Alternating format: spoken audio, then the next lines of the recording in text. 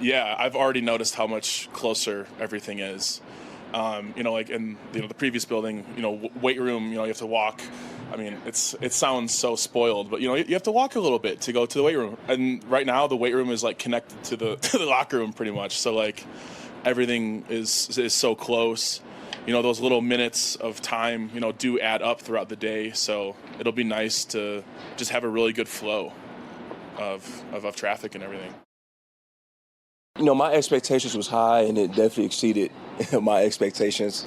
I don't think there's nothing like this in the league. I mean, it's state of the art, very nice facilities, everything, and it seems like when you look at it, obviously you look at the locker rooms, the facilities. It just seemed like it was meant to be, and they put it in the right spot, in the right position with this team. So. It's great that we have this to our disposal. Who doesn't like that new multi-hundred, something like that? I mean, I would like to, if I were used to, let's be honest, it's not like the old building was some sort of homeless shelter. Okay, it was still a National Football League building. But yeah, once you get the really nice stuff, it's hard to go back. It's part of the fear. Like, you just heard these stories about people who win the lottery, or maybe they hit it big at work, but then all of a sudden they kind of lose whatever they had for whatever reason. Maybe they're their job kind of goes under and they don't have an ability to find the same level of job that pays the same amount of money. And it's like you get used to a lifestyle and it's really hard to go back. This is going to set yourself up for, I mean, you can't go from here to like a Cincinnati where it's really, really cheap from the ownership group. But it is a beautiful facility. And I really think that it does help in, it's not college football, but you recruit guys in free agency. Part of the appeal is, where are you going to be spending every day of your life? And to me, and to most people, that stuff matters. But the Broncos are in, I think it's a different type of headspace to be. When you've been this close to the mountaintop, now the expectation becomes you're now in the same category that the Avs and Nuggets find themselves. If you don't do the ultimate thing, then you feel like your season is a failure. The Broncos haven't been in that place.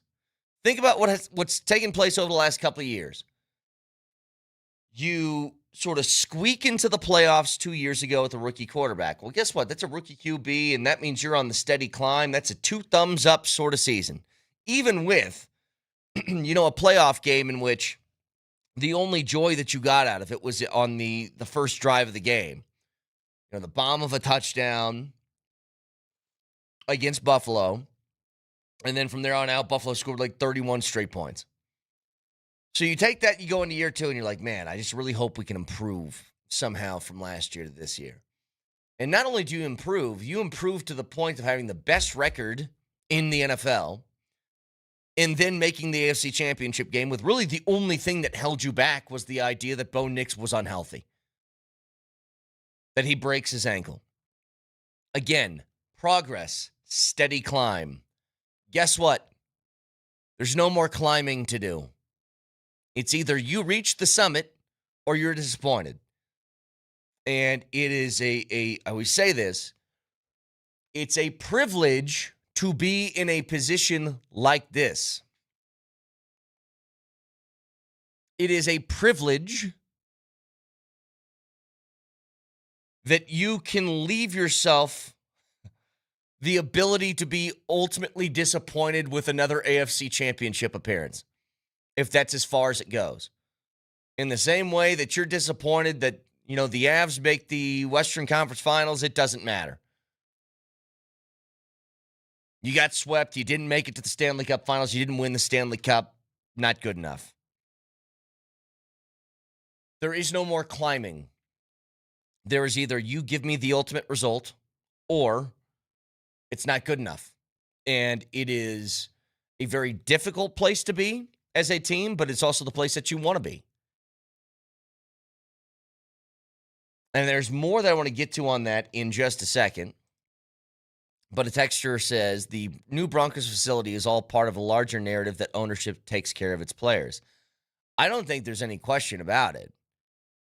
I mean, you are so fortunate to have this ownership group. Think about, other teams that have sold recently. The Panthers that sold to David Tepper. And some of the things that have been said about him in Carolina.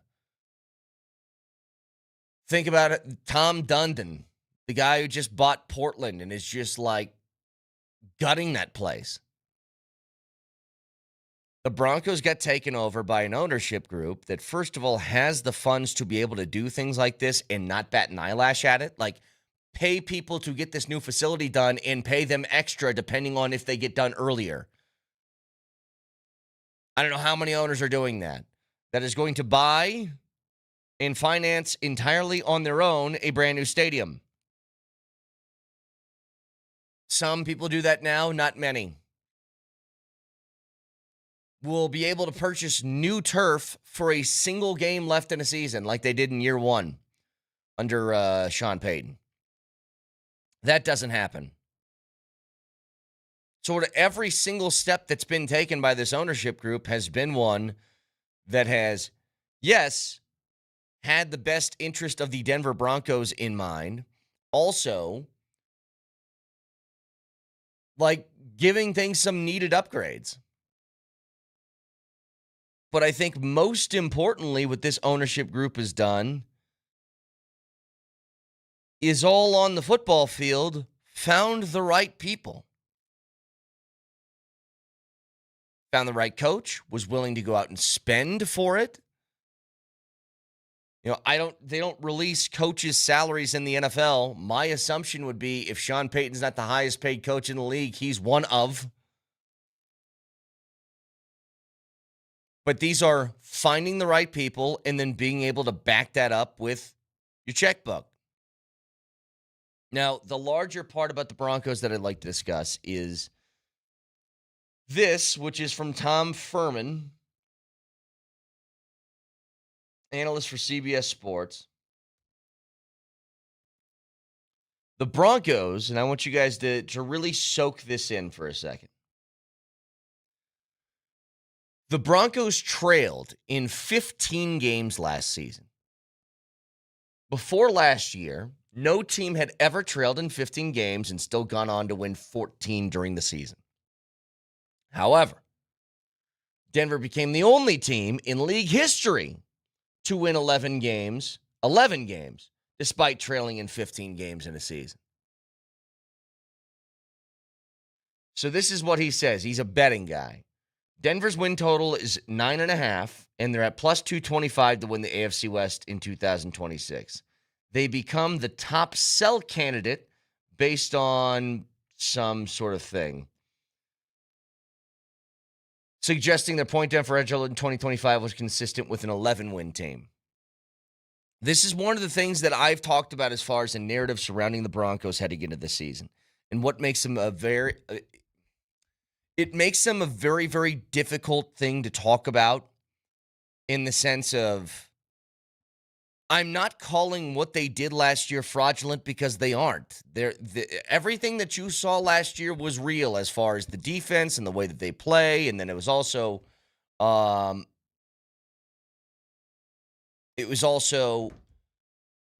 way that the offense would, and specifically Bo Nix, would step up in like these huge key moments. That's all real stuff. But how replicable is it? Because you really have two options here. You can either get a little bit better from 14-3 or you could get substantially worse as far as a record goes. And I say this all the time when it comes to whatever successful team you have. If you're already at a peak level of success or close to it, it's a lot easier to get worse than it is to get better, because there's not that much room to go. I don't know if any of you guys have like dieted before or something like that. It's sort of like the first X amount of pounds are easy to lose. And then you sort of hit this plateau that's like kind of your body's telling you maybe this is what we need to be. All the working out, all the calorie counting, at some point you hit a wall. And then it becomes a lot easier to gain weight than it does to lose weight. And I think it's the same thing where the Broncos find themselves. The easiest thing to predict, their win total is at 9.5. I think that's too low. I would certainly think that they're at least a 10-win football team, and I would bet the over on this. But if you do like a deep dive into how did you get where you got, a bunch of close wins, as this says, trailed in 15 games last season. You ended up winning 14. You didn't really get bit by the injury bug, which I think is sort of a hit or miss proposition. You just had a whole bunch of things that kind of fell in your direction. And I'm a big believer in you create your own luck. The only way you put yourselves in positions to get lucky is to have yourself in position to win or make a play on your own late. But you add that in with a tougher schedule this year, especially the first 6 weeks. I mean, guys, we could be talking about by the end of the first 6 weeks of the season, the Broncos could have tied or beaten their loss total from last year. I mean, if we're talking about in the first 6 weeks, if the Broncos go 3-3, you'd take that as a thumbs up. Well, that equals how many games you lost the entire season last year. But I only say that to point out how much more difficult this road is going to be as opposed to what it was last year, but to match what it was last year. And I think there's one thing that has to happen, and it's that this offense needs to start carrying its own weight for 4 quarters instead of 1. That's the easiest way to get by this. You can't ask your defense to play better than what they did last year. You cannot ask them to sack more quarterbacks. You can't ask them to get more turnovers. And I know they weren't great in the turnover category, but the bulk of this responsibility very easily goes on the offensive side of the football, and it starts with, can you move the chains consistently? Can you be better on third down? Can you avoid 3 and outs? Can you keep time and possession in your favor? Can you keep your defense off the field? Can you finish drives? And can you do all of that in the first 3 quarters? I mean, think about what that can do to help your defense if you're up, 10 points going into the 4th. And they know that the opposing offense has their back against the wall. Maybe they're getting desperate and they're going to start throwing the football more. Okay, well, Nick Bonito, pin your ears back. Go get him.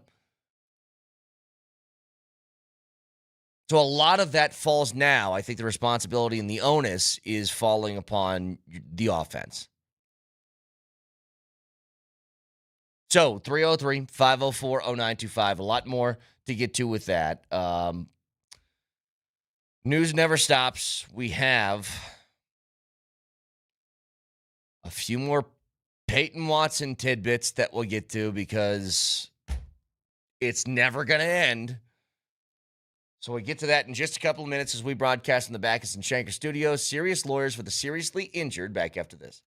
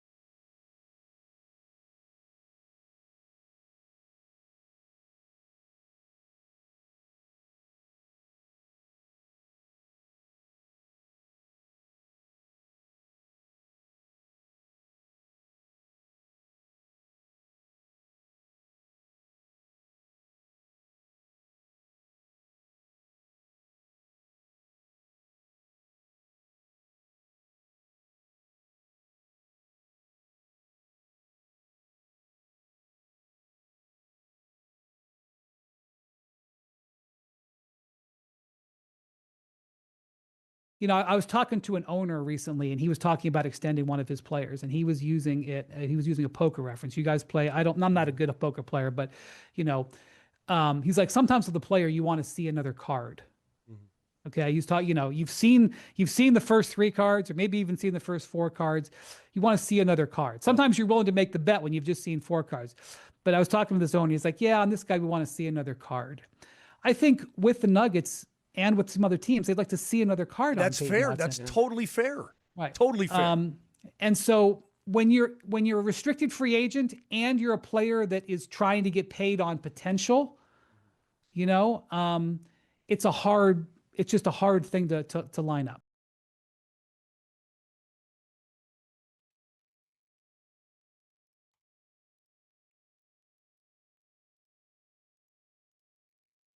You never count your money.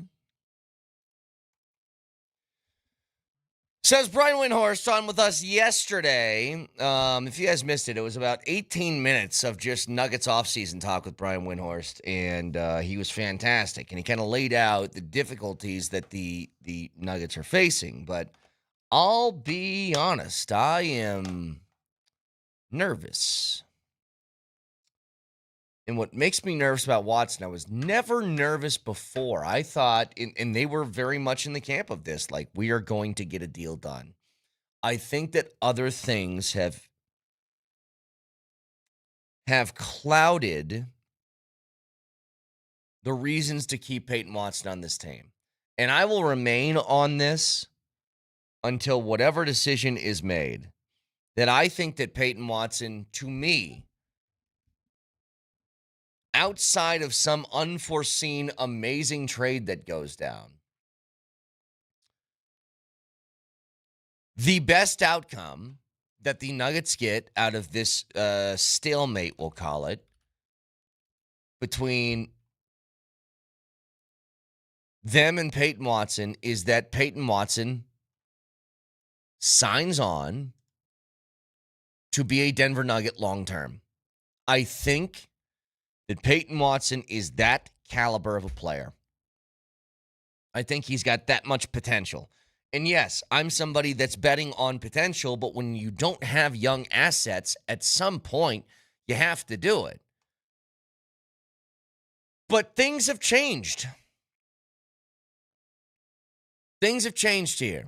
And Nelly, I sent you something from Shams yesterday. Can you go ahead and let the people listen on what's changed as far as the sign-in-trade route? The Nuggets initially had set a price this offseason of similar to the Walker Kessler deal of 2 firsts and 2 swaps in any potential deal. Now that price, my understanding, is a really good high-level player as well as a first-round pick. So we'll see between now and obviously the deadline for any type of restricted deals, as we saw with Jonathan Kuminga last summer, was basically up until training camp. So we have about a month and a half before that period starts to come around. So they say they lowered the asking price. And the Nuggets really in the business of 2 first-rounders and 2 pick swaps? Like, probably not. Okay. I think that was just an initial thing to have people be like, hey, if you really want to get this guy and you want to make him yours, then here, do this. I don't think they were in that business. Anybody that would be willing to trade potentially 4 first-round picks for somebody who's played, as a starter a month of basketball in his career is probably not operating properly as a franchise. But here would be the saving grace in a sign and trade that involves this. They say lowered the asking price. I don't believe that's the case. If you're now saying, hey, if you want Peyton Watson, you got to give me somebody back. You got to give me a high-level player, and you got to give me also draft capital. I don't know if that's lowering the asking price. My biggest beef I would have had with any deal that involves Peyton Watson. For example, we talked to Wendy about this yesterday, but he was going through the teams that are interested in Peyton Watson, the Clippers and the Bucks and the Hawks. And he said the Bucks are the ones that make the most sense because they have this gigantic trade exception to where they don't need to match money. They can just make the trade and do whatever. But, what do the Nuggets stand to gain out of losing Peyton Watson but gaining 2 first-round picks? And I'm talking about now. I'm not in the business right now of wasting any years.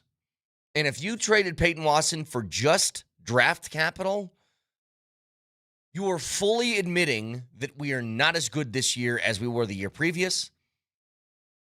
And that's okay because that's just the situation we're in. If you get a player in return along with draft capital, I think you do both. You supplement something in the short term while gaining something in the long term, which is a first-round pick. And there was a trade that I saw that was just, it was like, here's a trade that would make sense if this is the way that they want to go. This is from Evan Sidery. The Bucks and Nuggets have been in active sign-and-trade discussions centered around Peyton Watson. A.J. Green, alongside a future first, could be the return package for Denver. Green, an elite three-point shooter, has potential to be a strong fit within a Nikola Jokic-led system. If you guys don't know A.J. Green, because he's been tucked away in Milwaukee on some bad teams over the last couple of years. He is someone who took 7 threes a game last year and shot 42%. He only averaged 10.5 per game, but he did that on 8 shots a night. But all he does, that guy hangs out around the three-point line and shoots. And 6'4", guard. Look, he doesn't have, like, handles. It's not like he would be another ball handler, but he would be somebody that if you're looking to fill maybe a Tim Hardaway Jr. role for a guy who's 26 years old and is only making like $10 million a year, that can do it. But I am way more of a fan of give me draft assets along with somebody that can actually play. I think that's the way we have to be. I know Vic and Moser have talked about, well, maybe sometimes you got to take a step back. I don't know if it's just a step back for a year. The Jamal contract is not going anywhere, and Jamal played well last year. I'm not even beefing all that much with Jamal. My issue with Jamal is that Jamal has been like a net negative when the postseason has started the last 3 years, which is the complete inverse of what his entire career has been, which is maybe a little underwhelming in the regular season, but my God, is this guy a playoff performer. It's just kind of flipped. You aren't going anywhere from the Christian Brown contract. You aren't going anywhere from the AG contract. And Jokic is going to sign another max extension. Like, even if you get the Cam Johnson contract off the books, you're still in financially a very, very difficult place to be because of the other contracts on your roster. Which, again, if you didn't listen to the Windhorst interview yesterday, I suggest that you do because he kind of went through this. He said about Jamal Murray, he's like, Jamal Murray is an insanely important piece to the Denver Nuggets, who is a key cog in a championship run. But is he a guy that's worth a max contract, $50-some million a year? I mean, probably not. But what were you going to do? Not give him that? Let him potentially walk? No. But now you find yourself in this place. There's no taking a step back for a year and then getting back into it. All of these contracts are at least 3 years down the line still. You know, AG's got 2 plus a player option. He's not dropping the player option. So I don't think there's any step back to step forward. If you're going to trade Peyton Watson and sort of actively admit that we just can't afford to do this, then you got to get somebody in return. And if Peyton Watson wants $25 million a year and you can find a player that can contribute for you for in the ballpark of 10, well, then you save some cash on that front, plus you get a player like A.J. Green who can shoot. Like, that's something I would be willing to accept if it's not my ultimate thing, which I think should be Peyton Watson's back on the roster. Texture says, if our guys stay healthy, we don't take a step back. You very well might be right about that. But I've been shown no evidence to believe that this team is going to be healthy. You know, in a similar not the same, but I would say similar situation. If you're saying, hey, I think the Broncos win the Super Bowl if J.K. Dobbins plays every game this year, it's like, okay. It's a fun thought. Do you really think that's going to happen, though? And nothing against the guy. Like, whenever we talk about injuries, I always want to make clear, this isn't some sort of indictment on the person or anything like that. Everybody's built differently. And, you know, when you're somebody, especially like AG, who we all love and adore, but your game has been built around this, I'm an athletic freak, I can out-physical you, I can out-jump you, I can out-hustle you, I can out-bully ball you. It does take a toll on your body. That's just the truth. And the shelf life for your game at its peak becomes just less because of the style of play that you have. And it's what made you successful. You know, I'll give you an example. When Blake Griffin first entered the league, we remember Blake Griffin, the LA Clippers, Lob City, dunking over everybody, you know, head hitting the rim, those sort of things. When did Blake Griffin's career start to fall off? It's when he was about 27. That's when LA decided we're going to trade him to Detroit. So he plays in Detroit for a few years. In those seasons, he had a 75-game season in which he had 24.5 points per game, and he was an all-NBA third-team player. That was when he was 29. Then he turned 30, and he played 46 games as he was traded to Brooklyn in the middle of that season. The year after that, he played 56. The year after that, he played 41 in Boston, and then he was out of the league. When you play that style, it's an accelerator to sort of your game dropping off. And I really hope that's not the case with AG. God, do I hope it's not. Because Aaron Gordon is, when healthy, I think one of the biggest X factors on any team in the NBA for where you are to where you can be taken.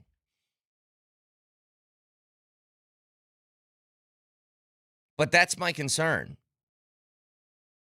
And you have 3 more years of this looming over your head with really no off-ramp where somebody's just going to take the salary off your hands.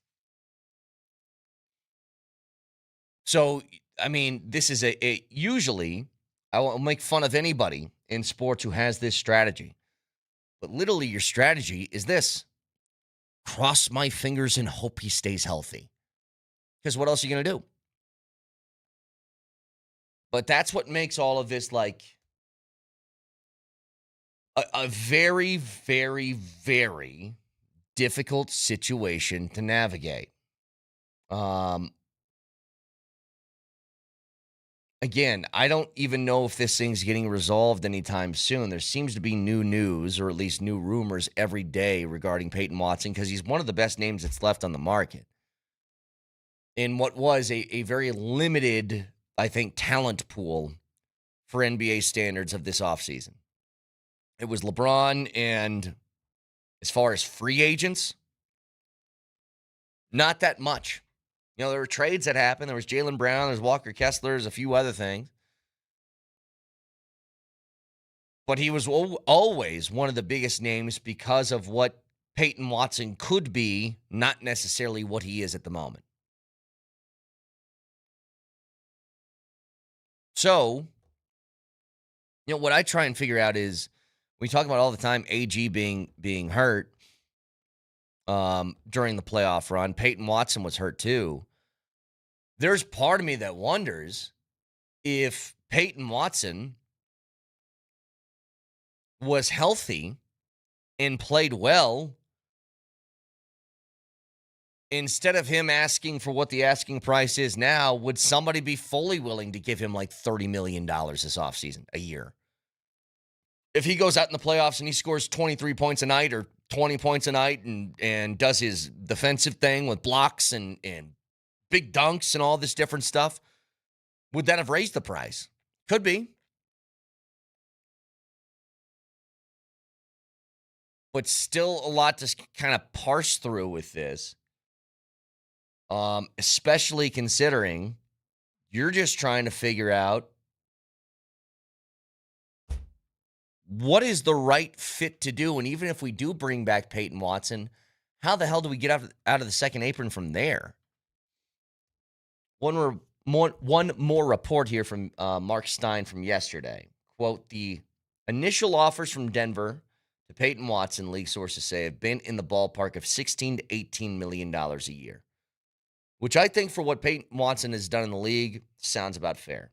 Watson, of course, is known to be seeking a deal with a richer per-season salary than teammate Christian Brown's 5-year, $125 million rookie scale contract extension that Brown secured in October.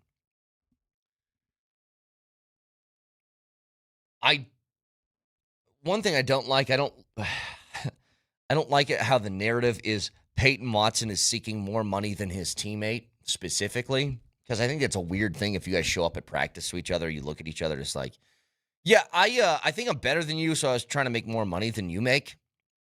But in Peyton Watson's defense, again, if I gave you guys the option, if somebody had to take the contract of 5 years, $125 million, and you could let the other one walk for free, you don't have to pay him, you'd all choose P-Watt, right?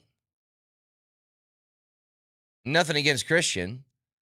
I still believe that Christian, when he gets healthy this offseason, all the narrative surrounding him is going to change a bit going into next year. But $25 million a year, north of $25 million a year, that sounds incredibly steep.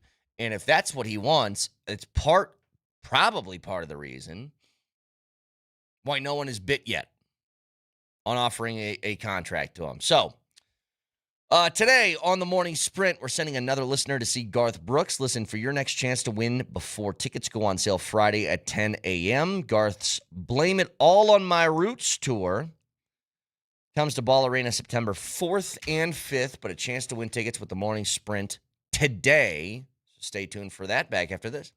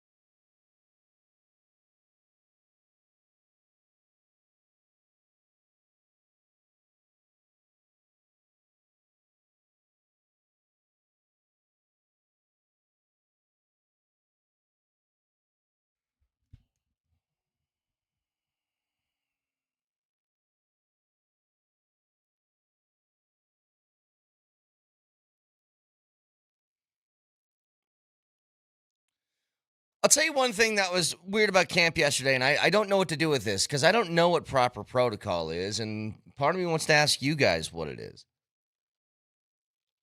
When I see the news yesterday that Jonathon Cooper is reporting to camp, I don't know what to do with that. I don't know what the right thing to do is. You know, he's got this cloud hanging over his head of this court date. And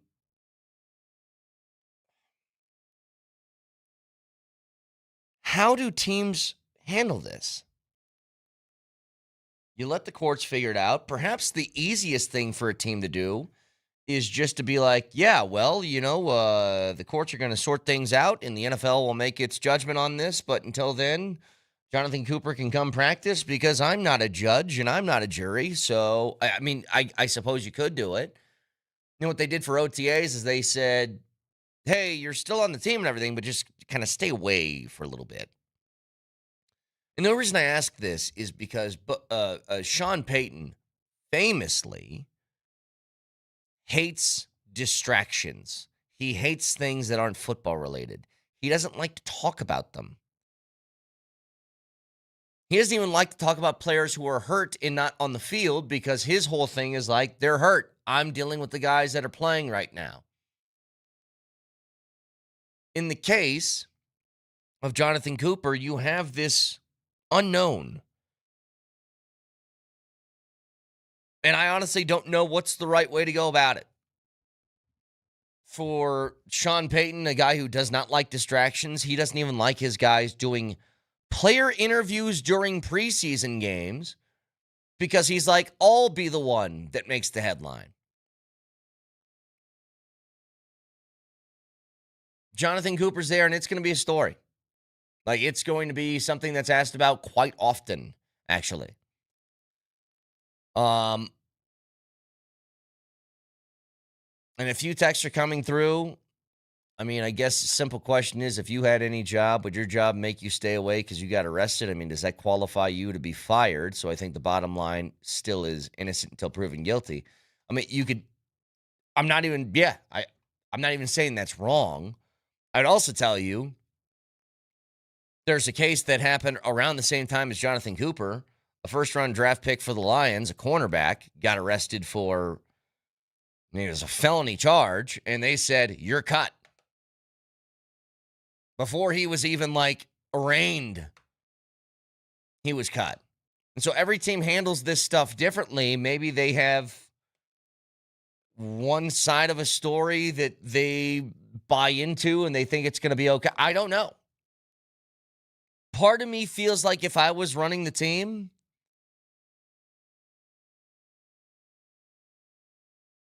maybe I'd ask him to stay away just for distraction purposes. You know, if you're the Broncos right now, I think you have to operate under the assumption that Jonathon Cooper's not going to play for you at least for a while. No matter what happens with this court date, the NFL doesn't care what happens in the courts. They will suspend you regardless of the results of a trial. I mean, Jonathon Cooper could be totally exonerated of all charges. And the NFL could still say, yeah, well, here's a 4-game suspension. They could. They've done it before. So I don't know. It was an odd detail that I wasn't expecting. I thought it would be sort of the same thing that happened in OTAs, which is, hey, until this gets sorted out, you go ahead and just hang off to the side, and we'll figure it out afterwards. But I don't know. I suppose we'll see. And in fact, Nelly, can you tell me when is I've been trying to find this on the fly. When is the court date for Jonathon Cooper? I know that he had one a few days ago, but when is this supposed to get all ironed out? Is this one of those, are the lawyers kicking the can down the road as far as they can? Or August 31st, he'll be in Douglas County Court. I mean, all right. So August 31st, I mean, the Broncos' first game is what, September 6th? I think. It's around that date. mean, yeah, the 14th, sorry. So that's a couple weeks before the season starts. Maybe you're just thinking to yourself, well, if he is exonerated of charges, I suppose he's going to play, and we want him to have some practice time. I don't know. It was something I wasn't expecting because, and it's interesting, when something like this happens, this is a new ownership group, and I am curious to see how they handle stuff. Are they going to be more along the lines of, we're going to wait and see what the courts do first before we make any decisions, or do they make something preemptively? And I guess here's your answer. They're going to wait it out. So 303-504-0925. Some other things around the NFL, by the way, because this is finally NFL season. There's a new deal in Cleveland for their star corner, Denzel Ward. He got a 2-year, $62.2 million contract extension that includes $52.5 of that guaranteed. What the Broncos did and what good teams do when you know you have somebody who is great, and you knew Pat Surtain was great the second he walked on the field that first day for training camp after he was drafted. You just saw the body type, you saw the way that he moved, the fluid movement that he has at that stature, and you're like, okay, he's a dude. But with this Denzel Ward contract coming through, you always sort of look at least I do, what are the top paid corners in the league and where do guys stack up now? In the case of Pat Surtain, who then just got a healthy raise, that was just like here you go. I don't want you to be mad that you're not near the top in payment for cornerbacks now. Denzel Ward is making $31 million a year. Surtain is, with the raise, I think, making a little bit north of 25. And I think there's some incentives that could be included in that. But the guys on average per year that are making more than Pat Surtain are Denzel Ward, Trent McDuffie, Sauce Gardner, and Derek Stingley. You want to talk about value.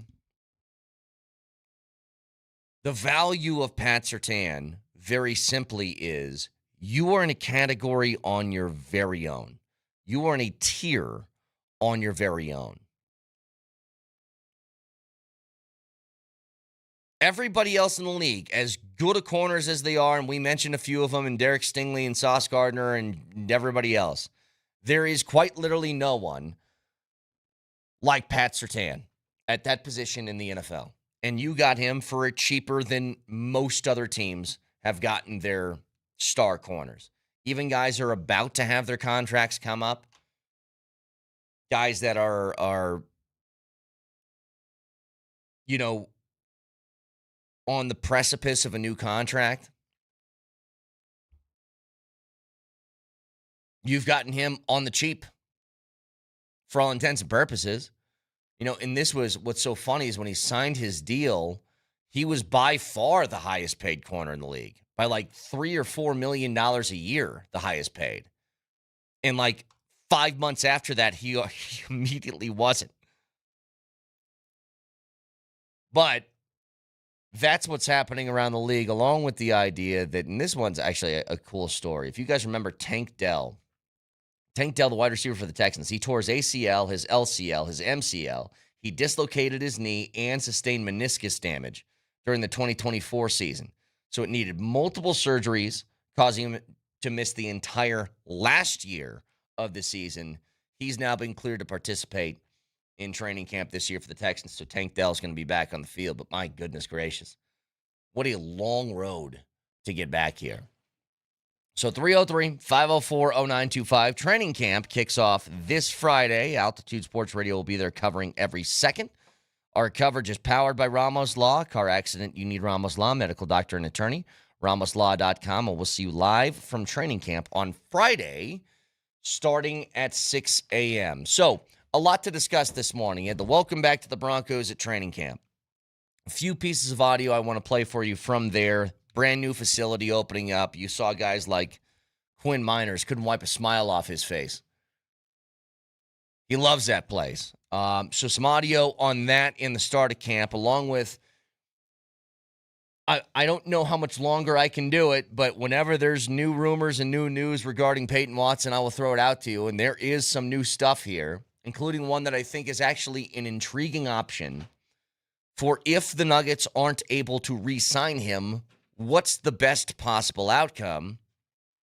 I think there's one that's on the table here that we'll get to with Moser, Lombardi, and Kane in just a couple of minutes as we broadcast live on Twitch, twitch.tv. Search Altitude SR in the search bar, the Altitude TV simulcast. You can also watch on YouTube, subscribe to the channel, and don't miss anything from Denver's #1 sports station. Altitude Sports Radio 92.5. Moser, Lombardi, and Kane starts next.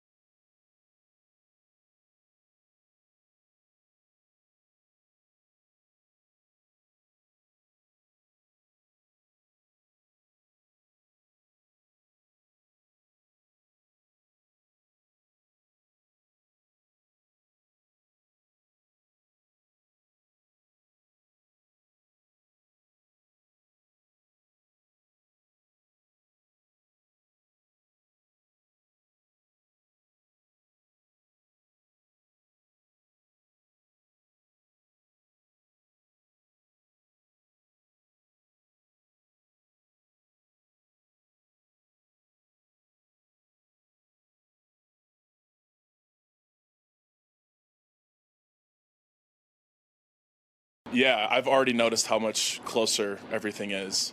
The previous building, weight room, you have to walk. I mean, it sounds so spoiled, but you have to walk a little bit to go to the weight room. And right now, the weight room is like connected to the locker room pretty much. So like everything is so close. Those little minutes of time, do add up throughout the day. So it'll be nice to just have a really good flow. My expectations was high, and it definitely exceeded my expectations. I don't think there's nothing like this in the league. I mean, it's state of the art. Very nice facilities, everything. And it seems like, when you look at it, obviously you look at the locker rooms, the facilities, it just seemed like it was meant to be, and they put it in the right spot, in the right position with this team. So it's great that we have this to our disposal. Dun, dun, dun, dun, dun, dun. There's nothing wrong with bringing up a little madness to kick off a show. Well, they opened up that new facility yesterday, and the players couldn't stop beaming about it. And look, it's state of the art. This is part of the reason. You gotta count your fortunes when they arise, because new ownership groups are not guaranteed to be the way that this group is. And I will give you two examples in recent memory. David Tepper bought the Carolina Panthers. There's a lot of bad that happened when David Tepper took over. A lot of weird things that happened when he took over. Tom Dundon, the dude who just bought the Portland Trailblazers, is kind of gutting that team and then threatening to move. That happened immediately. This ownership group says, not only are we staying, we're staying in Denver. I'm going to build a stadium and pay for it. And by the way, here's a brand new practice facility to top things off.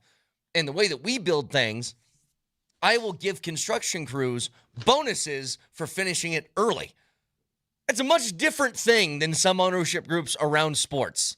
And so, yes, incredibly fortunate to have that open up yesterday. And now with Broncos camp opening up, we had some football. I don't know about you guys. I was pleasantly surprised. I looked at my phone yesterday on Twitter, and I was like, oh, my gosh, actual news, like football news. We're here. We've arrived. And we'll be out at camp Friday morning. But, Vic, you were there. What'd you think?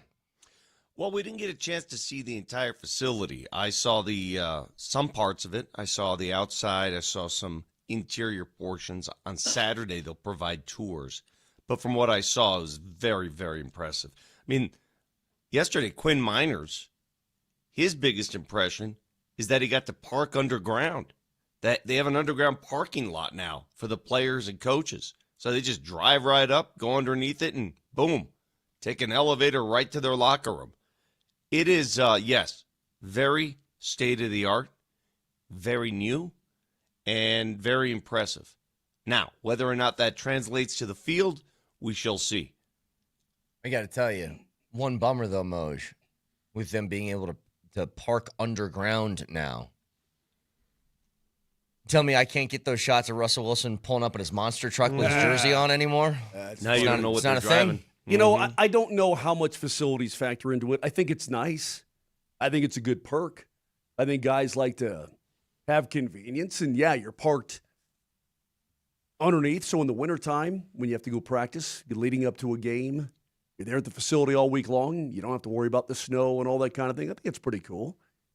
But I'll relay the story of when the Vancouver Canucks, I remember when they redid their locker room, and then even before that, Vic, they have a personal chef that cooks guys whatever they want after morning skate and all this kind of thing, right? And the facilities are beautiful there in Vancouver. And Vic, I walked into their new locker room, and it looked like a friggin' spaceship. I'm like, wow, this is amazing. It looks incredible. What a great job they've done. And they got their personal chef, and they got the sleep doctors that monitor every bit of sleep that every player gets and so on and so forth. And you know what that meant for the Vancouver Canucks?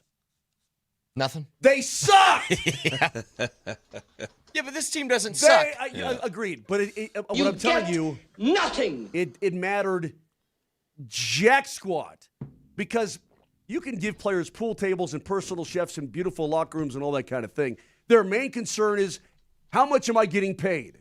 Am I getting paid what I think I'm worth in this league? Am I playing? Yeah. That's That's the main concern. So all of this is really nice. It's long overdue. That building over there was pretty old, Vic, that sort of thing. They've done some things to it, but it was pretty old. But this one is absolutely gorgeous. Well, that's what cracked me up yesterday. The questions that were delivered to the two players we spoke to, Patrick Surtain and Quinn Miners.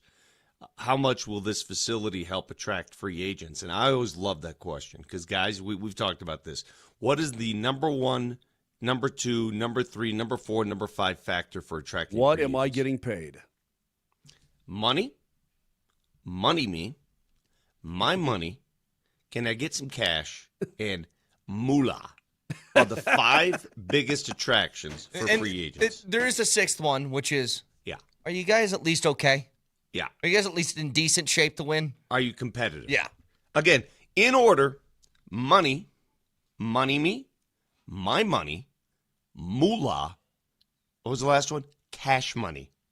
Well, it was Those are the five Can I biggest throw factors. Cash money was Can I before- throw some Skrilla in there? Sure. Sure. Cash money was before moolah, but it's okay. Yeah. Pay Well, I that mean- man his money. And if you think any different, you're just not paying attention. Those are the biggest factors for any free agent in sports. Listen, it's an advantage because when people look at your facility, they say, well, your owners are taking care of you. They want you to win. And that means something. I get it. But at the end of the day, it doesn't mean nearly as much as what we just mentioned. I can't wait for Saturday to see the entire complex. They're going to practice today, tomorrow. Sean Payton will speak after practice today. A lot of questions to be asked. I don't know how much he'll say about Jonathon Cooper, who was at the facility yesterday. I was very surprised by that. I'm not surprised. Yeah, one bit. I guess I'm just surprised because they did ask him to stay away during OTAs. Now, I don't know protocol on this. So if I have this understanding correctly, he's going to have a trial date that's on August 31st, 2 weeks before the first game. And that's where he's going to enter his plea, which I'm assuming is going to be not guilty. And then the trial doesn't start till like after the year's over, which I don't know what happens in the NFL in situations like this. Because we know this, the NFL has suspended people regardless of an outcome of a trial or whether you've had your trial. They've just said, you know what? The fact that you're even embroiled in this, 4 games. And I would assume that's probably what's going to happen with Jonathon Cooper. But if you look at an opposite side, like you guys know what happened in Detroit. I mean, they had a first-round pick from a couple of years ago who got hit with a felony charge, and they're like, you're cut. Later. See ya. So I don't know. I don't know what the right thing to do in this is. All I'd say, Vic, I'm surprised just in the sense of Sean Payton notoriously hates distractions. Yeah. And that's a big distraction. Well, the fact he reported to camp tells me that they think they're going to be fine. Yeah. You'd assume. I don't know what fine means. There could be a 3-game suspension, 4-game suspension, no suspension. But you wouldn't report to training camp on the first day unless you knew you planned on playing this season. Typically, though, the league will not suspend anybody until Due process. the legal proceedings are all said and done. So if they're trying to push this to after the season, like you're talking about what, next? If the Broncos went to the Sounds Super like Bowl, it. so next late February, March, I mean, that's a pretty big kick that, kicking the can down the road. That's a pretty long distance. There is one thing I want to discuss, and we can get into this in more detail as we go along, but it's a funny place that the Broncos find themselves. And I guess a familiar place, if you've been a Broncos fan for, a long time, they have now catapulted themselves back into a certain category that we're used to for at least half the teams around here, which is if you don't win the championship, then your season kind of, That's where they're at now. They're in Nuggets and Avs territory. I mean, the Avs made the Western Conference Finals. Nobody cares, Moj. Didn't win the Stanley Cup. Should have won the Cup. Nuggets. It doesn't matter if they get bounced in the first round, second round, conference finals. It's like you have Nikola Jokic. You should win a championship. When you win 14 games in a season and you make the AFC Championship game, and a lot of us think the only reason why you weren't in the Super Bowl is because Bo Nix hurt his ankle at the very end of the divisional round, you're now in the category of it's time to win a Super Bowl or else I don't think this season went the way we wanted it to. Why not? Patrick Surtain said yesterday, what is the biggest goal going into this season, team goal. And he said, getting off to a fast start. Because if you know, the last few years, they've sort of scuttled a little bit to start the seasons. Well, good luck getting off to a fast start with the first 6 games of this schedule. That's one of the toughest stretches I've seen in quite some time. You open up against the Chiefs, then the Jaguars, Rams, Niners, Chargers, Seahawks. That's pretty tough, man. That is a tough start. That's pretty tough. Think man. about this, Moj. If they go 3-3 in that stretch, which we said, I think we're all on board. If I gave you 3-3 right now, said that's their record, you'd take it? All day, all night, twice on Sunday. Well, that equals your loss total from last year. Correct. Yeah. That's what in I a month said. and a half. And that's what I said. If you think you're going to go 14-3 again, okay, well, you split the first 6, then you got to win out. Well, let me give you this, and I'll give you these numbers again a little bit later in the show, but just as a sort of a teaser. This from Todd Furman. He is somebody who is a CBS betting guy. So the Broncos trailed, and this is pretty remarkable. They trailed in 15 games last season. 15. Denver's the only team in league history to win 11 games when trailing in 15. They won 14. They're the only one to win 11. So the over-under win total for the Broncos this year is 9.5. And he said they've become the top sell candidate, saying the under, since in years. He doesn't have the exact year, but in years with that. Now, I don't think, if I had to, it makes perfect sense. Yeah, if I had to put my thinking cap and prognosticator hat on, I think the Broncos are getting to double-digit wins this year. I feel pretty comfortable in saying that. But the way that you've won does leave room for, well, can the defense be as good as it was last year? Can you continue this sort of harassment of the quarterback that you've done over the past couple seasons? Can you continue to win close games at least close to the rate that you did last year? But more importantly, can your offense become a consistent unit? I mean, I think that's the big question to this year. If you can do that, if you can have an offense that produces through 4 quarters instead of just 1 or 2, then I think you can negate some of the stuff that is left up for, just football weirdness and year-to-year changes, we'll say. Can I offer one quick monologue on what's changed so much about training camps and football covering the NFL?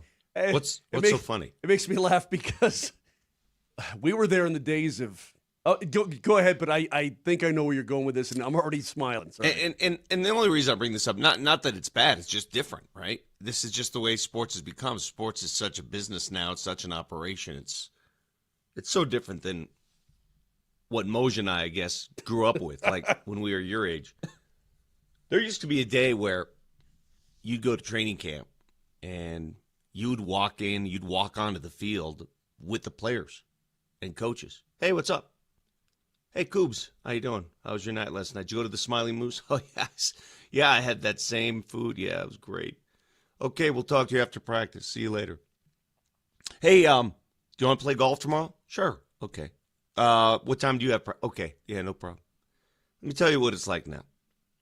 You walk into this building. You have to go through 3 different secure doors. You don't have access. You have to have access to get into the doors. You never see the players, ever. They're on the other side of the facility. They're on the other side of the field. Your only access point is in a corner of the entire complex. You're not allowed to go anywhere else. You're not allowed to even look at them, let alone talk to them. It is such a different job today than it used to be. And I sat there yesterday, and it's nobody's fault. I'm not complaining. I'm observing and giving you my observation. The job of like covering these teams and partaking in this stuff, it's so empty. What other word can I use? You don't know them. You don't see them. You don't talk to them. You don't hang with them. You don't know them. They are separate from you. I think what you're saying, Vic, is maybe back in the day there's more of a feeling like, hey, we're all in this together. We're all doing the sports, the football thing. Because you just kind of were. But that's what I'm saying. Like, hey, at that time, Media is helping tell the story of who you Brett, are and what your Brett, team is. They lived in the dorms at UNC. Guys would show up in their pickup truck and throw a mattress on the curb and a garbage bag full of clothes, park their car, and that's where they lived. Well, Vic's living in a trailer for crying out loud. To a certain extent. He lived in a trailer. We had a to a trailer certain up extent. in Greeley. We used to have some of the players come down and have drinks at night in the trailer. At the trailer. To a certain It is extent, just so different now, dude. The Chiefs still kind of do that. The Chiefs training camps at Missouri Western University. I know. That was a team in my baseball conference. I know. The separation of church and state now when it comes to pro sports, and especially the Broncos in the NFL, it's just so different. Vic, one more thing. Mike Shanahan should be in the Hall of Fame. I will say this. I'll say it every day on this program until he's finally in. But he should be in the damn Hall of Fame right now. And again, I've been tuned up by Shanny on multiple occasions, and I accept that. That being said, Shanahan, he was a really organized guy and a smart guy and a winner and all this kind of thing. Brett, do you realize that we used to be able to stand out on the field? In the middle of the field with the players while they're going through texts. I saw this coming. Uh-oh, here we go. 3485. Put your name at the end of the text, so at least when I demean you, I can call you by name. Wah, they're not my friends anymore. Okay, Boomer. Do you think I'm looking to make friends? No, you think I'm in the friend game? Ain't nobody looking for friend game. I'm just giving you an observation of the disconnect, and one of the things that is different from today's camp and yesterday. That's all. I'm giving you an observation. The coverage back in the day, too, was certainly much more personable, much more intimate, much more, I would say, in-depth than it is today. Yeah, way more human than it is. Yeah. Now it's completely antiseptic, 100%. And it's a little sound bite here, a little sound bite there. Otherwise, there's... You know what it is? Terrible. The fans don't know their players like they used to through people like Vic. I actually think, through people like Vic, yes. I think you know more about players now than maybe you ever have because they do it themselves. I've said this before. Dudes. No, they don't need the media because they are the media. They have their social media platforms. It's not about that. It's not about it's just about how corporate it's become. That's all. Corporate. The corporation of sport. That's what it's become. You've had so many walls thrust in front of you because of that, and it's good and bad. It's good for them. Listen, they love it. They don't want to deal with scum media. For the record, half the time, I think that me and Quinn Miners would get along famously. I think you probably would. We could have a good party. Yeah. There's literally nobody you wouldn't get along with. So when we come back, we'll talk more about Broncos camp opening up, all of that as we go along. There's also, I can't stop because every day there's always something. New rumors surrounding the Peyton Watson situation, especially regarding a sign and trade. Now, there is one thing that was floated out yesterday that I think is a better option. It was billed as the Nuggets asking for a lower price, and I don't think that's the case. We'll get to it in just a second. Stick around.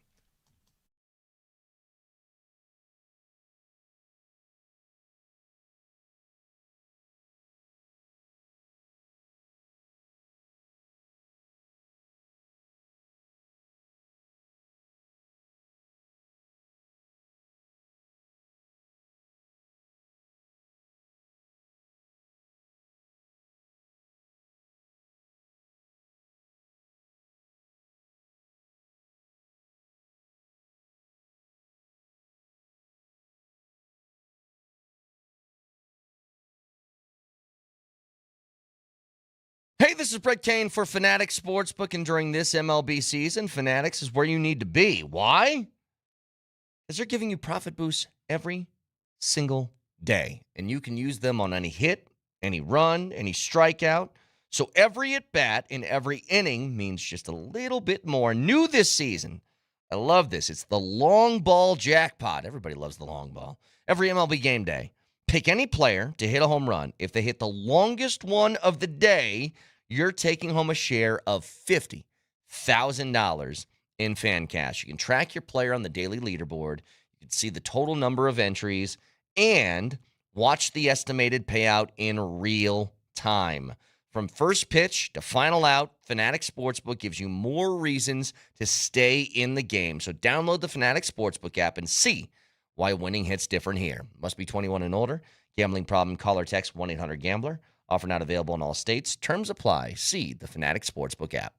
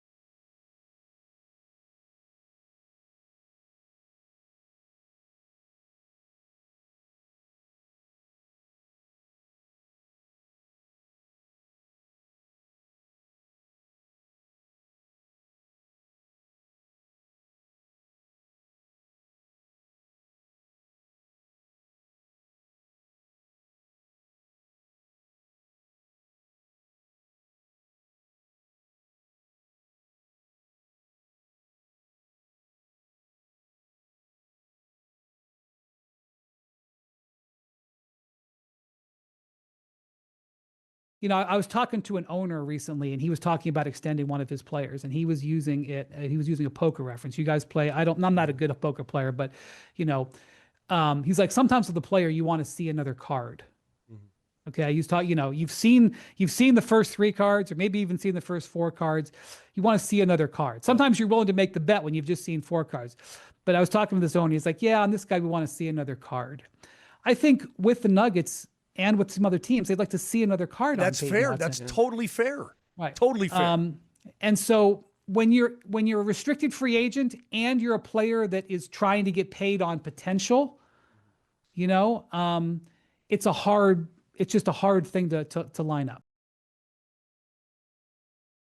When to hold 'em, or when to fold 'em. All right, so that was Brian Windhorst on with us yesterday. If you guys missed that, it's on the podcast. It's on YouTube. Go check it out. It was a great conversation, and it was 18 minutes of just Windhorst shooting the breeze with us talking about Nuggets offseason and a lot of it surrounding Peyton Watson. Now, I'll say this. It feels like every day there's some new rumor regarding Peyton Watson and what's going to happen and can they sign him? You know, he wants more money than Christian Brown per year, but gosh, that feels like a lot of money, like all this different stuff. Here's the new things reported from Shams yesterday on ESPN. The Nuggets initially had set a price this offseason of similar to the Walker Kessler deal of 2 firsts and 2 swaps in any potential deal. Now that price, my understanding, is a really good high-level player as well as a first-round pick. So we'll see between now and obviously the deadline for any type of restricted deals, as we saw with Jonathan Kuminga last summer, was basically up until training camp. So we have about a month and a half before that period starts to come around. So this is being framed as the Nuggets lowering their asking price. Now, I tell you this. I think that initial one, which is Walker Kessler type deal, was them just being like, don't even ask. Why? I guess my question is, why would the Lakers? That's a hell. And then you give him the fat contract. The guy, okay. That just the Lakers kind of screwed everything up. I had one concern though. I still fully believe the best outcome that can come of this is Peyton Watson is in a Nuggets uniform long term. I believe in his potential in that way. Like, I think that's the best outcome. But if they're lowering, in air quotes, the asking price to a high-level player and a first-round pick, that is preferable to me than just draft capital. Because if it's just draft capital, you're willingly admitting that our team is going to be worse than last year, and we're going to sit here on assets. Yeah. And my problem with that is Aaron Gordon and Christian Brown and Jamal Murray's money doesn't disappear next year or the year after or the year after. It's still 3 more years with those 3 guys, along with Joker getting another contract. You're still going to be in a cap mess, no matter what you do. If you let him walk, you're still in a cap mess. So if you get at least a player in return, and here's one of the rumors. Tell me what you think. This is from Evan Sidery. The Bucks and Nuggets have been in active sign-and-trade discussions centered around Peyton Watson. A.J. Green, alongside a future first, could be the return package for Denver. Now, A.J. Green is a shooter, 6'4" shooter who took 7 threes a game last year in Milwaukee and made 42% of them. Sharpshooter. I would much rather have that than a couple of firsts. I'd rather, and he just signed a contract. It was a 4-year deal for about $11 million a year. But, Brett, you would be even deeper into the luxury tax. Yeah, but you're in the same place that you are if you're talking about signing Peyton Watson, which is there has to be a subsequent move still. And I get that that's not easy either. I understand that. Brett, you are deeper into the luxury tax by adding back another salary.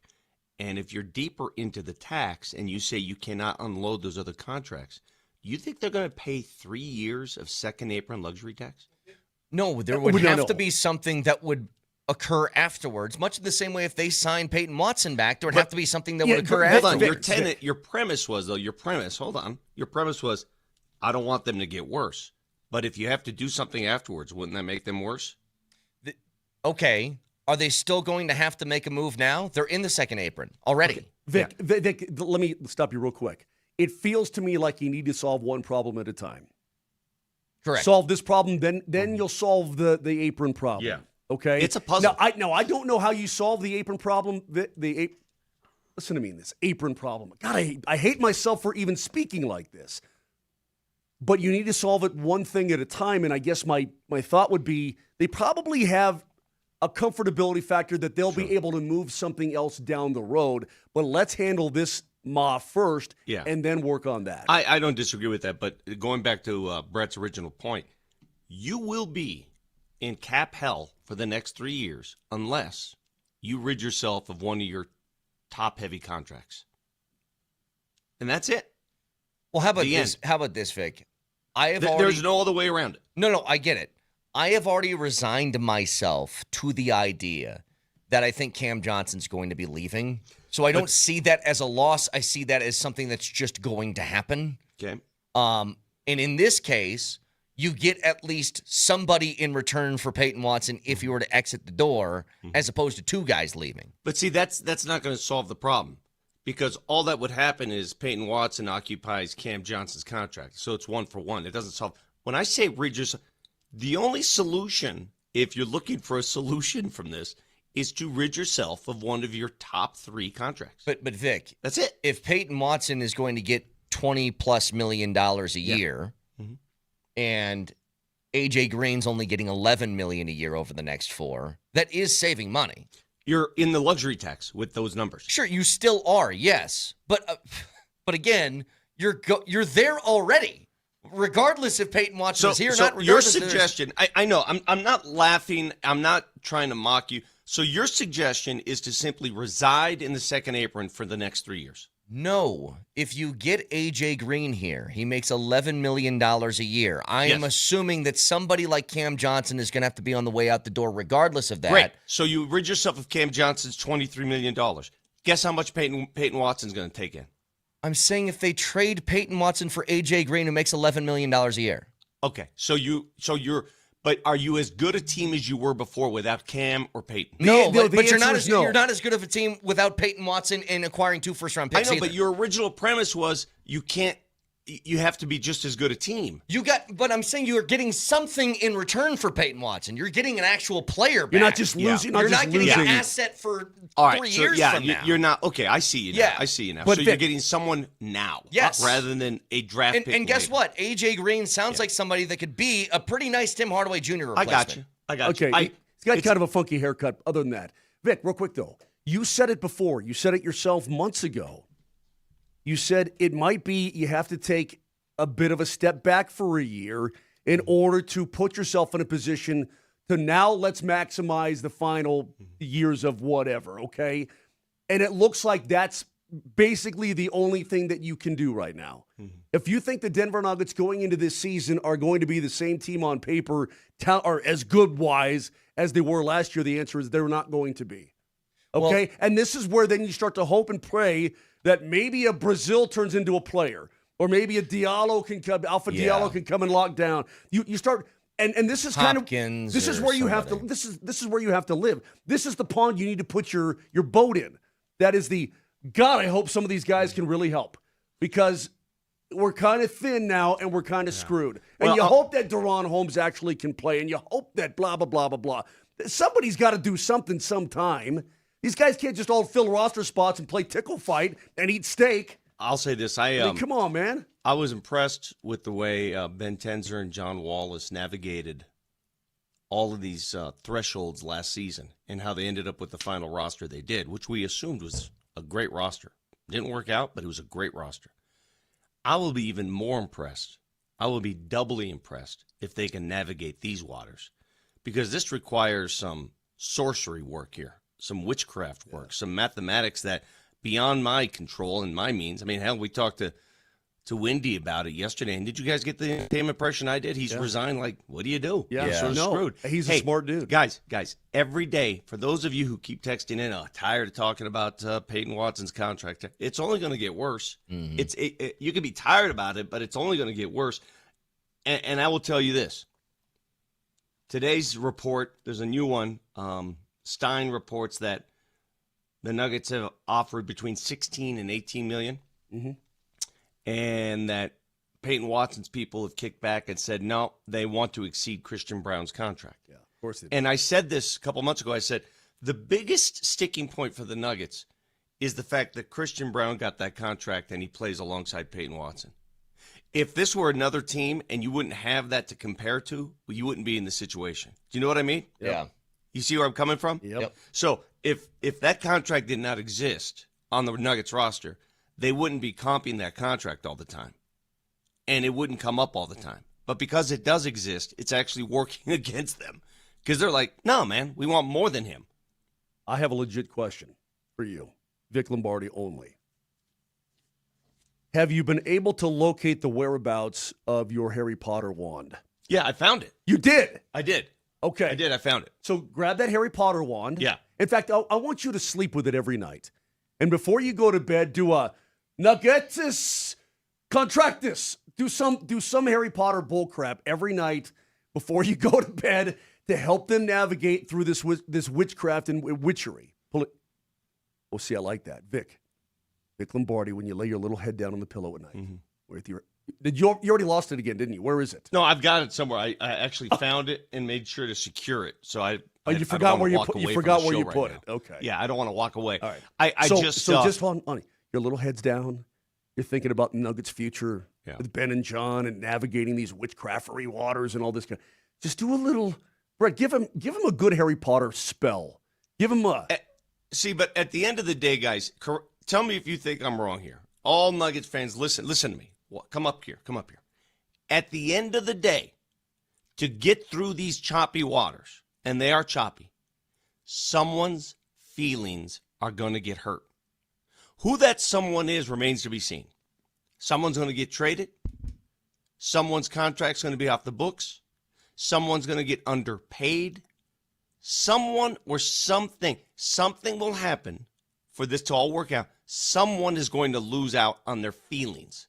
That's the only way to get through this. There's no way when you're this deep into the tax for everybody to be happy at the end of the day. I agree.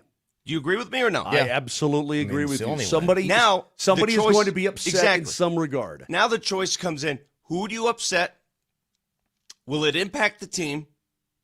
Will it impact the locker room? Are you willing to go there? Do you rip off the Band-Aid? Where do you go? Well, Vic, if you don't fix it now, you're not going to be able to fix it for 4 years. So fix it now. Fix it right now. I don't want to have these same discussions in 2030. But it'll be at. I don't know what you mean by fix it now. You know, this whole thing about taking a step back to get better later. I just done told you. Joker's contract's not going anywhere, and you're going to pay him whatever he wants. You're on the books for Jamal, Christian Brown, and AG for the next 3 seasons. You don't hey, we're going to take 1 year of hurt, and then there's no being good after this. You're going to be in the same spot over and over and over again. But it's about finding guys who can contribute at a high enough level to win without breaking the bank, which is going to be a very difficult thing to do. Incidentally, Vic, people are texting in real Harry Potter spells. Yeah, I don't want that. I don't want that. No, I need a Nuggets Harry Potter spell. Thank you. I'm not watching cartoons. Hey, you're the one who owns a Harry Potter wand, for God's sake. I really got it as a gift for somebody else, and they didn't want it.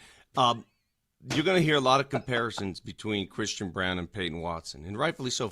Listen, if I'm in the Peyton Watson camp, I'm saying, hey, we're better than that. If I'm in the Christian Brown camp, I'm saying, hey, we've already proven more than you've proven. Right. Yep. So I don't want that to be nobody wants that to be a point of friction going into the season. Well, especially between two guys inside the room. I'm not suggesting it is at all. No, but I'm saying feelings get hurt. They're both Vic. good. Listen, man, it's not them personally, but I guarantee the representatives think differently, and they should. Listen, Peyton Watson's reps, their job is to make him as much money as possible. I don't begrudge them for that. Not one bit. Well, when we talk Nuggets, you get really, really serious really quick. I do, because I think and you heard it from Wendy yesterday. This is a weird place because the Nuggets aren't here that often, in that place of, God, we got a lot of talent. How do we keep it together? Wine Time is coming to Elitch Gardens Friday, August 28th. You can sip your way through 14 wine stations and artisan bites and live music. Get tickets at altitudesportsradio.com/wine.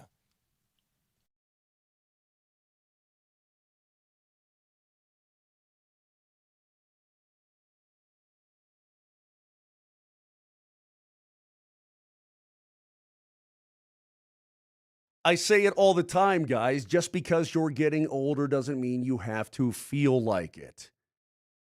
Check these boxes. Is your energy lower? Sleep off? Weight won't budge? Mind feels foggy? Maybe everything isn't what it used to be. Well, now it's time to switch things up. Low testosterone is becoming something that men younger and younger are experiencing. I had it, but I did something about it with the Rocky Mountain Men's Clinic. So maybe your game isn't quite what it used to be. Do yourself a favor and give them a call. Or better yet, go to their website. Take the Low T quiz. 10 simple questions. Yes, no answers. It takes 2 minutes. These are pros. These are Colorado licensed medical providers. They're going through everything with you. If you make an appointment, they're going to draw your blood results within 30 minutes. They're going to tell you exactly what is going on with you. Maybe you're just lazy. But maybe you're not. Maybe you're really dealing with low T or something else that they can help you with. And these advanced body composition programs are also in effect, featuring TRT, GH peptides, NAD+, GLP-1, PDA, and more. Enhance your body composition while treating your hormonal issues. Give them a call today, 720-440-7900. That's 720-440-7900, or go online. It's RockyMountainMen'sClinic.com.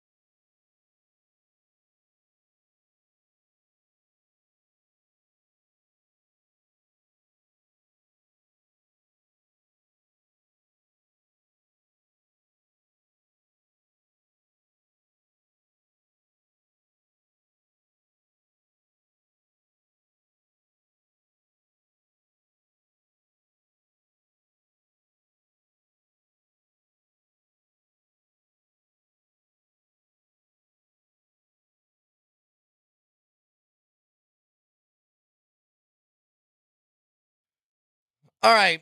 I got to bring something up from last night. I watched a Rockies game, and it was like many Rockies games this year. I would say a majority of Rockies games went the way that last night's did in San Diego, which is starting pitching wasn't great, but wasn't terrible. Rockies offense gives them a lead. They go to their bullpen, and their bullpen can't throw a strike. And that allows the other team to get back into the game. And now it's a sort of foot race for who can make the least mistakes at the end of a game. What? Yeah, you blame the bullpen, and it's easy to do. I agree. I watched the end of that game. The mistakes on the field is what lost that game for the Rockies. Yes, errors errors on don't the field. help. I mean, Castro had that ridiculous play at third. The outfielder couldn't grab the ball to make a turn. just standard plays that could have ended that game, and they couldn't make them. When was the last time you saw a major league team with 4 errors in a ball game? Yeah, it's not great. All at the most important time. That exacerbates your pitching too, because when you make a mistake and you don't have great pitching, they can't make up for your mistakes. Like, it's all kind of put all together. But I guess what I tell you is this, Vic. I've been somebody who is a fielder, and when you're out there and your pitchers aren't throwing strikes, you tend to get your eyes start to glaze over. You're like, dude, stop walking people. Come on, please. Just put the ball in play. I think it all kind of comes together. My biggest problem is, at the end of the game, it's tied. Okay? Yeah. You need to get some outs. Herget goes out there and he throws 15 pitches, only 4 of them are strikes in the 9th. Of course you're going to lose that game. There's no question. It's a tie game in the 9th inning, bottom of the 9th. You don't have a chance to respond. You throw 15 pitches and only 4 go over the plate? And one of the 4 that you throw is a base hit? Not to belittle the point here with the Rockies. But how satisfying is a long sac fly to center field to win a ball game? Because once the ball's off the bat, everybody's like, oh, yeah. Everybody knows. Well, the greatest part is that it's either going to leave the yard and you're an ultimate hero, or I'm a hero by just hitting the ball deep. Yeah, exactly right. Incidentally, Shane Bieber, former Cy Young Award winner, did you see what happened to him? He walked 6 in the first inning last night. Walked 6 in the first inning. Now that's tough. Hey, Vic, I'm no big league skipper, but to me that would be a control problem. Bro, watching the Rockies, and you're right though, it is more enjoyable. It hurts to watch them lose the way they lose, but at least the games are somewhat exciting. Like last night, it was a roller coaster again. Another roller coaster. It's always like that. Like, they don't have games, very rarely, I should say, they have games in which they just get blown out. But they're at the point right now, they're a bad team who just can't find a win late most times, but they're always kind of right there. Now, I tell you this. When did I start saying this, Moj? A month ago? I was yelling, trade Senzatella now. Trade Senzatella now. Trade Senzatella now. How many did he pitch like 2/3 of an inning last night? What was it? Senza's ERA in the month of June was 8.18. Senzatella's ERA in the month of July is 7.04. He has given up 2 runs in 3 of his last 4 appearances. And that was like in 2/3 of an inning. I mean, he got bombed. He threw a Get him out of town now. He threw a handful of pitches and gave up. Did he give up 2 runs or 3 runs on like 3 hits? He gave two runs on 3 hits. hits. Yeah, there you go. It was and a walk, pal. And a walk. And a walk. And he got bombed in 2/3 of an inning. You know, the deadline is like right around the corner, and they said all these guys were available. I pray to God that they find, I think there should at least be 3 moves. By the way, Brett. Yeah. Does anybody who pitches in the major leagues, does every single pitcher throw 100 now? Yes. Because no matter who, I'm watching the Padres throw guys up there I've never heard of. I'm watching the Rockies throw guys up there I've never heard of. And everybody hits 100, and I'm like, what is happening? Well, this is why I was telling you when they went against the Miz a few days ago, and everybody's like, what's the difference? 104, 103, and 98. And I go, it's a huge difference. It's the same thing as back in the early 2000s. Moj, if somebody touched 100, that was a tough pitch to hit because most guys are throwing about 95. And the difference between 95 and 100 is a massive difference when you're standing at the plate. The difference now between 100 and 104 is even more. It's crazy. And that's what separates him from these other guys, because Vic's right. Everybody is throwing 100. And that's why when I see guys, and not to beat up on him, a huge reason why I think Kyle Freeland struggles is because Kyle Freeland tops out at 95. Kevin Freeland? And if you can't locate perfectly, if you aren't Greg Maddux about that stuff, Greg Maddux is throwing 90 miles an hour, but if you can paint the black, okay, you can get away with it. If you don't have the control, you're going to get teed. It's like batting practice. By the way, Moshe, last night, I don't know if you noticed this. I certainly did. So Tovar takes a walk, brings home the go-ahead run, and Rockies are looking good. Then McCarthy comes up. This guy's throwing 100 minimum, whoever that guy is. I forgot the name of the pitcher for it was Moran? Yeah, there's Morahan. This guy's throwing a C note every time. Right. Moser, I think Lefty. you're a bit of a moron. Yeah. So You're more Moser, right. It's lefty on lefty because McCarthy's back. Lefty on lefty, and this guy throws a little sidewinder. So when you're taking lefty on lefty at 100, it scares the hell out of you just to begin with because you don't know if you're going to get. And McCarthy tries to bunt, and we've talked about why he's bunting. He's doing that a lot more lately. Do you know the cojones it takes to try to bunt that pitch? Brett, can you explain lefty on lefty at 100 miles an hour trying to put that bat on the ball? Well, especially, I mean, I don't know what the pitch was. It was two-seam or whatever, but if you got the movement on it too, yeah, it's freaky.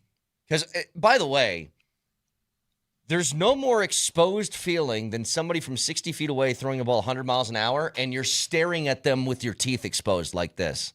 Dude. And I know hockey players do it all the time for slap shots and stuff, Moj. It's why I think that they're the freakiest of the freaks, but it is freaky as hell.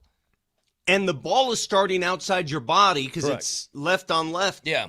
Imagine, though, Vic, imagine back in the day standing in there with Randy Johnson. No, I wouldn't do it. I'd 6'8", and he do it. steps to that side of the hill, Brett, and he sweeps it around. I mean, the ball, Vic is right, the ball's starting behind you.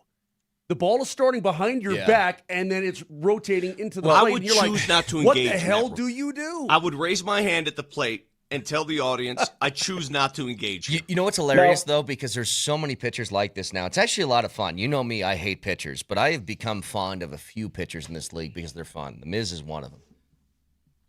When I saw Mason Miller trot out there in the ninth inning of a tie game, I go, well, I hope this goes extras because if we aren't winning you're through not getting 9, anything there. You're exactly 11 right. pitches later, 3 strikeouts, and it's the bottom of the ninth. What a freak that guy is. Freak. And I hate when people, I've always hated this. There's been always this weird sort of thing surrounding relief pitchers that if you aren't a closer, and look, Mason Miller's, he's a closer, but for a second was a setup man, especially early in his career. Setup guys don't get enough love because if you're up 1 in the 8th, you don't get a chance to get a save in the 9th if the guy can't carry you over to the 9th inning. But Mason Miller, it's so automatic. His ERA, what was it? 0.81. Yeah, 0.81. 0.81. That's stupid. Why? I know 3 Ks. And the Ks, that's the other thing. They're not even putting bat on ball. No. They can't. They can't. You know what's amazing to me is that it's not even amazing, but he was an A's guy, right? An A's prospect. Mm-hmm. Up through the A's system, pitching for the A's. Yeah. And so what do they have to do with Mason Miller? You got to deal him, right? Eventually you got to just you become a farm team to the rest of the league. See, but hang on a second. This is what I'm trying to explain to people with the Rockies right now. Mason Miller wasn't 30 years old. When the A's traded him, he was like 24. Right. Okay? There's no necessity to trade anybody who's really good and young. You don't have to do any of that. Because why did they do it? Who did the A's because get for the Padres Mason Miller? off. Who did the A's get for Mason Miller? I'm not really even sure. Exactly right. Because it's prospects. Well, it's maybes. Right, it's a right. whole bunch of I don't know. Perhaps sometime down the road. If that's a 30-year-old, it's worth the risk. Hey, if why it's are the 24, sorry. Why are the Padres only a game above? What's their problem? Game above 500? Yeah. Speak out of turn. I think really they've don't had know. rotation problems. Yeah. Tatis goes 5 for 5. He's batting .285. They've got big name players. Yeah, they're starting the best pitching. closer in the game. Their starting pitching is pretty bad, though. I mean, they got one starter who's got almost a 7 ERA, another one that's hovering around 5. Walker Buehler's above 5. They've had some rotation problems. I don't know why we're even talking about this, because the Dodgers lead the division with 67 wins. I mean, Mose, your boy Marquez is playing for him. He's got 10 starts. Hey, here's what's going to happen, because it always does. The Padres will catch some fire, and if there's any team in the division that somewhat scares the Dodgers, it's the Padres. I'm sure it is. Oh, yeah. Because their bats are great. Last thing, I was reading an article the other day about Skubal. And what are the Tigers going to do with Skubal? Because they're still in the mix themselves. They're only a couple, 3 games out of a spot, right? But will they deal Skubal? And then the big item in the story is, who do you think is the front runner to get Skubal? Oh, yeah, the Yankees, the Dodgers. The Dodgers. It's the friggin'. We don't know if Skubal's going to be moved, but if he is, the Dodgers right now are waiting in the weeds. And I'm like, you got to be kidding me. The Skubal thing is weird, though. But you've got to be kidding me with these guys. Are you serious? And I'll be the first to tell you, Come like, on, I man. don't know. I don't know what the situation is with him in Detroit. I know that Tigers fans were pissed at him last year because he exited that playoff game where they needed a dub, and there was some sort of rumor that maybe wasn't a rumor and more close to truth that it's because he had the pitch count. Right. And he's got the contract coming up. Right. And he exited a playoff game thinking about himself instead of the team. Correct. So that miffed them a little bit, but I think part of it is also Skubal doesn't want to play in Detroit, is what I understand. Well, fine. They'll play any place else but frigging A. Yeah. Angeles. Well, guess what, Moj? At the end of this season, there's going to be a big lockout over money, and maybe they can't afford to keep Skubal. I hope that is the case. I hope baseball. You know what? For the future of the game, and for being selfish here in Colorado and other markets, I hope they lock out, and I hope it goes a long time, and I hope it forces a change in the salary structures in Major League Baseball. 303-504-0925. Back after this.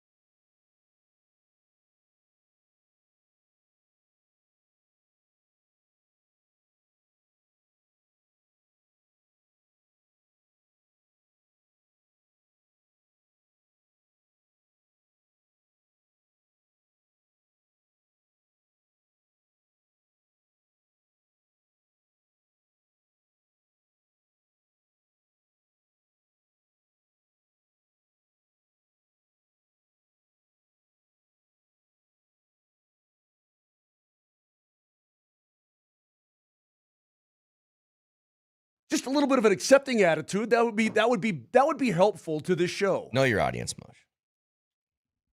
Know your audience. It's a very simple thing. You've known me for 7.5 years. You know I would not be interested in you talking about a car guy. I don't know who that is. I have no interest in it. Okay, but when I say this, thank God Vic is whatever he's doing. Don't. Whatever you're going to say, don't. I'm just going to tell the listening audience and those out there who know, I was trying to talk to Brett about Rob Pitts. Thank you. The late, great Rob Pitts. Right, Rabbit Pitts. And Brett's I just said, right over his head. Yeah, okay, go ahead. Go ahead. Would you like to hear Jerry Jones speak? I would love it. Now, this isn't typically, when I play a Jerry Jones audio clip, it is usually something of him talking about glory holes or him saying, I got to be absolutely out of my mind to hire this man's mate. It's not anything like that, but I do think smiles and glory holes. It's a different sort of side to Jerry Jones that I do think is interesting with where he is at and where the Cowboys are at. So listen. Candidly, I'd be very interested. I'd give up future to add substantive to where we are today as to a player, to give you an idea about would I invest something substantive to get the right kind of deal to improve us opening day. I would. I feel that good about this team this year. And of course, you know that I haven't seen this team play together. And so, but in general, looking ahead, I think we've got a chance to be worthy of spending some future if we saw an opportunity. Those kinds of conversations that are ongoing, or is that something, hey, look. Here's where I'm at with this. Last year, they had the big splash move of they traded away one of the best players in the league in Michael Parsons. Is Jerry Jones, and I don't mean this to sound like crass, does he see the light at the end of the tunnel and he's like, dude, I got it. If I'm trying to win, I'm not, this isn't even a joke. I'm just saying, does he see the light at the end of the tunnel? Like, if I'm going to win, it's got to be, I've said this before, Brett, and I'm not trying to be crass either. Let me look at the exact. And while Moser, Brett, at the end of that clip, Jerry Jones said he spoke with a different team yesterday. Okay. Like he's actively talking about stuff. Good. So maybe it's Vita Vea? Well, maybe. He's 83 years old. Incidentally, I heard Raj and Coach going on about Vita Vea all morning long. You had a Vita. Well, if you feel like you can already replace JFM, then you're not going to go out and break the bank for Vita Vea. That'd be beside the point. But he's 83 years old. And here's the bottom line. His biological clock is a-ticking. I hope Jerry Jones has got 20 more years on him, at least. I mean, I hope that... My biological clock is ticking like this. Yeah, I'm with you. I love Jerry. I would take... there's nothing I would want more than 104-year-old Jerry Jones still doing these press conferences to start training camp. 1,000%. I'm just saying that, the time is of the essence for him and for the Dallas Cowboys if he wants to win again. It's been over 30 years. And he's probably like, hey, man, a lot of it has to do with himself and him That's what I'm saying. Butting in and so on. But, yeah. Haven't we learned in pro sports, though? I mean, we have some cases in point. And everything we do, everything we talk about is about achieving the ultimate goal of a championship, right? Everything. Mm-hmm. Haven't we learned how hard it is to do that? I mean, look at the Knicks. Look at how long it took between championships for one of the featured teams, the biggest market in the NBA. Look at how long it took. Look at how long it's been for the Dallas Cowboys, the number one popular team in the NFL. Look how long between Super Bowls. How difficult it is to win a championship. It's ridiculously hard. Well, here's my question, though. If you're a Cowboys fan, if what we're saying is true, Moser, that maybe he's willing to forsake the future because we don't know how much more future there is in life,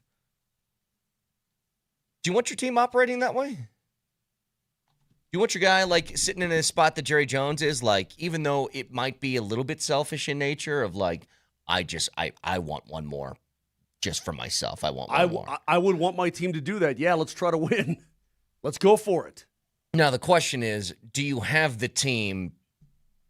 The Rams pushed their chips to the middle of the table and said, damn the picks, I'm getting Myles Garrett. Damn the picks, I'm getting Trent McDuffie. But you looked at the Rams, you're like, well, that makes sense. You're right on the doorstep. You could have been there last year. But they're also with Matt Stafford, who is still phenomenal at his advanced age. I mean, there's what do you Father think the Time is going Cowboys to catch are? up. I don't know what they are. Their defense has been crappy for the last decade. So I don't know exactly what they are. But yeah, if I'm a fan of that team and my owner says, hey, I think it's about time we put the pedal to the metal here for the now as opposed to the future. Right. Because I guarantee you Jerry Jones wants to leave a legacy for his son, Steven. But he ain't going to be able to enjoy a Super Bowl if he's sleeping. You know what I mean? I think we're watching it unfold. I think this Tom Dundon guy and the way he cuts all costs and still won a Stanley Cup championship goes to prove there are other ways to skin that cat. And it just goes to prove how lucky sometimes you have to be. Yeah. I mean, luck plays a luck. So Vic, I can't say how much of the Carolina Hurricanes run was luck, what percentage, but luck does play a part. I mean, can you look at the way he operates and say that is the best way to operate a team? It's his way, and it worked. Why wouldn't he try that again in the NBA or at another level? Yeah, I mean, I suppose. Can I stay on a football subject real quick? Yeah. I was reading the article. Imagine being an Atlanta Falcons fan. What is it with all these guys, especially these quarterbacks, showing up for camp with injuries? I don't know, because Trevor Siemian just got cut for a non-football related injury. But they had to sign Cooper Rush, did the Atlanta Falcons, just to have a live body that can throw a football. Tua is out with what's called a, quote, flare-up. Got a back. Guess who else is out? Penix. Michael Penix Jr. is still out. I mean, and then they cut T-Rev for a, quote, non-football injury designation. I mean, look, I don't – if I'm the fan of that team and I'm sitting there, I'm going, hey, man, my quarterbacks are all showing up and they're all blown up before we even have one day of training camp? Yeah. I would love to hear. That would just – I mean, because these are habitual injuries, Vic. I mean, Tua's jacked.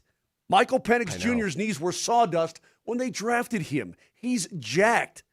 Can you imagine being a fan of that team and going and saying, why don't we still have Kirk Cousins? What the hell are we doing here?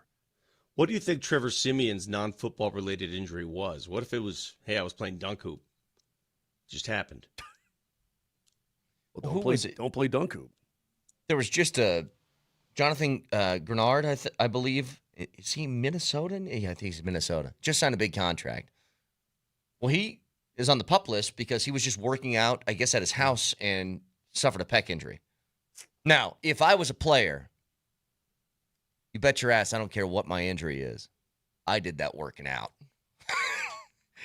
It doesn't matter what the real story is.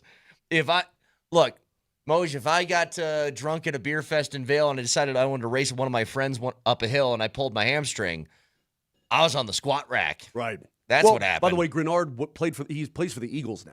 Eagles now, that's right. But yeah, he's I wasn't horsing around with a dog in the backyard and fell down. No. I was bench pressing 3 bills, baby, 10 times. Trying to get ready for you. Can I just ask one question? I don't know if you guys saw this yesterday. Dan Patrick made what I think is a pretty large allegation. You see what he did yesterday? You know what? Dan's letting it all loose because he's retiring soon. He's made it known he's going to retire soon. So he's going to say whatever the hell he wants. Beware of the old dude who's about to hang it up. Did you see what he said? No, what did he say? He is right about this. How is it possible in today's media landscape that Kyle Shanahan suffers a head-on collision, which Kyle Shanahan came out and said, I want to clarify something. I was at fault in this accident because the police report originally had the woman who was in the other car. He goes, I dropped my phone between the seats, wasn't looking, I swerved into the other lane, and that's how the accident happened. But Dan Patrick said, how does a major NFL head coach have something like this happen, and for 2 weeks it's not reported? And he's alleging that now that ESPN is in a partnership with the NFL, with the NFL Network, and obviously the rights deals and stuff that they have, that they sat on the story. Now, I don't know why. Well, how about somebody from the San Francisco Chronicle? But that's how the about thing. somebody from?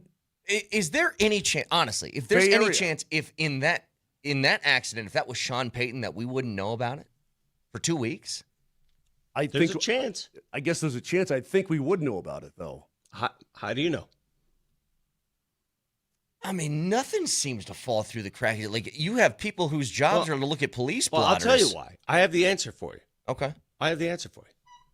There aren't as many loyal beat writers and people assigned to those jobs like there used to be. There aren't.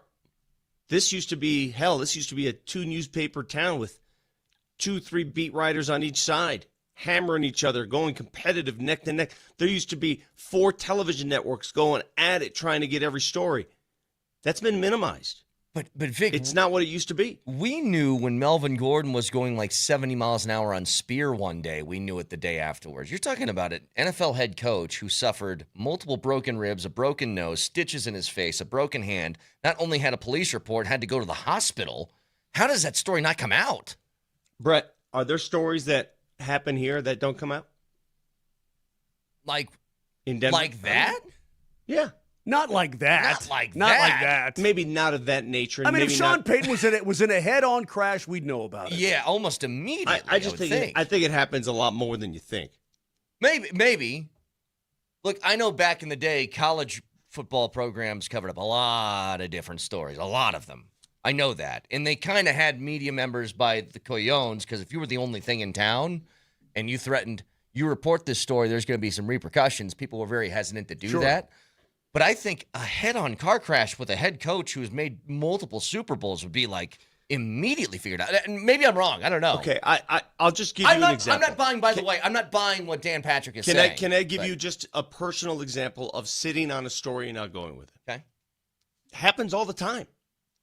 Used to could. Years ago, when I was working at a different station, I got word that Von Miller failed a drug test. And you remember that whole episode, Moshe, right? Of course. And I was going to report back then when I was on the news. That's when DMac was in his splendor. I was going to report it. I did not report it. I called the powers that be with the Broncos. And I said, hey, here's the story, man. And all right, just give us a couple days. I'll get back to you with assurances. Don't go with it right now.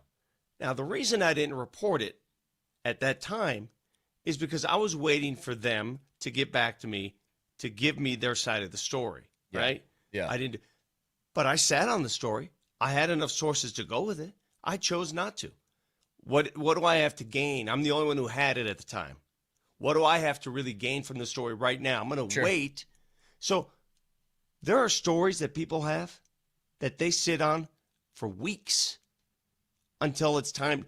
I'm not saying it's right or wrong. I'm not trying to give you an ethics lesson here. I'm not trying to give you any of that. I'm just telling you it happens all of the time. For the record, Vic, I think in that case, that is an admirable thing to do. I'm more shocked that today somebody wouldn't be like, I saw Kyle Shanahan in the hospital with stitches in his face. You know, that's... I'm more surprised that just nobody did anything. Well, bottom line in all this for me, I'm glad that it seems like everybody's going to be okay. Yeah, it seems like it. And I love the fact that he came out and said, look, I hit her. I don't know why it's reported the other way. The police report doesn't say that. Too. I mean, he took full ownership, full accountability. I'm sure it's scary as hell, but I like the fact that he owned up to it. He's not trying to hide from anything. Look, he's not going to come out, by the way, from the hospital and go, KNBC, San Francisco. Yeah, this is Kyle Shanahan. I'm in the hospital. I got in a head on. I mean, he's not going to do that. It's up to other people to do that. But I love the fact that he owned it here with all of the media there and laid it out the way it went down. There's a story right now that I know everyone is sitting on.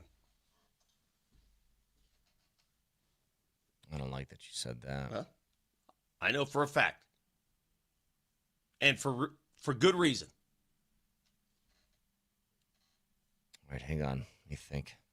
You can think whatever you want. You'll never get the story, but I'm just telling you, you guys make it sound like this doesn't happen all the time. This happened years ago. It happens today. It happens all the time. There's different reasons, different things that take place to sit on. I'm not saying it's right. I'm telling you it happens. Does this have to do with a tree farm? No. Oh, okay. Am I getting a raise? Is everybody sitting on that story? Hey, when we return, I have a comparison I would like to make. And it's not a fun one, but it's one I stumbled across yesterday. We'll get to it next.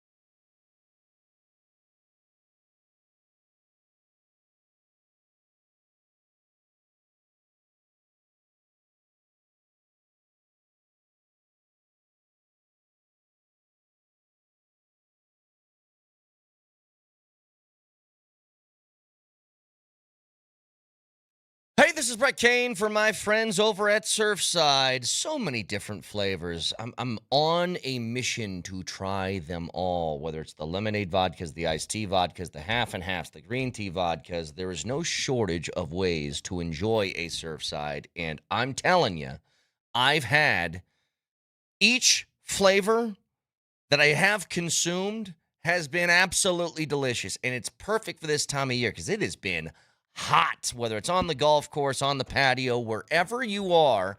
Nothing hits like a Surfside. 100 calories, 2 grams of sugar, 0 bubbles are sold at bars, stores, and restaurants near you. What are you doing with your summer? Get yourself a case. Crack a Surfside. Must be 21. Please drink responsibly.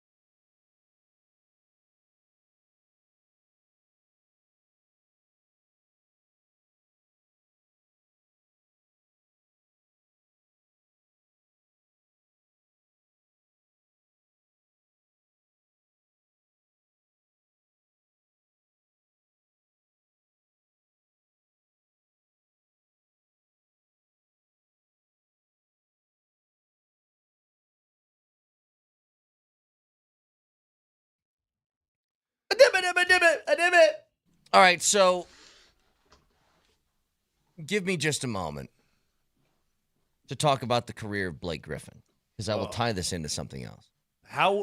Okay, Vic, try to think how Brett Kane, in his limited ability, is going to tie in the career of Blake Griffin to anything that you and I or the listening audience cares about. I'm very curious. Lob City's Blake Griffin? Lob City's Blake Griffin, super athlete. Oklahoma's Blake Griffin? Super athlete out of Oklahoma. He comes in the NFL. He bursts on the scene. And the Clippers have this fun thing where you mean the NBA? What did I say? NFL. Yes, the NBA. Sorry. You know he had a brother, too, that played with him at Oklahoma. Yeah, Taylor, I think, right? Something like that. Taylor? Whatever happened to him? He wasn't very good. Not as good as him, anyway. But he enters the league, goes to the Clippers. Clippers have this fun team of him and Chris Paul and DeAndre Jordan, and this Lob City thing's going on. But his game is predicated on the idea that I jump higher, I am bigger and more physical and more athletic than you. And this exists for, 6-7 years, as Blake Griffin is one of the better players in the league. Blake Griffin then, in 2017, is traded midseason to the Detroit Pistons because the Clippers are looking at him saying, gosh, you're getting hurt a little bit. I think athleticism has taken a toll. We'll trade you to Detroit. He goes to the Pistons. He has a season in which he plays 75 games and averages 25 points a night as an all-star and an all-NBA third-team player. He's 29 years old. Then he turned 30, and he played in 18 games. And then he was 31, and he was traded to Brooklyn midseason in a season in which he played 46. And then at 32, he played 56 games with Brooklyn. And at 33, he played 41 for Boston before never playing again. Done at the age of 33. I am very concerned that this is the path that Aaron Gordon is on because his game has been very similar. A lot of athleticism, a lot of jumping high and falling down hard, a lot of bully ball, a lot of physicality. How does that age? That is an excellent tie-in. I'm pleasantly Aaron Gordon, surprised. by the way, is 30 years old and played 36 games last season. Here's the difference, I think, between the two of those players that you just brought up. Aaron has proven he could do more than dunk and jump. True. He hit 10 threes to start the season in a game last year. It's more to be about the health factor than it is the other stuff. But both are intertwined. I mean, being athletic and healthy, if you're not athletic anymore, if you're not healthy, you can't be athletic. But there are other things you can do to contribute. And I think Aaron has proven he can do some other things. He's developed a three-point shot out of nowhere. Griffin never did that. I want to see something here real quick about Blake.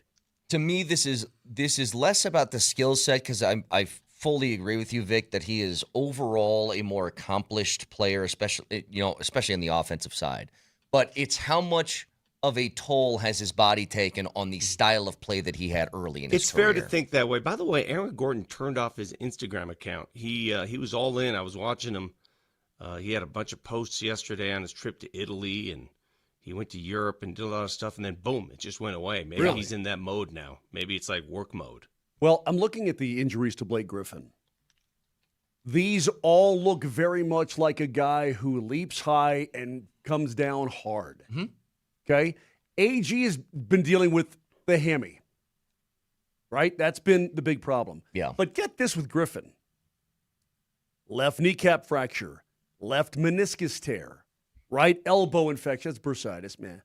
Quad tendon tear, right toe ligament tear, multiple left knee surgeries. That's completely that different. is a leaper, a coming down hard on the quarter, falling down, colliding kind of. Yeah. But you're talking about repetition, multiple times in the year, so all of that accumulation on the joints and the ligaments and tendons and whatnot. That's really hurt him. Yeah. Right? Obviously, his career is over. With AG, it feels like his body, the connectivity is still good. It's that stupid hamstring. Hell, his body should be great having sat that long, right? Not having played a ton of games. His We said joints that last should year, be in though. great shape. We said that last year. Yeah. And then we kind of got the same thing. I mean, again, It's just difficult because I do think even if you have, as I mentioned and as Vic mentioned, a wider skill set than that of a Blake Griffin. Blake is more like, would you say Giannis, which is, my game is I run at you and I try and do stuff over the top. I'm not going to shoot, that sort of thing. Yeah, and also dependent on others for him to get his buckets. But I think it takes a toll on your body from playing the way that those guys play, which is brute physicality and athleticism and jumping high and falling hard and all that stuff. It's the concern that I have is, and this, what it stemmed from was in the appetizer, somebody goes, we're talking about taking a step back or whatever as a team. They said they won't take a step back if AG's healthy. And I go, yeah, I know. But is that even possible anymore? You know what I mean? Or are you always just going to have to factor in that even if AG does play when it comes to postseason time, are you getting 80%? Are you getting 85? Are you getting 70? Are you, that sort of thing. And that's what's difficult. And if you remember, like, Blake Griffin was one of the best players in the league, perennial all-star, and then role player and gone in 3 years that quickly. I'm not saying that'll happen with AG, but it's just something that I looked up because I'm like, look, for two guys who are big-time dunkers, seen as two of the top 10 dunkers probably in the history of the league, it takes a toll. That's all. And it's how reliable is that when the stuff matters most. And that's all being factored in on top of the fact that you're on the hook for AG up for 3 more years because he's not declining that player option. That player option's worth what, $37 million? No way. It's I don't care where. Well, I guess we will see where his body is at the time. Of course I would not decline that. Vic, would you ever think about declining that player option? When is this player option? 3 years. 3 years. 2 more seasons than a player option. If you're AG, would you decline it? Yeah, never. Talk to me in 3 years. So AG's making... Never. He's never... Here's the point, Vic. This year he makes 34. Next year he makes 36 and change. The year after that, the player option year, is $39 million. Yeah, He's not getting $39 million on the open market by then. Not happening. That's all. Moser, you said it was going to be dumb when I said it. Was it dumb? No, it wasn't dumb. I see where your brain went. I see how you're trying to connect the two. I just think that they're different players, and I don't think AG's injuries are the result of multiple impacts over multiple years, like there was for Blake Griffin. Yeah. At least I hope not. I mean, maybe the hammies are just now chronic because of those, the leaping ability and so on in the past, the jumping in the air, not necessarily the joints and the connective tissue, but that's what a hammy is as well. 4993 makes a great point. Maybe the Nuggets copy what OKC does with Caruso. They keep him on the bench and really don't unleash him until the playoffs. Maybe that's a way to manage AG. Maybe that's why they went and got Brazil and these other forward. Maybe that's why they're so forward heavy. You don't play him those big minutes during the regular season. He played in 36 games last year. How much more can you hold him back? I understand. That's because he got injured. I'm saying you hold him back per game. But I don't know. Doesn't it work the same way? I mean, he sat out more than half the year. Yeah, and sometimes those soft tissue injuries, they happen at just moments that you would never expect. Yeah. Yeah, I know all about that. I mean, hell, I reached over and grabbed my wallet in my car and pulled my back. Did you go? Do it, Nelly. You got it. Went to QC Kinetics, got all healed up and ready to go. You mixed you up. He's got multiple sounds that he makes that are just sounds. Okay, one is he just hurt his back. What's that sound, Brett? And he's got this is what these people say. Yep, that too. Couple things on the college football front. I don't know those people, right? Yeah, everybody knows those people. I don't know if you guys saw Brett Bielema, Illinois head coach. He was asked about the SEC, and his quote was, "They want to live in 2005 forever." And I'm kind of in on this Big Ten SEC battle because I think the Big Ten's got ammunition. called national championship trophies to play with over the last 3 years. He said the SEC wants to live in 2005 forever. Yeah. He coached in the SEC. That's interesting. Arkansas, right? Yeah. That's interesting. Here's the other thing. Vic, your boys got into the jersey patch game. Notre Dame, they have SoFi as their official jersey patch sponsor, according to Ross Dellinger, and it is in the average of $18 to $20 million annually. Think about this. Think about how it's hard for me to criticize the Big 12 for taking the money, but the markets weren't set yet when they took the money. Notre Dame alone is making more or just as much on a jersey patch as the entire Big 12 conference.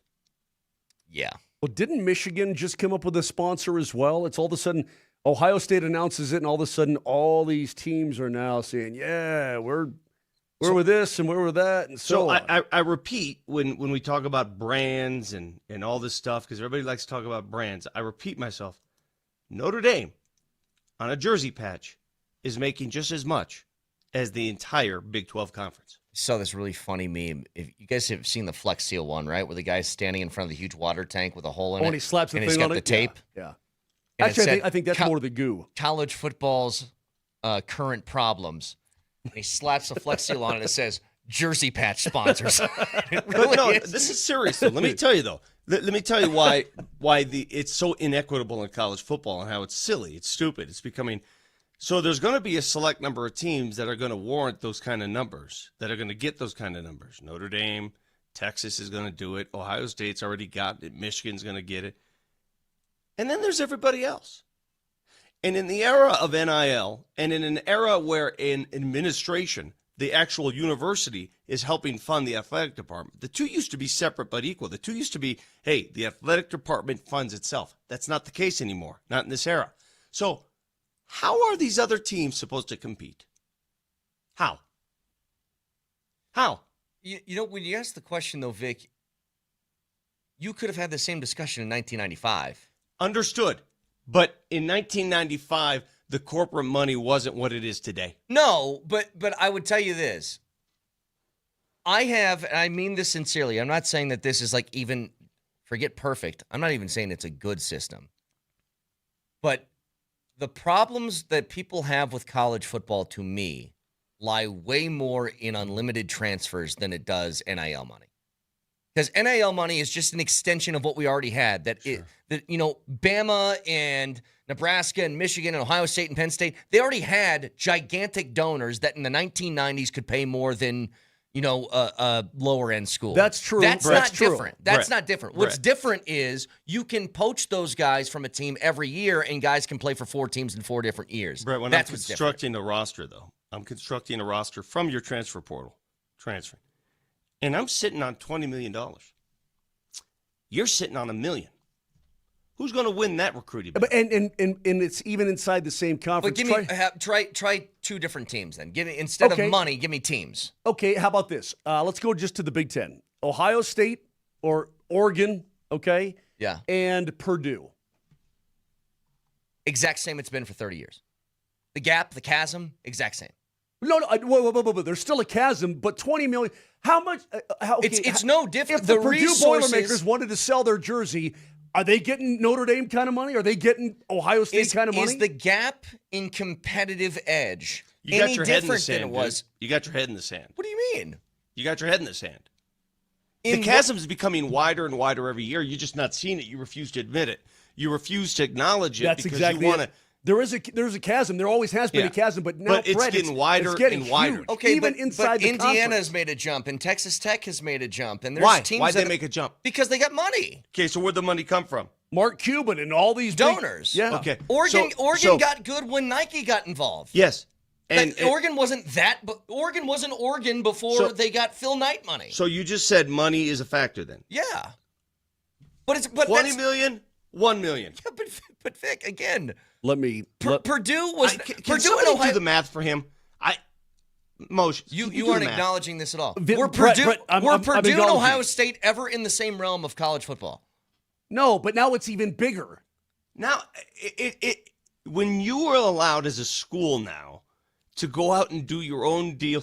Jersey patches were never allowed, Brett. Oh, of course. Yeah. They were never allowed. Let me try to explain one more time. I don't think he understands math. I don't think he does. You know what you are? Vic's right. You're a big, giant, red-headed ostrich. All right, hang on.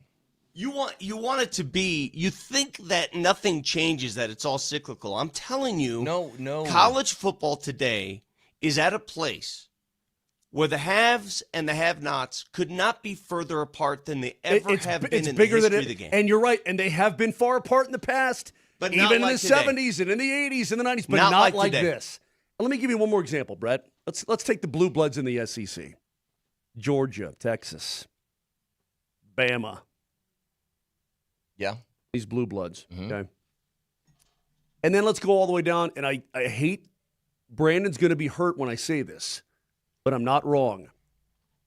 The gap, even inside the SEC, between those Blue Bloods with the money that will go on these jerseys and so on and so forth, yet there's always been that chasm. But now it's even bigger. The Arkansas friggin' Pigs, the Razorbacks, dude, you think they're going to get $20 million a year for their jerseys? Not a chance. I don't care if you're in the SEC. Not a chance in heck are they going to get that.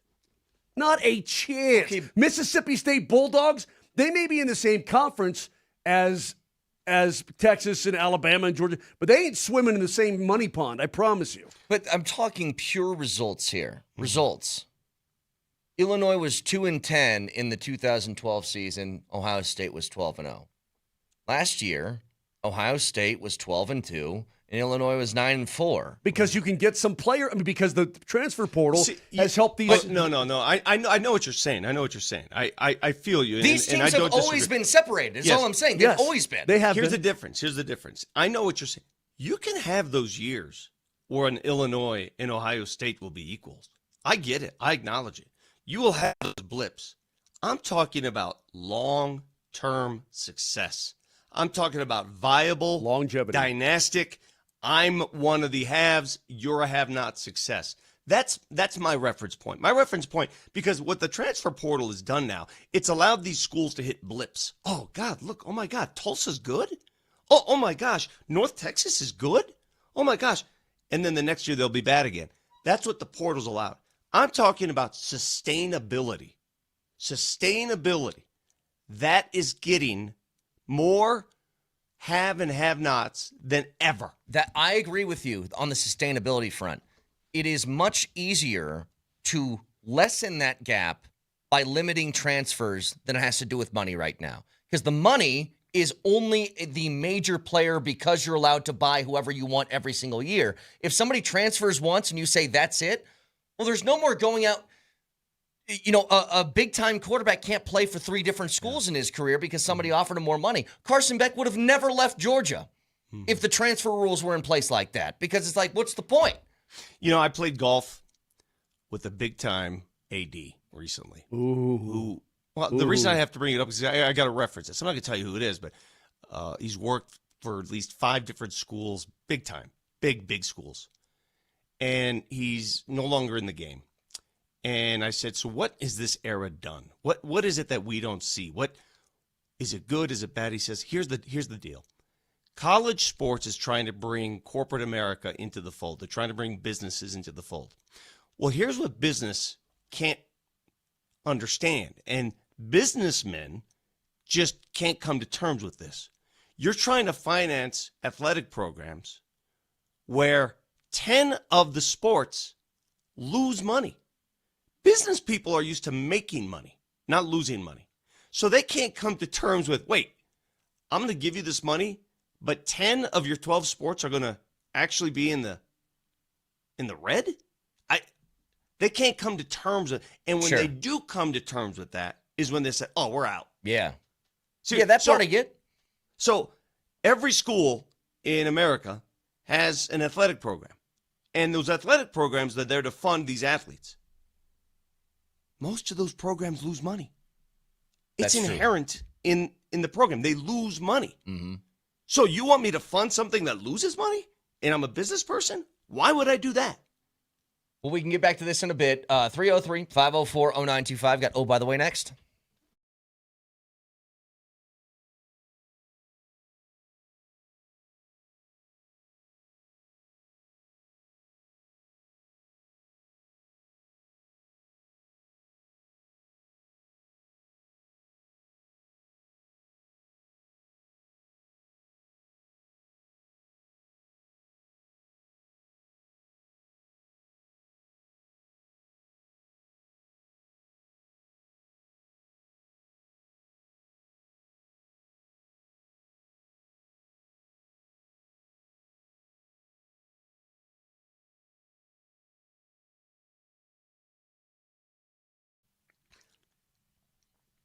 Vic Lombardi here for Flatirons Fire and Design. You've heard me talk about the sauna. Well, if you could pair a sauna with a cold tub this time of year, can you imagine the effects it would have health-wise?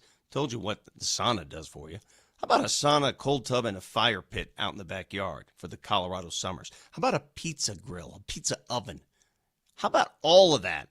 You have a chance to shop for any of that at Flatirons Fire and Design. They are your source for the Colorado outdoors. If you want to decorate and upgrade your patio, they've got it all. Go online today or visit the studios at 53rd and Bannock, online at flatironsfire.com.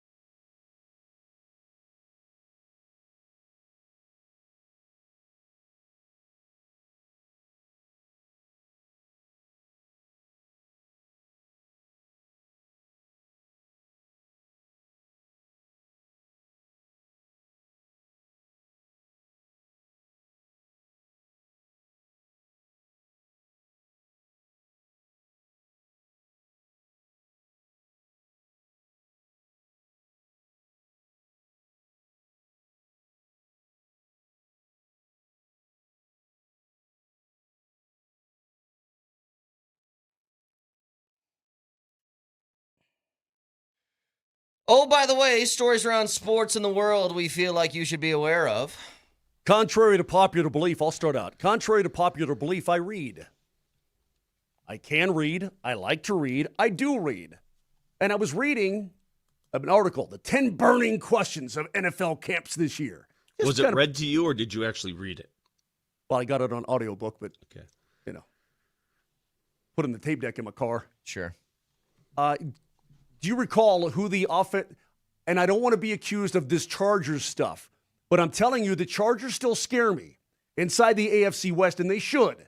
Just like the Chiefs are scaring me if Mahomes is back and they're back to being themselves. You realize who the offensive coordinator is now for the LA Chargers of Anaheim, right? Mike McDaniel. Mike McDaniel.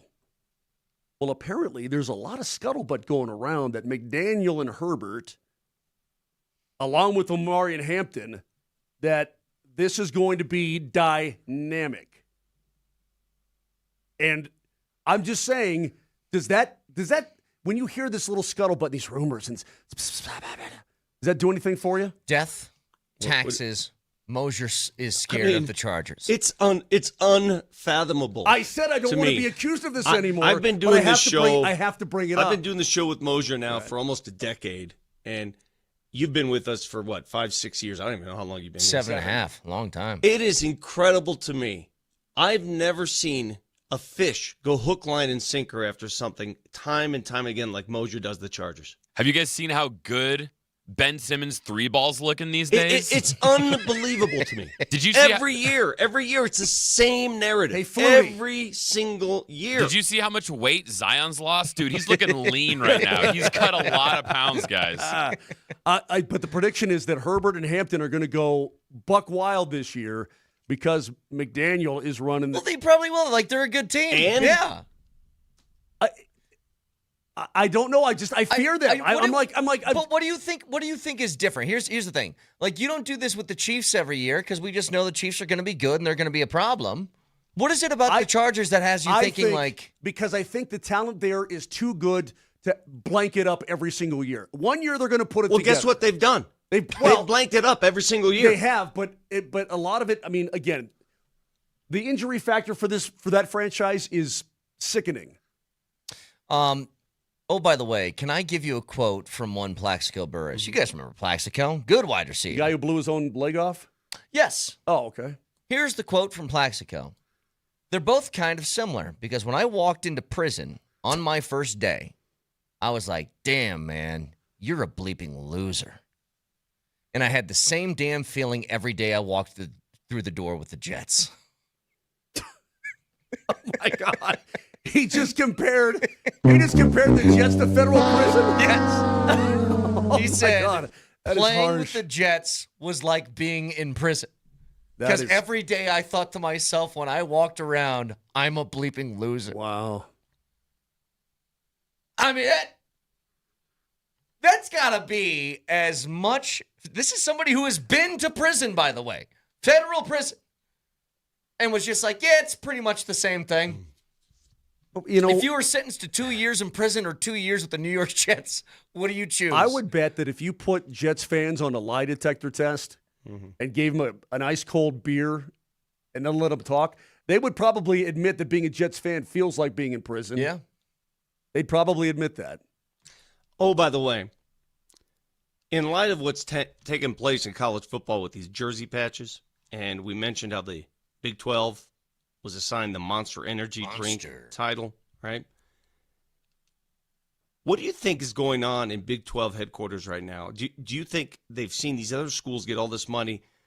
Can they do a patch each school on like the other side of the jersey for their own separate schools? Would they be allowed to do that? Wait, does Monster have a jersey patch, or are they just sponsoring I think the conference? It's Monster Big 12 Conference. Yeah. So I don't know think they're doing jersey patches are still a thing. Maybe I'm wrong. Hold on. I think it's a jersey patch for the entire conference. They have to wear these. Wow. The Big 12 really screwed up. And again, if that's the case, the market wasn't set. If you're Monster, you're probably thinking, damn, we did a good deal. You're high-fiving in the corporate office. If you're in the Big 12 offices and you're going, all right, who's getting fired? All right, here it is. Big 12 Monster jersey patches teams will wear in football and men's and women's basketball. Oh, that's exclusive, too. Wow. It's got to be. And court logos. Court logos, too. Wow. So then Monster's getting a great – now that we see this, Monster's getting a great So deal. each team's getting a little over $1 million for this. Yes. A year. Yes. As opposed to Ohio State and Notre Dame that are making $18 million a year just by themselves. Those are just the first two. You're going to get By the end of this whole thing, you're going to get 20 other schools announce deals. So a big bit of news. This is holdout time. So 2 first-round pick running backs from 3 years ago, 4 years ago, can't remember. But Bijan Robinson, Jahmyr Gibbs, who were both first-round picks, who both ended up being guys that were worthy of first-round picks because they might be the 2 best backs in the league. Well, they're total studs is what they are, total studs. Neither have shown up to their respective camps because they are awaiting a long-term deal, and that's what this time of year is. Sure. Vita Vea, who is upset that he has not gotten his new contract as a veteran all-pro player, said, I want out. He has requested a trade. When Todd Bowles was asked about this, why he missed practice, Todd Bowles said he tweaked something. And I think Vita Vea is saying, yeah. I sure did. I'm tweaking my contract is what I would like to tweak. But it is funny. It's like you don't have to be specific. But he's just like, yeah, he tweaked something. I'm like, I don't think that's why he's not there, actually. I think he's probably feeling okay. That's pretty funny. One other thing, just college football-wise, the NCAA has made a suspension. This is rare because it doesn't happen very often because they have no control or power over their sport anymore. But they have suspended Tennessee linebacker Arian Carter 2 games for a $427 flight to an NFL pre-draft training facility.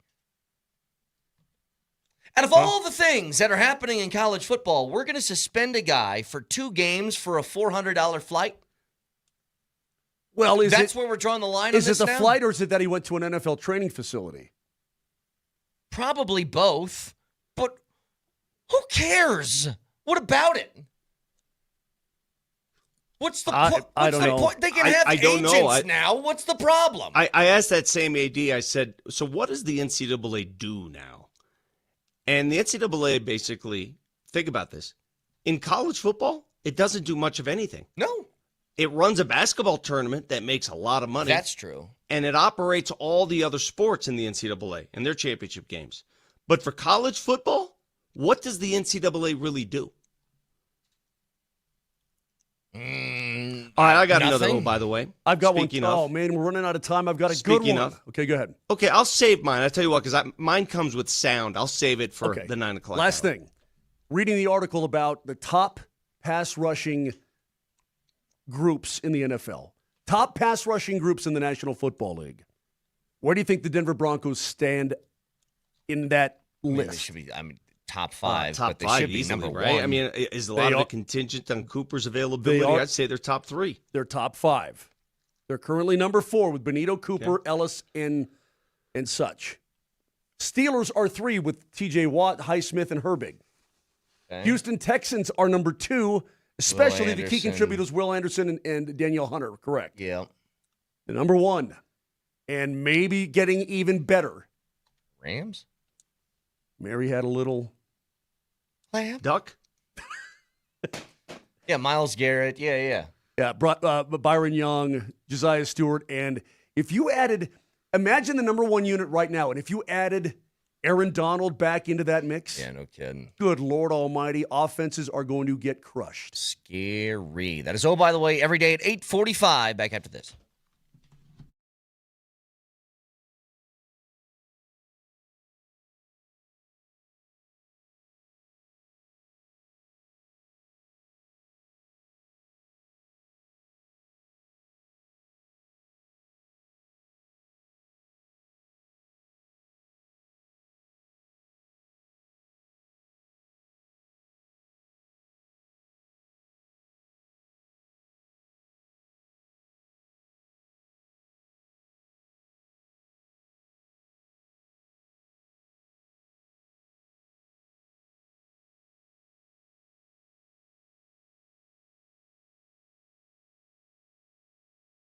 Hey, this is Brett Kane for Fanatic Sportsbook. I love the MLB season. I especially love it when it is on the Fanatic Sportsbook because during this MLB season, that's where you need to be.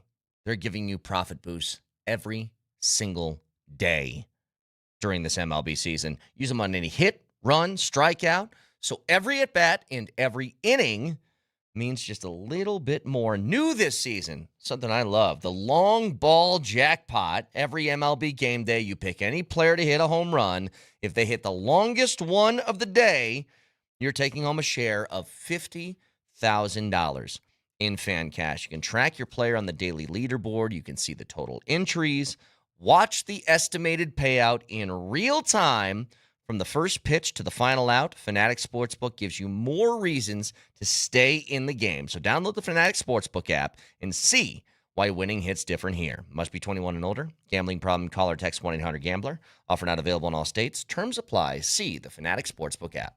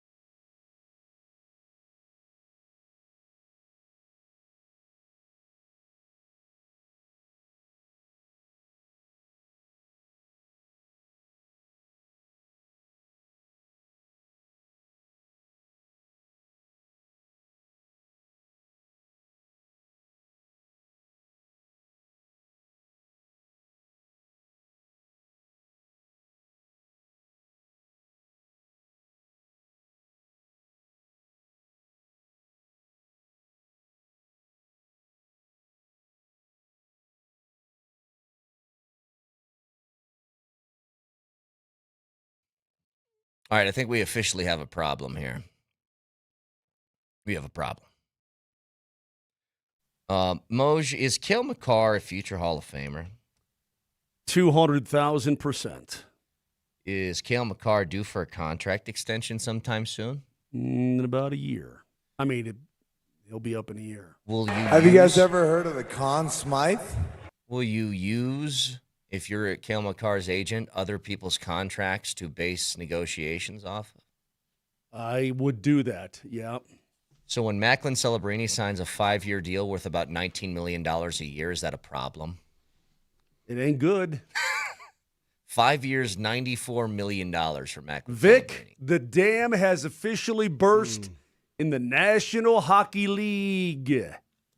Money me. Me money. Me money. Money me me. Money me me. Me me money. Money now money. Pocket money now me. How Dude, old is Macklin Celebrini? 20? 20? Yeah. 20. Yeah. Want to say 20? Hang on. Brett, look it up. He's got to be. I'm not even sure he's 21 yet. 20? Macklin Celebrini is 20 years old. He'll be 21 in 11 months. Jesus, good God. All right. Vic, no, this is, but keep this in mind. Macklin Celebrini now just became the highest paid player in the National Hockey League. And you know what? If you're the San Jose Sharks, locking him up is smart because he finished 4th in the league in scoring last year. He had 115 points, 45 goals, and 70 assists. The only guys in front of him, some pretty good guys, Nate, Cooch, and McPickles. That's it. And this kid's 20. So, yeah locking him up to a long-term deal, a 5-year deal where, imagine when that contract expires, he'll be 25 when it expires. They con me. No, it's that Danny Briere offer sheet, Philly to Leo Carlson at 18 per. Holy cow. Bedard got 15. Yeah. Bedard got 15 cheddar per. This is big, man. Well, all right, so how on earth are the Avs going to be able to afford both Nathan McKinnon and Cale Makar? Well, the cap is going up. That's going to help a lot. And a roster. The cap is going up. That's going to help a lot. But you got to win now. I'm going to repeat you what gotta I just said. You got to win because now. I understand the cap is going up. But if you just judge them on contracts, they're $20 million players each. Now, teams can afford one $20 million player. I get that. How do you afford two $20 million players? We'll get your Mose, it's hitting you, isn't it? Get your Harry Potter wand. It's hitting you. It's I don't want to talk. So the same situation, the same. Sometimes you and let me start by saying this. All right, I'm going to rewind a little bit. Sometimes you're too good. You're too talented. And the problem that the Nuggets are in is a product of having great talent that you developed, you drafted. And because the CBA changed, you're now paying the penance of that talent. And Nate is locked in. If there's any good news, your two highest paid fours are Nate and Nachos. Well, they're locked in until like 2031. 4 or 5 more years, yeah. So that's fine. But you just add Cale, who's making 9 right now. If you just boost that by 10, 11 million bucks, that's another Nate or Nachos that could be on your roster. You know what I mean? And that's not even to include all of the other places you got to fill out depth-wise and everything else. But we've gone to DEFCON. What's the? I should know this. The lower numbers are the more scary, intense like ones. DEFCON 1. DEFCON 5 is like, hey, we're on alert here, but DEFCON 1 is the nukes are in the air. Vic, sort of we've gone salary wise in the NHL. We've gone DEFCON 1. We've gone guys getting McPickle's the highest paid at 12. Right? Over 12. McKinnon's the same way. But over 12, right? And then you start to creep up McKinnon. All of a sudden, blam, now we're at 18, 19 per. Texture makes a good point. Marty Nachos at 11.5. Now all of a sudden isn't that bad, is it? No, it ain't. Bowen Byram right now is making $3 million, more than $3 million a year more than Makar. Bowen Byram is. Yeah. Who's a good player, obviously, but his point production is probably going to go up in Chicago. He's going to run that number 1 power play unit. Good for him. But he ain't no Cale Makar. Yeah, that's a lot to have to figure out.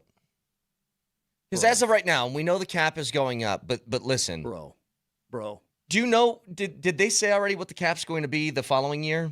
It's going to go like 113, and I think maybe they're thinking 123 or 4, something like that, which is good. 103 or 4. Wait, say that again? No, from 130. Next year it's going to be 113, and then I think they're projecting like 123, 24. Okay, so just for next year, let's say that Cale gets a $10 million raise.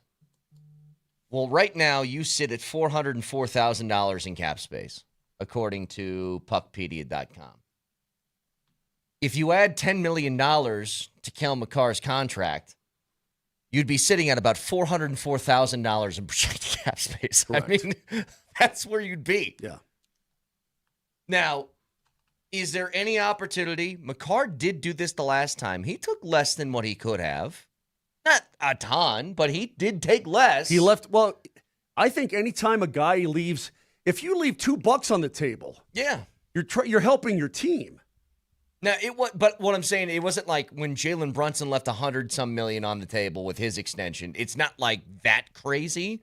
Right. But when you leave any money on the table, you're doing the team a favor. That is correct. Yeah. Is Kale willing to do that again? I think that'd be a tough ask. It'd be a really tough ask.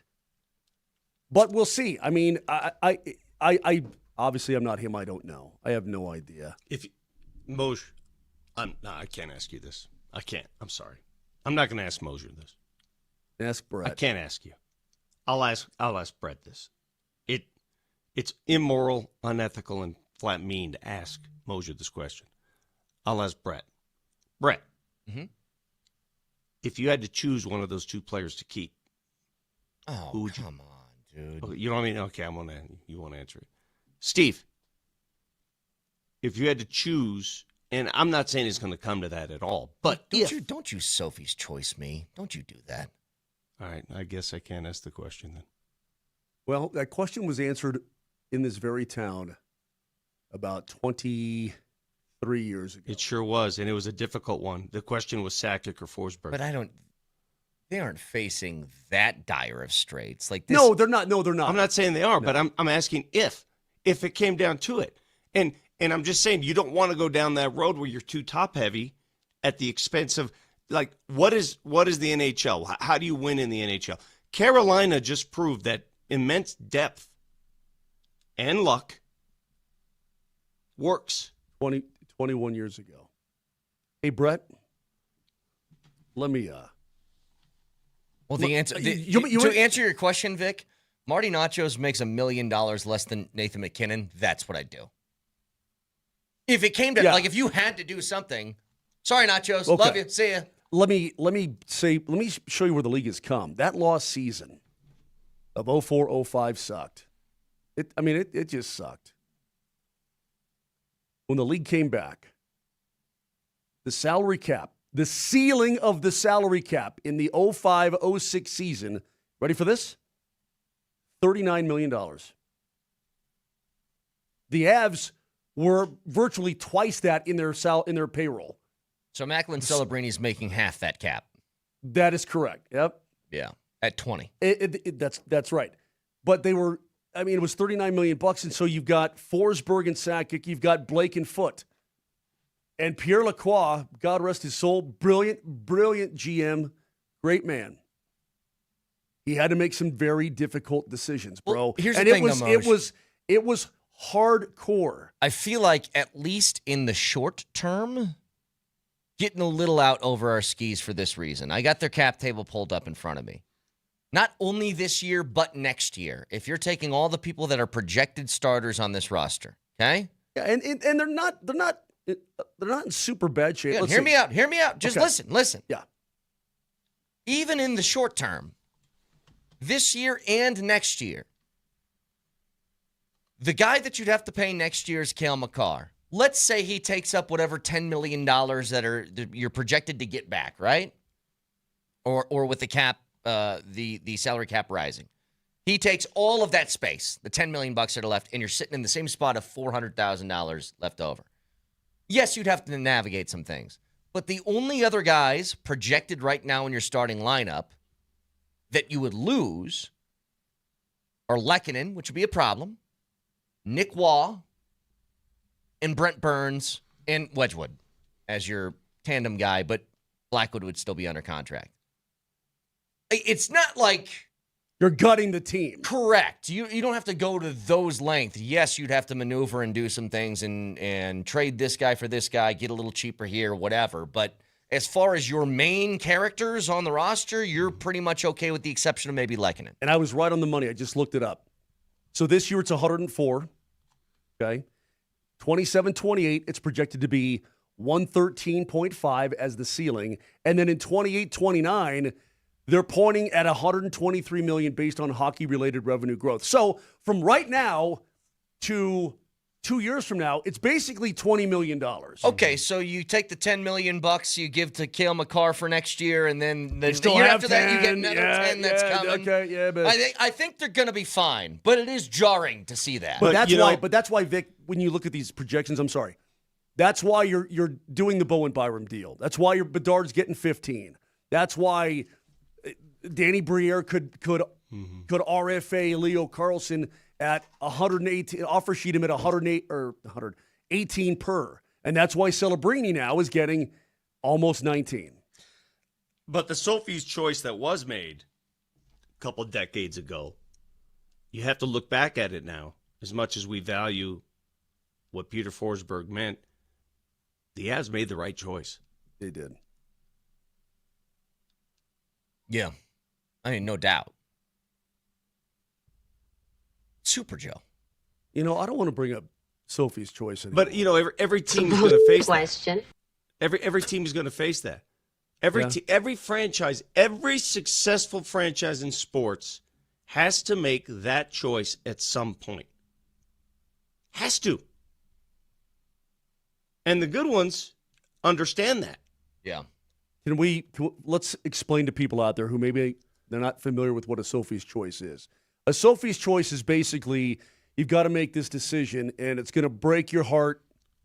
Which of my kids am I pushing off the cliff? Yes. Yeah. I mean, that's it. You have to choose a child. That's it. It's you have to make an impossible, heartbreaking decision about some things. It's a bullshit question. It's impossible to answer. And so, but no matter what the outcome is, it's horrible. That's a Sophie's choice. That They being aren't said, in this situation. Even with this, they aren't in this situation. That being said, I am not a Meryl Streep guy. I'm sorry. Moj, I'm going to be honest. No, bro, I am not. Hang on. I am not a Meryl Streep. Not in Kramer versus Kramer. Not in The Deer Hunter. Not in Out of Africa. No, I'm not doing Meryl Streep. I don't think Meryl Streep's targeted audience for her movies is probably you. I didn't think she was making Devil Wears Prada and was like, you know what, I got to get Mark Moser on board. Never saw it. Of course not. It's not for you. Isn't that the one with the rat face? No, it's not the one with the rat face. Oh. It's Anne Hathaway. Oh. It was beautiful. No, she didn't do it for me either. But I am. Who's with me? Raise your hand if you're not a Meryl Streep guy. You aren't supposed to be. 303-504-0925. Hey, you know what? Shocking news here. My wife, not a big sliced alone gal. Really not. Then she's got problems. She's got some she major watched, problems. She watched a few minutes of Rambo. Was like, I don't think this movie's for me. She's got a malfunction. I'm sorry. Your wife is lovely and nice and awesome, but that's a malfunction built deep inside of her being. I don't think my wife would watch Terminator and be like, you know what one of my favorite actors is? Schwarzenegger. Well, then she's got issues. I'm sorry. 303-504-0925. Does Meryl Streep suck? Thanks. That's a very, the whole acting thing, it's like anything in the entertainment business, it's such a subjective question. Like, who you determine to be the best actor of all time? Like, who are you to tell me what I think on that? It's so subjective. It's so really different. not. There's one objective answer. Robert Downey Jr. in Tropic Thunder. Name another person who pulls that off, huh? I don't think there's anybody in Hollywood that could, but him. I have an answer to who I believe to be one of, if not the greatest actor of all time. A guy who played Mork from Ork, a guy who played the therapist in Good Will Hunting. Robin Williams, for my money, he could do anything. Do you remember when Caliendo was in here and he did his Robin Williams, and it was the soft, bearded Robin Williams? Yeah. Oh yeah, don't you know? I can't do it. But I would say Gene Hackman has got to be up there. Yeah, but all his roles feel the same. I like Hackman. Don't get me wrong, but best ever. Plus, what a tragic death. Think about it. Robin Williams played the teacher, the professor in, what was that show with the all-boys school? Dead Poets Society. Dead Poets Society. He was a phenomenal role he played. He goes from a serious role to just a laughable clown on Mork and Mindy to... Flubber? He could do it all. Mrs. Doubtfire? Mrs. Doubtfire, Oh, that was he was great in that one. his depth as an actor. Jumanji? He can do it all. When he was Teddy Roosevelt in Night at the Museum, he was perfect. Who else is like that? Who can do? See, somebody says the correct answer is Denzel. In fairness to what Vic's talking about, Denzel, He's never done comedy. He's an amazing actor, but he has a thing. He does his thing, and he does Tom his thing Cruise very, very well. Has a thing. Everybody has a thing. Tom Cruise can never be like in a comedy. No, Robin Williams. Well, he was in Tropic Thunder and he played that. Oh, God, you're dang right. He played Les Grossman. Robin My bad. Williams You're right. could do it all. But he was still Tom Cruise's Les Grossman, kind of. Who He is was a somebody genius. who does the whole sort of gamut? Someone said Kevin Costner. Costner again. I could tell you what roles Costner's going to do. I can act him out for you. Hang on. Just before anybody yells at me, I'm not saying this is like greatest actor of all time. But like Jim Carrey did Ace Ventura and Eternal Sunshine of a Spotless Mind. And he did like some Truman Show and all Mask. that. Like that's we're talking range here is what we're talking Well, about. Robert Downey Jr. has done like drug addict stuff. He's been a superhero, and he was funny as hell in Tropic Thunder. See, like, one guy that gets all this credit that I'm not saying he's not great. Like Daniel Day-Lewis, I almost think it's more Broadway sort of over the top in some of the roles. It's the same character. Hey, it's man. the same I mean, guy. Tom Hanks is a pretty good answer. Hanks kind of does. The He's done the everything. bottom line for all of this, though, and I'm being don't dead serious. sleep on Leo, by the way. No, don't sleep. He's don't great. sleep. Leo's never done the funny role, though. What ate Gilbert Grape?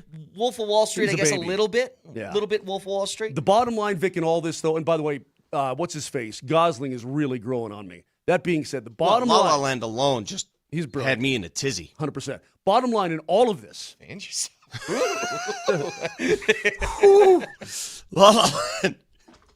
Bottom line. Meryl Streep sucks ass. All right. Jesus. Why do you have that? And that's it. I've never heard somebody feel so strongly about this. You know what?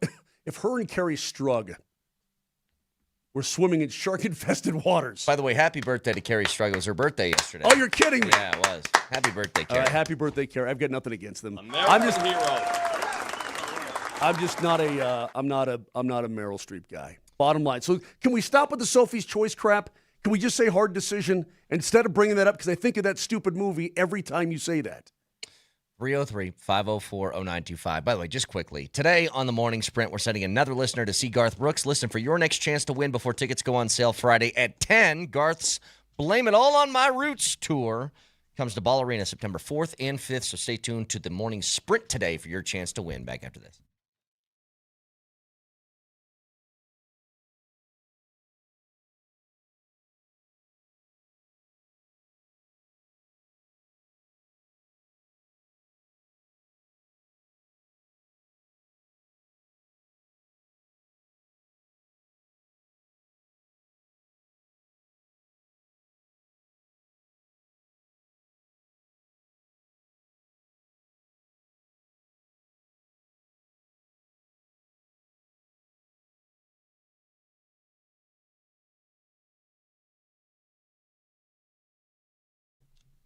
Hey, you better flush those water tanks. I didn't know what that meant either.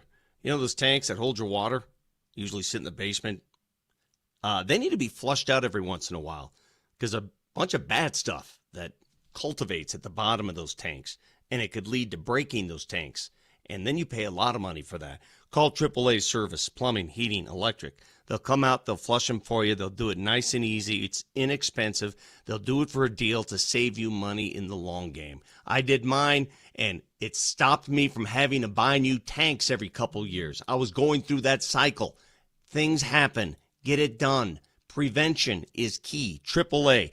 AAAtoday.com. That's AAAtoday.com.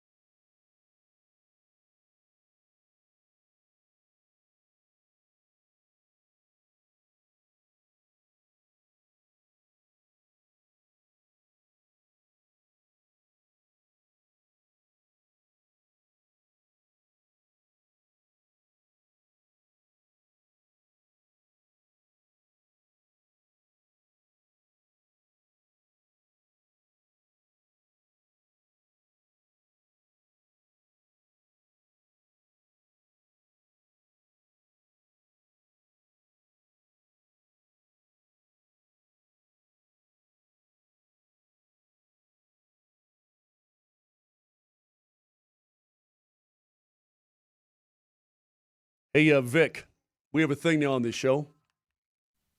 Whenever somebody pulls golf away from you, free golf away from you, it's called getting keefed. Because of the time when Kyle Keefe invited us to free golf, and then what'd he say? And then he looked at the responses and did a Sophie's choice. He boxed me out. That's what he did. Total And he box said, out. "Oh yeah, sorry, already filled." Not even a chance to respond, and we wanted to play. So then, what did we do? The proper response. What did we do? We canceled his tee time. We canceled his tee time. Yeah. Because I ate a bad burrito and had diarrhea. Remember that? Yeah. As Kyle Keefe. Well, Brett just got keefed. Well, to be fair, this is different. I was a last second, like, hey, we're desperately trying to find somebody to fill in. And it was late last night, and I said, yeah, I'll play. And then this morning, it was, hey, the guy that was playing with us is now back in. And it's no problem. I have no problem with that. That's not an issue. I don't know, man. I don't know. Hey, It's like, hey, our guitar player is strung out and in rehab. We need a new guitar player. And then you're like, yeah, I'm ready to go on tour. It's like, oh, no. By the way, he's off the heroin. Okay, what I'm about to do. That's not cool, man. What I'm about to do is I'm about to hand a bottle of, I don't even know if they come in bottles, a bottle of meth to a drug addict here. Huh? I'm going to hand a drug addict a handful of drugs. Hang on. Before you even continue with this, what kind of bottle are we talking about here? When you say a bottle. I don't know. What does meth come in? I have no idea. Usually a cheap bag that's rolled with a rubber band. Tight. Have you not seen Breaking Bad? Yeah, Tuco Salamanca, man, throws it around like it's I don't engage. Goldfish in a plastic bag. No, I think Vic is right. It actually comes in a bottle with a ship that's also in the bottle. Doesn't it come in a neatly packaged box like an Apple phone? Yeah.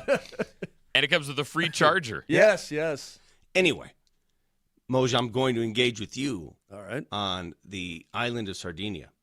My brother's there, and he's sending me back videos and pictures, and I want to go bad. I know you've been there. Wait, which brother? Adelio. Yeah, this place looks unreal. It is phenomenal.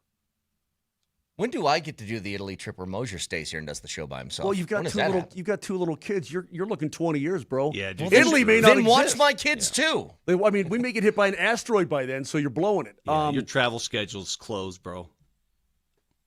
Welcome. Brett, Yeah, when I tell you... The biggest extent of your travel will be Council Bluffs. Not true. I went to... Blam! Take that right in your face. I went to San Diego 3 weeks ago. I went to San Diego 3 weeks ago. Yeah. Get you some. Just let me commiserate because And by the way, I would never go to that godforsaken town of Council Bluffs unless it's a hit up a casino. That's the only reason. No, but that's why when Gallinari came on and he said, "Yeah, I've got a place in Sardinia," I'm like, "Oh, yeah." And then Moser God. wouldn't shut up. Remember, Moser wasn't even supposed to be part of that interview. Do you remember that? Yes. We interviewed Gallinari. Moser was off the show. He jumped back on the show when he heard Sardinia. Yeah. Yes, he because did. it's Vic. I'm telling you right now. I just got to tell you, I've been there before. It's just beautiful. The food. Oh, beautiful. Anyway, right. I gotta go. I just want to say that. I mean, it won you a Moji for worst treatment of a guest, if I believe. Yeah, I think it correctly. did. So there you go. I mean, it was worth it. Worth it for the award season. It was super simple too because what we did, we flew from Naples. I don't care. Yeah. Why did you start this? What are you doing? Know your teammates. Naples to Orsio, back to Rome for $99. Nobody cares. Nobody cares. I don't care. I don't care how you got there. No. I don't care where you stayed. I don't care what you saw. I just don't care. Well, see, that's nobody cares. But that's probably what this is like. It's like this guy's strung out on meth, and you're like, look at this meth. Oh, you can't have none. That's what we're doing. That's exactly what you did. That's to my me. point. My point is we bring up a place that Moser's visited, and he just goes on and on about it. Like, Nelly just got back from overseas. He hasn't gone on and on about it. I haven't heard a peep. He said one thing. He goes, I was playing a band in one of our band shows, and I got interviewed by somebody from French TV. That's all he's told me. I will go on and on this because I want you guys to hear the sound. I haven't even heard the sound yet. Former Utah coach, now the new head coach at the Michigan Wolverines, Kyle Whittingham. He was at Big Ten Media Days, and he was asked about the future of college football. How do you afford to pay all these players? How do you navigate the fiscal waters of college sports? What do you do with college football? Listen to what he had to say and tell me what you think of this. I think it's got to be an NFL minor league model where we have a salary cap and, the players are employees. I think, as distasteful as some of that is, I don't think there's any other way that is better than that. And, right now it's out of control. I mean, we're going to have probably, a dozen teams in the next recruiting cycle with $50 million rosters. And there's such a disparity between the haves and the have-nots. And I think that the only way to get that evened out and level the playing field is to go ahead and pattern it after an NFL, like I said, a minor league NFL model and a super league, if you will. And you'll probably see, 48 to 60 teams survive the cut and be on the right side of the line in the sand and proceed forward. Oh, my God. Wow. Kyle Whittingham, in a span of 30 seconds, just said everything that I've been pushing on this show for the last 2 years. And Brett Kane has pushed back at me and said, I'm a boomer. You don't know what you're talking about. Oh, it's not. There's no chasm. There's no chasm between the haves and have-nots. What are you talking about? Kyle Whittingham All right, hang on. eloquently just said everything that I've been trying to say to you, that this is as bad as it's ever been and only going to get worse. Okay, hang on. First of all, I hate when you represent my arguments because you do them terribly. You do the argument you want me to make instead of the argument I actually make.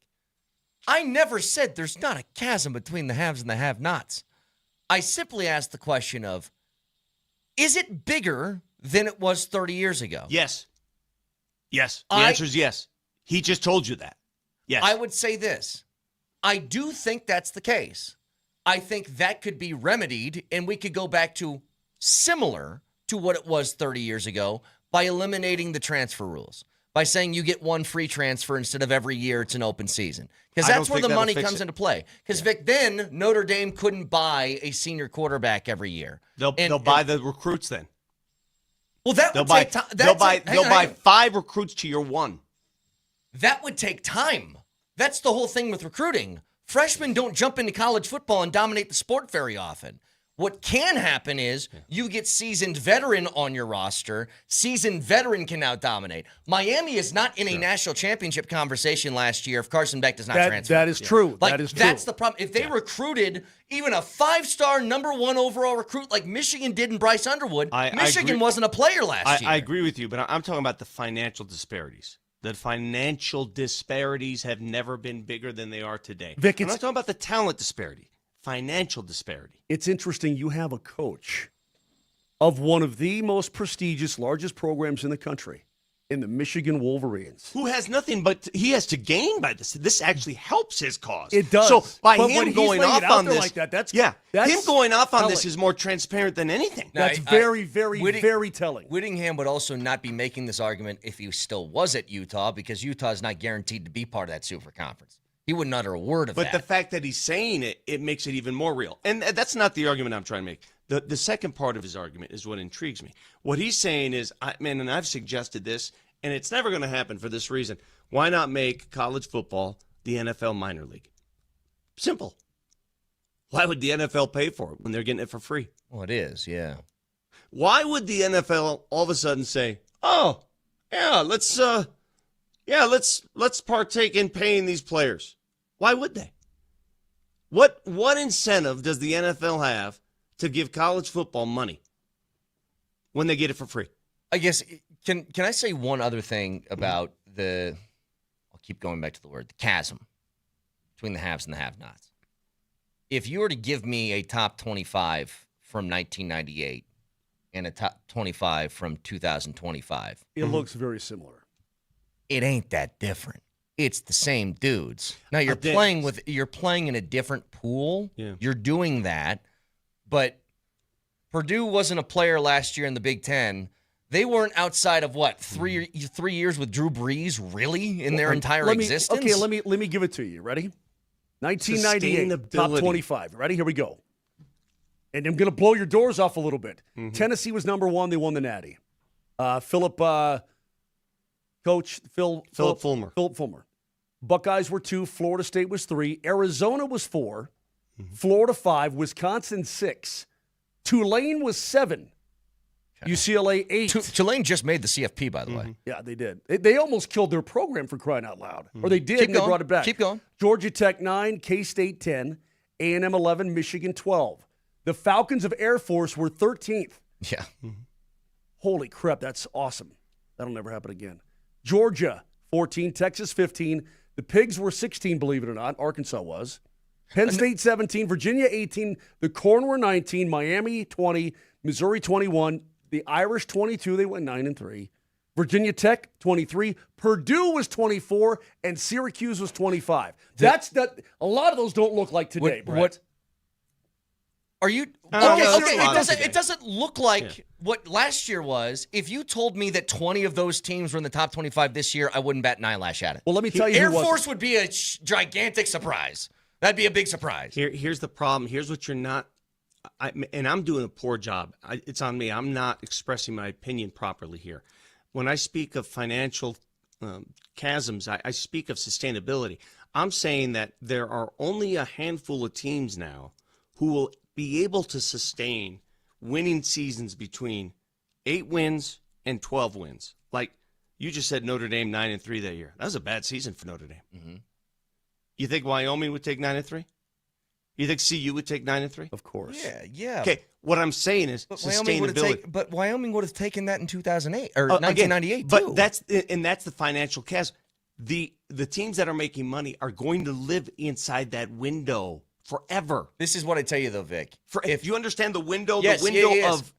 But Ohio State's been living in that window for 6 decades, and so is Notre Dame. But all you're doing now is narrowing the window. That's what I'm saying. Here's what I'm now telling it's you. going to be even fewer schools in that window. If you're looking for sustainability, which I think is the right way to go with college football right now, the easiest way with where we're at to get there is by changing the transfer rule to 1 free 1.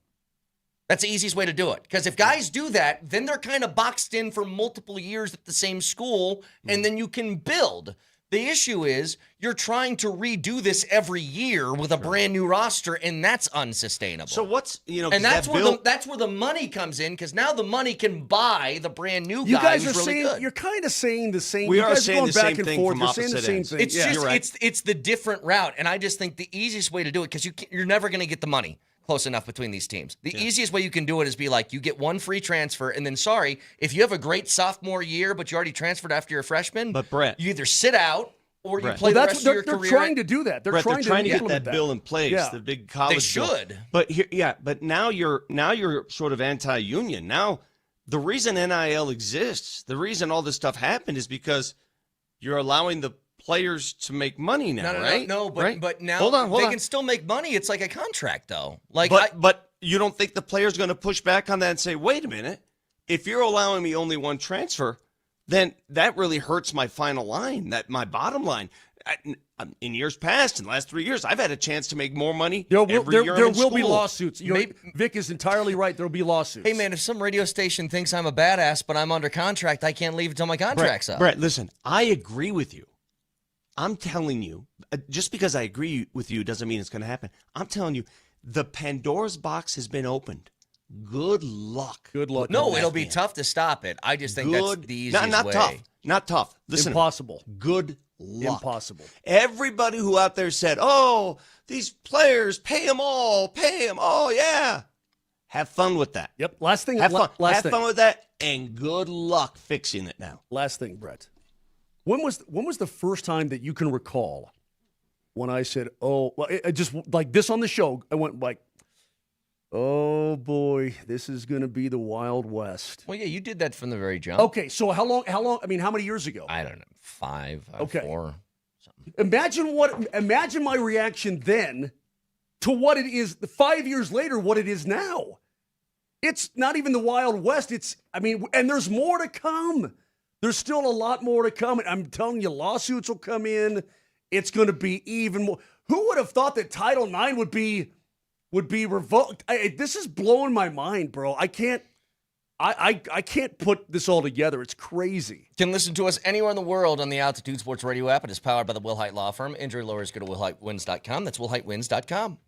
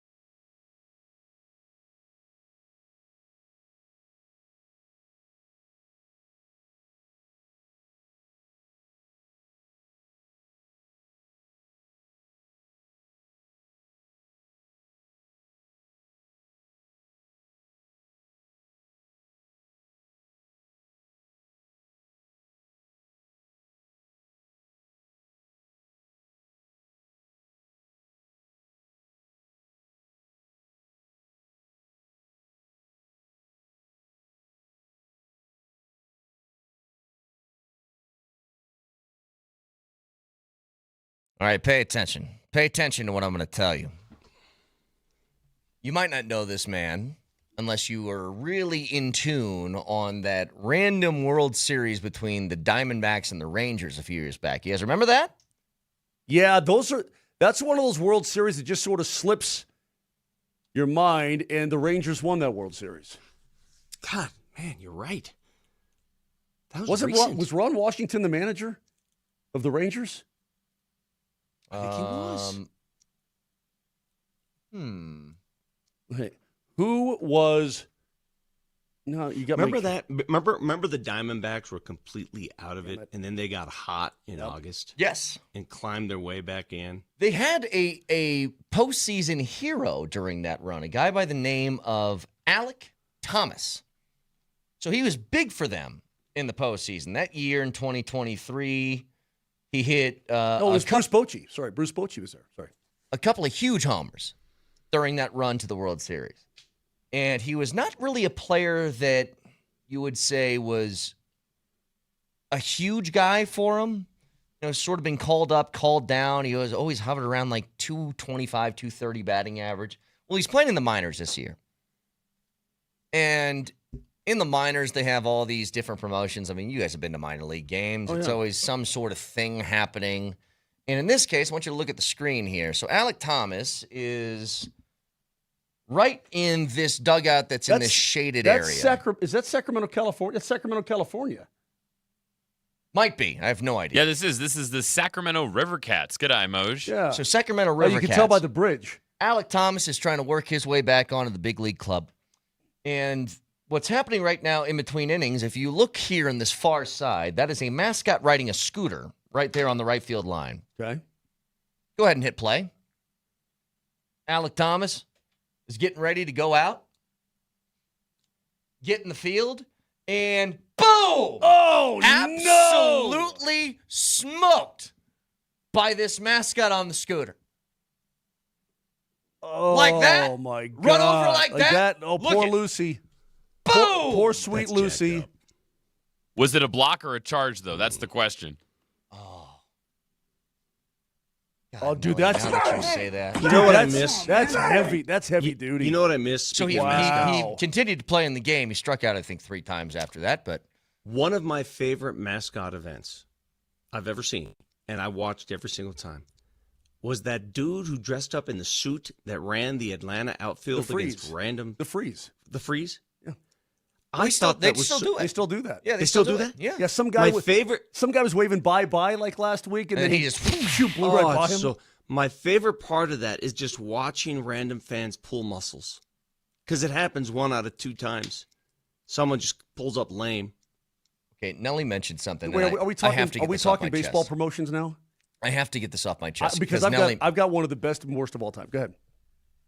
Just quickly. Nelly mentioned something that is, I actually was just thinking about this the other day. We can all agree, COVID was a very weird time in everybody's life. It's a very, very odd thing. Perhaps the oddest thing about COVID was there was a man who just tweeted blocker charge 100 times a month. And then Rex Chapman, because he tweeted blocker charge 100 times a month, got a CNN show. Do you guys remember that? Well, he made a name for himself before that. I mean, he was Rex Chapman, the player. I mean, you make it sound like he came out of nowhere. Did you watch Rex Chapman on television? Did you watch him during the NCAA tournament? No. He couldn't speak on TV. And he was getting TV shows because his Twitter was popular for saying block or charge. That's a really weird time. Brett. During COVID, we all watched a show. And I forget. Sorry. Block or charge and dogs are awesome is the 2 things he would tweet every day, 15 times a day. And they said, you know what? I think you should be on CNN. We're going to put you on the news. Brett and Moser. During COVID, we were so hungry for content or entertainment. We watched a program featuring a toothless tiger tamer. I never watched that show. I never watched that either. No, I didn't watch that crap. I actually protested with that silently blank Carol about Baskin. Is that the one? That's the only thing I know from it. Hey Vic, the Rockies used to have a promotion with Frontier Airlines. Long before Frontier fled the state and so on and so forth. They still had animals on their tails, and they were still good, in my opinion. And what they would do, Brett, between innings, they would have this promotion where they would take a pitching machine, right, and they would shoot balls into the air, and they would have people come out of the stands and try to catch. Like if you caught a couple fly balls or something, you got like a free round trip to Vegas or something like that, whatever, or a free round trip on Frontier Airlines. Yeah. And it was the best because they would always pull out some old lady who like never had a glove on in her life. Yeah. But she's a baseball fan, right? If you watch an old lady try to catch a fly ball from a machine, like she'll miss. It'll make your day. Yeah. I mean, these were some of the greatest promotions of all time, and I don't know why they stopped, other than maybe Frontier left town, but I do know this. Liability's a problem. People had a chance of getting really hurt. Yeah, no kidding. Because the odds of an old lady catching the fly ball are way less than her taking one right off the grill. I have an idea for a new Rockies promotion to win round-trip tickets. Here's the promotion. Let's do it. Hey, everybody, get in line. You get one throw each to exceed 70 miles an hour in the radar. If you do it, you win free tickets. Poor Moser. The amount of Tommy Johns that would come Poor out of Moser that. would never win tickets. He would sit there and just get back in line again and again and again, change his shoes. He would change his shoes, blaming his shoes. It's time for a rematch. Okay. Jack White, it's time. Before we get to fact checker. It's time. I know we're bouncing around here, but I need to go back to something. And Vic, this is part of the example. I want you to watch. This was Rex Chapman who tweeted block your charge 100 times a month. He was on during the NCAA tournament, and he had this to say. Listen. The first time since 25 years ago when Pete Gillen had God Sham God. Rest in peace, Pete Gillen. There you go. Pete Gillen is still alive.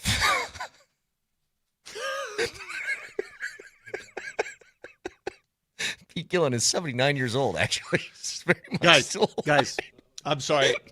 I have to take it here. Oh, boy. I have to take it here. And I'm sorry. You didn't even hear it, did you? I heard it. I know. He just said, rest in peace, Pete Gillen. I know. We have to go to the next topic because this is too important. He's thinking of Pete Carroll. Pete Carroll. Yeah. Pete Carroll, the Princeton offense.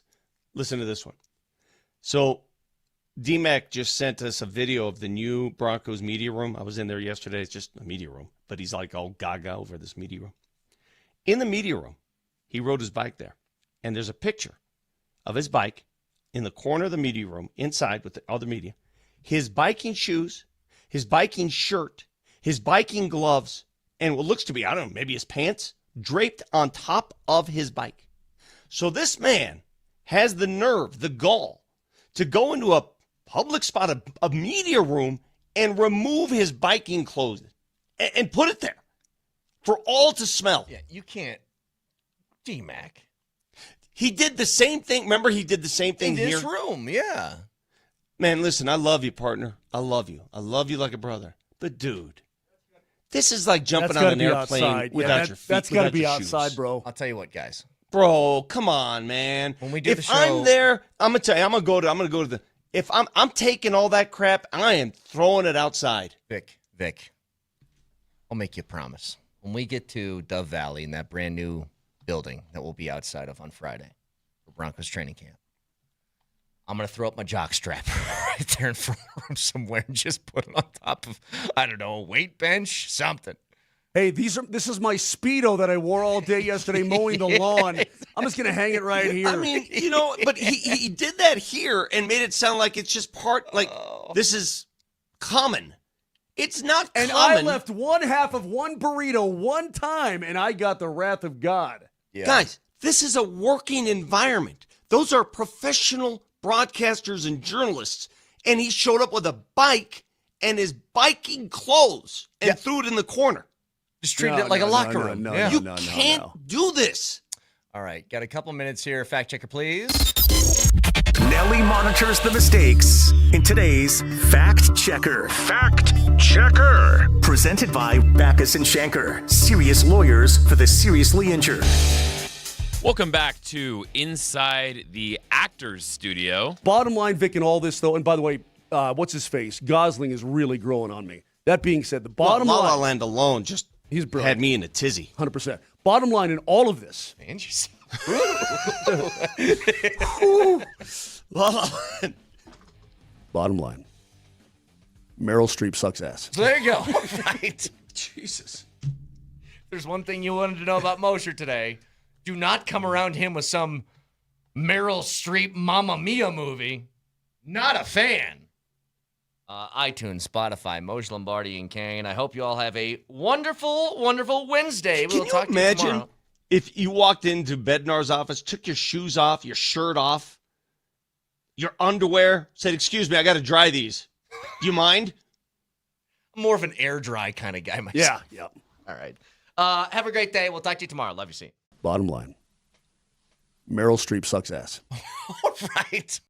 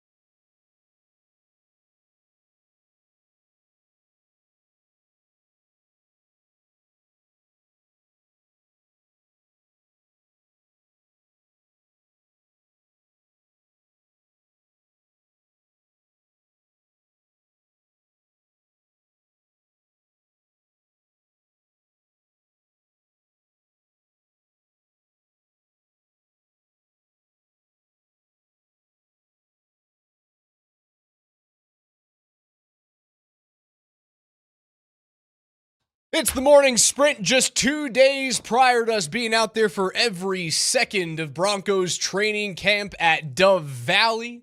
It's the morning sprint. Alex Ryanemi alongside the coach, Mike Sanford. Chris Mitchell behind the glass today. We'll have NFL notes coming up at 11:15 today. Macklin Celebrini signs a big deal in the NHL, and we'll talk about how that affects the Colorado Avalanche and their negotiations with Cale Makar, as his extension can be signed this offseason. Quinn Hughes is being talked to by the Minnesota Wild. But we start with the phenomenal facility that has been put together by the Broncos that we're about to go walk through. We're going to see the Broncos go through their first training camp in the new revamped Dove Valley. And what my favorite part about this is, guys, we love DMac here. He's been nothing short of spectacular for us. Absolutely love it. But as we've told you guys a few times here on the station, DMac, and this is a feather in his cap, he bikes to work like every day during the spring and summer, it's fantastic. I wish I had the mental fortitude and the physical ability to do that every single day from my home. And DMac and I kind of live relatively close to one another. So he bikes to and from work at the station every single day. Before we created our new podcast studio, it was just kind of a lounge for all of us here at Altitude Sports Radio. It was a bullpen of sorts. And then when DMac came here, he turned it into his own personal locker room. So the bike would be in there, the bike shoes would be in there, the Tour de France jersey, the sweaty socks would be in there. So it went from a bullpen to what smelled very much like a locker room. And this morning, DMac's there with all the muggles, as he loves to call them, as we all are. And he goes to the Broncos' new media room at their new facility, which used to be the old team room. And what do we see at the beginning of the video? In the corner is the same road bike, stinky socks, smelly bike shoes, and then the rest of the media contingent, the throng of muggles getting ready for a day at Dove Valley. And all I say is, welcome to our world, guys. Cheers to you. Welcome to our world. Sounds like Wednesday. It is my favorite thing in the world. So we have agreed in principle to a contract with the new Broncos facility to house those items, those aforementioned smelly, stinky items, and we accept none of the liabilities moving forward. Absolutely none of them. Won't take a single thing. It's all yours, Broncos country. Let's ride. Couple of days out, still looking at what really is going to be the change at Broncos camp this year with Davis Webb running the offense and essentially kind of having the reins at camp this year as we welcome in Coach Mike Sanford today. If you ever want to know how good of a friend you have, then you just listen to them filibuster for you for a good solid 2.5 minutes as you live your life in total shambles. Because you know what I did last night, Raj? I took on the Maroney Mafia, Megan Maroney's fan base. I took Abana X last night because she canceled the show. My daughter was crying all night, cried herself to sleep. 16-year-old daughter, been looking forward to it for 8 months. And I compared Megan Maroney to Morgan Wallen. And that, my friend, was not a very good idea. Okay, so hi, 1, welcome to the show. 2, I have no idea what any of that means. So Megan Maroney's a country superstar, correct? I know her, and I know who Morgan Wallen is. Used to date Morgan Wallen. Kind of had an ugly fallout, apparently. Okay. She was at Ball Arena last night. Okay. Performing huge concert. You can follow it everywhere on, almost every 14 to 22-year-old that I knew was there in attendance. 2 shows in, she goes back for a air quote costume change and then comes out and begins to sing song 3 and just says, I apologize. I cannot do the rest of the show. I don't feel well. That didn't go well with my daughter or my wife. I was not at the show. I dealt with the fallout later on. So I decided to tweet out. And I said, I just found out that Megan Maroney pulled a Morgan Wallen, who, if you remember, Morgan Wallen canceled his show in Pittsburgh because of a pending thunderstorm.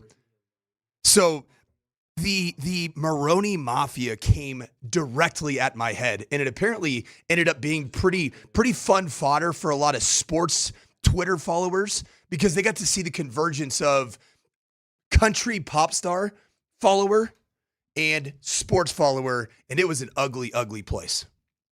Oh, so you've had a few of these mafias come for you in the past. It's never been female country pop star. It's a new genre for me. It's typically like Western Kentucky fan that comes after you in droves. Yeah, and I think Megan's from that region. I have a problem with the South, and I'll tell you what, the South has even a bigger problem with me. Neither here nor there. Do you remember in like the mid-2000s, there was that video when Britney Spears was going through all of her crap and she was shaving her hair and getting arrested for DWIs. And she's obviously there's a bunch of issues with Britney Spears and what's going on with her. But do you remember the video of like the leave Britney alone? Oh, yes. Leave Britney alone. That's what I felt like last night. I love having Chris. I mean, here's the deal. Like you can see there's a lot of people responding to the text line right here. The 502 just said every response that Coach got on X last night was from a pink profile picture. Another one from the 308. Coach was out there last night. LOL. They came for him. Oh, they were coming for my head. I cannot. They wait were to looking see for this. blood. It was like Justin Michael of DNVR, CSU Rams coverage. He does a lot of stuff with the Nuggets as well. He could not believe when he woke up this morning the thread of comments. And then I engaged the comments as well. And I compared Megan Maroney to Taylor Swift. I said, Taylor Swift, she's had over 500 headlining tour shows, including about 3 years worth, where she didn't miss a dang show on the Eras tour. And Megan Maroney's got a sniffle. The best ability, Raj, in sports is what? It is availability, yes! Coach. That's what I was saying. Hey, you know who's out at camp? Kyle Shanahan. He's there. He's not coaching. He damn near lost an eye. He's got 40 stitches. He was looking for a phone. That's all it was. He's at camp. He wasn't on his phone. His phone dropped. That ever happened to you before, by the way? Oh, yeah. Where your phone drops and you're driving, you're like... Your phone's gone then. Your phone is in the abyss. Your phone doesn't exist anymore. Well, that's the lesson. Doesn't exist That's anymore. the lesson because it's existed to me. And I've gone and Doesn't searched for exist it anymore. in the crack, in the crevasse. Macklin Celebrini. Oh, you want to talk Macklin? I can talk Macklin Celebrini. More valuable than Cale Makar? Question mark. He plays a more premium position, and he is just as good at his position, or nearly as good at his position, as Cale is at defense. Macklin Celebrini, for my money, is like the third or fourth best player in the National Hockey League, and he's 20 years old. He is, without a doubt, the best player I've ever coached against. And it's not close. You coached against him? When he was 14, and I knew it was different. Was he good cat? Great kid. Yeah. He was the type of kid that would put up like 8 points against your team and do it the right way. Mm-hmm. And not like pimp himself out and show, just like, I'm going to block a shot, I'm going to go on a 2-on-1, I'm going to slide the puck to the back door, we're going to score, I'm going to come back out in the next shift, I'm going to do it again. I'm not sure that this comp is going to be worthy of Macklin Celebrini in the NHL, but last season in the 5A Chassa high school playoff season, there were two individuals that I coached against, similarly to you coaching against Macklin Celebrini, and I did the thing like Tiffany Gomez, where I was on an airplane and I pointed to that human and I said, "That is not human. That's not real. That's not real." And it was the tight end from Cherry Creek, and I don't want to mess up his name, but he's a 6'7" superhuman that's going to he's going over to BYU to play football. Look at us, Chris Crocker and Tiffany Gomez in the opening segment of the show. We're all over the internet memes right now. And then secondly, the quarterback at Legend, man, who was on his fourth high school. He had transferred from Thunder Ridge to Georgia for 2 years for two different schools, then back. He had like 500 rushing yards against us. I'm like, can anybody tackle this guy? Guy runs like a 4.4. Okay, so Celebrini signs a 5-year deal worth $18.8 million a year, which kicks in not this season, but next season. It is a $94 million deal. It is 16.6% of the projected cap, not this year, but next year. And that makes him, in terms of percent of cap at signing, the second highest paid player in the National Hockey League, behind Leo Carlson, which is just like a behemoth of a deal that I think it's a fugazi. It doesn't matter. It's not real, right? The other guys that you're looking at in that realm, Kirill Kaprizov, Austin Matthews, Nathan McKinnon, who when he signed his deal was 15.1% of the cap. And he's 16, 17? What does he average annual value? 12.6. But when he signed his deal, it was 15.1% of the cap. So Macklin signs a league record average annual value contract. Yes, 18.8. And yet, relative to his value, you think it's still I think it's a steal. You think it's a team-friendly deal. I think it's an absolute steal. And the reason is because of the growth of the cap of the next 5 years. Yep. Macklin Celebrini will be an insane level of value in, say, year 3 of the contract. Is that right? Year 2 even? I mean, he put up, how many points did Celebrini put up last year? 100 something? Did he put up 120 points? As a 19-year-old, he put up 115 points and 45 goals. Yep. For a team that wasn't great. They were sniffing the playoffs for a while. They're obviously trending. Yes, very much. And you know what? I'm glad. I'm kind of tired of Winnipeg, Dallas, and Vegas here. Who else? There's one I'm missing. I kind of Edmonton. Edmonton. Los Angeles. They've always been in the playoffs, but they just don't do anything. But I want some new blood in 2026, 27, 28, 29. I think the new blood in the playoffs is going to be San Jose. I and think Utah. Utah, which they were in the playoffs last year, but that's a really difficult team to play against. Are you ready for some new rivalries? Sure am. I kind of am. It just feels like I love the Stanley Cup playoffs, but it kind of just feels like rinse, repeat, recycle. The Avs and Sharks always felt like there was some sort of rivalry there. In the Marlowe and Thornton days, it felt like there was some hatred. In there too. You know, Mike Ricci leaves Colorado after the 95-96 season and goes and has a long career in San Jose. And it felt like there was some hatred there when Ricci left Colorado and went and played for the Sharks. So, yeah, I would love to see San Jose jump up and be like a beast of the Pacific. Give me some Evgeny Nabokov, too. Evgeny Nabokov. Give me what a little of that, player. huh? I love going to the Tank, man. The Tank is one of my favorite venues to watch a hockey game. We will. I do want to get back into this Macklin Celebrini deal and how it actually physically affects what the Avalanche are doing. Talking to Cale Makar, and right now it has been reported that Bill Guerin is talking with Quinn Hughes, that's the true comp is Quinn Hughes and Cale Makar. Who's going to get more money? Who's going to get more term?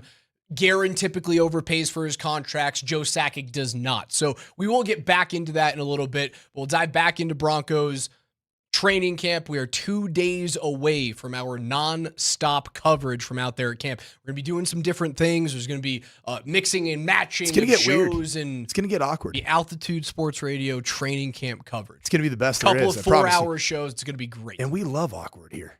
We love mixing and mashing. We've been doing it for years. What is it, the summer scramble? And now we're doing it basically the training camp scramble. It's going to be glorious. I mean, you and I we were born in that Petri dish. We were. We're the company. We put out the original company. We put out a C- product, and then they said, you know what? Let's make a show out of that. It's a great idea. You know what? It stays right there at the C-. They get degrees. Coors Light, baby. C-. That's Sanford. I'm Raj. It's Altitude 92.5.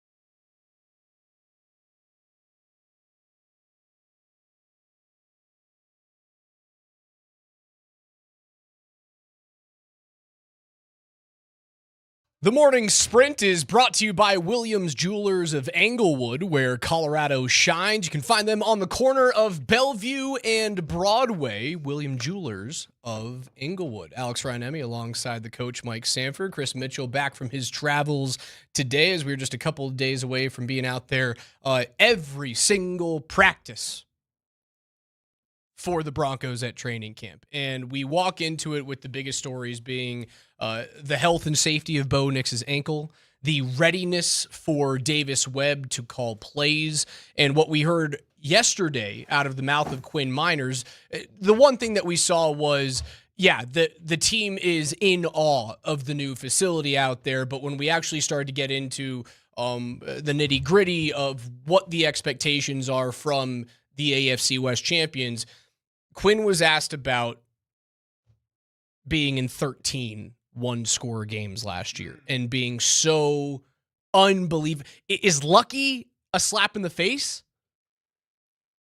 I just don't. Lucky's not anywhere near the truth. I would say is you were advantageous in the spots that you were in, but man, what in the NFL? What does that typically come down to? Typically comes down to quarterback play in those moments. What Quinn Miners said was, our goal this year is to not be in that many one-score games. Yeah. And I do think that rests squarely on the shoulders of Davis Webb. Ooh. Squarely on the shoulders of his offense. Because when you're in those one-score games, there's a reason why you were in them in the first place. It's because the offense sucked in the first two quarters. Okay. But I would also argue that there is a potential for Vance Joseph's defense one more year in, a little bit more evidence of film. You even felt it a little bit as the seasons went on, that the defense wasn't quite the defense that was holding people to like 7, 10, 13 points and creating takeaways and getting a ton of sacks. Like Nick Benito started seeing his production as a sack leader to start to not diminish, but dwindle as the season went on. Sure. Are people going to find out more about what Vance Joseph and this defense is good at and not good at, and then expose them? And I'm not saying, like, there are two ways that you can get in one-score games. You can get in one-score games because your offense is buns through 2.5 quarters, which was pretty common for the Broncos, certainly in the first eight games or so, 10 games. But you can also do it like the Cincinnati Bengals have, with elite quarterback play, elite offensive play, and then all of a sudden a defense that just can't stop anybody. And it really, like in the case of the Bengals, it came down to who's going to have the ball last. If healthy Joe Burrow and Jamar Chase has the ball last, then they were going to win football games, typically. Even the year they went to the Super Bowl. But if it was their defense on the field against the likes of, Josh Allen or Lamar Jackson, you might be in some trouble. I'm anxious to see, is there going to be regression on the defensive side of the ball for Vance Joseph in this defense? There is a chance that there could be. I mean, they were a bona fide top 5 defense in the world last year, right? 5th in DVOA. I think they were 5th in scoring, 1st in success rate. They're just a damn good defense. There's no two ways about it. Yeah. Did you lose Jonathan Franklin Myers? And is that going to be a hole in the middle of your defensive line? It is. But hey, guess what? We talked about it yesterday. There could be a trade on the horizon. Oh, man. Vita. I'm going to try and speak that into existence. I went down so many rabbit holes last night. Just watching Vita Vea play? Vita Vea high school highlight tapes. Do you know what position he played? I don't know. Was he an edge rusher? He was a running back. Oh, how do you tackle that guy? But it wasn't just like him running over people. It was him making people miss in space and taking it the distance. At like 300 pounds as a high school senior. Milpitas, California. When you are little Jason Smith, sophomore 4th string corner at 5'9" and 145 pounds soaking wet. You just gave your dimensions from high school, didn't you? Sure. It's never 5'9". Yeah, 5'9" is pretty gracious. That's doing a lot of heavy lifting there. In what world are you tackling that guy? It's a bad decision. You can't do anything. Yeah, you got to make a business decision. Yeah, you disintegrate if you're trying to get in front of that guy. And then the thought is, oh, hey, little Johnny, just go ahead and take his legs out. Really? I might have my life ended by his 200-pound knee going through the side of my temple and damaging my helmet and, of course, damaging my brain. No thank you to that. Vita Vea, man. Let's go. Now, I did read, also went down a rabbit hole of reading his fit for the Denver Broncos. It's interesting. Vita Vea actually lined up at 3 technique, which means the outside shade of a guard. And you know who is predominantly your number 1 3 technique for the Denver Broncos? It's Zach Allen. Now, body type wise, like Vita Vea could be the best nose tackle in lineup on a center. In this system with as much movement as Vance likes to do, you add him in there, and then you have DJ Jones, Vita Vea as a unbelievably prolific 1-2 punch as a nose tackle. Now, Zach Allen can play 3 technique. Like I say, he can play a little bit outside, a little further outside as a 5 technique. He does a lot of things very well. But they did share, essentially, in their stats last year on Pro Football Focus on PFF, Zach Allen and Vita Vea essentially lined up in the exact same position, about 70% of their snaps each. So, the fit becomes a bit of a question. That defense could take a step back, but it's not taking a step back outside the top 10. I think there's a greater chance that it just stays exactly what it is. It's a top 5 unit. It's not as good as Houston's or Seattle's, but it is right there, just knocking on the door of it. And a top 5 defense it's going to give you a chance to win every single game. So I can't sit here and say that there's a greater concern on Vance's defense than there is on Davis Webb getting an offense ready to play in the first 2 quarters of the game. They were a bottom half team in first half scoring last year. Mm-hmm. It's just straight up what it is. There's no 2 ways about it. You can't look at last year's team and go, oh, because the defense kind of petered off just a little bit and the pass rush wasn't as good in the second half of the season as it was in the first half of the season. You can't sit there and say that the reason why they had to come back in all those games was the defense. It wasn't. The offense straight up sucked in the first 2 quarters. They weren't good, but they were elite in the third and the fourth. And Bo Nix showed you who he was. He's a straight up winner. But in order for the Broncos to take the next step to go from contender to favorite, that offense needs to be clicking within the first 2 or 3 drives of the game. Well, it's going to be a little bit different for Vance Joseph's bunch on the defensive side of the ball in 2025, from 2025 to this year in 2026. Remember when we went through the exercise a couple months ago of which quarterbacks you ended up facing in 2025? I mean, you remember the stat line, you played Cincinnati in week 4 and you got against Jake Browning, though. You got to see Jake Browning. You did not have to see one of the most prolific passers in the game. Obviously, you play New York, the Jets, and their quarterback play was Justin Fields. It was first 9 half of 17. Just the whole year, man. New York Giants. You saw Jackson Dart when he was playing good football. You saw him when he was playing good football, but you know what started was the end of him playing good football was the second. Honestly, it was the Jonah Ellis pick that started the end of it. It really was, and then Dallas, right? You're playing Dallas, right? We're good. You didn't see. You saw Dak. You saw Dak the whole game. And he took him out the final drive of the game. 19 of 31, 2 interceptions. You played fantastic against him. Played Houston, who was the quarterback you saw. Not CJ Carr, who came in looking like you saw Davis Mills. CJ Stroud. What did I say? CJ Carr. CJ Carr's Notre Dame. There was a Carr that used to play at Houston. Yeah, it was Derek Carr. Yeah. David Carr. No, David Carr. David Carr. And then now I got CJ Carr. This is such a thing. Kansas City, who'd you see? Patrick Mahomes. You saw Mahomes. Okay, Washington. Oh, you're going to see the matchup of the best rookie quarterbacks. Nah, you're going to see Marcus Mariota, not the Mariota made it tough on you, man. But not the reigning offensive rookie of the year. Jaden Daniels fully healthy, did you? Okay, you saw Vegas and Geno Smith. Cool, 13 of 21. He sucked last year anyway. And you beat Jordan Love. You got your break speed off of you by a healthy Jacksonville squad that included Trevor Lawrence. But you saw a lot of like the Kansas City game. The one that you won at the end of the season. Chris Oladokun. Oladokun. Yeah, pretty good, huh? And then what'd you see against the Chargers? You got to see old Trey Lance, didn't you? Dude, more than half of your games were against not even bottom half quarterbacks in the NFL. We're talking about guys outside of the top 25. Sure. You're not going to see that in 2020, in 26. So you'll get Mahomes. It's certainly the first 6 weeks of the season are brutal. You get Mahomes, Lawrence, Stafford, Purdy, who I think is just a mediocre. He looks good. I think he's a mediocre quarterback. I think he's pretty good, man.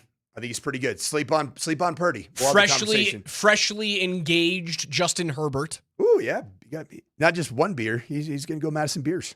And then Sam Darnold in your first 6 weeks. It gets a little bit easier. Arizona's a dumpster fire. Right? Arizona's going to be terrible with Brissett. You'll see Mahomes again, likely Which as isn't healthy that as easier. As healthy as Patrick Mahomes is going to be this year is probably going to be week 8, right in the middle of the season. You go on the road against Carolina, who again, like Bryce Young has taken the requisite steps to be I think a respected starter in the league, but I'm not scared of Bryce Young. That middle 7 is not that middle 7. Middle is 7 is soft. where you're going to make your bread. Outside of but it's a home game against Kansas City. We'll see where Kansas City's at. That really is the only game. The one that I'm a little bit I'm a little bit more concerned with, just with the East Coast trip and playing in Carolina. Carolina's a weird place to play, and they feel like the team that made the playoffs last year. Bryce Love's starting to find something. Is it Young? Bryce Young. God, Love was the running back from Stanford. Bryce Young. Jeez, oh Pete. Bryce Young is a quarterback that started to turn the corner a bit in 2025. But, man, you're going to see a stretch of Arizona with, was it Brissett? Is it Gardner Minshew? At that point in time, are you going to see... It'll be Carson Beck maybe I think it'll be Carson Beck by then. Yeah, your middle 7's where you get all of your wins, and you have a bye week sandwich right in the middle of that too.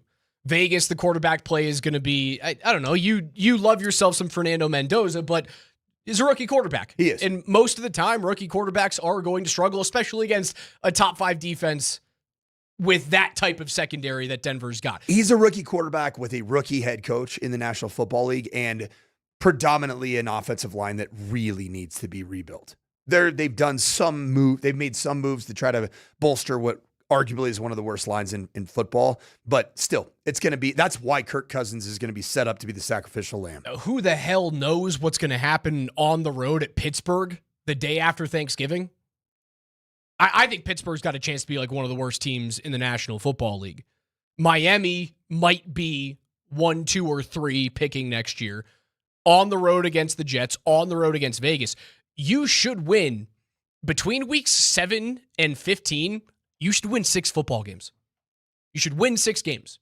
And if you win 6 of 7 in your middle 7 weeks, in your middle 7 games, dude, you're a playoff team. You're not even sniffing the wild card. Like, you're comfortably in the wild card and expecting to compete for an AFC West title for the second year in a row. If you win 6 of 7 in that middle 7, you're not, to me, there's a 0% chance that you have a full-fledged regression year.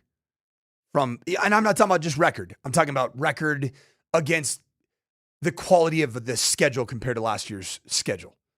You had a 3rd-place schedule last year. You did. You have an AFC West leading schedule this year. And if you see all of these quarterbacks, especially in the first 5 weeks, all of them are healthy 6 weeks. That hits a little different than last year's schedule. Are you convinced Mahomes is healthy Yes. for week 1? Yes. Or is he playing on like 80%? I'm not really comfortable. I mean, he ain't running.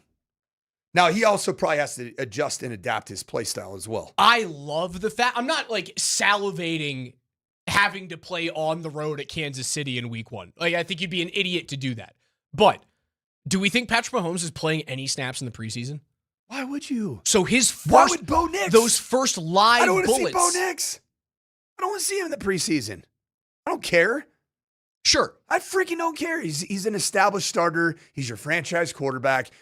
Every single game that he goes out is valuable. That he's healthy, that he comes out of, you do not need to do anything to jeopardize that. So whose first live bullets, let's assume both of those quarterbacks don't see a single snap in preseason. Whose first live bullets are scarier? Probably Bo Nix. He's played more recently. It's on the road. But he's played more recently. But it's on the road. And what brings about some of the uniqueness of Bo Nix's play style in the first 2 years? His ability to escape. And run. Do you think in game 1 he's going to tempt that fate multiple times? I do think he would. I don't think you can take that out of Bo Nix. Your man parts are going to be up in your throat when that happens. Oh, I know it will be, but like all of ours will be. You know Bo from a football mindset, and you've seen him on the field, whether it's just practicing or even at your own youth camps, and you go like, when he walks between the white lines, something changes and he's just laser focused. That's the only thing that's laser going focused, on. and he runs around and makes athletic throws and that's who he is. That's his play style. You're gonna take that fight out of that dog? I don't think you can. I don't think you can uninstall that from Bo Nix. Every time Bo Nix takes off and runs, it makes a violent cut. Tell me that we're all not going to say, I could do, and the storyline on the Monday morning quarterback crew, when we sit here and watch the text thread just light up, it's going to be, I could do without the 7 runs from Bo Nix. We're tempting fate here. And that's the new world that you have to live in. Now, I think that Bo Nix is going to have, he's going to have an improved season as a true analytically based thrower of the football. And it's because he is going to have to take that next step of evolution in his game as a passer, a pure passer. But he also got better. He got better around him. You got continuity everywhere, and then you added what I think is truly a wide receiver 1. And I believe that Jalen Waddle's going to be that guy. And plus, dude, Jalen Waddle's numbers in the last 3 seasons, so much of his production comes from what? The screen game. What does Sean Payton love to do? Get the ball out of your quarterback's hands immediately. And then what does that do for the quarterback's ankle? Gives him a little bit more health. Because if you're creating 15, 20, 60-yard chunk plays with quick, easy screen throws that are set up well by the pass game, the run game, from Bo being on schedule in the pocket, I think you're going to see with Davis Webb as the quarterback whisperer, offensive coordinator, play caller, you are going to see a more cohesive and thorough pocket quarterback from Bo Nix. What's frustrating about going to camp and seeing these offenses get installed is that you can't really take any of the information that you see in front of you, certainly at 7-on-7, but I don't know, move the ball periods they're obviously exciting, but the defense has a leg up. Always does during training camp. And it always feels as though anything that we see with our eyes, I go, how tangible is that for the regular season? Yeah. I do think though, if we see more Bo, under center, get the ball out, under center, get the ball out. And we see fewer runs because even the past 2 training camps with Bo, we've seen him flush out and go run for first downs many times. Yeah. If we don't see a lot of that, I do believe that's a tangible piece of information that we can then bring to the regular season. And it's funny because we last year we talked about training camp. You remember, man, this offense is having a hard time getting a yard. Yeah, they had a really tough time. But guess what? The Broncos offense had a hard time doing what they started training camp, struggling to get a yard. What did they do in almost every one of their first 7-8 games? They started the contest out struggling to get a yard until Bo Nix did what? Made the athletic play to make the athletic throw that opened up the opportunity to create some explosive plays. Garth Brooks is coming to Ball Arena on September the 4th and 5th, and your next chance to win tickets before you can buy them is right now. Do not miss your shot to beat the crowd before tickets go on sale Friday morning at 10 a.m. And all you have to do to win tickets to go see Garth Brooks on September 4th and 5th is text the keyword GAINS. GAINS, GAINES, that is GAINS, to 303-504-0925. Get it? Do you get the deal here? I don't. Chris Gaines was the alias for Garth Brooks when he launched a rock, it was a pseudo rock career. And he dressed up differently, had emo hair. Okay. Garth Brooks was Chris Gaines for about 3.5 minutes. Text the keyword GAINS to 303-504-0925. Put your first and your last name on that text message, and you will be automatically entered to win a couple of tickets to see Garth Brooks at Ball Arena.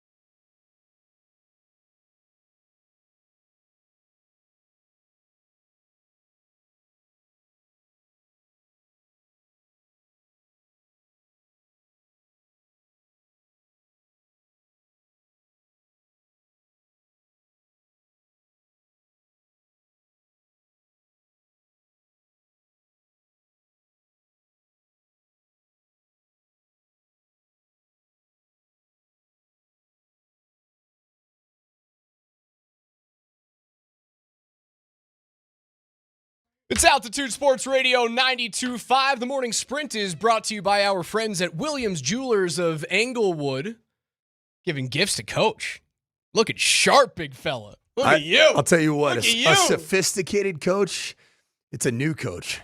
Never had a nice watch before, bling, man. bling. I got myself a Longines. Hey, you know what? It's the perfect timing because when we start off training camp, backpack day is best shape of my life day. Everyone's coming in with a fresh cut. They've got new bling. They've got new watches and rings on. And you know what? You probably felt a little left out. I did until I got my own little backpack here. So thanks again to Shane and Dylan from the Williams family of jewelers, especially the Englewood location that I've been. It's right next to my house. Being able to go there and see the quality of product and the quality of service, just the relationships that you build, it's been really cool for me in the last couple of weeks. So excited to be partnering with them with the show for hopefully years to come.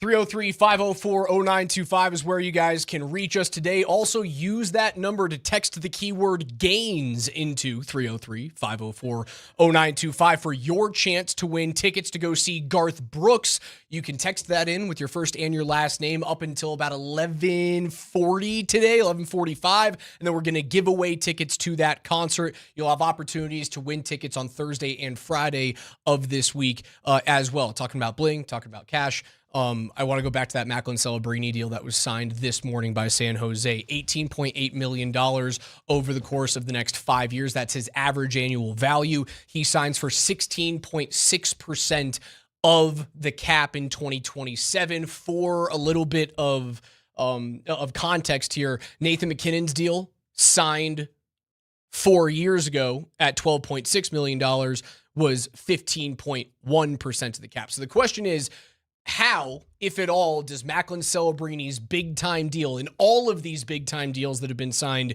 recently in the NHL, how does it affect a possible extension for Cale Makar? Boy, it's hard to argue that Macklin Celebrini, at the stage of the career that he's in right now, which is phenom, 19 years old, incredible path forward, respected by all with how he carries himself, how he conducts himself as a professional, and taking a deal that, even though it's a record-breaking deal in the National Hockey League, it still feels like he's being selfless, which is crazy. Because he probably could have taken him for, 20.5? Probably 20. Yeah, Yep. Right on the nose. You could probably go up there. I think he's going to be worth it. You can say the same thing for Cale, That's right? what I'm saying, If Cale wants 20, you can go, I understand he's worth it. You have to sign it, but it puts the Avs in a very precarious position moving forward. Now, the cap's going to jump up to 113.5, not this season, but next season. It is projected to jump up somewhere around $123 million the season after that. So as it happens in every league, contracts do typically age gracefully as long as the player plays to expectation. I just don't see him signing for 20. The highest deal in terms of cap percentage by a defenseman in history was Erik Karlsson 8 years ago at 14.1%. He was making $11.5 million. Cale's going to blow that out of the water. And I think he's going to blow the percentage out of the water too. If you get him to 17% of the cap, which, again, I know it feels like nose picker nerdy a little bit to talk about percentage of cap when it comes to contracts, it would make him the second highest paid player in the league based off percentage to cap, behind Leo Carlsson. And as I've said about the Carlsson deal, it's fake. Like the Flyers they cheated Pat Verbeek into having to sign that deal. Think it's hilarious for Danny Briere to do it. Still have to pay it. I mean, it's fake in terms of maybe the way that it came to be and the number it got to that number. Pat Verbeek's fault for not extending. You got to live. You got to live with that, no doubt. And it's probably going to be insurmountable to be able to overcome that kind of a deal. Probably in terms of the cap. So I think that Cale's going to sign for like 17% of it, man. I think it's going to be that type of deal for Cale Makar. 17% of the cap, 18% at the very most over those 8 years, and it would walk Cale all the way up to, I believe, his age, like 35 season. And that should make you very, very happy. Yeah, to walk him up to age 35, 36. If you can get him for that type of percentage, you're laughing all the way to the bank. What do you want? just for the build of this team and the stability of this team, what do you want the deal to be? 8 years, 17.25 million. Yeah, 17.5 million. That's kind of as high as I want to go. That's as high as I would be very happy with. How's that? I'm going to be okay with anything because you can't let Kale walk. He's just too damn good. Does the fact that Nathan McKinnon signed a deal, and he's in what year of his deal coming? He's halfway through. Coming up on 4? 4 out of 8. Does it bother anybody in the dressing room that Cale Makar could potentially be making $5 to $6 million more average annual value than arguably one of the most important players in the game? I don't think so. Like, that's a huge thing in Dallas right now, but that is front office led in Dallas, right? That's the reason why they had to wait so long to sign Jason Robertson to what is now a 1-year deal for a guy who scores a bunch of goals for them, right? But that is a Jim Nill Dallas front office led cap. They go, you're not making more than Mikko Rantanen. And I don't believe that's something that Joe Sakic and the Avs brass have as part of their conversation, is like, you just simply can't make more than Nathan McKinnon. I do think that they look at that percentage of cap and go, Nate took 15.1. Let's try and keep you somewhere around there because of look at all the flexibility that it has. And like, Nate's being compensated just fine. But you'll also get another deal even if you sign the 5-year deal. Like, a lot of these young stars they're not signing for the max term. That is a very distinct possibility for Kale, is that at 26, maybe he signs a 5-year deal and then he signs another deal at 31, and that's his final big chunk deal in the NHL. That's a possibility too. But if I'm running the front office, if I'm Joe, I'm begging for 8 years, 17 and a half, 17 like that, somewhere around there. And do you believe that 17 and a half at 8 years, that would probably move the needle for Kale, correct? In terms of the stability part of it, making it's a $136 million deal. When was Kale? Kale was drafted first or second overall? Kale was drafted 4th overall. 4th overall. 2017 draft, the Avs had the worst. That was after the 48-point season. They were god awful. This would be record deal for a defenseman. Yes. The only other D-man that would even enter the conversation, when did Quinn Hughes get his deal done? Quinn hasn't gotten his deal done yet. So they're probably... So the reporting out this morning on NHL.com was that Bill Guerin and Quinn Hughes are meeting this week to talk about his contract extension. Now, there's a wrinkle with Quinn Hughes, as there are with a lot of these American-born players. You look at what happened with the Kachucks. You see what's happening with Dylan Larkin. Dylan Larkin literally came out and said the Team USA roster and front office has been more like a family to me than Detroit. And he's been wearing the C on a Red Wings jersey in a place that he grew up. And you talked about the American issue here. And I'm going to go back to George Bush 1. Read my lips. No new taxes. Yeah, they all want to play in the States. They all want to play in places that either have very low or no state income tax. And certainly everything south of the northern border is going to check that box.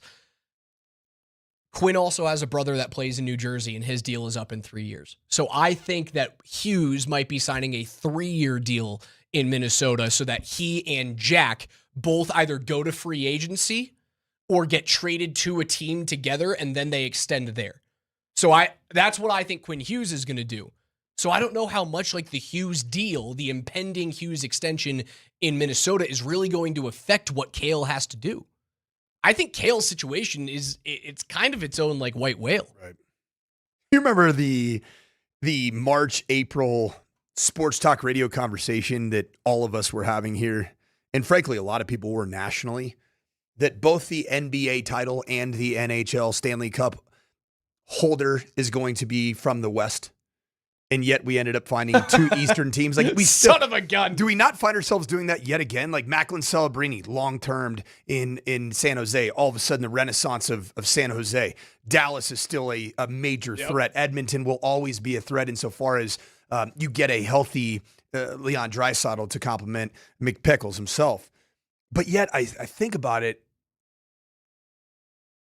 the East, just if you have the ability to just kind of lay low and be the right team the right year, you just don't get the same resistance that the Western Conference has in both sports. in both the NBA and certainly Yeah, why do you think? And I think the AFC is a similar, like AFC is not Eastern Western, but AFC to me, because of the amount of quarterbacks that have historically been in the AFC, we'll say in the last decade, right now it's Burrow, Mahomes, still it's Lamar Jackson and Josh Allen. Like the big four, right? Anybody from the NFC that we're talking about all the time? Stafford is 38, 39. Goff, same thing. But yet, if you're the right team, the right year, you can just kind of lay low. That's a good point. But yeah, like, why do you think LeBron went to Philly, dude? There's a reason why LeBron didn't go and link up with Steph Curry. He realized, even if we play to the height of our abilities at this point in our career, with Draymond Green next to us, we're really getting past Denver and San Antonio and Minnesota and the Oklahoma City Thunder. Even more. The AFC, with all of its quarterbacks, is to the Western Conference of NBA, is to the Western Conference of the NHL, is to, and I add, the Southeast Conference in football. You're not getting titles out of there. Because of the resistance that you see week in, week out, you get your brains bashed in. Whereas the Big Ten, you're dealing with a lot less resistance on an annual basis. And Indiana can be healthy going into the postseason run. Ohio State can be healthier going into the postseason run. Michigan, behind J.J. McCarthy and Blake Corum and Jim Harbaugh's last year, can be healthy going into a playoff run. Training camp kicks off on Friday, and all of us here at Altitude Sports Radio will be there covering every single second. All of our coverage this year is powered by Ramos Law. Car accident, you need Ramos Law, medical doctor and attorney. Visit them at ramoslaw.com. We will see you live from training camp down at Dove Valley on Friday, starting at 6 o'clock in the morning.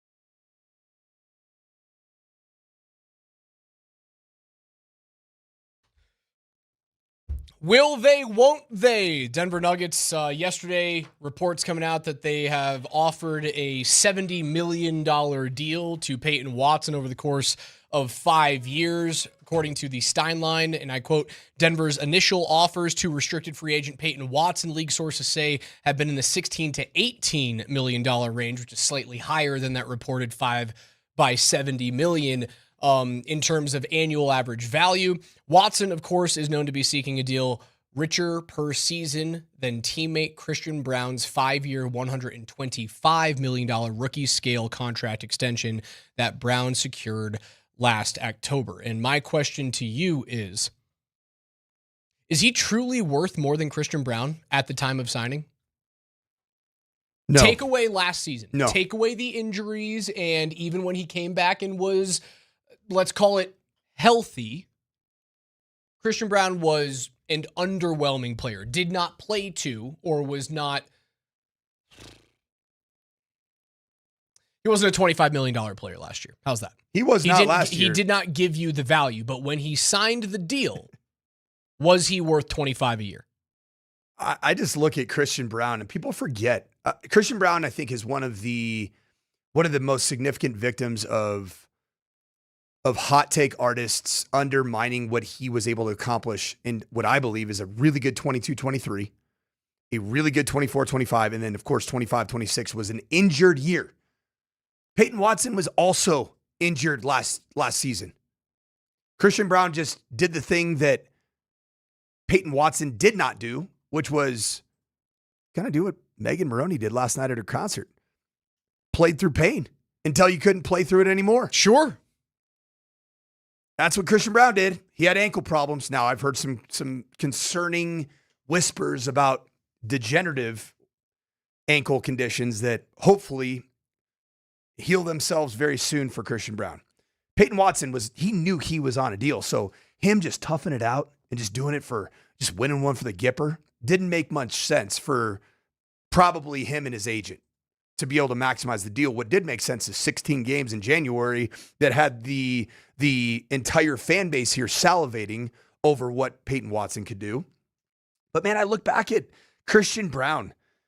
This is a player that his 3-point percentages got better every year, years 1 through 3. It dropped off dramatically in year 4. The post-contract, he's all the way down to a 30% 3-point shooter. But before that, 35% in year 1 as a rookie, 38.4, and then 39.7. He's nearly a 40% 3-point shooter. Christian Braun was available and healthy in his first 3 years, 76, 82, and 79 contests. What is Christian Braun known for in the championship run? What did he give this team? Defense. Transition basketball. But then he started becoming a more defined half-court player. Started being able to shoot the 3 ball like we just talked about. His free throw percentage jumped from 62% to 82.7 in year 3. He got the deal off 24-25, but he backed it up in 3 consecutive years, in my humble opinion. He averaged 15.4 points per game in a 79-game stretch of regular season basketball. Christian Braun was not worth the deal. So you believe he deserves the year of grace? Yes. He doesn't deserve 2 years, right? Like if it happens again, then we got a problem. It's a trend. And it's honestly, an actual... Raj, if it happens again, the Nuggets are going to be in major trouble If again. it happens again, they're likely a 6 seed this year, if it happens again. And certainly if the injuries happen again. Other players around $25 million. Miles Bridges, Josh Giddey, Isaiah Hartenstein, Naz Reid, Freddie Van Vliet, Kobe White makes just south of 25. Jabari Smith Jr. makes just south of 25. Cam Johnson, 23.6. This is average value of contract. Kyle Kuzma, Ayo Dosunmu at 22.4.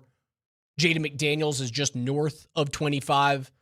So if Peyton Watson wants more than that, and if he wants more than that, let's call it $28 million, okay? Just like a $3 million kicker on top of what Christian got in his rookie scale.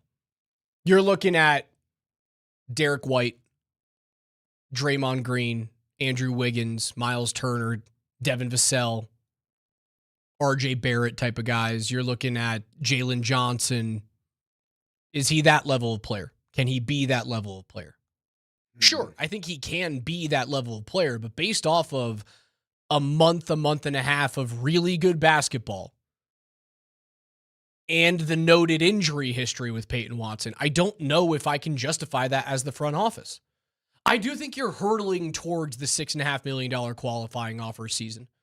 And you'll have to deal with the ramifications of Peyton Watson plays 80 games this year and he stays healthy and he is as lethal a three-point shooter as he showed he could be without Nikola Jokic on the court, and Denver's then a top 3 seed in the West, and they get to the Western Conference Final or maybe even farther. You will have to deal with those repercussions later down the road. Like, I'm crossing that bridge when I get to it. Are you concerned at all when you compare Christian Braun's $25 million average annual value contract to Peyton Watson's, we'll say, would it be like 15 to 18 is what we're probably ballparking if you go ahead and do the deal, get the deal done? That is what has been reported that Denver is offering. 15 to 18 million a year over the course of like 3, 4, 5 years. I haven't seen what the actual term is, but the reporting from The Athletic yesterday was 70 million by 5, which comes down to 15 million, right? Does it bother you that in 4 years of service, and granted the rookie year is a different entity all in and of itself, because that team was very deep, very loaded. Peyton Watson played himself into a role as a length defender that could play transition basketball and give you what he averaged, I believe, was 8.1 minutes per game, but even more, I think, in the postseason, is he's played 23 games in his 4 seasons, 23 games. Year 2 was his most healthy year, 80 games. But in that 80-game season, Raj, Peyton Watson shot 29.6% from behind the arc. He wasn't Peyton Watson before last year. But the problem is that the sample size last year was just 54 games. And then in year 3, he only played 68 games. And so there is a trend here that should give the Denver Nuggets some sort of pause. And frankly, guess who it's really giving pause to? The rest of the league. Does anybody want to sign this guy for $20 million a year right now based off the data that's out there? No. Otherwise, I think that probably would have happened by now. Wouldn't it? Don't you believe it would have happened by now? If the Los Angeles Clippers like, dude, we're going to bring Peyton Watson back, Long Beach polygrad, UCLA basketball player for about 8 games or whatever, but we're going to bring him back to California. Somebody would have signed him to a sheet and then forced the Nuggets' hand. And at the end of the day, man, nobody's doing it because nobody's ready to eat that. For a guy that has only played 23 games, 80 games, 68 games, 54 games, and his percentages, frankly, have not been anywhere near good enough. I think any team would be more than willing, would actually be thrilled to sign him anywhere between 15 and 18 a year, maybe even up to 20. Probably thrilled to do it. It becomes a gamble at 25. It certainly becomes a gamble when you get north of 25 for a guy like that, with the sample size being so damn small. I like him. I just think you have to gamble on the $6.5 million offer if Peyton's camp is not willing to come down and meet you, knowing that they're like they don't owe anything to the front office, right? They don't owe anything to the team, but they know that like they're up a creek without a paddle right now when it comes to the salary cap, being the only second apron team in the NBA right now. I suppose the team might be looking for like a little bit of goodwill, but you're not going to get it. You know what? It's a great text here from Devin. NBA needs the A word. They need arbitration. Arbitration would fix this immediately. And that takes into account years of service, correct? Years of service, and what you do as the player is you come in with a number and a contract is this is what we want. The organization comes in with a number and a contract term, says this is what we want. And a third party basically splits it right down the middle. They go through all the stats, all the numbers. They hear arguments from both sides. It's a little trial. I would right? love to sit in arbitration. On a Major League Baseball arbitration session. Everything. It ends up being sessions, right? Everything that I have heard, it's ruthless. Ruthless. Finger pointing. Well, it's like essentially what it is it's the team telling an arbiter this guy isn't worth the money that they think they're worth. So it's basically like the front office kind of taking a dump on the guy that they love and want on their team. And then the players' representation having to build their case of like, no, I'm actually worth this. How could you do arbitration in a league that has qualifying offers and matching. Like you can match an offer sheet. They do it in the NHL. There's an a true arbitration. Yeah. So how does arbitration play out when a team signed a player to a? I don't think it's called a qualifying offer in the NHL. So arbitration does, if you sign an offer sheet from another team, you forego your ability to go to arbitration. What about the other team? The team that the team of origin. Does that make sense? Because So let's say, how's this? Let's say that Cale Makar right now is a restricted free agent.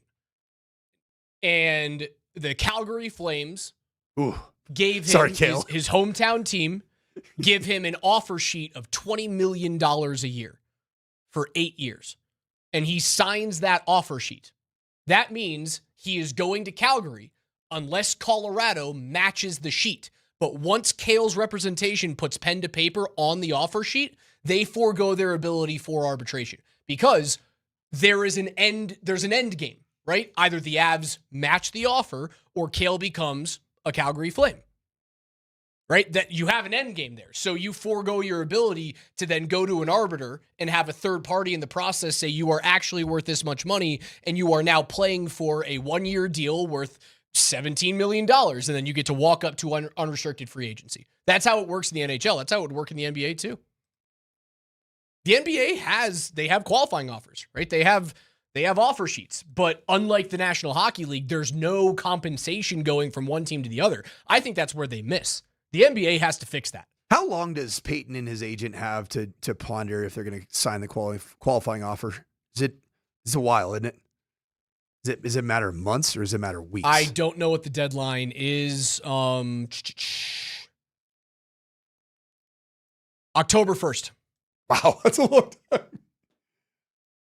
Deadline for a restricted free agent to accept their qualifying offer, October 1. And the qualifying offer, to be clear, that would be more money than he's currently playing on right now. He's playing on like $4 million right now. Okay, and it would be like 6. Was it like 6.8? 6.5. 6.5.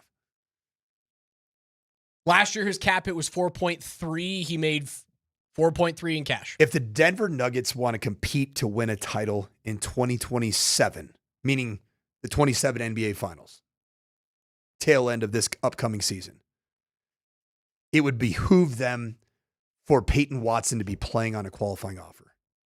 If the Denver Nuggets want to be competing for an NBA title in 28, 29, and 30, it would behoove the Nuggets to not have a qualifying offer and sign him to a long-term deal. I mean, what happens, though, if he plays on the qualifying offer and he plays 58 games? Or if he plays in the qualifying offer and plays 78 games but regresses back to the player that we saw 2 years ago? Then you get him on the cheap. Dude, gamble. I think that's the only path forward. If they can't get Peyton Watson's camp to come to $20 million or less, you have to you just walk him to October 1st and say play or don't. The worst possible scenario, if you take the gamble of qualifying offer, signing the sheet, he agrees to $6.5 million for this upcoming season, is that Peyton Watson plays out of his ever-living mind. And you can't re-sign him because he's going to command $30 million or something crazy a year. Guess what you probably got? You probably had the best season that you've had since the championship run. Oh, if he plays himself into a $35 million contract, the Nuggets they're right there. They're right there in the conversation. And you know what that would fix? Everything. The questions about David Adelman as the head coach of this franchise, the questions about Tenzer and Wallace being the GM that they should be, it probably changes the entire dynamics of the Nuggets going into the 27-28 season. I'd really prefer to be having this conversation next year from the standpoint of like, hey, the Nuggets won the West, and now Peyton Watson can't be a Nugget anymore.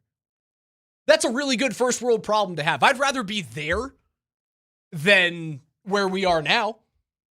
Having the conversation of, right, we talked about it yesterday, we talked about it last week. I firmly believe the Nuggets are the only team in the state that will truly regress this year. I hope that's not the case. I hope I'm wrong.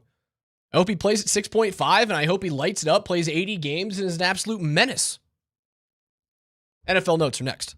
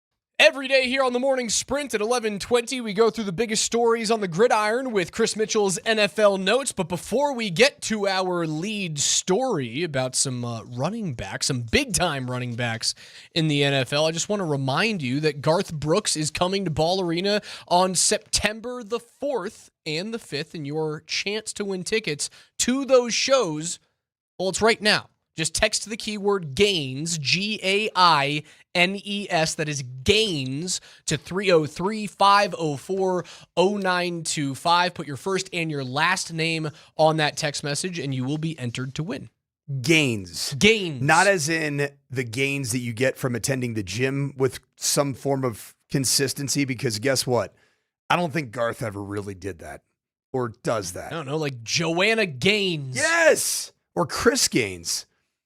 The strange kind of pseudo rock and roll emo career that Garth Brooks launched for a couple weeks. Chris Gaines, Gaines. 303-504-0925. First and last name on that text message. You'll be entered to win. We'll give those away coming up in 20 minutes. If you don't win tickets to go to that show, make sure you buy tickets to the Blame It All on My Roots tour at Ball Arena.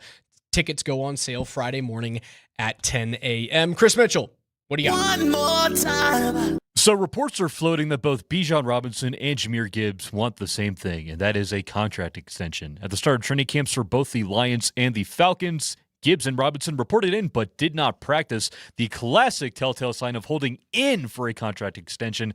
The Falcons exercised Robinson's fifth-year option, so he's on the hook through 2027.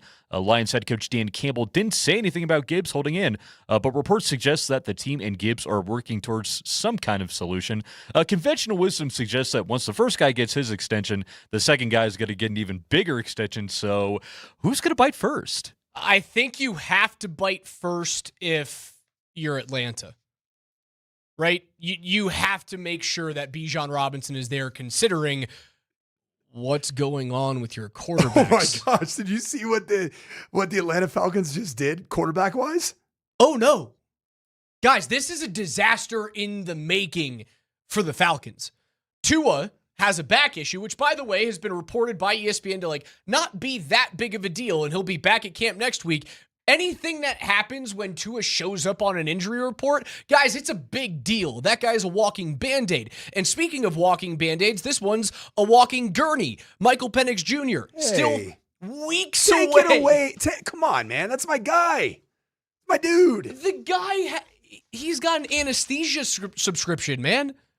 It's not a bad gig. I mean, I could use some on mine. I'd like some anesthesia to take away some of the pain on my knees right now. He's still reportedly 4 weeks away from football activities. And did you see who the Falcons ended up signing today? None other than Dallas Cowboy Cooper Rush. Cooper Rush. I was going to say Baltimore Easton Raven. Stick. Not Cooper Easton Rush. Stick. Yeah, Cooper Rush. Whenever you end up signing Cooper Rush in an emergency setting, that usually doesn't bode well for your football team. Head coach for the Atlanta Falcons is? Kevin Stefanski? Got it. Nice. Look at me. We're getting ready. We're getting ready. The one Aha. I still struggle with the Titans. I know it's Robert Saleh, but it just doesn't hit my head yet. I think you give both of these guys $18 million a year over 4 years. Get them above Ashan and above Henry, but not necessarily Saquon and Christian McCaffrey numbers. Bijan, I think, is the one guy who can go, hey. Bijan's a freak. Let's go. Bijan might never win anything of substance in his career, but he's going to be a fantasy football machine. Sign that man, I'll tell you that. Bijan Robinson will get you some production in the pass game and the run game. Atlanta's going to bite first. Detroit, obviously, second. And I do think it's because of the quarterback situation. I think if Penix or Tua were completely healthy and they were comfy with it, you could wait this thing out and just say, hey, we're going to be fine. Drake London's, healthy and Kyle Pitts is signed. It's too much of a disaster for them to have, Cooper Rush be their guy throwing the football this week as camp opens up. I mean, think about this. The Atlanta Falcons under new head coach Kevin Stefanski, I think he's a really good quarterback guy. I think he's a really good offensive guy. I do. I believe in what he was able to accomplish in Minnesota as the offensive coordinator. Kirk Cousins' best years, ironically, were with Kevin Stefanski. And ironically, he's not a Atlanta Falcon under Kevin Stefanski, which is crazy. But you're installing a new offense. And you're going to be practicing it probably for a month. And you did in the offseason and OTAs and mandatory minicamps without either one of your quarterbacks that are going to be most likely just rolled around on a gurney until they can have a chance to play football. Not a great way to start if you're Kevin Stefanski. And frankly, in a pretty, I'd say it's a pretty pressure-filled market for football. Well, yeah, because the division's so wide open. It's wide open. Like, not winning the division feels like a failure because everyone sucks. You're in the media market that's essentially the New York City of the South. It is the biggest market in the South is football crazed. We'd say it's probably more football crazed with college football. But the Atlanta Falcons was about the only professional team forever in the SEC footprint. So it's a job that has a lot of pressure. Mitchie, what's next? I got 2 phones. Kyle Shanahan wanted to set the record straight on his car crash a couple of weeks ago. From ESPN's Nick Wagoner, Shanahan told reporters, first of all, that the crash was all his fault. His phone fell between the seats, and while he was fishing around for it, he swerved over the line and hit an oncoming SUV. It's a change from the collision report, which stated that the 21-year-old woman driving the SUV was to blame for the crash. Quote, I don't know why it was reported that way. The police report doesn't say that, end quote. The crash left Shanahan with a concussion, a broken left hand, a broken nose, 3 broken ribs, and 40 stitches above his right eye. Good guy Kyle Shanahan. That's all that screams to you. Football guy. Good guy Kyle Shanahan. Football guy. Also good guy, but also weird guy. Because why not just report the information immediately and have the San Francisco 49ers just report it? I don't think there's anything funky here. Other than maybe just shame. You don't want to be the story before training camp starts, but ultimately you're going to end up being the story when you're not able to fully report to training camp, or if your face is bashed up and you have a cast on your right arm at the first day of media availability for training camp. I just don't it's the age-old lesson. Just always over-communicate in these types of situations. And he did now, retroactively, but. Well, because we spoke about this yesterday, and the reporting that came out was it wasn't Shanahan's fault. Right? When we were speaking about this on NFL Notes yesterday, we were going, well, the other people on the road, you got to watch out for what they're doing. And we compared and contrast that with what was happening at who's the dude at ESPN who very clearly was at fault. Matt Miller, very clearly at fault in that video of him colliding with a truck. Do you find it strange that he wasn't ticketed or he wasn't cited as being at fault in this? Shanahan? Yeah. Maybe that was part of the 10 days between crash and us figuring it out. Was it just do you think it was just like an officer that was like, dude, it's my favorite NFL head coach's team. I'm not gonna cite him for anything. I'm not gonna say that's out of the realm of possibility. I don't think Kyle Shanahan cares. Like, if you get an accident, he's got the finances to be able to handle. Probably, I'm sure his insurance is pretty good, and I'm sure if his insurance isn't very good, he could probably handle it. It's just, the whole thing's just a little strange. Maybe they needed the week and a half to figure out, hey, were we truly at fault? And if so, investigation. Is there another party that feels aggrieved? Maybe there's a possibility of all that happening over the last 10 days, and now it's all buttoned up, and now the public gets to know. It's really not that big of a deal. Mitchie. Damn! He ain't gonna be in rush hour 3. You guys want to take a brief intermission and watch Jamar Chase get into a fight with DJ Turner? Yes. Whoop. Oh, yes. Training camp fight. Training camp fight. Training camp fight. Looks like a whole bunch of Bengals helmets. Oh no. Oh, that was different. Jamar Chase grabs a helmet. Appears to here we go. You want that smoke? Jamar Chase talking. I love training camp. The Broncos aren't a big training camp fight outfit, are they? In the current iteration. Not in the current. I don't think we got close last year, but the jawing from Greenlaw and Hufanga to J.K. Dobbins was as close as we got. I don't think there was going to be a fight, but you could feel energy and a little bit of hatred. Can I have a hot take if then statement? Sure. For the time that we're going to be spending at the beautiful new confines of Dove Valley, powered by Common Spirit. If I love how you give them a read, even though they have no affiliation with us. I just think it's more of a It's bit so funny. because there's so many different things going on. Broncos Park at Dove Valley, powered by Common Spirit. It's pretty long for Broncos facility. It is. Broncos facility. If, here's the hot take, drum roll. If Jalen Waddle and Pat Surtain II get into a legitimate physical altercation at training camp, the Denver Broncos are winning the Super Bowl. Yeah, but Pat Surtain ain't that guy. He's not that cornerback. But if it gets, and honestly, Jalen isn't that wide receiver either. You're not feeling that one, Chris? Those are the two dudes on the roster who are like even keel. I'm That's not what I'm speaking saying. up. But then that means that they're turned all the way up, and their competitive juices are coming all the way out. I don't want Pat Surtain to change anything about who he is. I don't want him to swing at a helmet. Neither Jalen Waddle or him. But even if it's just a little bit of a shoving match, and then it gets like linemen from both sides out, and then that's all I need. And I say Super Bowl champ. Like Pat doesn't pimp himself even when he makes unbelievable plays. He's never getting up and wiping his arms away. He's never getting up and like pointing to the back of the jersey. He's got a little bit. There's not a lot, man. A little bit. Not much though. Definitely not a lot. He feels like one of those like stud goal scorers who just like doesn't celebrate. I'm going to put up 40 and that's just my job. He's not Richard Sherman, that's for sure. No. I don't even think like he ain't a keep to lead. Do you remember, was Darrelle Revis that? Darrelle was like that. Yeah, he was the most. Darrelle was outspoken. It was Darrelle hard. was demonstrative. It was hard because Darrelle Revis played on so many insignificant football teams, right? Well, wasn't he playing on those Jets teams that were in the AFC Championship game? Yeah, I think one of them, right? Didn't they go back to back? It's crazy to think of. I think Darrelle Revis played on some decent Jets outfits. Between 2007 and 2012, he was a Jet. I'm pretty certain the Jets were okay then. 07 and 2012. Missed playoffs, but back-to-back conference final appearances. Yeah, you're right. In 2009, 2010. That's where he got the moniker of Revis Island, right? Because he was arguably one of the best. He was the best player. He was the best player on that team for like 3 or 4 straight years. He was the equivalent of what Pat Surtain was 2 years ago. Yes. Right? Right now? Like until you get over the hump. I mean, he's still the best player on the team, but it's not best player on a bad team. He's the best player on a championship level. But team. if you win the AFC Championship, Bo Nix is the guy.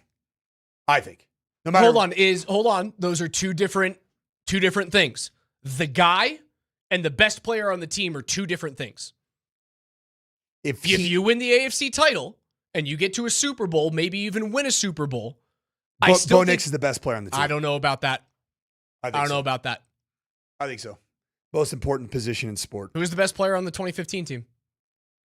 Peyton Manning. Nope. Peyton Manning. Nope. He made the checks that he needed to make to win a football game. Nope. The best player on the 2015 Denver Broncos, without a doubt, was Von Miller. It's not even close. Peyton had statistically, Peyton was like a below replacement level quarterback on that team. Now, he came in relief for Brock Osweiler, and he guarantees that the Broncos have home field advantage through the AFC Championship, and that matters. I'm not taking anything away. The man was playing four-dimensional chess at the line of scrimmage, no matter what his passing stats is. Peyton Manning was the man. He was in no way, shape, or form the best player on that team. Peyton wasn't even a top 5 player on that team. So there's a difference between being the man and being the best football player. I think the Broncos could win a Super Bowl this year. And very easily, Pat Surtain would be the best player on the team. Not taking away from any sort of leadership role or any sort of impact that Bo Nix would have on that. Peyton was not a good quarterback that year. He was a very bad quarterback that year. Got you the right plays. He got you. I'm not saying he didn't. He was the greatest offensive coordinator in football that year. Sure. I'll take that. Because he was calling the plays at the line of scrimmage. I'll take that. But he wasn't the best player on the football team. That was like the best year ever of Von Miller. All right, Mitchie, bring us to something else then. So ESPN's Jeremy Fowler took the lead's pulse on the likelihood of Buccaneers defensive tackle Vita Vea actually getting traded, and a set of 5 teams who might actually take a swing and trade for the big fella. Fowler's sources across the league don't really think he'll get traded, but if he did, the 5 teams that popped up, 2 of them were from the AFC West. The Raiders, San Francisco 49ers, the Panthers, the Patriots, and the Chargers. Put the Broncos in there. They've got the cap space. They could trade for the guy. They have the draft picks. They have the requisite wide receivers. If Tampa Bay wants to bring on one of those guys, they lost Mike Evans, right? So you don't have that dude, but you do have a stable of some good young wide receivers. One of the reasons why you were able to move on from Mike Evans as he's getting long in the tooth is Emeka Egbuka is really freaking good, right? So you move on from him. Baker Mayfield still hasn't signed his deal and will play on the final year of his contract. He wants to be in the $50 million range. If Baker wins that division, I think he'll get that money either in Tampa or somewhere else. It's crazy, though, that Tampa is sort of holding him hostage for a player that has had as many touchdown passes and productions as Baker Mayfield has had in the last 3 years. He's a good quarterback. Like he's not great. He's good. Top 12. And I think that's really hard to find, right? Finding a top 12 quarterback is very difficult. So sign that guy. Denver should be on that list. Why is Vegas on that list?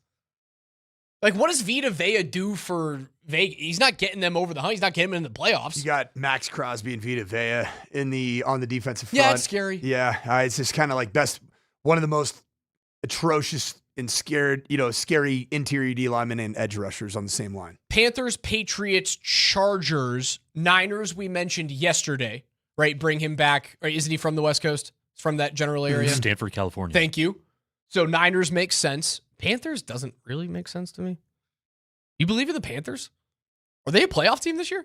They were last year. Are they a playoff team this year?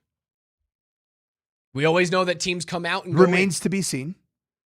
I do think that I stand by the one game in the middle 7 of the Broncos schedule that just kind of has me feels weird. Feels like one of those games, the recent games against the Jets the last 2 years that you won, but it was gross. Trappy. Because what's that sandwiched in between? That's coming off Sunday at home against Kansas City. And then you've got, the worst part about that, man. The bye week is the next week. So you're looking forward to a week off, hanging out with your family, not getting beat over the head. That is as trappy of as a game as there is in the NFL this year. Super trappy. And that game might actually dictate whether or not Carolina ends up in the postseason.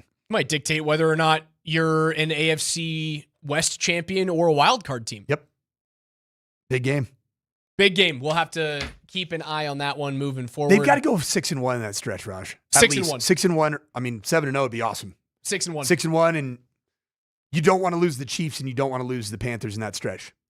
Because the way the season starts and the way the season ends would not bode well for the Broncos. There's not a game. You should not lose against Vegas, Pittsburgh, Miami, New York, or Vegas. Those 5 games have to be 5 straight wins coming out of the bye. And then you get to see Buffalo, New England, and the Chargers, which is a wonderful ramp up to the postseason. Those are 3 bona fide playoff ready teams, if not championship level teams in the Bills, Pats, and Chargers. I look at the schedule and we spent so long talking about how difficult it is, especially because those first 6 games. I kind of love how it's scheduled for them. You can't afford to be sleepy at the beginning of the season. If you get through that 3-3, maybe even 4-2, you're laughing. And then you get these easy games. You get a bye basically as late as you can possibly get it in week 10. And then at the final 3 games of the season, you kind of know where you're standing, but that blood starts to boil. You know where you're standing, but you're not playing the Jets in week 17, which is like, you need the win, but you're playing against a crappy opponent. No, you're playing against 3 teams that you're likely going to have to go through in the AFC. And probably Buffalo is fighting tooth and nail with New England for that division. And you play both of them in the final 5 games. Is that right? You play both New England and Buffalo? The final 3 games of the season, Christmas against Buffalo at home, on the road against New England. There you go. On or at home, final week of the season, flex game against the Chargers. Also, I see the text message. Chargers, shut up, idiot. Dude, the Chargers are a playoff team. They're there every single year. They've actually, since Sean Payton's been here in Colorado. They have your number. They've been better than the Broncos. No doubt. The Chargers have your number. If you've played against Justin Herbert with Bo Nix, you've lost. You beat the Chargers when they had Trey Lance. That's it. Quit thinking about the Chargers like they're the Raiders, man. When you play the Chargers of Easton Stick or the Chargers of Trey Lance, you get W's. The Broncos have been owned in the regular season by Justin Herbert-led Chargers That's football. a tough out for you. Do I think the Chargers can win a Super Bowl? No, but they are a bona fide playoff team with good defensive players and a good quarterback who has fallen flat on his face in the postseason. I'm not going to take that away from him, but that's not an easy team to play against, without a doubt. NFL Notes are brought to you by our friends at Mountain High Appliance. That is Colorado's most complete local appliance store with locations in Denver, Louisville, Littleton, Colorado Springs, and Glenwood Springs. They offer every major appliance line and brand, and you can find them at mountainhighappliance.com. It is your last chance to text the keyword GAINS, GAINES. That is GAINS to 303-504-0925. Put your first and your last name on that text message. You'll be entered to win tickets to go see Garth Brooks on the Blame It All My Roots tour as it comes to Ball Arena on September 4th and 5th. We'll give away those tickets on the other side. It's the Morning Sprint with Coach and Raj.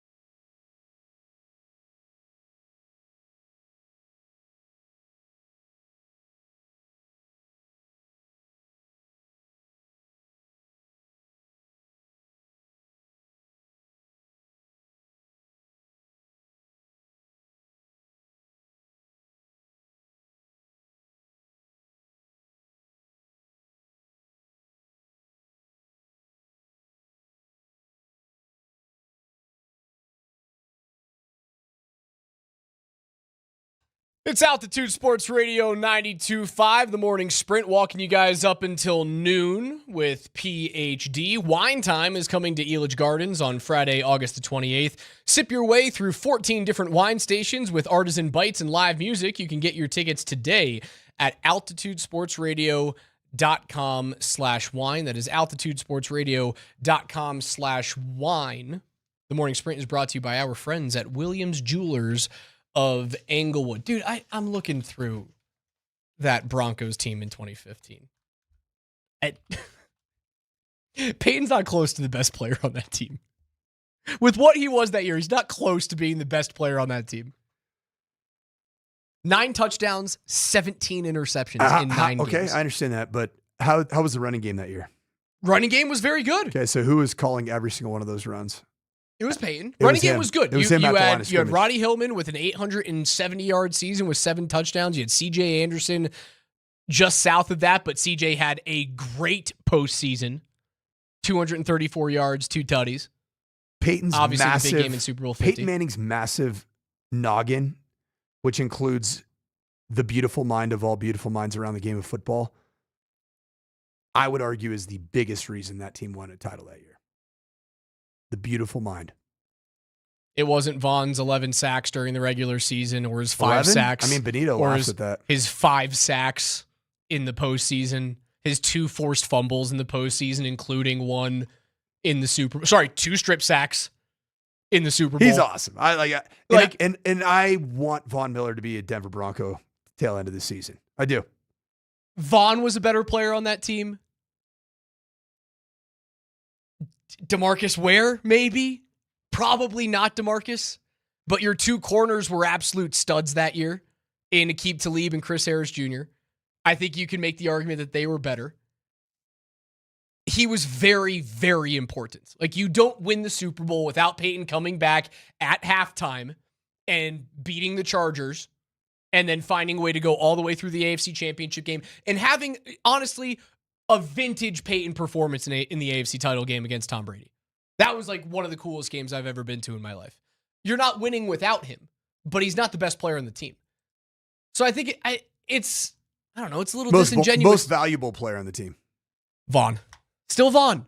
Vaughn was unbelievable that year. It's like going back to that 2000 Ravens team and being like, oh yeah, Trent Dilfer played the most important position on the team. Therefore, he was the guy. Like, no, Ray Lewis was the guy on that team. Do you win the title in 2015 if Peyton Manning's not on the team? Brock Osweiler's playing some really good football. Brock Osweiler would have won a Super Bowl. Maybe. Okay. All right. I think so. Okay. Then Peyton Manning didn't even win a Super Bowl then in Denver. That's not true. No, that's not true. I think I actually would love to do the Marvel thing and go back. Sorry, I forget what they call it. Marvel goes back and they'll put what if Thor was Iron Man? And I think it's literally called What If. Marvel What If. What If? I would love to go back and do Marvel What If. Moments like this make me realize that I'm not a nerd, and at times I am surrounded by 2 nerds. I have, hand to God, I have never actually watched Marvel What If. I just know what it is. Oh my gosh! I just looked back at Chris Mitchell, and he gave me the look of like puppy dogs, puppy dog. Really? I'm a nerd? Just kicked me right in the seat. I'm not a nerd. It does feel a little nerdy. Don't get me wrong. I would love to go back and see what they would have done if it was just Brock and what the ramifications would have been for Broncos history moving forward, right? Like if Brock stays as the starting quarterback, even if they don't win the Super Bowl that year, Brock is still probably the starter the year after. And for many years, right? Like Brock Osweiler's probably the starting quarterback through like 2018 or 19. You don't win the Super Bowl without Peyton Manning. I agree. I agree. Here's the thing, and I coached at a place where the quarterback was responsible for essentially checking every single play at the line of scrimmage. And it's honestly infuriatingly difficult to actually get production out of that player to throw the ball to the right guy because they're so concerned about getting every single run call to the exact right shade or the exact right structure, getting every protection call exactly right instead of having a center that can do that. So we did that at Stanford, and Andrew Luck was otherworldly with getting to the right call. And he was also really good at finding completions and running around and making plays athletically. But that's unicorn type stuff. I don't think people understand how valuable it is to have a top 2 brain in the history of the game. And I'm going to honestly say both the Indianapolis Colts guys were top 2. Because Tom Brady, while he was phenomenal, he wasn't doing it as much at the line of scrimmage as Peyton Manning was. He wasn't changing every single run, every single protection, every single pass. Andrew Luck was doing it in Indianapolis. He did it. I know that for a fact. He did it at Stanford. Peyton Manning was doing it. And like to get into the exact right call with the frequency that those two individuals did is so much more powerful than any stupid fantasy football stat. I'm not giving you fantasy football stats. What the argument was, because Peyton Manning was the quarterback, he is therefore the most valuable player on the 2015 Super Bowl team. He was also and the it's head just coach. Simply not true. He was the head coach. He was the offensive coordinator. He was the offensive line coach. He was the run game coordinator. He was the pass game coordinator. I'll level with you. And he got to throw the football with a neck that had been fused together. Okay? I will level and with he found a way. You don't win the Super Bowl without him coming back in again at half against the Chargers and them holding on to home field advantage, then beating Tom Brady. Like, I don't think Osweiler does that. I don't think he beats Tom Brady in an AFC championship game, certainly on the road in Foxborough. And you don't get home field advantage unless Peyton comes back in. You don't win the Super Bowl without him. But I think it's disingenuous to say that Von Miller was not the most valuable player on that football team. He was the most terrifying player athletically, and he was the biggest game wrecker for sure. I still hold firm this year that, like, if Denver wins the AFC, yeah, Bo's going to have taken a step up and be healthy. I still think Pat Surtain will be the best player on the football team. Like, you didn't need Bo to be awesome last year in the AFC Championship game. You needed him to be breathing. That's it. He was breathing. I mean, like, he didn't die, Raj. Bo Nix was actually physically in the building, and he was actually in taking oxygen and giving off carbon dioxide. He just needed to walk into the field of play. That's it. He was walking. You go into the Super Bowl if he is walking in the field of play. That's it. All you needed was Bo Nix to walk. Yes, that's it. There's no chance. That's it. Because what won the game? Drake May doing what? Hold on. No. What lost the game? What lost the game? Backward chest pass. Thank you very much. Bad. Jarrett Stidham's backward chest pass. The one thing, the cardinal sin of backup quarterback play. And frankly, it's probably going to cost Jarrett Stidham any opportunity that he ever would have had to be a regular NFL starter. It's crazy. His life changed in that moment. That is going to do it for us today. Congratulations to Nick Yordi. You are going to see Garth Brooks in concert. Congratulations. Hey, Yordi. It's your birthday. What's up, Yordi? Nick Yordi. If you guys didn't win with us, don't worry. Tickets go on sale Friday morning at 10 a.m. You can also win tomorrow and on Friday with the guys in the midday and in the afternoon. And one more big thank you to Shayna and Dylan Williams of Williams Jewelers of Inglewood for stopping by the studio today and partnering with the Morning Sprint. Heck yeah. Hopefully let's do this for 20 years, Raj. You, me, 10 to noon. We'll definitely be kicked off by then. At least 20 for 2 years years. would be a heck of a run. 2 years, man. Be like a Scotty run on TV. Speaking of Scotty, PhD's next. We'll talk to you guys tomorrow morning at 10.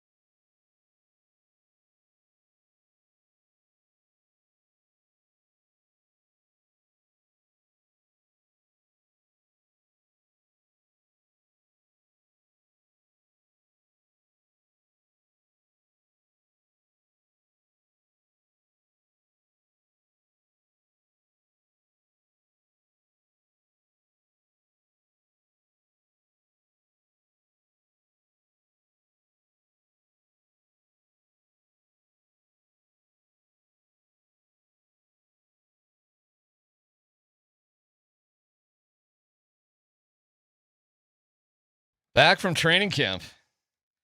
Woo, hot one today. My Lord. Hot one today, no doubt about it. I didn't have pads on. You didn't have pads on. I know. They didn't have pads on. They had helmets on. But my Lord, is that some heat out there? That was something. What is the temperature right now? It was, that was a sizzler right now. It's not even 90. It's getting there, though. Yeah, first sort of major muggle. First practice. Total practice. Absolutely. Everything you'd see in a OTA, basically. And, what were your impressions overall? I mean, the heat was something. Well, I'm not going to lie. The heat was so absurdly hot, and knowing what they were going through today, I tapped out about 11:15 because of the style of practice that was going on, knowing that we weren't going to see much. It seems like, or maybe I tapped out just a little bit before that because it seems like the practice ended shortly after that. So I don't know what all I missed. I'd ask you. No, well, I left at the same time. Was there even any? Okay. I left. They did 7-on-7 red zone, which is kind of cool. I didn't see any teamwork or anything. I'm not sure if they even did any team. I don't know. I doubt they did. But they did do 7-on-7 in the red zone, which, that's, fun. You're throwing touchdown passes or stopping them or whatever. But then again, so there's that. There's Bo. And then there's Jonathon Cooper. And he was there. He was there. In fact, some of the drills, he was leading some of the drills. First guy up for some of the drills.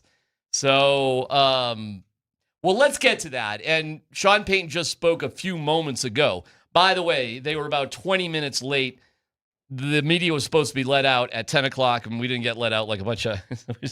So we're like at the Cheyenne Frontier Days in the cattle So do you go pen. up to where the new facility is? Where do you go up to? Yes, so go to the team store. You know where the team store is? Yeah. It's a really quirky process. You go to the team store. Is there a bike rack there?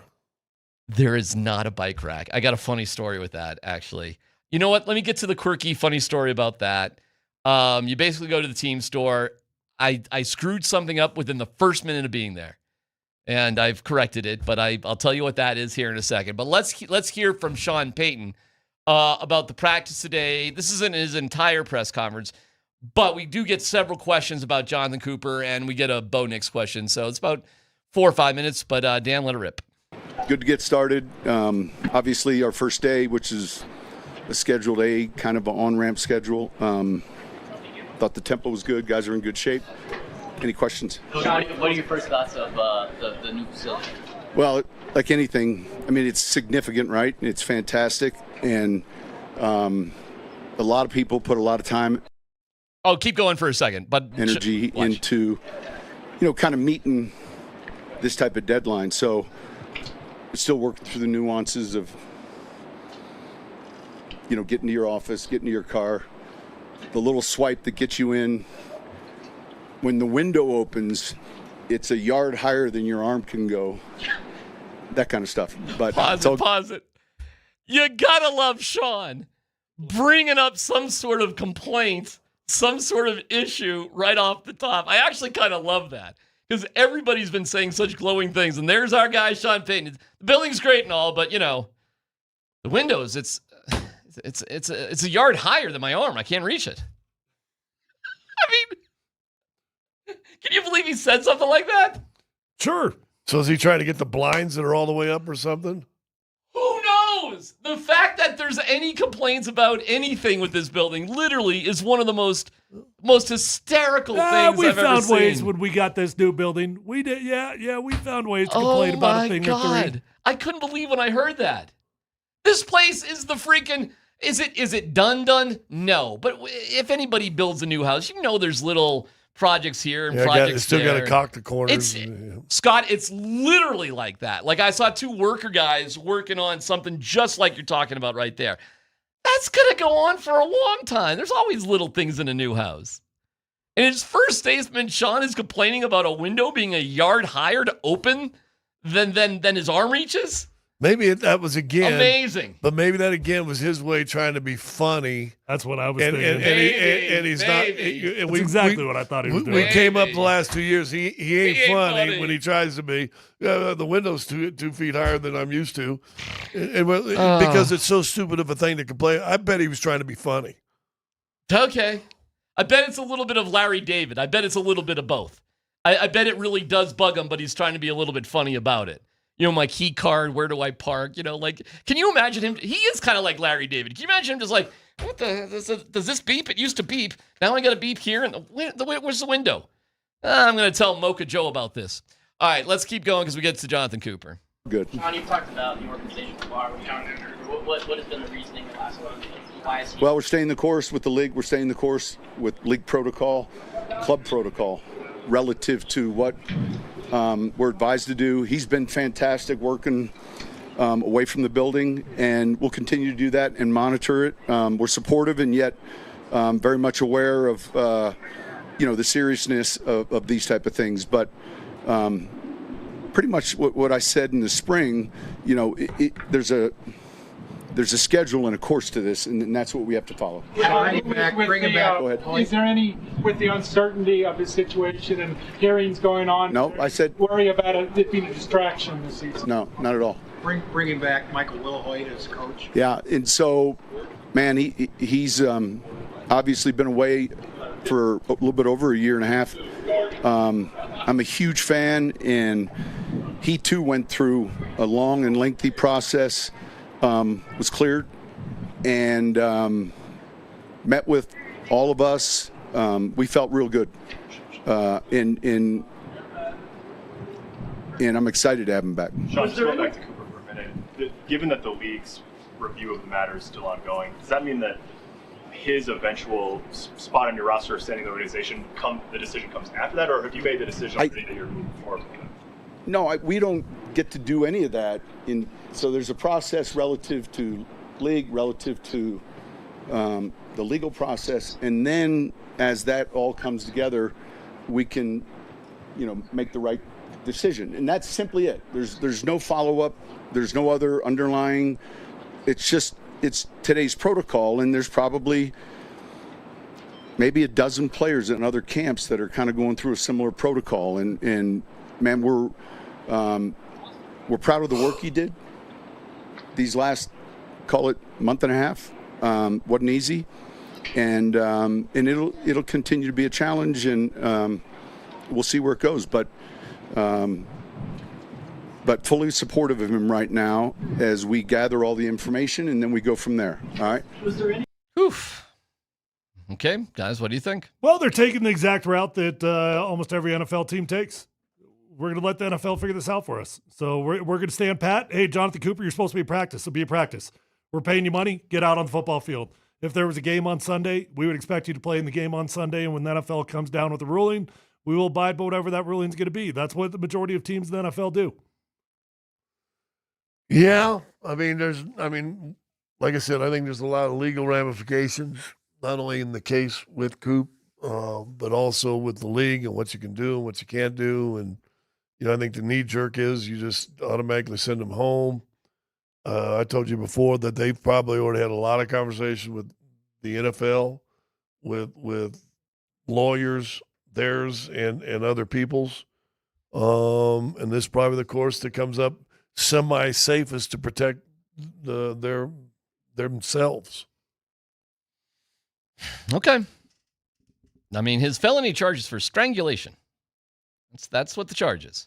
Just so everybody's aware of what's going on. Kobe was charged with rape. Correct. That's pretty bad too. We found out that wasn't the case either, right? Yeah, I mean, listen, when you bring up the charges, yeah, it's bad. It is. And I'm not saying anybody has to feel good about him being out there. I also do think that people are entitled to let the legal process unfold. So, here's what I would say. The Broncos did their own investigation, for sure. They've got a whole team that's dedicated to it. They absolutely did their own investigation into what they know. And I would imagine, based off the fact that he's on the field, their investigation told them that it's cloudy enough that they're at least going to wait for the legal process to unfold. And meaning, like, they couldn't find him guilty on their own. If they could have found him guilty on their own, they probably would have made a different decision. Listen, I said before, if he's guilty, if he found guilty of this stuff, you dump his butt behind whatever and let the full ramifications of the law take place. Let's go. Well, I think a key phrase Sean said was right now. This is what we know right now. Yeah, that's all you know. Everything's conflicted. The strangulation thing's conflicted. 2 different reports on that. So, got to let this thing play out. Well, that means, fellas, likely Jonathon Cooper will play for the Broncos this year. I think they'll have the exact opposite feeling. Like Harvey wanted this trial to go right away before the second arrest. Right away. It would have already been over. So I think Harvey, probably rightfully so, thought, you know what? I got this. The second arrest is really the huge fly in the ointment. So now I think it's going to be the exact opposite. I think you'll see this push back as far as it can go. So I think Jonathon Cooper's going to play this season with a trial looming over him. Unless the NFL steps in and makes some sort of ruling, and that's what the Broncos are basically telling him to do. Yeah, you're not guessing, DMac. Sean just told us that. I mean, there's no guessing there. Sean told us we're going to let the NFL process unfold. And Jonathon Cooper's on that football field. So he will be out there for a game if he's playing a game before there's a judgment from the NFL. Unless the NFL steps in and does stuff. So now it's the only reason I even bring it up is because the Broncos did act on their own when it came to OTAs and minicamp. And that was all pretty fresh then, obviously. The second arrest actually happened during OTAs. He went through a 40-day course. I think the case with him and Wilhoit is very different. But Wilhoit's back after a year of being away, and we will see. But, guys, it's unusual. You don't see a lot of guys who are about to go to a trial for that out on the practice field. It doesn't happen every day, that's for sure. And there he was, out on the practice field. I'll tell you this in terms of a distraction. It's a reminder today, Tyler, seeing it. There's a million guys out on a football field. If you forget, there's 91 dudes. There's how many coaches? 30 coaches. There's assistants. I mean, God, there's got to be a couple hundred people out on a Broncos field. Any one guy is a distraction. I don't know, man. Got me. I think everybody's fighting the best they can for what they can do. Locker rooms are big. I mean, you tell me, but I don't think this is going to be a distraction. I don't think this is going to get in the way of anything. No, it's definitely not going to be a distraction. And when things like this pop up, listen, you don't like it when teammates get involved in messy situations. And oftentimes they're involved in situations that maybe you would morally judge. But you're just playing ball, man. You just got a job. You just show up to work and you play football. And if he's your teammate and he's in that locker room, that's your problem, man. It's not mine. That's your problem that you're going to deal with. The only problem I got with you is how you're going to show up on this field with me. We will get into Bo Nix's return. Other takeaways, we'll hear more from Sean Payton and some players as it rolls for the best Broncos training camp coverage. You got it. Altitude Sports Radio 92.5.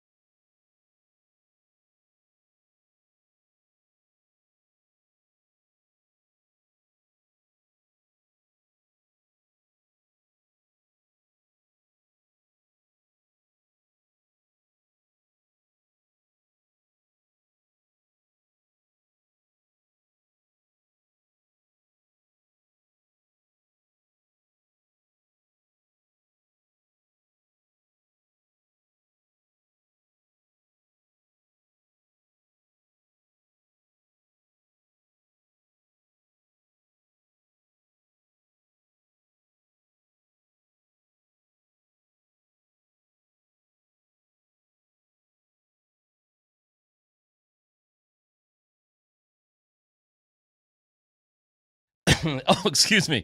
What's happening? It's DMac from Fanatic Sportsbook.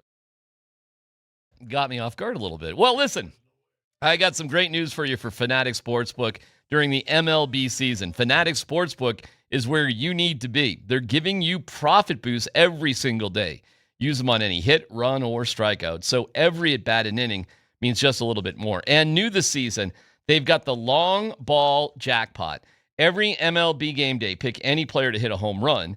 If they hit the longest one of the day, you're taking home a share of $50,000 in fan cash.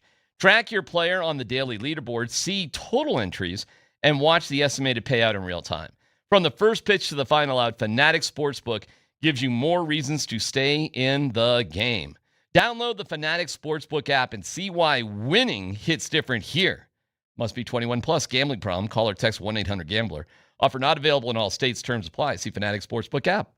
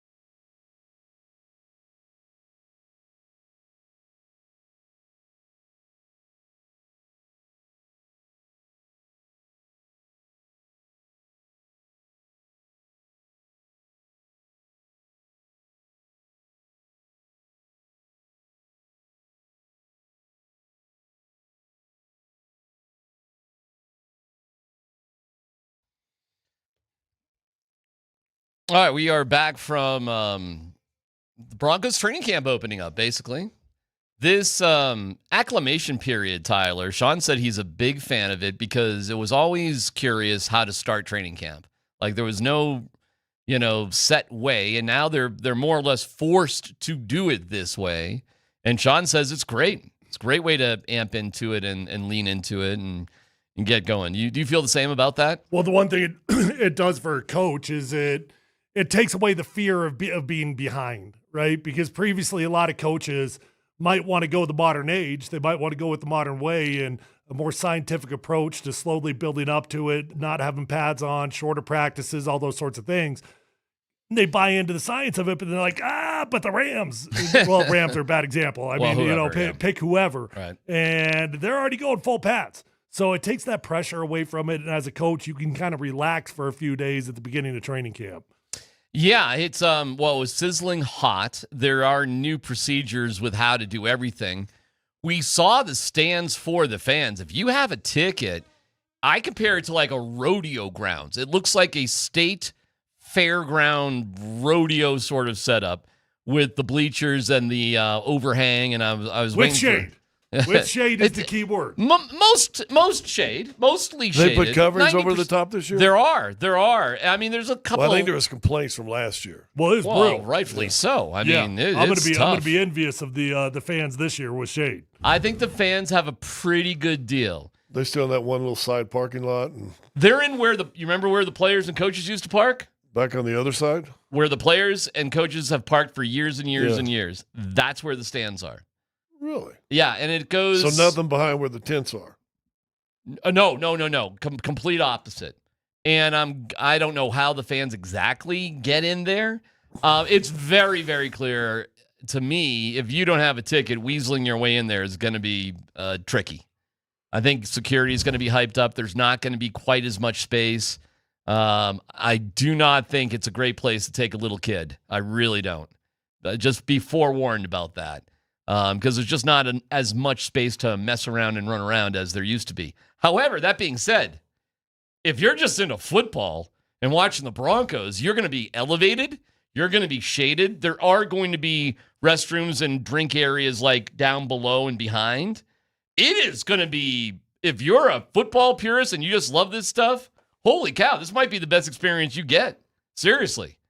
I think it's far superior, Tyler, than what's been out there for the past couple of years because of the shade and the location on the field. And it rises up. And I tell you what, being up a little bit helps. Well, last year's was up too. It just didn't have shade.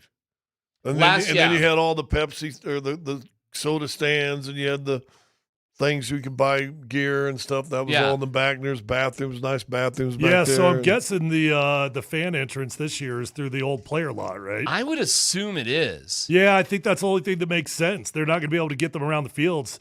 If anybody knows where the old player route is, I mean, check the website and everything, but I would guess you're going to the old player lot. I will tell you this, everybody going out to the Broncos, get ready to get some steps in. Get ready to even nearby parking is, a half mile to a mile away. Even for permitted parking. I'm telling you right now, I am officially bringing my electric scooter tomorrow. I'm bringing it. Oh, I am. Well, if you got your pad. Can I tell you what happened to me on the way in today? So I was going to Dove Valley because I thought that was where we were supposed to park. There was nobody up there. So I'm like, all right, well, let's go see if there's spots in the Justice Center. Went over to the Justice Center, parked there, walked over to the old entrance where we used to go in, the old media entrance, which is around the front door of the old building. I get over there. I'm like, hey, where does the media go in? They're like, oh, it's back at the old players entrance, right? At the old players parking lot. So I'm like, okay. So I walk on back to the old players parking lot. I'm like, where does the media go in? They're like, oh, buddy, you got to go to the top of the new building. So I went back, all the way to the freaking top. Oh, my God. I am sweating my butt off before I've even gotten in there. I get down, and there's no shade. There's nothing. I'm like, you know what? Blink this. Like, this is not for me.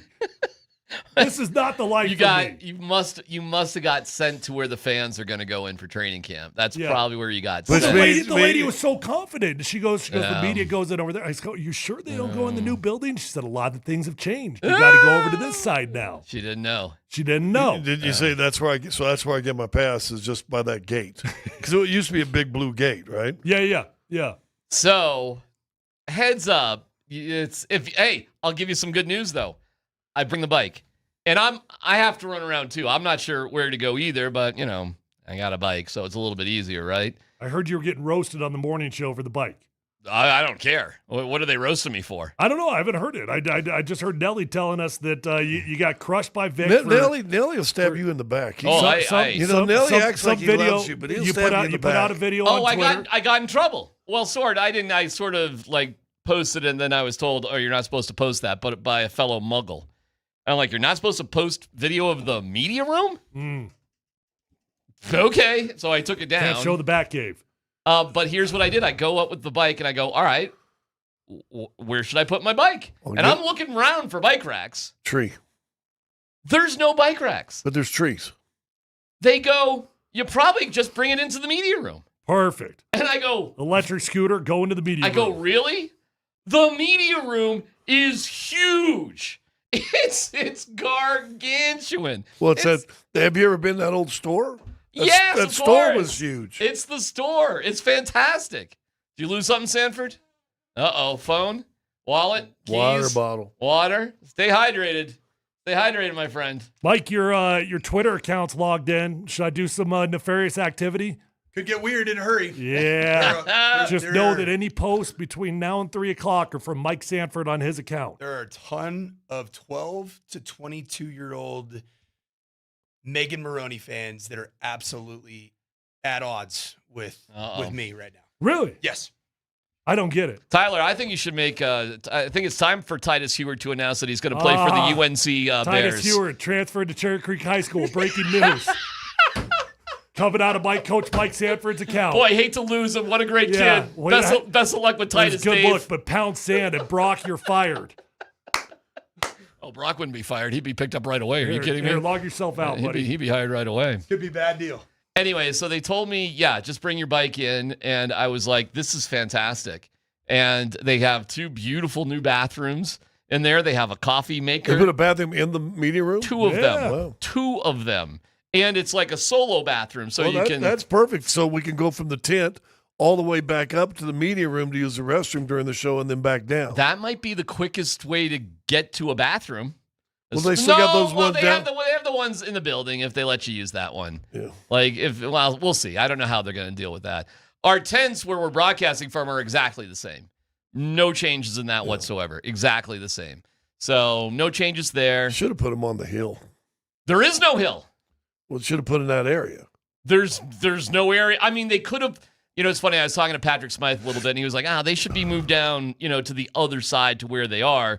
It'd be closer for everybody, but they've got power setups and whatever, engineering they have. It's all kind of set there. It's really not a big deal. It's not much different than, it has been in the past. It's no different from last year. Where were you going to the bathroom last year? If you had to go to the bathroom. Up, around, outside where the fans thing was. Oh, well, you're still getting. Yeah, that wasn't bad. But actually, listen, then. I mean, but there's no fans thing. Scott, I mean, don't get too excited about what DMac's saying here. When you're on the field, it's still a hike to get back into the media room. I know it is. That's what I'm saying. And so, in the middle of being on the air for 4 hours, you got to walk all the way back up to the meeting room to go to Tinkle? You might have to. So. But there is a bathroom that is super close, but it's technically in the building. The old building. But that building's not being used for anything. So, but I bet you they still use that for players if the players have to, Tinkle. Take a leak, I guess. I would imagine, as long as it's there, that's going to be for players. Yeah. Although there's got to be a way that they walk right out of the locker room onto the field. I was told they're offering some tours like on Saturday and whatever, so we might have a better sense of that.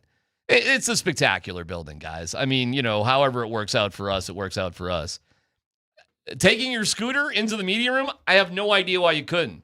Vic was like, can I take my Vespa in there? I'm like, there's plenty of room. Well, listen, I knew this electric scooter I got for my daughter was going to pay off, and today's the day. Tomorrow's the day. If you had an electric scooter from the soccer parking lot, right? I guess that's where you'd park. That would be pretty easy, actually. It's little sidewalks. Yeah, one the only crosswalk. problem is I didn't get the Lime version, like the big boy electric What do you scooter. have? Well, I got like the 13-year-old version. So when big old Tyler gets on it, going up those hills, it's not quite as powerful. It doesn't quite work the same way. You would have a couple hills I'd have to give a few kicks. Well, you know along the what? way. You'll have 3 o'clock till 10 o'clock tomorrow. Stop at the store. I have a rant someday about electric scooters. Well, I don't the scooters, bikes. Do kids even ride bikes anymore? Because every kid I see now, that are like middle school or younger, Actually, my girls are ride all bikes. electric bikes. My girls still Mine ride has a bikes. bike. E-bikes are got to be one of the hottest trends in America, And it's the period. dumbest thing in the world. E-bikes are dumb? Stupid. Dude, I'm going to tell you, in New York City, the e-bikes were fantastic. Great. What is the They rant? were money. What's Guess the what? rant on And this? that's wonderful because you're in New York City and you're touring or whatever. I'm telling you, you're going to give a little kid. Used to be that was your exercise. Go and get on your bike. More fat kids. You tell me how many great exercise bike riding is. Hey, don't worry about having to pedal anymore. Just push your gear thing and come on now. More fat kids. More fat, dude. Here come the more I fat saw kids. 2 fat kids driving with this weekend. There you go. You give an electric bike to like a 12 and 13-year-old. Yeah. You got lazy ass kids. There you go. Grr. No, Get off old my people lawn. like me and whatever. Okay. You get one. You're fine on one of those things. Except they don't usually make them for 16. No kidding. You're lost on that one. I'm lost in everything. I gotcha. You just don't fit in this world. You know what? Say that at my eulogy someday. Yep. All right, Bo Nix. Scott just didn't fit in this world. You've given it a good run, though, for a guy who doesn't fit in this I have world. 12 more years of this. But, all right, good. I'm I'll glad you fit got better on a bass boat. Okay. Bo Nix. Before we get to Sean Payton, Tyler, impressions of Bo Nix today. Oh, I don't have a ton to go on here, but he's out there. He looked fine. I didn't notice anything of concern to me. There were some videos of Patrick Mahomes out there in the early days of him rolling out to his left and Still trying to limping. plan on that foot, on that knee, and he looked like he was hobbling around. I don't want to get too much into today because there was literally nothing going on. When I was out there, they're just doing individual work. He didn't even have to stress it. He didn't have to get put in a position where he had to cut or do anything quickly. So too early to tell is what I would say. I will say this. He was out there. He was participating in everything you can think of. He was in the 7-on-7 red zone drills, throwing touchdown passes. And I'm not going to say he was like running crazy, but, he was mobile enough to be fully participating in everything they were doing. Do we have Leggy today? We do. We have a 205. 205 for Gotta Leggy. ask Leggy to repeat to start this season his views on 7-on-7. Oh, is he anti 7-on-7 guy? He's got great views. We'll bring it. Listen, here's what they taught us about radio. It's about teasing. Okay. Okay. So, Jeff, tell us your views on 7B7. Well, I'm not saying this is the end-all, be-all of everything. I'm just telling you what happened today. You can extrapolate that. How's our whatever big you want. 6'7" tight end looking? Caleb Lowe, it was hard to see individual people. I saw little Jordan Humphrey make a cool catch. Jonah Coleman made a nice little reception. Everybody was going crazy and jumping up and down about it. I mean, it was a football practice. It was like everything we would see in OTAs and minicamp in terms of enthusiasm once they got together for whatever they were doing. It looked like a lot of football practices I've seen. I just think it's a smarter way to do it. A way smarter way to do it. Just let's get rolling with this stuff, and then we'll put the pads on eventually. I'm gonna guess Tyler. They'll have the pads on Tuesday, maybe. No, I think Friday. Maybe. Friday they'll have shells on, I would imagine, at least. Maybe pads Saturday. Maybe Monday. So I think they go 2 days of acclimation. Friday they'll put shells on, and then Saturday they probably got the pads. Yeah. I think it's cool the way they do it. Listen, we were reminiscing about the ways it used to be because you see some clouds coming in at 2, 3 o'clock in the afternoon. They used to have practice then. You're dodging lightning bolts and, monsoonal flow or whatever that was called. And, it was kind of fun, right? It was adventurous and stuff, but it wasn't very efficient. I mean, football practices used to be interrupted all the time for a bunch of reasons. This is pretty wild. Whatever you have planned, whatever you want to do, you will never have a delay ever again in the history of Denver Broncos football to get done whatever you need to do that particular day. More than like 6 minutes. And that's just getting everybody off the field and into the building. Yeah, and it was cool to see, like, I now understand it better. You do not go outside to the field house from the locker room. It is a straight shot. It is right there. So it is really efficient. And I saw where the weight room is, Tyler, and where that is in relation to the locker room. It is kind of crazy how it's all right there. So close to everything. So I don't know if it matters. I heard Moser talk about Vancouver had the best hockey facilities in the world, and they suck. And there's something about being grimy, right? And being in the dungeon and all that sort of stuff. But, they just took all of that out of it. So, I mean, they're going to succeed with the best facilities in the National Football League. To me right now, if you're going to spend money, listen, everybody wants nice facilities. And like I said, Vic was on yesterday. It's more of a sign to free agents, everybody coming in, our owners giving us everything we need, whatever. That's all it is. But money's still going to get the free agent. If you really want to invest in your club, you invest in the best people around the club, the peripheral, for lack of a better term, coaches that work on Tyler's hamstring, that work on strength training. Those are the guys you want to get the best of the best of. That's where you want to spend your money. It's nice to have brand new shiny equipment, but if you got a dummy or the one guy that, fit in your budget window of $50,000. $50,000. Well, you don't want it? Good. Well, I'll just get some kid out of Syracuse. He'll do it. He's got a PhD or a PE degree or whatever it is. So that's where the investment's got to come. You got to great clubs hire the best of the best that are working with these athletes that you're investing millions of dollars with.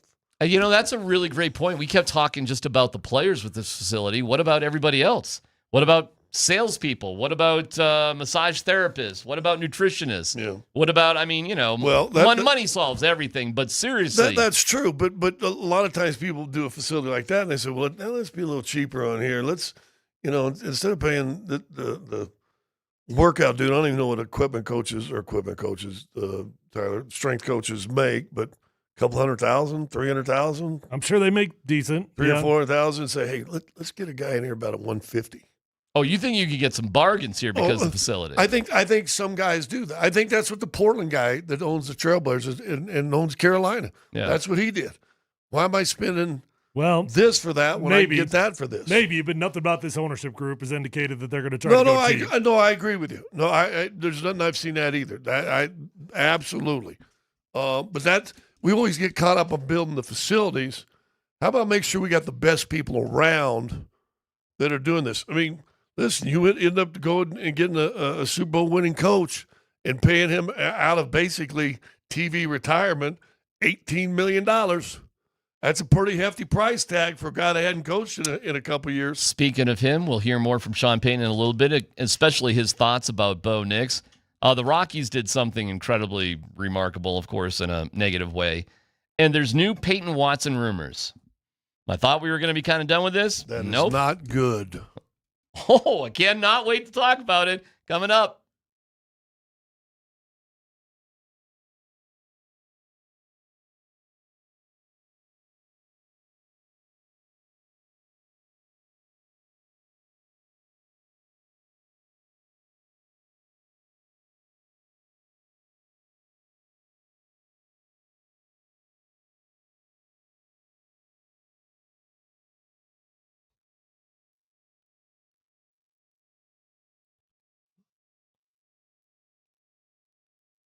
Oh, I hear what they were saying. We can address all that in a little bit, Mr. Lombardi. Oh, my God, these guys. You know what's crazy?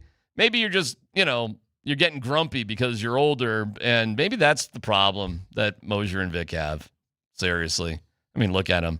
If the energy is low and you're just complaining all the time, the weight won't budge, your mind feels foggy, your sex drive isn't used to be, well, maybe that's it. Well, maybe the Rocky Mountain Men's Clinic. Their advanced medical strategies featuring TRT, GH peptides, NAD+, GLP-1, PDA, and more.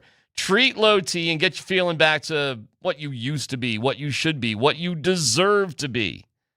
They help you shed pounds and have more energy, improve your sleep, sex drive, so much more. Be sharper at work. Maybe complain a little bit less. Be confident in every part of your life with the Rocky Mountain Men's Clinic. Go to RockyMountainMen'sClinic.com, take the low T quiz. 10 questions, yes or no, just takes a couple of minutes, and schedule a consult. Don't ignore the science. Call today. Take the first step towards feeling better again at the Rocky Mountain Men's Clinic. 720-440-7900. RockyMountainMen'sClinic.com. Physical therapies are compounded and have not been evaluated nor approved by the FDA. Provider prescription required. See website for details.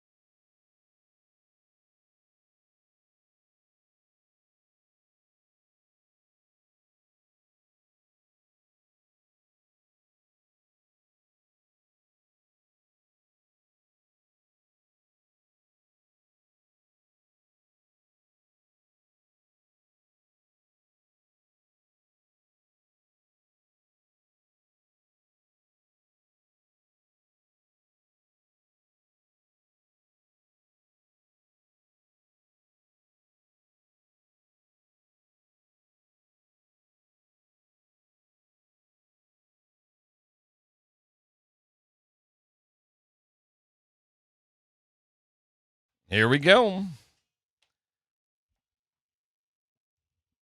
We'll get to the latest Peyton Watson news in a second. The Rockies just, oh my God.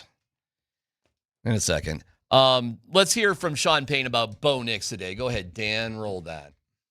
With Bo, as he enters year 3, just kind of where the areas where you think he can kind of take that next step, and how do you look at this? I don't know. The next step is kind of cliche. I mean, he just finished winning 14 games and having a really good season. Do I think he's going to continue to improve? Yes. Man, I'm pleased with the shape he's in, and the timeline relative to everything we've discussed injury-wise is falling into place. It's good to have him back out there in the team periods. And I think there's certain areas for us offensively that can help with the quarterback, a consistent run game throughout the year. So there's some things that we can do to help him. So we're often getting started. I think that third year, Tyler Scott, is such a sweet spot for a starting quarterback. And the amount of starts like Bo Nix has, man, you're there, man. You have a lot of experience. Nothing's new to you. You're a natural leader. If you're that guy, I love that. That third year for quarterbacks, Tyler, looks to be just like, you're the man, and we're following you. And that's who Bo is right now. Yeah, I mean, you're definitely settled in. You feel like a veteran by that point. You're really not, but you do feel like one. I know for me, it took me, and I didn't have all the games and experience that Bo had, but it took me till about probably the end of my third year to really feel like, yeah, I know how to make this game slow down. I know how to walk up to the line of scrimmage, not be overwhelmed, and I know how to identify, see what I need to see, and play fast. Now, Bo had more playing experience than I did in my first season. So hopefully that ramps it up an extra year for him. And this year he comes out the gates as comfortable as he's ever been. Can't hear you there, my man. There you go. We used to have this former GM guy on our show with Sandy and I all the time back in the day. And he always says for a quarterback, you want to get 18 starts. Can't be, because back then it was when it was 16 games. Got to be more than just one season. Mm-hmm. You got to give him at least 18 starts so you know who he is. Bo's had his 18 starts. And then some. You know who Bo is. He has 24 wins as a quarterback. Now, does he have 4 years and an option? Is what he got in his deal? Yes. So what they've got to do then after this year is you've got to extend him, but you want to pick up that option, so you don't want his money to kick in for another 3 years after this either. However you can financially finagle it next offseason will be the money year for Bo. And what you extend him with this year, by the time that 3 year kicks in, like we saw with Mahomes, all of a sudden you go, dude, Mahomes really ain't making that much, is he? I mean, I think when his first extension was going to pay him like $30 million. Everybody's, oh my God. And then all of a sudden that extension started kicking in and you go, dude, he's like the 9th or 10th highest paid quarterback, and he's won 3 Super Bowls. There's a lot of ways you can defer payment. You get it eventually, though. I mean, you get the equivalent of it. It'll all come to you. But again, if you can promise, if you can sign a 4-year deal now that kicks in 3 years after the 5th year option, and you're paying him at today's high rate dollar of $55 million. Yeah. 3 years from now, when that thing kicks in, the high rate option of quarterback may be 75. Well, I'm not jumping to that right now. We're 1 day into training camp. Let's see how the season rolls out. But if you know what he is, he's played 18 games. So this is what Bo is. So we do know, for the most part, what he is. Yeah, I would agree with that. And I would say by the time you got to pay him, not a lot's going to change. I'd be surprised if Bo went from like categories in right now, which that category is I've surpassed the pass-fail line as a franchise quarterback. I am a franchise quarterback. Yet he's still in that category where you're like, oh, it's going to be a little bit nervous to pay him like a franchise guy. I'd be surprised if that ever changed. But the only thing that you're still waiting on with Bo, you don't know everything yet. Because the one thing you don't know, how are those ankles going to respond? Yeah, that's true. Well, that's the only thing. The funny thing is, to me, and I don't know if this is a good comparison, but Kirk Cousins has never really gotten a lot of flowers. And yet you look at the money he's made, And you're saying, dude, he had a whole garden, right? I mean, with the salaries he's made, Because he's it's been pretty hard. It's hard to find guys like that. But really everybody in the media and fans have never really just blossomed and glistened over Kirk Cousins as one of the top 4 or 5 quarterbacks. But guess what he does? He's taken 3 different franchises to the postseason, hasn't he? Yeah. I mean, he kind of wins everywhere he goes, doesn't he? Bo's the man, though. Oh, it would be devastating at this point if Bo really isn't like the long-term quarterback for the Broncos. It would suck so hard. It sets you back 2 or 3 years. Oh my God! You go from being on the course to get and win a Super Bowl to you're starting that over again a little bit. Because you see with this guy, well, you certainly can win football games. Maybe it's not pretty, but you can do it. He's the right type of leader that has everybody's respect in that building. He does. It's cool to see. He's that guy. Like there are not a lot of negatives with Bo Nix right now, aside from that ankle and hopefully it's staying healthy. Aside from that, man, so many other boxes have been checked. And I don't know, man. Listen, it's just one practice. It is what it is. But when you roll in there and you look at all these guys returning for the Broncos, and hey, it was cool to see Jalen Waddle catching a pass with Bo Nix and all that sort of stuff. And it's quick to get a little camp fever right off the bat. For me, it is at least. But that was today. It was pretty cool. We'll see what happens tomorrow, and we go from there, and we'll be broadcasting out there starting on Friday. So we'll have it for you, all of it. What are you saying about Peyton Watson? You kind of caught me by surprise there. Well, when you threw that out, there was an article I read today that basically say. Did we see the same article, or it might have been a. I saw the AJ Green thing with Milwaukee. That's what I was talking about. No. No. What I saw was the issue and the sticking problem right now is Peyton Watson wants to be paid more than Christian Brown. Oh, I saw that too. Yeah. Right. Yeah, I saw yes. And as soon that. as I saw that, I mean, you want to talk about, Tyler can talk about it maybe in football too. I don't know. Talk about when you start comparing yourself or your agent. This is agent, not Peyton Watson's saying. This is all Rich Paul. But also, when your agent starts throwing out there, talk about putting wedges in locker rooms. That's what agents do. And that's you think that's so? What I guess. Would you and I don't disagree too much on locker room stuff, but I guess I would disagree on this a little bit. From my experience, I didn't find too much disharmony over money. Like, would you look at guys? Would you feel jealous? Yeah, but when a guy says that they want to be paid, I don't know. You don't care what other dudes get money wise. But when you start saying in negotiations, I want more than him because I'm better than he is, that now all of a sudden becomes personal. You now put a name into it, and now it ain't about money. It's about quality of play. Well, let me ask you, is Peyton Watson better than Christian Brown? 2 years ago, Christian Brown? Today, everything is about now. Forget about the past. It's about I don't know forward. because you know what? Both of them in the season injured. All right, well, you got to speculate if you're a GM. Who means more to you?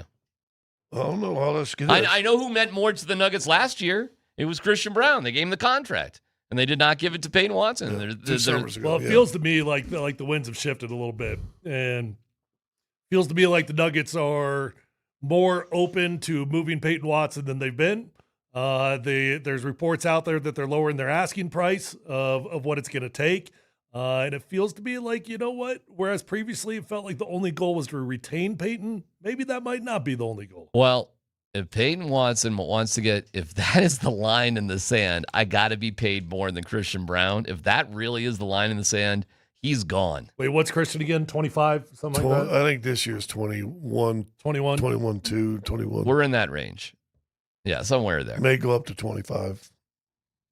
Yeah, if he wants more money than Christian Brown, he's gone. He has to be gone. There's no way he's going to get that money from this team and their situation right now. Zero chance. Why did they allow Brock Osweiler to leave? John Elway got cheap, in my opinion. Really? Was it a bad decision? Yes. Terrible decision. Terrible decision. Because they did not have a plan after that. Well, they should have. They should have. If he didn't believe in Osweiler, you should have moved on. But you didn't. You just did, Scott. Or you should have begged Peyton Manning to play one more Well, year. I'm not talking about all the aftermath. I'm just talking about was Osweiler an $18 million a year quarterback at the time? Yes. Oh my Well, God. He definitely was. See, Well, I mean, listen, he looks Scott. I think two things are true. What you learned is that he was not worth what he was getting paid by the Texans, and I don't remember what it was, but it was a boatload.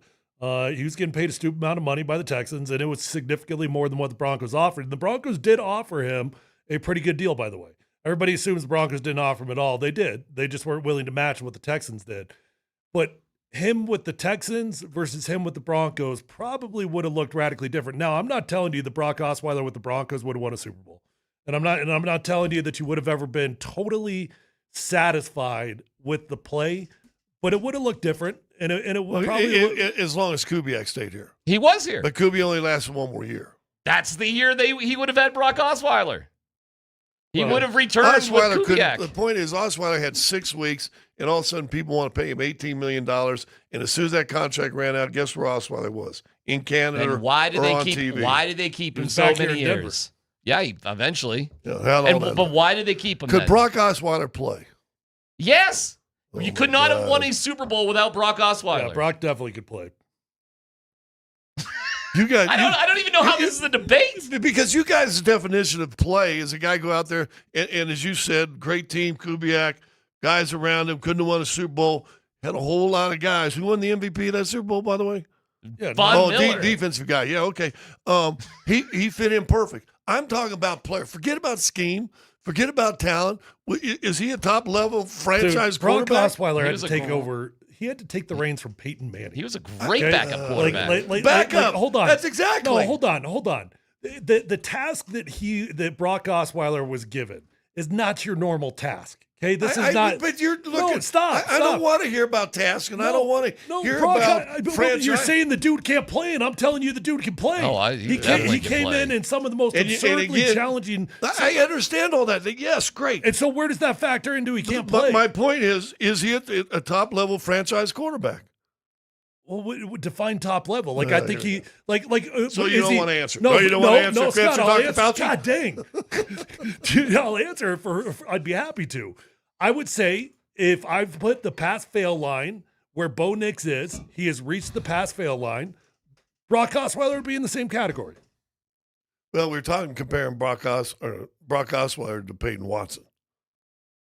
That's what I'm comparing. All right, well, let's take a break, and we can get back to that. That's what I'm comparing. All right, I'm not comparing Bo Nix and Brock. I'm talking Peyton Watson and Brock Osweiler, and I think there's some parallels there. All right, well, we can dig back into that and continue yelling at Now each it other. makes more sense because you automatically went back to Bo Nix and stuff. You kept saying the dude couldn't play. He can't play. I got another comparison for you, too, that is in the world of hockey to basketball to football.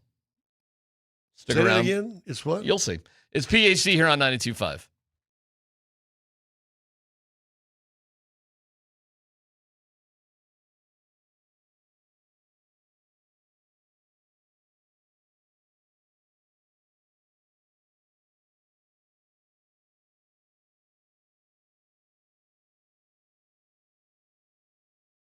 Hey, if you're in the market for a newer pre-owned vehicle, go to the best dealership in Colorado. It's Phil Long Ford. I love my friends over at Phil Long Ford. I've been buying cars from Phil Long Ford for a very long time. Only dealership that I've ever really had to deal with. Guys, bought my first vehicle my rookie year, and I keep going back because relationships matter to me. I know these guys, love these guys, trust these guys. They're going to take care of you. Respect your time, get you in, get you out, and you're going to find the vehicle of your dreams at the best price. It's really as simple as that. One-stop shopping at Phil Long Ford. You don't have to drive all over the state of Colorado looking for your newer pre-owned vehicle. Just go to Phil Long Ford. There's over 1,000 cars, trucks, vans, SUVs, electric vehicles, even commercial fleet vehicles on their lot right this minute. So new vehicle, pre-owned vehicle, it doesn't matter. Vehicle of your dreams is already on the lot at Phil Long Ford. They've already got the best prices. They also have an award-winning service department. So once you buy that new vehicle, keep it serviced over at Phil Long Ford. You're going to have a beautiful ride for a very long time. Let them know that your friend Tyler sent you on over, and check them out online at phillongford.com.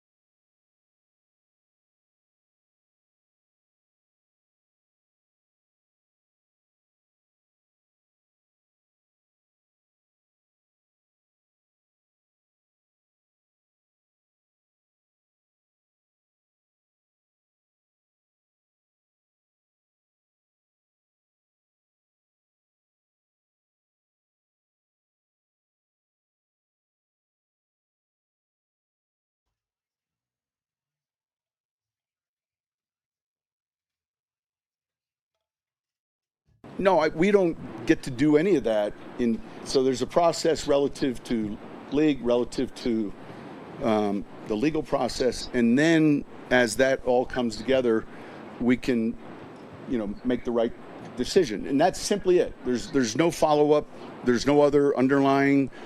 It's today's protocol, and there's probably maybe a dozen players in other camps that are kind of going through a similar protocol, and man, we're proud of the work he did these last, call it, month and a half. Wasn't easy, and it'll continue to be a challenge, and we'll see where it goes. But I was amazed Jonathon Cooper was out there, but he's a really good football player. I don't know if there's a dozen cases like Jonathon Cooper ongoing in the NFL right now.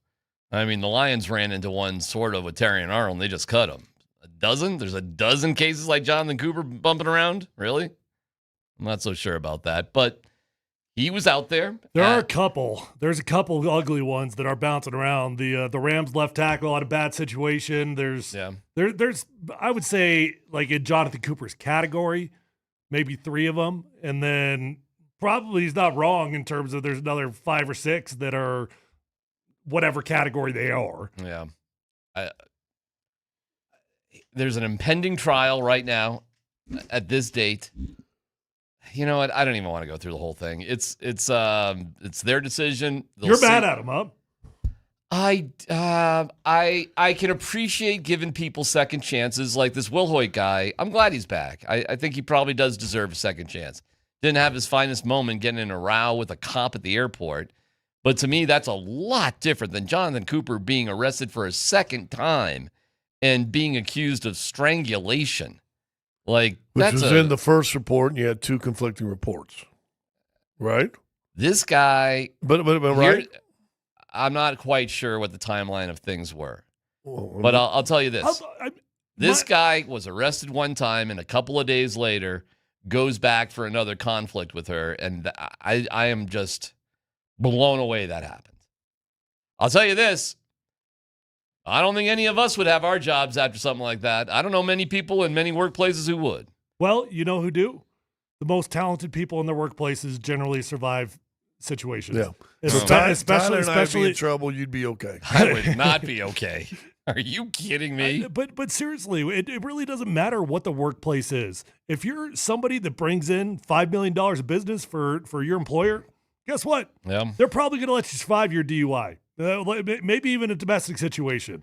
You're Joe Schmo in the cubicle, sayonara. Did you guys see the video of Tony Romo yesterday? I did. Stretching. Going to grandma and grandpa's. Stretching before I was trying to figure out if that was some move the police were having him do. Oh, no, he said it. He was like, I just need to stretch a little bit. She started laughing. She started like, okay, like that. I mean, that dude. What'd he blow?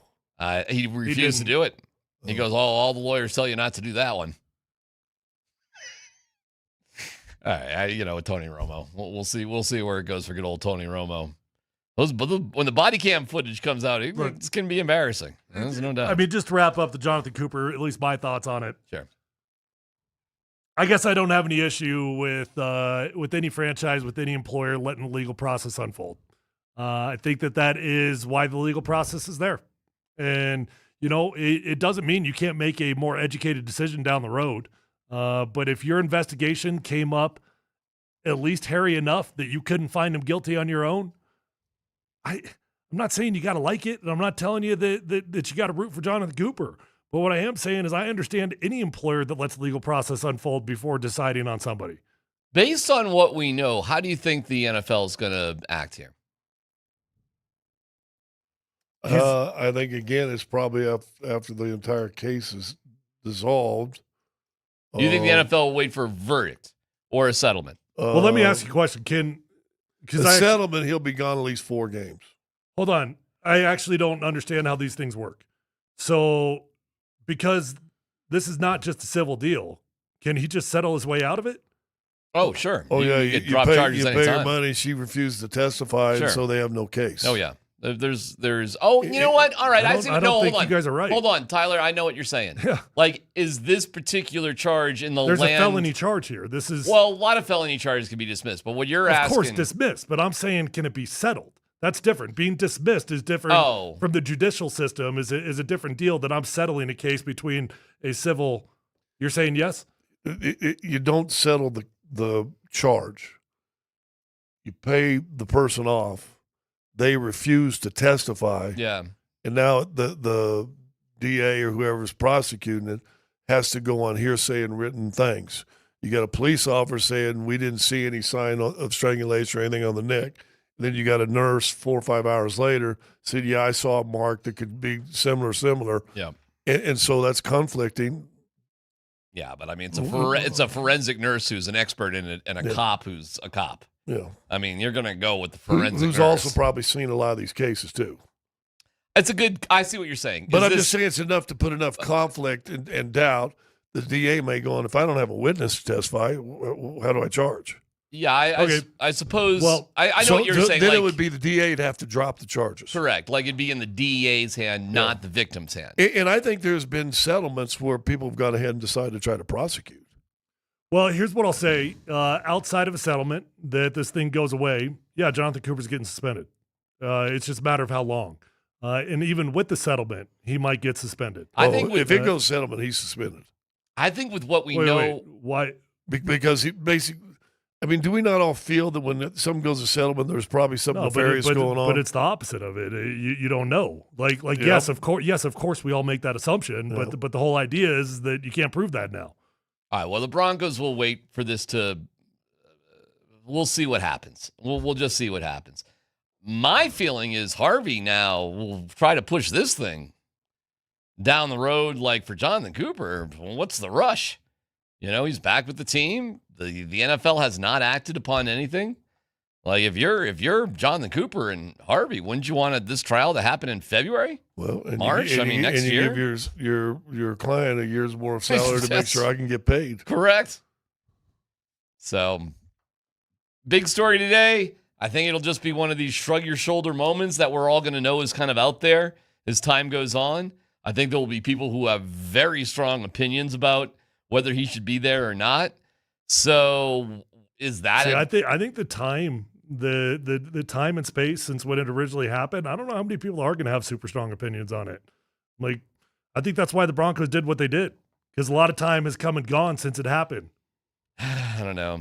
I go way back. I go back to that Parrish Cox case, and I just could not believe he was out there on the field with his incoming trial.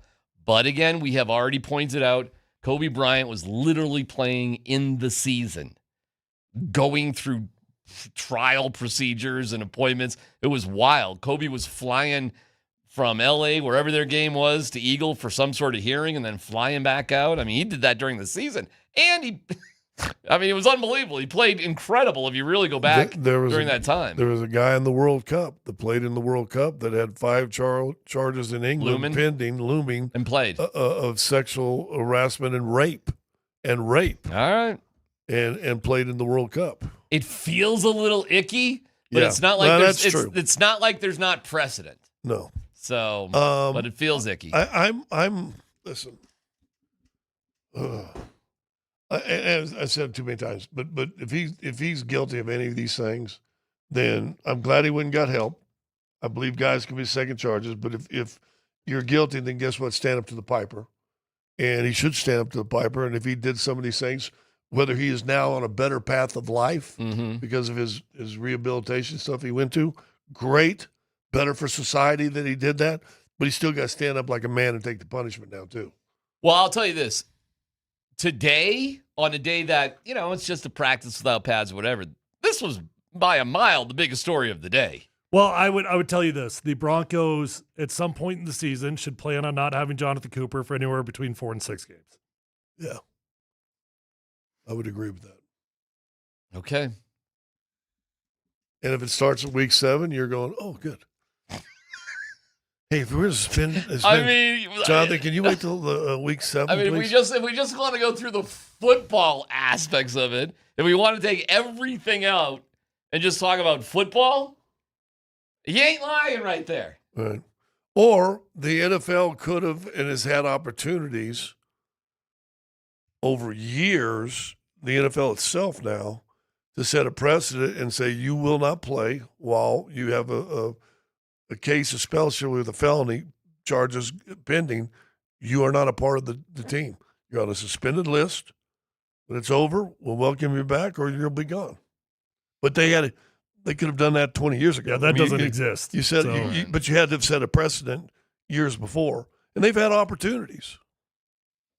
I heard the morning show talk about something. It's always interesting, like this guy or that guy or this guy. So Celebrini, who is 20, is getting some sort of record-setting contract. Macklin Celebrini, it's like 20 years old, and they were discussing who would you rather have, like Cale Makar and Nathan McKinnon. And and they said the Sophie's Choice. Does everybody know what Sophie's Choice is? Great movie. You know, does this kid live or does that kid live? Kevin Kline. Got to make a choice. Devil Wears Prada lady. Great movie. Meryl Streep. Meryl Streep, Kevin Kline. And then Moser was just like, I hate Meryl Streep, which is a odd take. And then they talked for 20 minutes about their favorite actors. But anyways, the point is, this is kind of coming up with this Peyton Watson deal. And now Peyton Watson is trying to compare himself next to Christian Brown, I guess. It is. Or his agent at least is. Yeah. Well, money is a strange thing like that. So when we come back, like some comparisons about this guy or that guy, who do you pay? Who don't you pay? How it impacts the team is PhD on 92.5.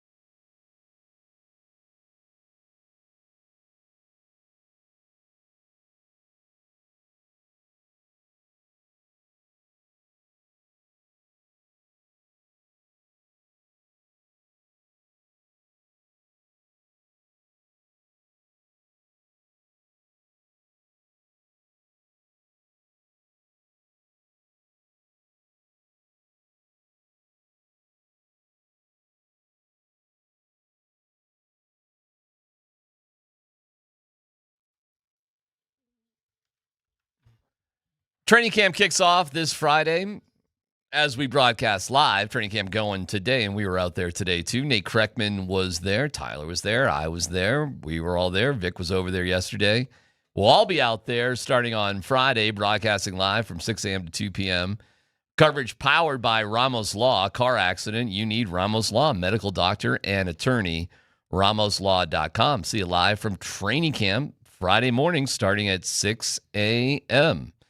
Other observations from training camp today, Tyler. What'd you have? What other? And we'll have Jeff Legwald joining us at 2:05 to dig in everything a little bit deeper. But overall, the facility, what you saw in general, what were some of your observations? Well, it does feel like a new era to some degree, which is weird because it's not. You got the entire football team coming back. You got the coaching staff. You got it all. But it's impossible to walk into that new building and not feel like this is a brand new era.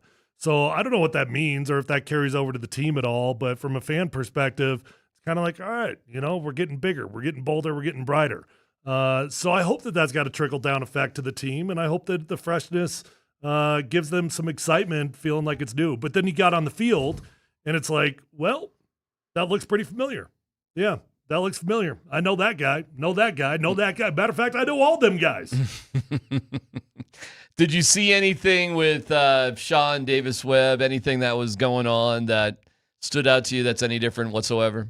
Negative. No, I mean, I don't know. I wouldn't have known how to see that today, even if if that was my only intention. Offensive linemen. They always put you really close. You always got a very good view of the offensive line. And then that's it. Yeah. You're never that far from the big fellas on the field. How do they got the fields running? They got them going east-west. Same way that they always have. I thought they might do it the opposite direction, but it's the same direction it's always been. Yeah. Yeah, east-west. Media is on the complete opposite side that we've usually been, though. Is the media on the east or west side? Media is on the west side. Yeah. Where the hill used to be. Of course, there's no hill. It's there's a the media building. No, the media, our tents, Where our tents are in the exact same spot. Is that east, west, north? I am directionally. South. I am directionally challenged. The tents are in the southeast corner. Okay.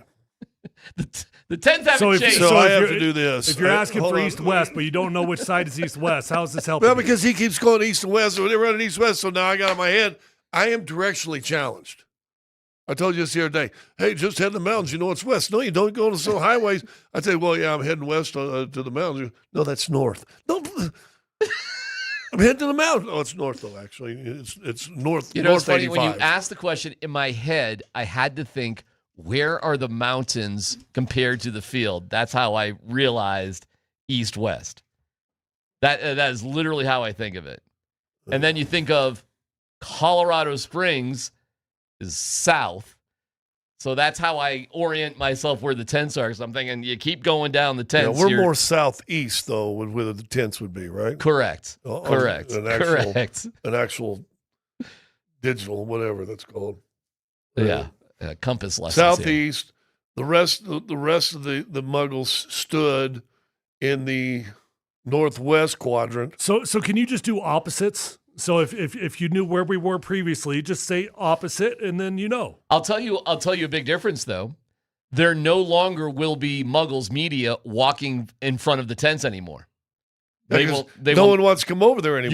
You're not allowed. I think we're gonna have to get escorted. I was gonna say, how are you gonna get over there? You'll, like Tyler just said. I don't know, but so I'm that kind of screws up our big plan of coming in and out and doing this. No, not necessarily, because if you have a reason to be there, I think you're going to be allowed to be there. But there won't be the casual, people just sort of drifting by you. However, that being said, like if you were in our tent, all of that 7-on-7 stuff they did would have been like 5 feet away from where we'd be broadcasting from. I mean, if they do that, you have an unbelievable view of what's going on.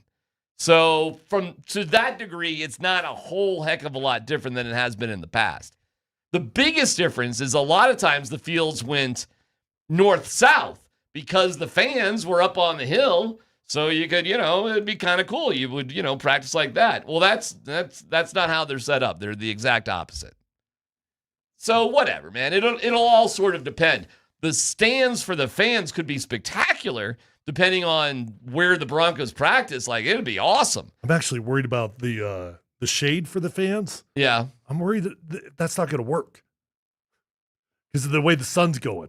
Well, when you said shade, it was like today was definitely like. Well, they've got cover over it, but I'm afraid shaded. that cover is not going to be very effective with the sun. But they had zero cover on them metal Zero. bleachers last year. Yeah. So it could be good for some people. It is really, seriously, if you went to a fairgrounds with a rodeo, that's what this looks like with the stands. And they go up maybe Listen, it's all 20 rows. It's all temporary. It's one more year of this, and then it's going to be back to a hill on the other side. Correct. And I'm sure they'll put in some sort of permanent seating as well. Yeah. I really got to give them a lot of props for getting this project done. And there have been fans able to go to training camp the whole time. One way, it's not perfect, but it's not the 5,000-6,000 crowds that we used to see during Tebow. No, but it will be. Or Manning. I mean, it's the possibility of that existing again will exist again in a year. In a year, that will be existing again. Next year at this time, that is going to be a big, huge hill. To quote Kyle Shanahan, who almost lived this, we're not even promised tomorrow. Wow, True. That is. Just ask Jimmy Garoppolo. It's a little dark right there, but okay. I'm with you. That wasn't a reference to the crash. No, I gotcha, but that's what I'm thinking about with Kyle Shanahan these days. Well, I mean, seriously, he was close to living that out. No kidding. I'm reading more about those. Man, he's getting some heat on that one. People, not everybody's. I feel like everybody's praising him. You think he's getting heat? A little bit. Not everybody's buying the story. So, I don't know. I hope Kyle just gets healthy. They're not buying the story of whether he was on the phone or he dropped the phone. It's something like that. He even he fessed up and said Bottom it's my line is his fault. He fessed up and said it's my fault. Yep. That's all I care about, too. The interesting part, he was in a Tesla, too. So he was obviously not using the full self-drive. Could have been. He said he will be in the future. I didn't even think of that. Would that have stopped the car? Would that have the car wouldn't have veered off. Lane? The car wouldn't have veered off if it wouldn't have veered on. off. Yeah. All right. Anything else about the Broncos today? Like I said, we're gonna have Leggy on about a half hour. Anything else that stood out to you at all? I hate to be boring. I'm sorry. I know we're trying to give hot takes here, but I don't have a whole lot of hot takes from today. It's to describe today's practice. It's difficult because if you've never been to an OTA, which nobody has, this is like an OTA minus like 50%. It's just all individual periods, getting out there, getting warmed up. You got a helmet on. That's it. By the time we had to leave, I didn't see a single team period. And I don't know if there was a single team period because after I left, about 15 minutes later, Sean Payton was talking into a microphone. Yeah, I don't know how much more could have gone on. I think it's just like that. It'll be a little bit more tomorrow. And by Friday, there'll be a little bit more on Friday and Saturday. It'll just go like that. It'll go kind of, I think it'll go quick and boring kind of at the same time. The Jonathon Cooper thing today was by far the most like, wow, okay, that sort of moment. And other than that, you got to see Bo out there running around and throwing the ball. And, how long ago was that before he broke his ankle, guys? Does it feel like that was a long time ago or a short time ago? What does it feel like to you guys that Bo? A long time ago. That feels like a long time ago. It was in January. Yep. Right? When then in January we did it? Mm-hmm. Which seems like a million years ago. To be honest with you, we're closer to the next January than we are from the last January. Can I tell you, Tyler, what you said earlier?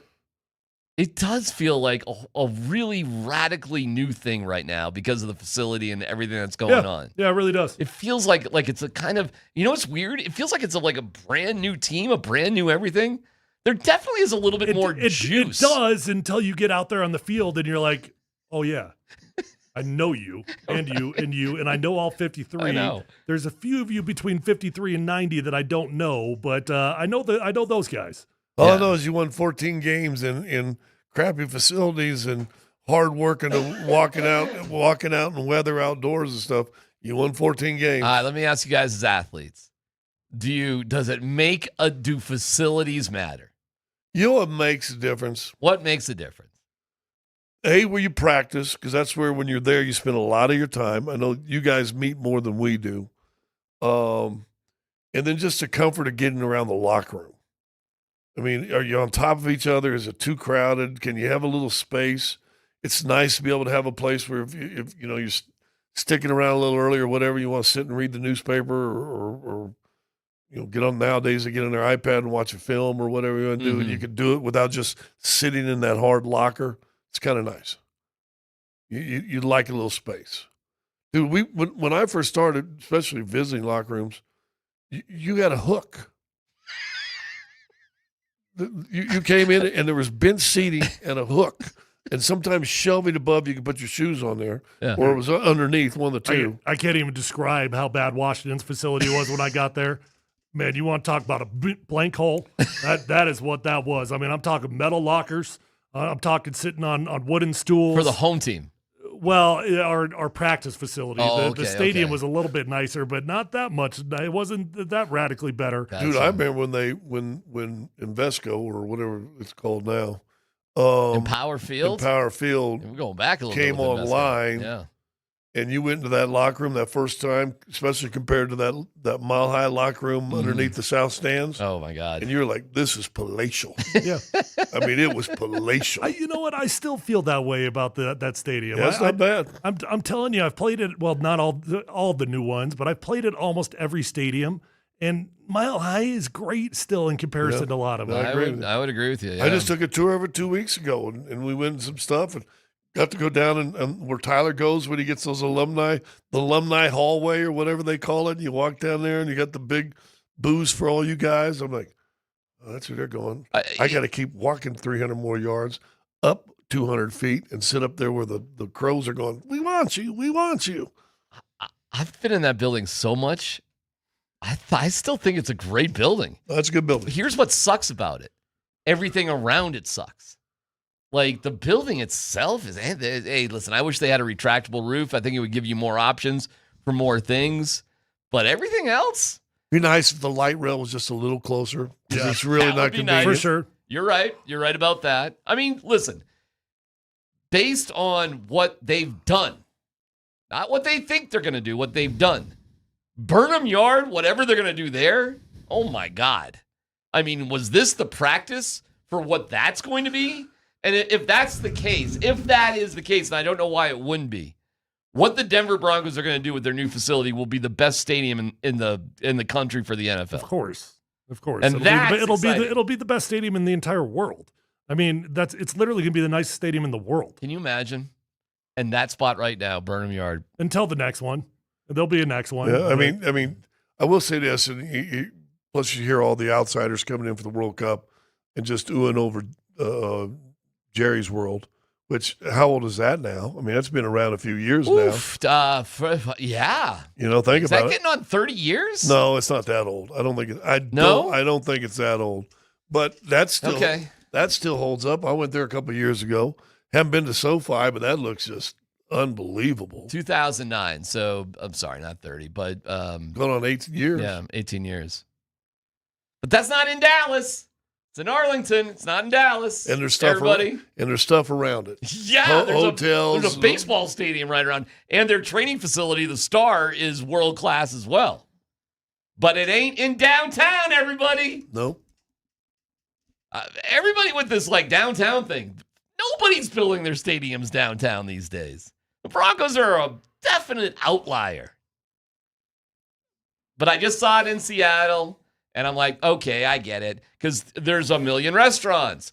There's hotels. There's public transportation. I get it. There's a baseball stadium. But Seattle's kind of on the edge of out downtown. It's not the way they did it. It's not in the middle of downtown. It's right by the baseball stadium. It's definitely not downtown. Well, they have the parade from the fish market, and we're gonna walk to the stadium. I don't know, dude. If you walked from the fish market to the stadium, that's where the supporters parade was. That's a freaking hike, it's man. Like I mean, that 1.2 it's 1.2 miles. No way.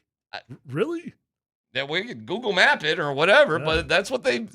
That's where I walked with the USA. I mean, it felt a lot bigger than that. But Jameis Winston, and yay! I did not just recently put it on a map, so I'll take your word for it. Listen, that's what it said. I mean, that's what they said it was going to be. It wasn't that. It didn't feel that bad.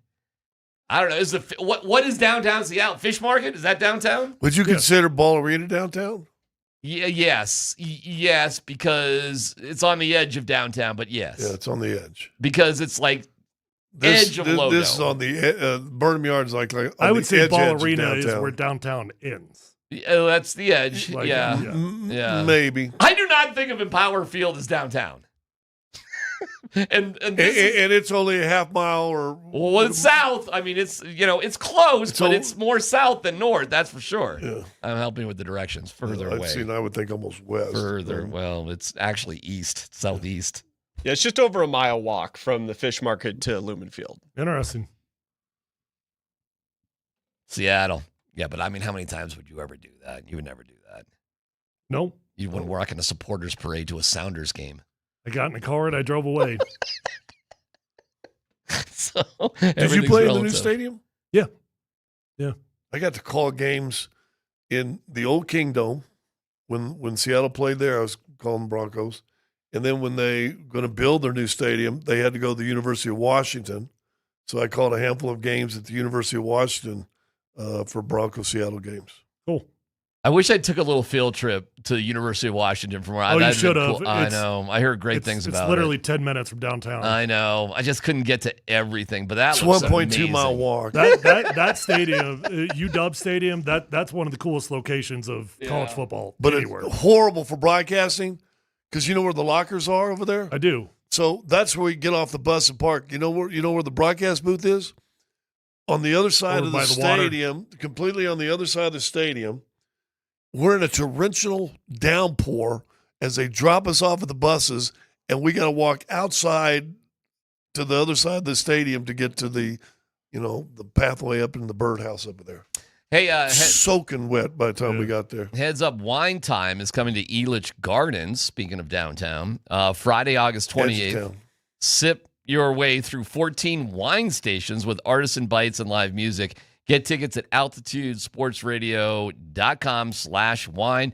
Jeff Legwald at 2:05. No dumb questions coming up next.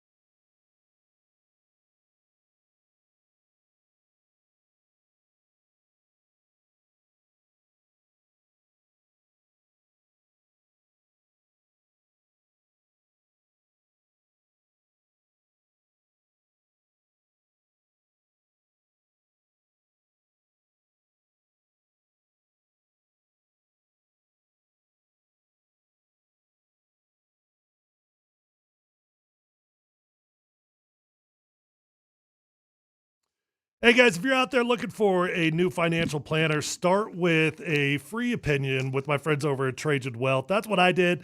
I just talked to them, got to know them, and they're a fantastic outlet, guys. They're going to help you deal with all three of the most important phases of your financial plan, and that's your investments, your taxes, and your estate planning, all under one roof. It's your plan built around your life, not the other way around, and you can learn more at TrajanWealth.com or simply call 1-855-TRAJAN1. There's more to retirement planning than crunching numbers, and the fiduciary advisors at Trajan Wealth, they're going to coordinate your investments, taxes, and estate plan around your actual life so that every single piece is working towards the same goal. Visit TrajanWealth.com to get started or call 1-855-TRAJAN1. Looking for a financial team that actually coordinates your investments, taxes, and estate planning is not easy, but it can be easy if you just call Trajan Wealth today. Trajan Wealth built around one strategy around your full financial picture. Visit TrajanWealth.com or call 1-855-TRAJAN1. Advisory services through Trajan Wealth LLC, SEC registered investment advisor. Additional services through Trajan Estate and Trajan Tax. Actual client paid advertisement. Additional disclosures at TrajanWealth.com.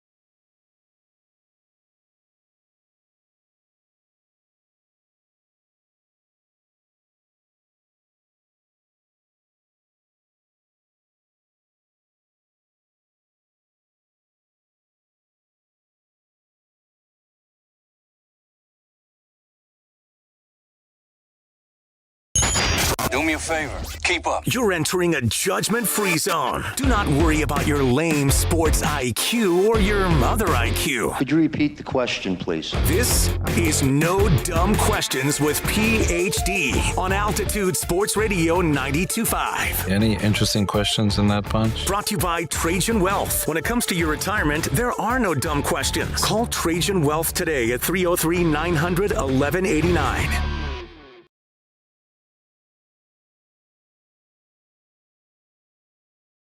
All right, no dumb questions on the text line. Did Jalen Waddle flash at all today? It's a relative term. He caught a couple of balls from Bo Nix. Nobody flashed. No, I mean, not a single player flashed. It's impossible to flash an individual period. You flash when you get the team periods going, when you're going up against the defense. He's there. He's running around. He did not flash, is the answer. Nobody flashed. Today was much more of, you know who wasn't there? Wasn't there at all. Caleb Lohner was not there.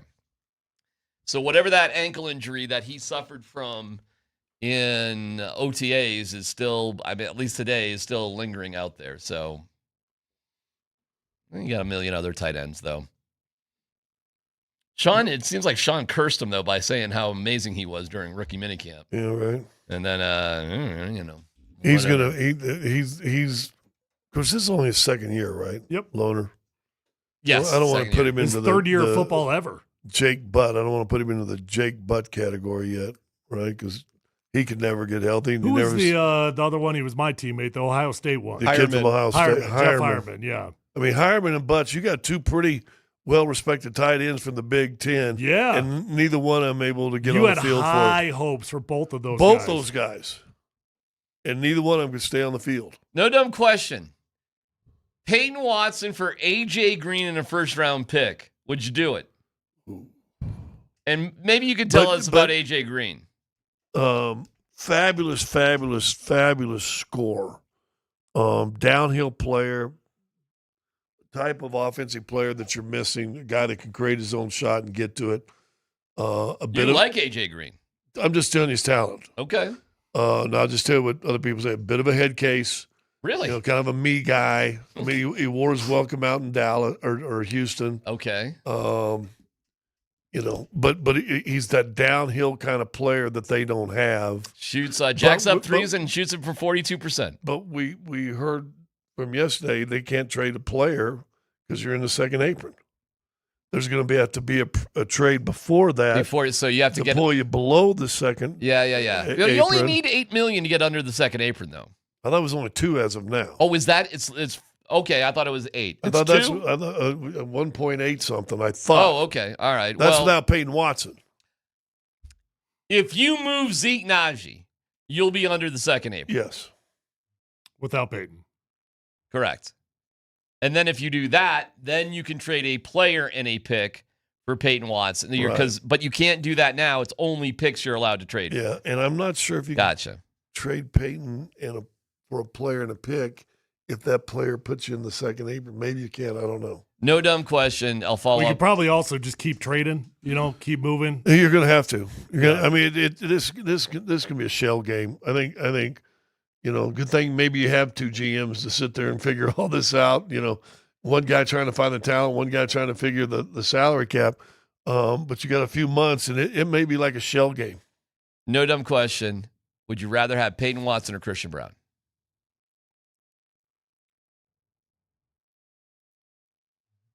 Peyton's still a bigger unknown, right? And I feel like, with Christian, it's easy to hate on him right now, but what the baseline is with Christian. And even the baseline, definitely not worth what he's getting paid, but even the baseline Christian Brown that's a guy, he's a high hustle guy that's going to contribute to your basketball team. Peyton Watson, I still feel like there's still like a high ceiling and potentially a low floor. The season he had 2 years ago, when he got the extension, I think is his ceiling, which is okay. If you can give me a guy that's going to give me 14, 6, and 5 and lead the league in, fast break points, top 5 in points in the paint, and, is that kind of guy. And also now I can put him on tough 2 guards. That's pretty good. But I think that was his ceiling. I don't think you can You're not answering the question. Yeah, it wasn't a I'm going compliment. along with the way I'm going to answer your question. Okay. But I get squirreled because you guys got on me because I said he couldn't play. And listen, I couldn't play. I was a hell of a player in college. Mm-hmm. I couldn't play. I couldn't play. But guess what? I'm still better than probably 97% of the world. But when I say you can't play, I just mean at a all-star type of level. I understand. You're hemming and hawing here. I had a coach tell me this summer, said, why'd they pay Christian? He can't play. And it was another basketball guy, but that's how we talk. I'm playing your theme song right now. So, do you not remember how hard he yelled at me? Like the second I opened my mouth, interrupting me for not giving a direct answer to what he wanted earlier. Yeah. A little T for 2 here. I would take. I think. Well, I don't have an answer. I'm thinking now. I probably would go with Peyton Watson because I think this league is more about length and height. All right, so and Peyton Watson. Peyton Watson gives you 6'9" in length. All right, so Peyton Watson. I don't know if he's a better player though. Oh my God. But I would take Peyton Watson. Because this is essentially the argument Peyton Watson's crew is putting. We want more money than you're paying Christian Brown, which is essentially saying our guy's better than your guy. Yeah. And I'm asking you guys, who's better? Who's better, Nathan McKinnon or Cale McCarr? I already answered. You said? I said I'm more comfortable with Christian Brown. Christian Brown. And you said but reluctantly. But again, did you see the words you put in? I'm more comfortable. You didn't answer, is he a better player? Oh my gosh, that's not that wasn't even. What was the original question? I don't even remember. Is he a better player? I don't think that was the original question. I really just said Christian Brown or Peyton Watson. You know, like I thought the question was, who do you feel more comfortable paying the money to? I thought he said who was a better player. I don't remember the question. Because you know why I don't remember the question? Because it took you 30 minutes to answer it. I'm trying to give you a breakdown of the players. Peyton Watson is what the NBA is looking for, tall, lengthy guys. Do I necessarily think he's a better quote-unquote player than Christian? Not necessarily, but he's what the NBA is looking for. All right, and you don't have a lot of guys that can do that. Essentially, this is the crux of the issue. Because now we're hearing that this is the argument they're making. We want more money than Christian Brown. Right. Well, and now we're hearing the Nuggets are like, hey, give us A.J. Green in the first, Milwaukee, and you can have him. The problem with comparing to Christian Brown, and listen, we're jaded because he played hurt all last year. And to quote Vic yesterday, my sources. We gotcha. He basically played hurt all last year. We kind of saw how he looked on the floor. We could kind of agree with that. They overpaid for him also, but that's a past sin. So if you think, okay, we may have overpaid a little bit for Christian Brown, and by the way, the sins of past regimes, but we overpaid for Christian Brown. Do I want to put another sin on top of it by overpaying for another guy? Okay. Is that how you make franchises? Well, sometimes it is how you start making bad decisions, though, unfortunately. Yeah, it's how you... When you make one bad decision, you try to make up for it. Absolutely. And that's exactly right. So it's not fair to Peyton, but that's kind of the situation you're in. Who would you rather have, Nathan McKinnon or Cale McCarr? Well, if we're talking about hockey or would Peyton Watson... Christian. Are you doing your Scott impression right now? You know, it's just he's busting your balls right now. He's not giving analysis. He's busting your balls. But seriously, when you think about the comparisons between how Christian Brown plays and Cale, like there's actually not that many similarities at all. Nathan McKinnon. Did you? Of course, I would take Nate. No hesitate. I would take Nate too. You know, I talked to Dan. Dan feels totally different. Dan, you want to defend yourself right here? I would take Cale McCarr because I think it's more difficult to find that type of player, although it's very difficult to find a number one center also. So, I get it. Yeah, they can't even find a number two center. I get it, but finding a guy like Cale McCarr who can do everything he does is really, really valuable in today's game. That would be my argument. They're both excellent, but high quality day, shooting, scoring defenseman that's an okay defenseman. Yeah. Yeah, I mean, what we really need is more points and goals at the end of the day. By the way, that's what McKinnon gives you. Yeah, well, you know what? You needed more points and goals in the postseason. Neither one of those two did it for you. No, it was a disaster in the Vegas series anyway. By the way, real quick here, maybe we should address this every now and then. No dumb question. Please explain Bud Squints Tanner. Dan, I'm sorry. I misidentified you as Spring yesterday. I was upset. Ugh. Dan, you got recognized as Mark Springer out and about in the real world? Oh, What happened? I don't know. I need You this don't have a texter to monotone explain it to voice me. with a bad beard. Wait, you don't know that? I don't want to get compared to Springer. Wait, did somebody say you were Springer or Hey Spring to you out in the real world yesterday? No. I don't know what They this call guy's him talking about. Buds, or he calls him Buds because his middle name is Bud, right, or something like that, or his no. parents call him Bud. No. Call him Squints because he looks like Squints from the baseball movie. And Tanner because that's his last name. Okay. Dan, do you want to explain it? Well, my family calls me Bud. So that's what I said. But it's not his middle name. I said his middle name or something his It's family not called his it. mi- I just call him Bud Tender Dan. I called him creepy guy in the corner. Why does your family call you Bud? I don't know. That's just what Because they've they always couldn't called remember me. his name. Do you guys have any family members that have a nickname where you don't really know why? Wait, Scott's premise is hysterical. They couldn't remember Dan? No. Dan? That's confusing? Bud, come here. My parents forgot what they named me. Hey, you. So for some unknown reason, your family has called you Bud. Yeah. And that's what they call you today. That's what they called me when I was like a baby. And they still do. What's up, Bud? Or whatever Yeah. like that? Yeah. Okay, that's that. Which you know what? That's talking about living up to your name.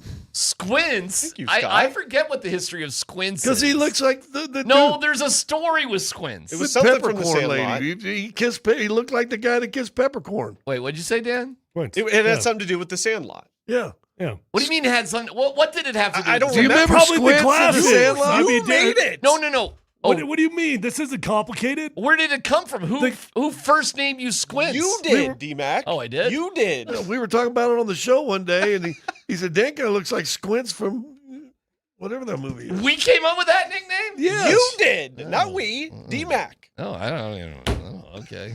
How It's a did we great come up nickname. with Tanner? Well, it's very similar to when his parents named him Dan and they couldn't remember it. How did you get the Exactly. Tanner thing though? How did I get the origins of my last name? Oh, that's your last name? That's so funny. Dude, you'd think after working with you for a year or so. we'd Well, know. Dan gets called once a day, Monday through Friday. Dan Bud Squints Tanner. You call him that all the time. I Every call time him, you go to Let's Football Go. Let's Football Go, Bud Squints, Dan Tanner. But I forgot like the history of all the names. Dan. That's funny. My parents just, called me Bud for no reason.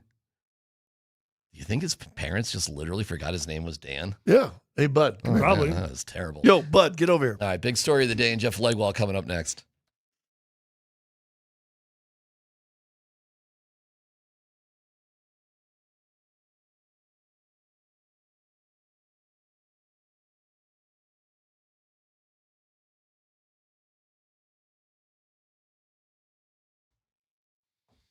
What's happening, DMac, for the Rocky Mountain Men's Clinic? When it comes to treating erectile dysfunction, there isn't a one-size-fits-all solution. Every man's medical situation is unique, and finding the treatment that's right for you can make the difference between an average result and an exceptional one. ED can affect far more than just your sex life. It can put a strain on relationships, impact your confidence, and leave you feeling frustrated, anxious, or embarrassed. The Rocky Mountain Men's Clinic has licensed medical providers. They're going to take the time to understand your unique medical situation and recommend a plan that's right for you. And these advanced medical therapies work with treatments having success rates well over 90%.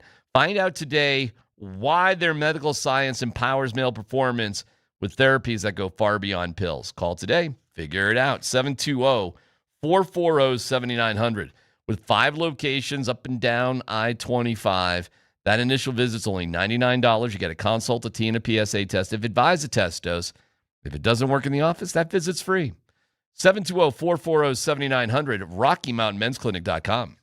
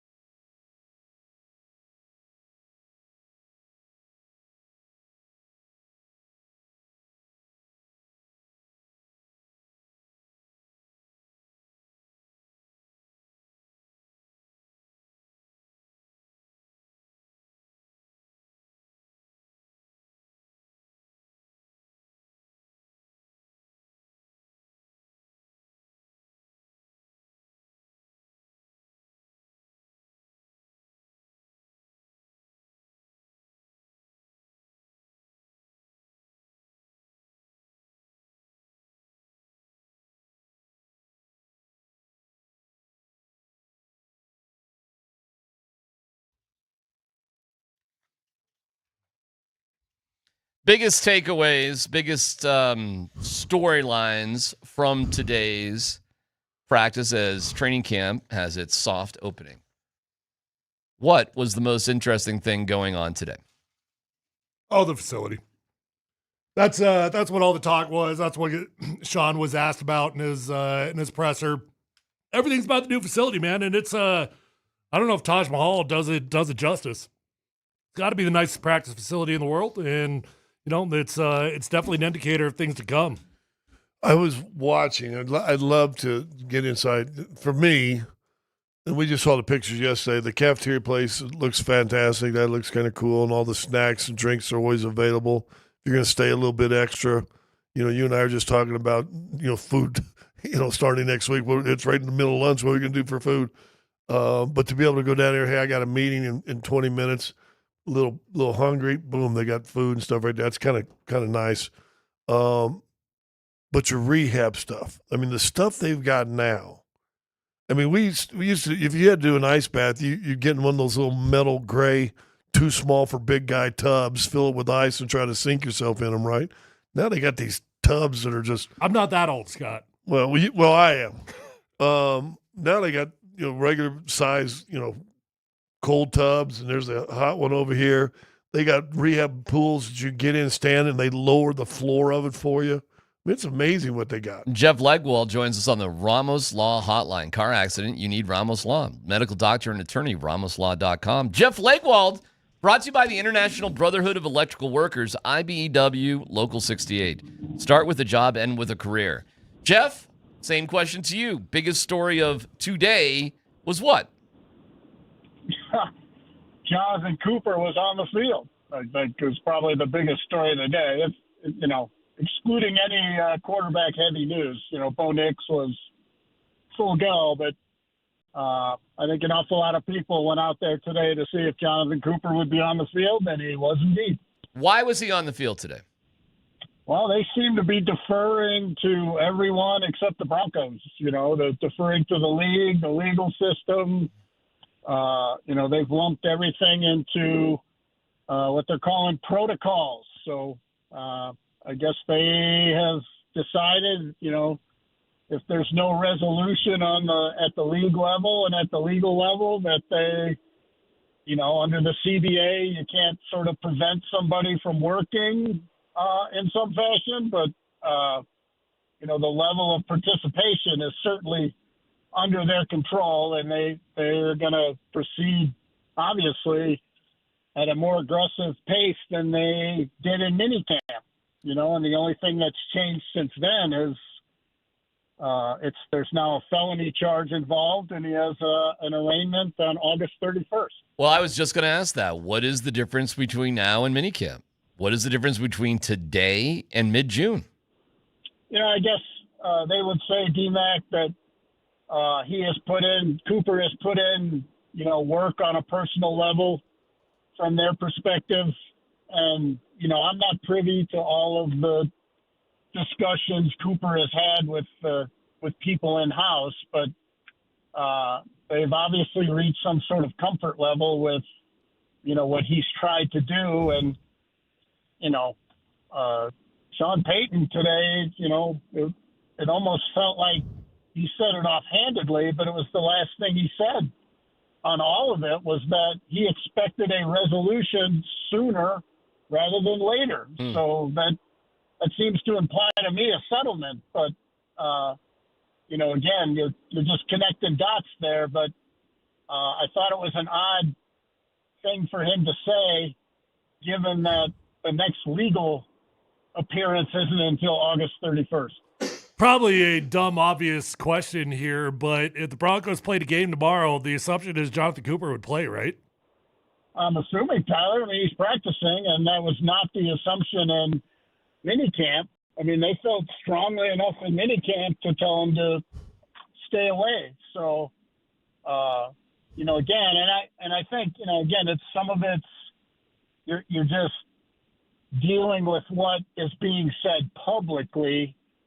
And again, Sean Payton was asked about, the whole time frame, and he said today he expects some kind of finalization and his quote was sooner rather than later. So, take of that what you will, but that seems to tell me they think there is the possibility, at least, of some sort of resolution.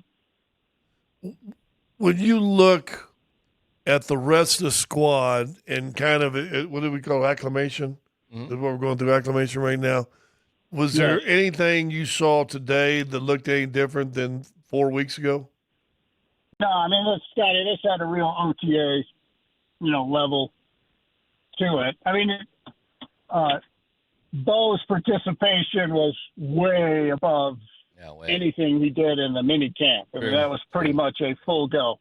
So, to me, that's the biggest difference on field was Bo Nix was out there with the ones on the plays you would expect him to be taking with the ones.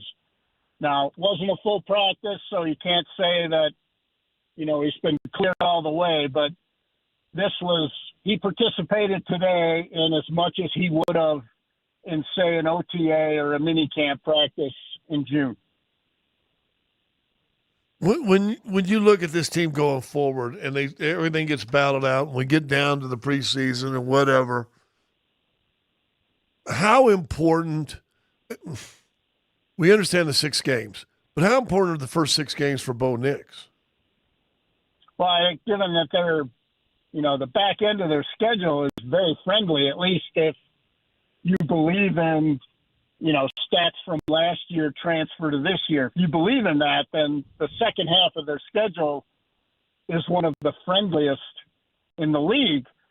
But for him and the rest of the team to get there, they have to navigate, which on the surface of it is probably the toughest 6-game stretch to open a season I've seen in my time covering the team. So I think that is a tough ask for Bo Nix coming off injury and first-time play caller in Davis Webb. So they didn't get a ramp-up, to the season. They're going to have to be on the same page, and everyone's going to have to be comfortable with the way they're getting plays in and how the technical side of it works, who's in the box, who's on the field, all of those things. They're going to have that in place. You're not going to get the luxury of saying, well, we can, maybe work some kinks out weeks 1 through 3. You don't get that luxury. You're playing heavyweights right out of the gate, and those games are going to be important down the road if you're really going to be involved in the playoff conversation. Jeff, the only newcomer on the offensive side of the ball that is expected to have a significant role out the gates would be Jonah Coleman. So I guess my question for you is, come week 1, what do you expect that role to look like? Yeah, I mean, I think we all know Dobbins is the unquestioned RB1, and it's just a matter of how they've, sort of broken down the math after last season. Do they think his injury was a freak incident, or do they think it was workload and all of those things? And I think we'll see what they really think of that by how the rotation goes when they start practicing for real, this weekend and beyond. So, but I think he's going to have some kind of role, but, they're in this spot where they'd like to get Harvey some snaps. They'd like to get Coleman some snaps. And Dobbins is the unquestioned one. And all you got to do is look at the numbers from last year before Dobbins was hurt and after to see his importance. So I think that dictates some of it too. But where Coleman can make his real dent is he might already be the best pass protector of the group if how he did it in college transfers, when they get pads on and the rest of it. But in theory, that's where he can get the snaps, third down, long yardage, some of those things. And then when Dobbins needs a rest or a rotation on early downs, he would be the guy instead of Harvey. Jeff, one of my favorite moments today was when people have been lavishing praise on the new facility, justifiably so. But Sean Payton did point out that if you go to open a window, it is a yard above where your hand can reach, I guess, in his office. Were you surprised that Sean had a complaint about the new facility? Well, I think that's a little symptom of a larger, and I will say that I was told multiple times they had meetings as all this lavish palace was being built. Yeah. Of none other than Greg Penner offering up the danger of too much comfort. So I think this is a real thing that they are going to talk about because Greg Penner talked about it in a meeting with everyone, and I think it's a real thing. I do. I think there is an element of, I think it's why some colleges struggle, frankly, as the arms race with facilities went go nuts. on. Too nice. And I said a while ago, Jeff, they won 14 games in a cramped, tiny, out-of-dated facility last year, didn't they? Well, Sean pointed that out. He said there's a lot of wins in that building long before we got here, is how he phrased it. And so that is a real thing they're putting forth to the players. Like, it's all well and good. You're more comfortable than everyone else in the league, but if you don't play well, you're not going to be in it anyway. So, I think that's the message they're really going to go with. If you want to stay in the nice building, you're going to have to play good. So Sean is somehow going to suffer through a window being 3 feet too high. Yeah. Well, as a vertically challenged human, there's been plenty of windows I've tried to open through the years, so I can't argue with that. What's your take on the new media room where you spend the vast majority of your life? Well, I will say it's plenty roomy. It's giant. It's got everything, but my freezer is at a lower setting than the media room. So I'm trying to find out if it's intentional or not to keep me from working in there. But it was cold. The air conditioning works in there. And I hear in the media bathroom now, there's like a little dispenser for mouthwash, a little dispenser for lotion, and a little dispenser for sunscreen, right? Yeah, just no, not quite. But I did ask the valet if they could help me with my car. Is there a guy in there in the bathroom that you got to pay for a paper towel? They got breath mints. Well, you got to tip them. Yeah, tip them. Hey, I said I was going to ask you this question when you came on. I want you to give me your description and your thought on 7 versus 7. For what? In football, 7-on-7. I hate 7-on-7. It's pointless. I call it prom night. Everybody looks good, and it's just. I used to have long arguments with Mike Shanahan about 7-on-7. Well, Jeff, you know who you're in good company with, right? Nathaniel Hackett. You're in good company. So you and Nate Dogg. I just want to say I was ranting on it in the 90s. So, but it does not help my cause that's the most recent example of no 7-on-7 in practice. Well, they did all sorts of 7-on-7 in red zone today, Jeff. That was a big deal today. I understand why they use it. I get it, and it makes sense. I'm not arguing the logic of it, but I just think if you're getting a football team ready for anything, it's not purposeful, and ultimately you get a lot of linemen trying to figure out what they should do, and then they get forced into doing 28 more minutes of footwork drills they may or may not need. All right. Any other things about today that we haven't talked about or noticed, or just any observations that you got out of your notebook? No, I mean, today was a pretty slow roll. That these new acclimation practices are OTAs, essentially, and the teams approach it that way. But you're looking at honestly, a well-conditioned, prepared veteran team. These guys came in ready to go. Did they have a conditioning test?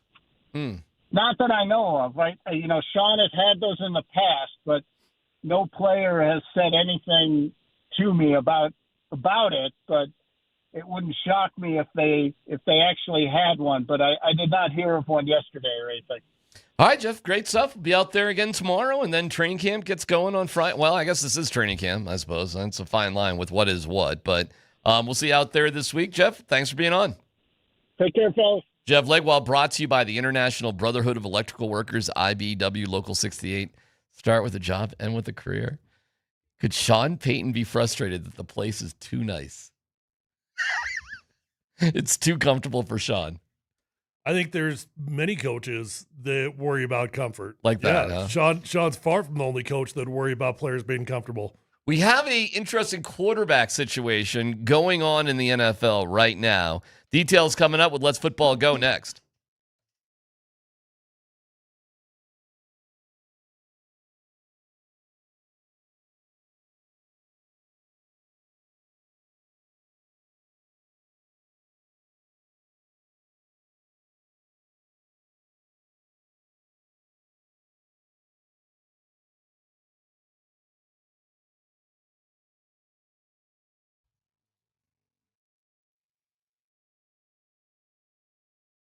Hey, it's DMac for Fanatic Sportsbook. During the MLB season, Fanatic Sportsbook is where you need to be.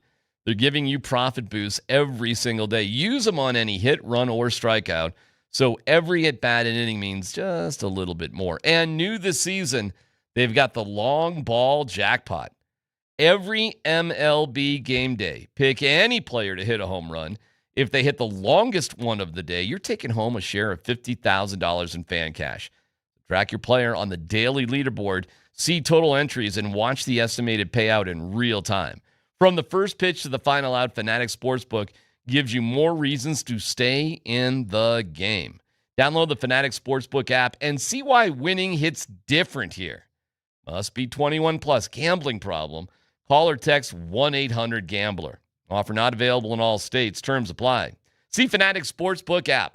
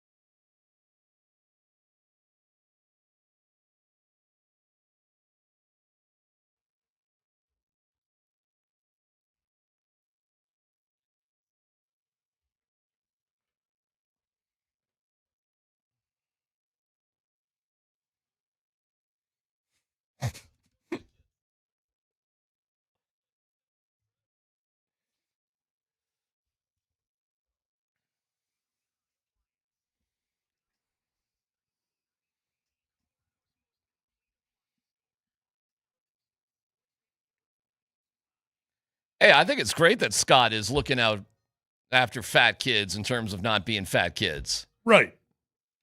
It's an interesting. Scott's very anti-fat kid. He's very anti-fat kid, and he's strong to advocate for non-fat kids. But dude, I mean, seriously. I mean, that used to be. I think it's good. When you guys were younger and you got a bike, wasn't that like your first sign of freedom?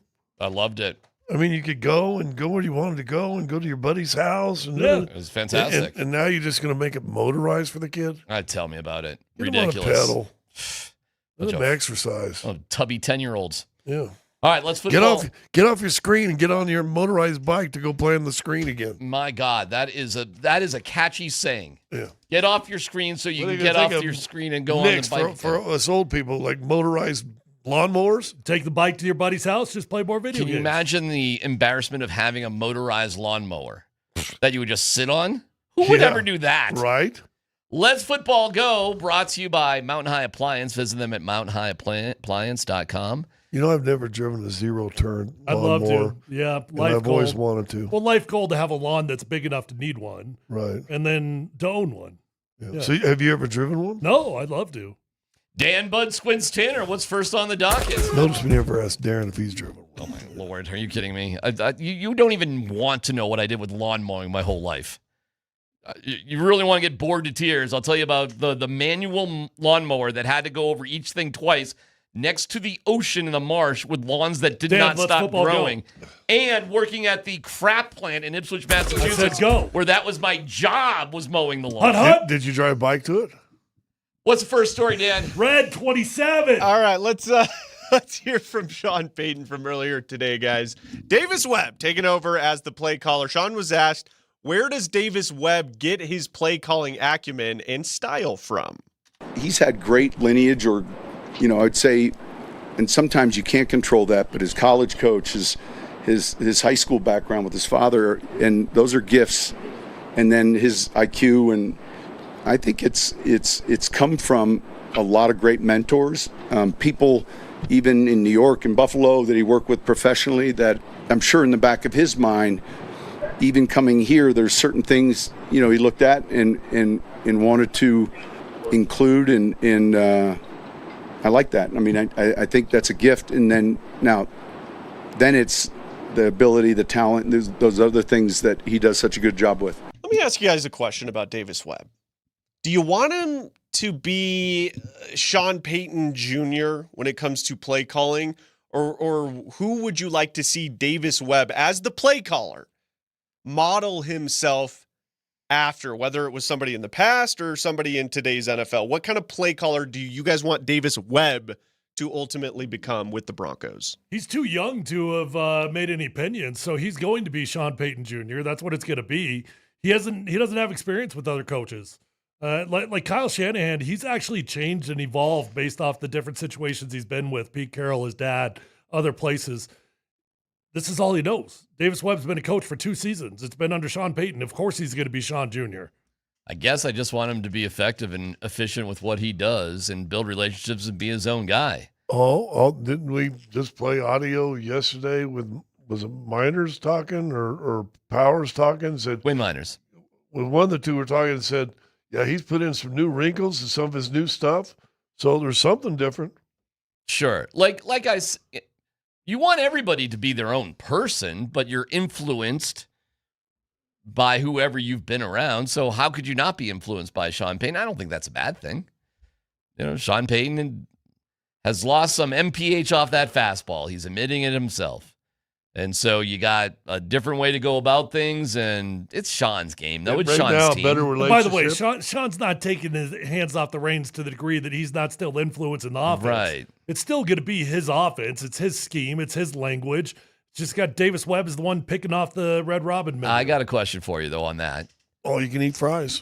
There was some muggle conversation about Davis Webb today, and it was like, would Davis Webb be better off up in the booth so he would be away from Sean to be influenced by Sean?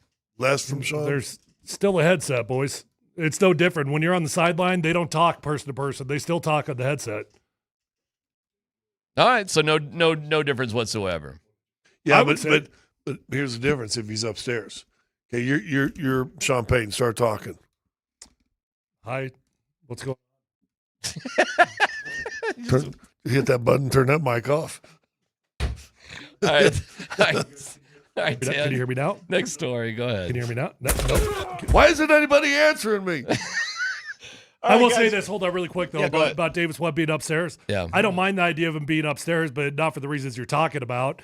You could just easily be influenced up there, but I don't mind him being upstairs because it's a far easier view. It's less chaotic. You're not going to be distracted by the people that are around you, by the players. Right. You can get in your zone, put your papers in front of you on a desk. You got a pen, you got a paper, and you can go to work. So right. I don't hate that for him. On that note, too, how much time does the offensive coordinator spend with the quarterback when the quarterback comes off the field compared to the quarterback coach? Well, last year we saw hardly any. Well, you saw Davis Webb as the quarterback coach with Bo all the time. But the offensive coordinator wasn't going back and talking to Bo very often, Not was at he? all, because that's Sean Payton.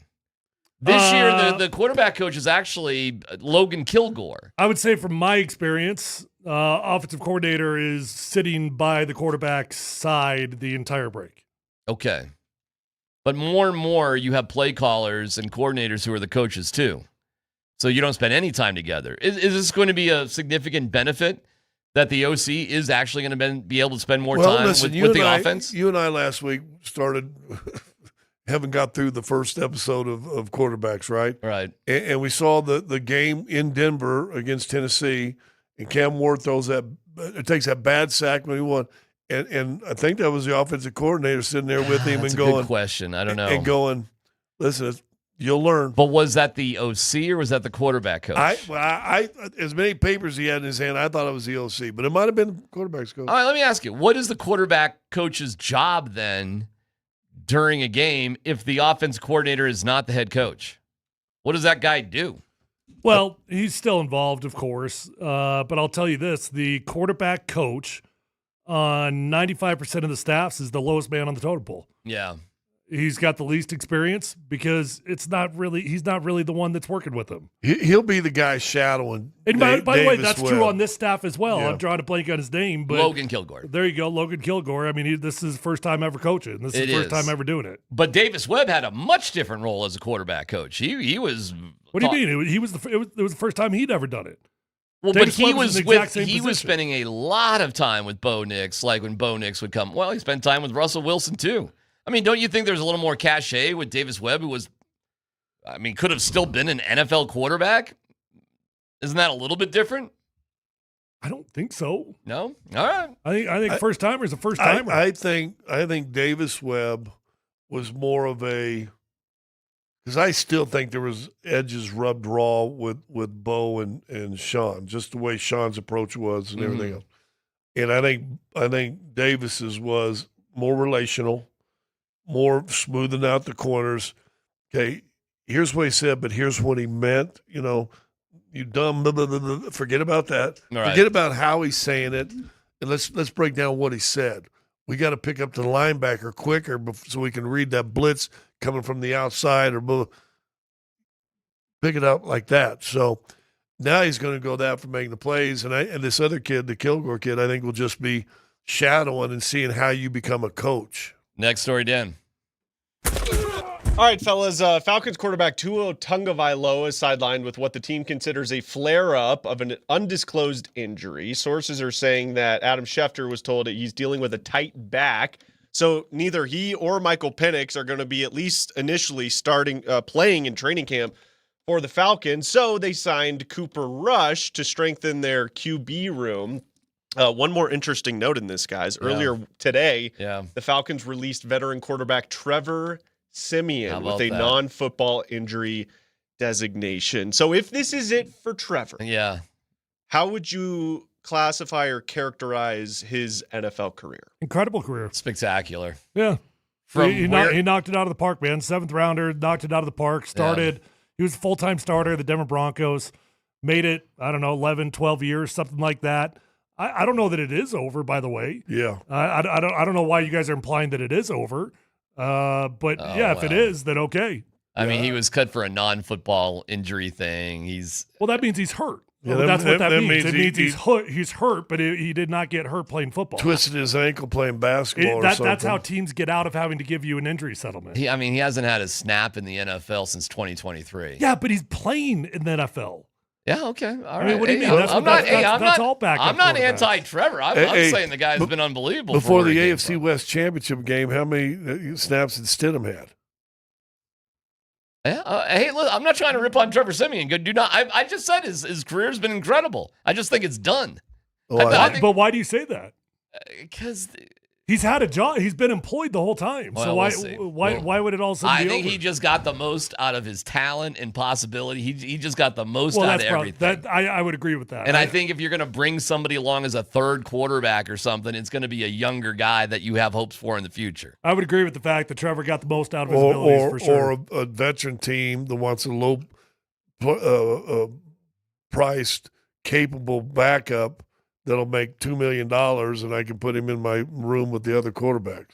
I'm not anti-Trevor Siemian. If he can figure this out, fine. After his time with the Broncos was over, he's with the Jets, New Orleans, Chicago Jets, and now he's got an NFI with the Falcons, and they're bringing in other guys. Hey, man, good for Trevor. Keep going if you want to. I'll just say this. Again, as a 7th-round pick out of Northwestern, this guy has had an unbelievable career from what the expectations Is it were. 9 seasons he's got in? No, I think it's more than that, man. Well, there's seasons that he just didn't play. When was he drafted? He was drafted 2015. was his first this year. would be year 11, I guess. Yeah. Going into his 11th year.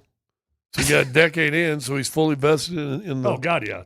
In the pension. That is interesting. He did not play in 2024 or 2025 at all. So he was just a backup. He was just bumping around as a back. Well, was he? Or was he even on a team? I don't know. He's got a bunch of years that he didn't get a snap. 15, 16, 17. 18, he did not get a snap. 19, he did. 20, he did not. But that was, well, okay, COVID. But that's okay. life of backup quarterback. 21, 22, 23. So, yeah, you're right. There's a couple years in there. Good for Trevor Siemian, man. And that might be the end, but it might not. Who knows? We'll see where it goes. How will you remember Trevor Siemian in Colorado for the Broncos? Very fondly. I mean, was he the best quarterback we had in between all this? Between who was the best quarterback we've had in between all this? Manning, Siemian, then Nix. Yeah. He's better than Case Keenum. Was he better than Russell Wilson? Yeah. He might have played better than Russell Wilson. Yeah. The team was better. He was better. Yeah. Russell won like 5 games in a row, beat Buffalo on a Monday night. It'd have been nice, going back to an earlier argument, that they would have let Peyton play one more year, let Siemian have one more year behind Peyton as his true backup, probably would have got some snaps, and let's see him now the next year.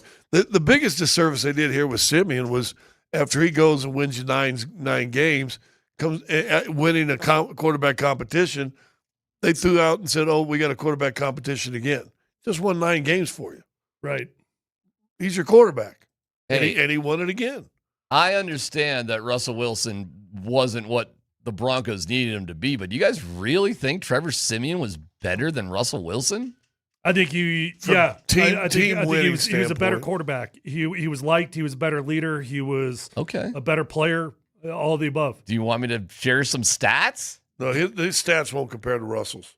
You guys killed Russell. Russell's stats are actually better than we want to give him credit for. Russell, I don't know. Well, I could go through them if you want me to. Go for it. In 2023, or do you want me to do 2022 or 2023? Well, all right, in 2023, Russell Wilson, y'all, had 26 touchdowns to 8 interceptions.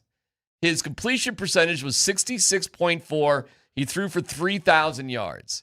He was sacked 45 times. And that's why. And the year before, he was sacked 55 times. And that's why Sean Payton hated him. Yeah. Trevor Siemian in his best year with Denver, 2016, when he was a starter, we'll go with that, had 18 touchdowns to 10 interceptions, threw for 3,400 yards, and was sacked 31 times. Had a QBR of 49.7. Russell Wilson had a QBR of 51.5. So for a first-year starter versus a 10-year vet? Well, you can Pretty go with that good for a too. first-year starter. Yep. I guess it's comparable. I mean, that's 26 touchdowns, 8 interceptions, fellas. That's the year you wanted to run him out. Listen, Trev was very respectable. That's all I know. Yeah. Yeah, I mean, listen, Russell Wilson, the value of what you gave up for Russell Wilson got to be better than that. But you're saying Trevor Siemian was better than Russell Wilson. Listen, there's a lot of comparables. Probably not better player, pure just player. No, but listen, when you bring intangibles into it, I would say yes. I think he was probably a better leader. When you bring in the leadership, when you bring in the fact, like, are you divisive in the locker room? Are the guys following? All those sorts of things. Yeah, dude, I'm telling you, guys love Trev Dog. They love him. And for a first-year starter, you said 31 sacks? 31 sacks, yeah. Versus a guy who's in his 10th and 11th year, goes 55-44. Yeah. Trevor's second year with the Broncos in 2017. I kind of forget about 2017. I really forget about that. He played 11 games, 12 touchdowns, 14 interceptions, sacked 33 times, completion percentage of 59. Not great. Threw for 2,200 yards in 11 games. QBR of 31.4. So, we're going down. I kind of forget 2017. Yeah, that was a bad team. But that was, who was our coach? BJ, right? Yeah. BJ. That was a bad year. All right, it's PhD here on 92.5.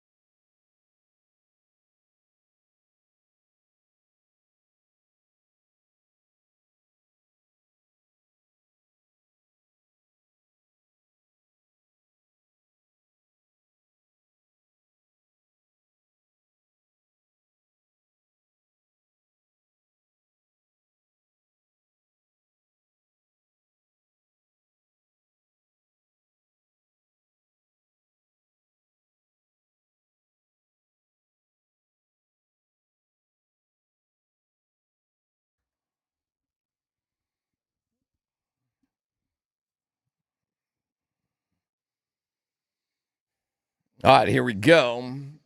Nate and Andy will be here in just a little bit. I was hanging out with Nate at acclimation camp. And, it was... I did not acclimate well. That's what I'm going to tell you. I did not acclimate well. I got there first off, after my 12-mile hike going back and forth with bad directions, I was already sweaty and grumpy. Yeah. And I walked out on that field, and I was like, nope, this isn't going to work for me. Nope, I need a cooler. You know, I know where you were standing, and I was standing kind of down there too. It was a little bit better going up on the elevator where Sean does his presser, which is a little bit elevated. Bad view over there. I agree, it was cooler, but you just couldn't see things as well. Where could you talk to more people from? Oh, probably where Tyler was, actually. There was more socialization down in the Tyler zone. Yeah, that's probably true. But it was, I don't know, it was pretty good.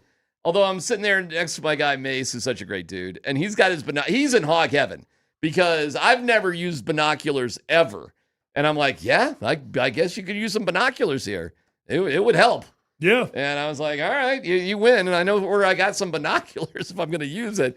I like being up a little bit more. I like being, I don't know. I'm not 6'8", so I can't see crap anyway. So I will say something, Scott, about Tyler. You have gotten yourself in unbelievable shape. I don't know how you're feeling these days, but Scott, you got to see Tyler just like walking around next to all the other muggles. I mean, it's better. Maybe I just take it for granted because I see you two every day. It's better to look good than to feel good. That's right. I don't know how you're feeling. Hey, listen, I got beach bod workouts going on here. Buys, tries, get the calves. Dude, it's something seeing you next to all the unwashed other. We are a pathetic lot, really, the rest of the media. It's not a very impressive crew out there. Well, I appreciate it. But, it's funny. Every time I see somebody like, oh, my gosh, you're working out. Like, I've looked like this for like a year and a half now. I know. I literally have looked the exact same for a year and a half. And that's why it doesn't really stand out to me until I see you next to, like, the slobs of the world that are out there. It's you look like you could play right now. I swear to God. I definitely could not. No, yeah. I don't bend very well. Tying my shoes is not very easy. The beach pod is strong, though. It's something. How's the back sitting there or when you stand there the whole time? Oh, that's bad. It kills me. Yeah, that's horrible. Yeah. I did see Smythe, and if you did notice, there is shade and elevation if we were allowed to go up those couple of stairs underneath the overhang there on the building. And I did point that out to Smythe, and I'm like, hey, man, if we just took 5 steps and went up there, this would be way better. I didn't even notice. Yeah, if you think about it, it looks like a big ski lodge out there, Scott. It's a huge, that's basically what it is. So if the media was allowed during practice to just simply go up under that shaded area, you'd have shade, you'd have elevation, it would be fine. But that would be technically on the building itself, not on the field. Not far away, though. It's like 10 feet. It's like, no big deal. Tons of media out there today, too, Tyler. It was, it was packed. It was everybody. And there were extra people there, too, I noticed. I definitely noticed people that I'm like, I don't know who that guy is or these people are or what this, that, the other thing. So people travel to be there. There's just no doubt about it. Yeah. Well, all the spring guys and Pueblo guys probably come up. They were there. Twice, yeah. They were there, but they were there. But I know those guys. I mean, I'm talking about, like, who the hell? I don't know these logos. I don't know who these people are. I don't know what's going on. And maybe there's just more media popping up than ever before. But I'll say this. I think there's more interest in the Denver Broncos, which is always high. It's always high. But the anticipation for what this year is going to be, I think, is extremely strong. Do you think if it's a bad start, we've talked about what's a bad start? 2-4, 1-5. See, hold on, but 2-4 is actually not that far off from what would make me happy. 3-3 in the first 6 games would actually make me happy based off how tough that schedule is. Right. I'd be fine. I'd be more than happy with 3-3. But 2-4, 1-5. 1-5 would suck. 1-5 would be harsh. How quickly will the argument be that the facility's too nice and it's been too much of a country club? I don't know. I think it's 1-5. I think it's a silly argument. I really do. Like 1-5. It's a country club. We're soft. You can feel Sean. They didn't have training camp. Training camp was easy. I'm not telling you it won't be a discussion. I'm just telling you I think it's silly. Fine, but it will. 1-5, it'll be the Broncos are soft, the facilities are too nice. Sean complaining about the window today. You know what I think decides was his if a team way. is working hard? It's not where they sit in the locker room if they got a lazy boy or not. It's what's going on the field. It's what's going on in the weight room. Sean Payton's in control of whether these guys get comfortable or not. So if this team gets comfortable, it's based off the actual time that they're putting real life work in, and the coaches are in charge of that period. Scott's bringing and up a coach having 5 years and $18 million a year. Scott's bringing up the difference between reality and perceived reality. Yeah. Reality may be just what you're saying on the field. It's got nothing to do with nothing. Perceived reality, which was interesting to hear Leggy say that it was Greg Penner that was raising some eyebrows and question marks about it. He wrote the checks. I gotcha. And then it was Sean Payton who was griping about something. And that that seems like Sean was stretching to have some sort of gripe about something or anything, because maybe he is a little. I had another thing real quick. Let me throw this past you guys. Arn Anderson from Fox 31 brought this up with me today. Do you think Sean was influenced at all by Seth Wickersham hanging around with them for 2 weeks? Meaning, if I'm working on something like a fake play, specifically like the fake punt, and I'm trying to prove I'm the smartest guy in the room, and I've got one of the best sports writers in America hanging out with me for 2 weeks, do you think Sean might have been influenced by any of that with his decision-making? Are you talking about the fake punt itself? The call for it, going forward on fourth down with Jarrett Stidham. The same dude that kicked an onside kick in the Super Bowl. No, I got you. I don't think he had a reporter in the office that week. If somebody famous reporter is hanging out with you for 2 weeks, does it put a little bit more pressure for you to look like a genius? Well, maybe, but Sean's done incredibly aggressive things his entire career, so I don't know that it was out of character. Well, I will say this. It'll be brought up if it would have been successful. If they pick up the first down, go and score a touchdown, then you win with a backup quarterback to go to the Super Bowl. It'd have been talked about in that article. I thought it was an interesting observation from Aaron to even bring that up, that Sean might have been, was there somewhere in his head like, hey, fourth down with Stiddy, I'm going to prove you I'm the smartest guy in the room, we're going for it.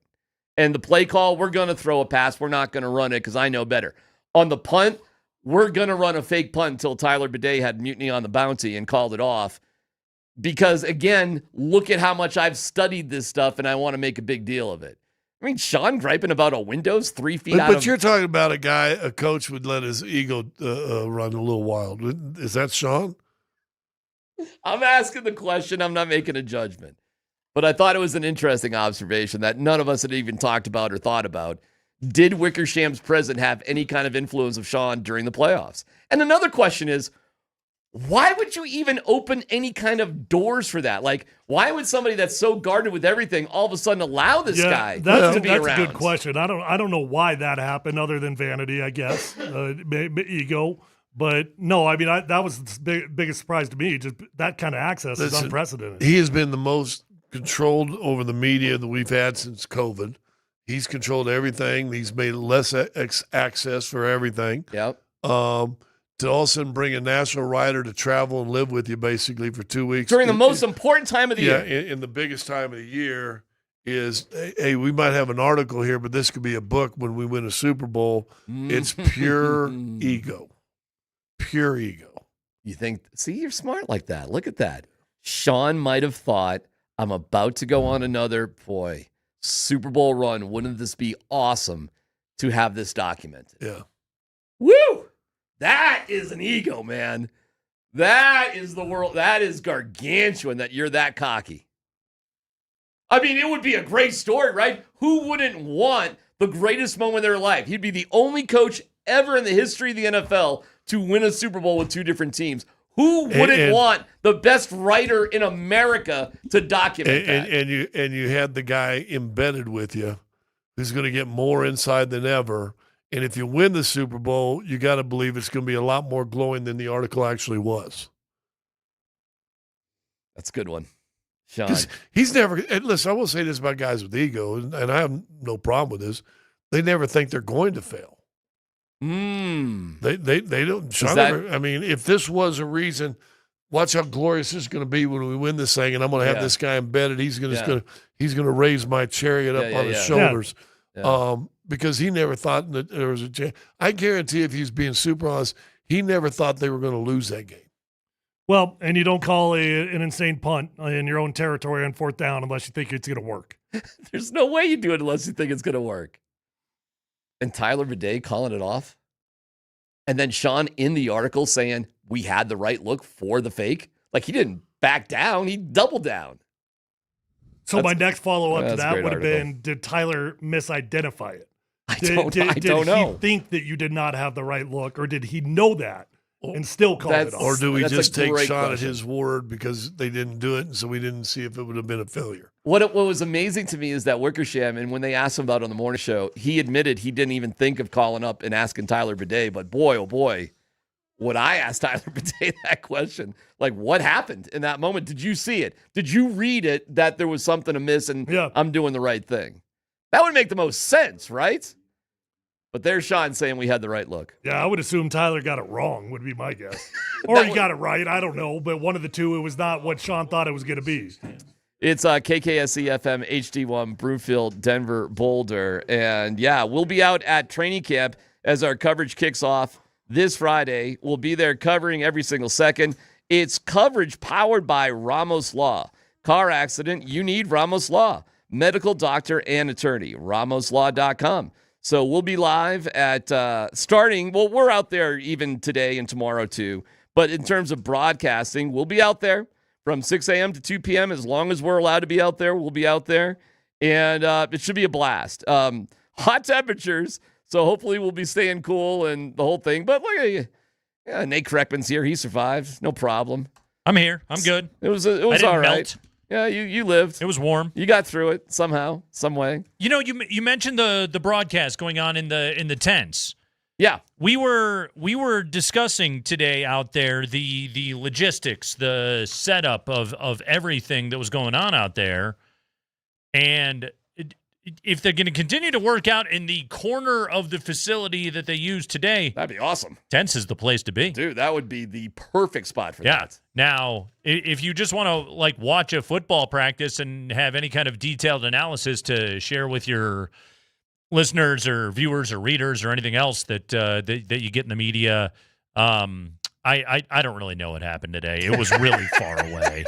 It was really far away. Well, you could see the spirit of things, Nate. I could. The common spirit of things. The spirit of radio, Andy. Yes. As Neil Peart had written about, and Geddy Lee and Alex Lifeson. That was out there. Did you know they're touring again? They are. Oh, I didn't know of course, because they got Annika Mills playing drums. Is that who it is? Yeah. Some guy was like, she's from Germany. Him. Yeah, she's German. German drummer, Annika Mills. She's fantastic. I, like every dude I went to high school with, went and saw him in Chicago. They did like a 4-night run. Yeah. And they're reinvigorated. They're supposed to be great. I feel happy. I feel happy for everybody. I'm a big Rush fan. Yeah, and they rule. I'm a big drummer fan, obviously. So I didn't know much about her beforehand, but I've done a lot of deep dives on her since, and she's fantastic. Hey, that's pretty. The best piece of content that I saw regarding the Rush shows in Chicago was somebody posted. It was like a 10-second video that I watched, and it was a shot that started on the line for the men's bathroom, which was like that's funny. And then it panned to 200 yards long, and then they panned over to the women's restroom, and they just showed one lady just strolling in. Just rolling in That's with no hysterical. line. That's Earlier this summer, my brother and I went to see Primus at Dillon Amphitheater. Oh, fun. Great spot. Oh, that place rules. So cool. Yeah. And the show was sick, but they have there's two different bathroom setups, like two pairs of men's and women's bathrooms. And early in the show, I waited in the men's bathroom line. And then later when I went back up, they'd actually made the choice. They had converted one of the women's bathrooms to a men's bathroom. Wow. So there was then 3 dudes' bathrooms and 1 women's bathroom. Because, again, not a lot of chicks at the Primus show waiting to go to the bathroom. We were actually having a bathroom conversation because if we're broadcasting in the tents, You're a ways away. Like, where are they? Ways away. I mean, back in the media room? They got to put a porta-john over there, right? Do they? They don't. I guess they don't. They don't have to. I think we're being shown they got to do a lot of They stuff. don't have to do anything. I mean, there's still going to be that bathroom the players can use on that side near the tents, I I suppose. don't think they want you doing that. But they've. Because remember, there was the door. Unless you're Sierra, you don't get to use that joint. Here's the move. Do you remember John Engelberger? Yeah. Oh, yeah. Yeah. Defensive lineman? Yes. Engelberger, I was doing morning radio one of the years he was on the team, and Engelberger was always the first out to work out, and he would come out and he'd do some of these and act like he was doing something, and then he would just crouch down right in front of the goalpost, but it had the padding around it, and he would just take a leak right there on the field. Every time. Every single Didn't he finally day. get like a towel guy or something? And Tim Neverett would do play-by-play of it every single day, and it was very good radio. Yeah. And it came in the voice of Tim Neverett. The thing I would always remember about him is Larry Coyer calling him a wild horse rider. I think I always tell you that. Wow. Every time, that's all. Whenever someone says John Engelberger, I hear old Larry Coyer going, that's a wild horse rider right there. I think of a guy peeing on the football field. Yeah. This was before they had opened it up to the public. Sure. Or honestly, now that I'm thinking about it, like there may have been like people like starting to trickle in, much like the last few drops of his pee. The greatest story Leggy could ever tell, and he just can't, because we would not be allowed, is of there was a Tennessee Titans defensive line coach. And he did not like how his guys were doing the drill. Okay, so this is like opening days of training camp, ultra old school grumpy coach mode. You can imagine it, right? I can't remember that, but he had kind of a southern style. He kind of talked like this. Was it like the Munchak era of Titans football? Probably, yeah. No, it wasn't, because Leggy wasn't covering that. Now, he knows Munchak from his Steeler days. This is a Jeff Fisher camp way back in early. Jeff was covering the team. Tennessee was his stop before he got here.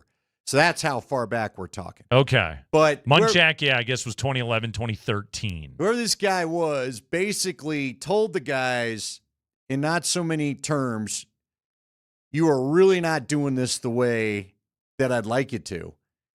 But he screamed it in such colorful language. And they had just brought the Boys and Girls Club in to watch practice, and this guy here come the kids unleashes. I mean, this is 80s Eddie Murphy raw type stuff. Okay, the defensive line group was as far away as they could be from the field. The very next, Leggy said he came in and he was just dying because this was so inappropriate. Really, it was inappropriate for all ears, frankly, but especially for kids from the Boys and Girls Club. That they shoved this guy, the last piece of grass in the facility is where they got to put this guy so that nobody could ever hear his instructions to his players again. That's why, Andy, the Broncos, they now practice as far away from you as possible. And approximately a kilometer away from what anybody can possibly see. You know what I found? I finally cleaned out a room I want to turn into a podcast studio. It's not totally clean, but I organized what I now need my family to go through as to, and I think each bag, you get one thing from each bag because it's all going. Oh, so you're building the home podcast studio. Building's probably an aggressive term, but it's a space where I can set something up to just leave things there. You're moving items. What I'd like to do is declutter my house. Okay. Let's just go with that. Yeah. I have stuff, the kids were 2 when some of this stuff came into our lives, and now it needs to go. We all have a room like that, I assume. I probably have more than others. But regardless, I want this stuff gone. Anyway, I found some binoculars in there. Would you like me to bring them the next time we are together? Because it sounds like from you've described to me, I'm going to need them. Yeah, And they're like the big, they've got sweet like Oakley shaded lenses on them and all that. Like it's a red. Do I need like the super spy binoculars? Can I admit something for Please go ahead. For a moment? We're in the tree of trust. It's Kreckman and Lindahl. Trust with the yeah. I don't think I know how to work binoculars. I'm with you. You know what always gets weird? You know what? We'll both admit something. I also, and maybe it's because you know what? Now I think about it, my eyes are different in my prescription. Like one's a little worse than the other. So maybe you're dealing with the same thing. Maybe that's what it is. But I always will get them focused in, and then I always got to go lefty. I only could see. But you know what? There's something confusing. There's like a thing that's like a blurry thing happening in the middle, Sure. and I'm like, I don't. But if know. you close one, then you're okay. Because like we work with a lot of we call football. We we work with a lot of other play-by-play guys, and many of our colleagues, they're binoculars guys. They're on the binocs while they call the game. I can't do that. I can't do it. I've tried it. I feel like you miss too much of the. I just get confused. Well, yeah, I'm with you. Now, granted, I get confused easily with my regular vision, but like I'd rather just like squint and see whatever it is that my poor 45-year-old eyesight affords me, rather than try and get the headache that I get with binoculars. I told you my eye doc, and she's great. She got me a pair of glasses where the mid and the far is really good, but I can't. It screws me up in Mammoth games because when I when you go to the other team, I try to look down at the roster and then I got to pull the glasses up because they basically have glasses that are the binoculars for up high, so that I don't have to wear them, but then I can't read anything in front of me. Right. Maybe one of my other problems is then I forget things and I have to look at my notes and I'm like, wait, I can't see. Now I'm blind. But no, what I learned when I did some gun training back at the other place was I'm left eye dominant, which kind of threw me off because now everything I'm supposed to do with my left hand, which is why I just didn't bother with getting a firearm because I'm like, I can't look at it through. I can skeet shoot, but only because you're using two. Yeah. But yeah, they figured out I'm left eye dominant. And so that's why with the binoculars, I got to go left eye. I'm like TLC. I'm left eye. I was going to say that was Andre Rison's problem. Left eye dominated. She dominated the hell out of that mansion. Yes, she did. She left it in the condition she chose to. Uh-huh. By the way, speaking of stories that can't be told on the radio, over drinks one night, a member of the early 90s Atlanta Falcons team one time told me the inside story of the Andre Rison left eye incident. It was a fascinating night at the bar. Let me tell you, my friend. I learned some stuff that night. Is that what you would have just go, hold on, I need to hit record. I'm going to need you to go on record with some of this because for my book one day. They didn't include this part in the behind the music. Oh, yeah. But I'm interested. Let me tell you. Today, and I bring up we were mentioning the binoculars. One of our media colleagues who was standing with me in DMac, he had the binoculars. He had them out there, and I was like, I can't. He was like, you should bring binoculars. I'm like, I can't. I don't know what it is. I can't see anything out of them. It makes it worse. You know what maybe you could do? So again, we played at Saddle Rock yesterday. What about a telescope? Played Saddle Rock with the pro. Kevin the pro at Saddle Rock. Kevin the pro had the range find thing. Those it's are just cool. the one. Yeah. Would that help you? Maybe. Just that one? Maybe that's what I need. Should we see if you could drop one by and yeah, you can absolutely. just try to scope out Give me a rangefinder. I don't know what that would do. Would you be able to see anything with the rangefinder? I mean, dude, we're a solid 6-iron away from everybody. Yeah, well, you could be like, all right, I see the hole. Make Bo Nix the hole. And just try to. I saw Bo Nix throw. He made some good throws today. I saw good Bo Nix throws. They were doing red zone work. They did 7-on-7 red zone, and then they did some full team red zone stuff. Now nobody's wearing anything that even sort of resembled pads or anything like that. But I noted 3 good throws. Good out of Bo Nix. Look, the fact he got through practice, if he gets back out there tomorrow, then all is well with the world. Yeah, not a ton of movement, but of the movement that I saw, I will tell you this: considerable recovery. Since I watched him in OTAs. You felt better about the proceedings than you did. Oh, yeah. As he kind of gimped around during minicamp. Yeah, the part where I was put off by the assessment of what many other people in this town were telling people about what they saw from Bo Nix and OTAs, because I was like, I didn't take my eyes off him once. He didn't look good. Today he looked like, let me put it this way, he was able to comfortably and without a hitch in his giddy up do everything that was asked of him during football practice today. All right, so now he didn't run a full naked boot or anything like that, but like of what I saw, it was good. And I saw a touchdown to Jalen Waddle on a nice in-breaking route. Jalen Waddle beat Riley Moss in coverage, so that was good to see. I saw a fade to Lil Jordan Humphrey that was cool. I saw a wheel route to R.J. Harvey like that.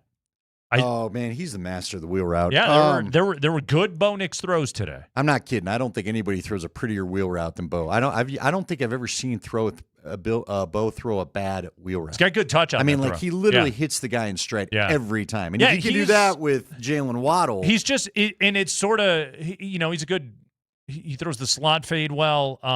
He has good touch on the ball. It's driving the ball into the tight stuff is not his forte, but he's got really good touch when he's got to put the ball up top. And it's not like, and he doesn't have to red line on the throw. When he's got a red line, then you run into the problems that he always had with Troy Franklin his rookie year. All right, so my question is this. It's the way too early question, but let's be honest, that's all we're going to do during this training camp. This training camp is going to be about as exciting as the offseason. We know who everybody is.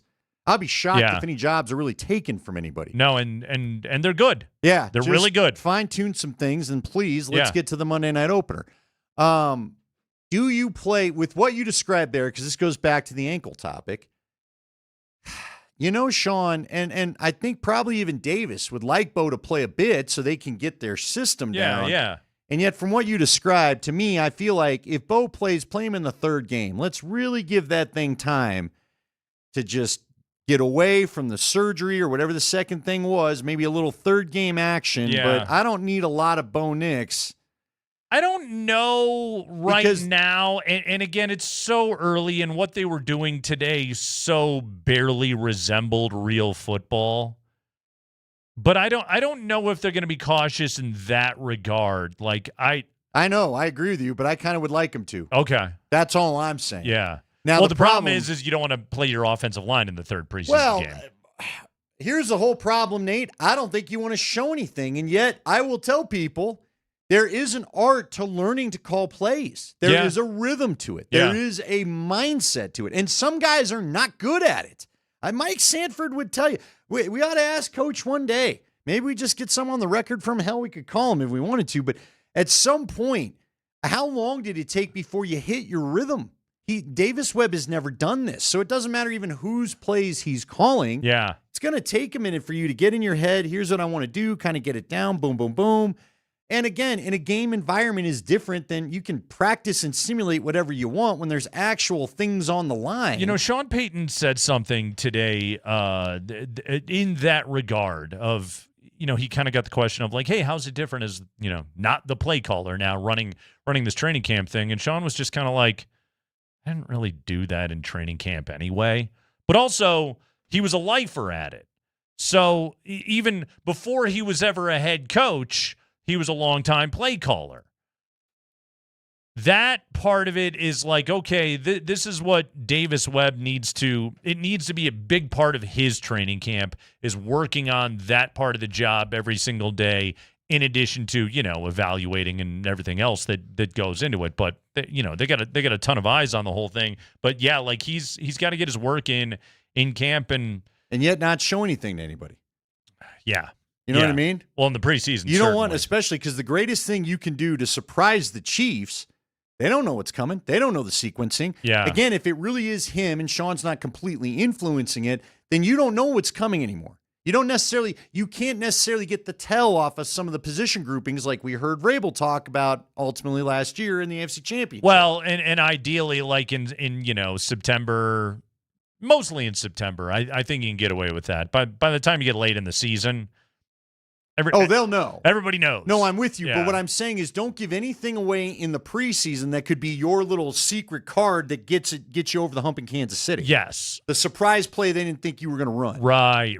Or exactly. Or we hadn't seen this from them. Like, again, Quinn Minor suggested there are some new wrinkles. Right. Well, I don't want to see them until the Kansas City's surprised by them, too. The surprise personnel group or Right. whatever it is, and Spags suddenly has to call a timeout early in the first quarter. Yeah, what it's the like, hell oh, is wait, this? what are they Right. doing to me right now? Yeah, they got to get to that place. Other observations coming up here in just a moment. Plus, you'll want to hear from Sean Payton when we come back, because Sean Payton had his checklist of why this could be a Super Bowl team. He is not backing off of that, and he thinks this team checks all the boxes. We'll tell you if we agree with him. We're talking about the Broncos and their chances of hoisting a Lombardi. Coming up here on the other side, it's the Kreckman and Lindahl Show on Altitude Sports Radio 92.5.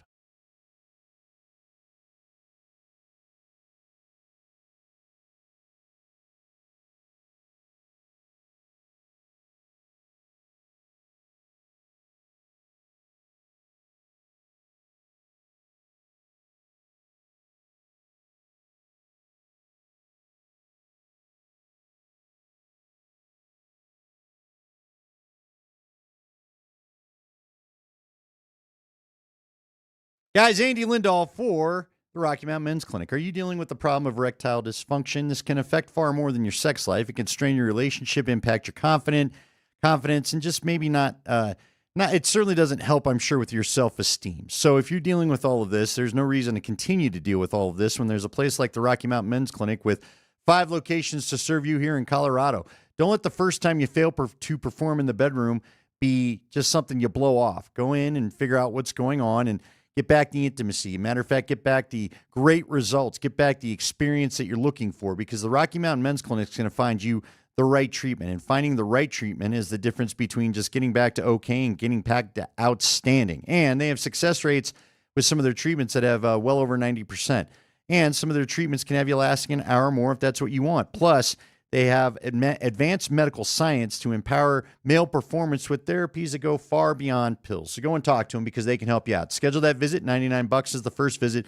You'll have a conversation with a Colorado licensed medical provider, a T and a PSA test. And if you're medically advised, you'll get a test dose. If the test dose doesn't work in the office, then the appointment's free. And if you're like a lot of guys, after your visit, you could be ready to go the next day. 5 locations to serve you, like I said, Fort Collins and the Springs included. They also have a great revamped location in Castle Rock, plus North and Central Denver. 720-440-7900, the number, or RockyMountainMen'sClinic.com.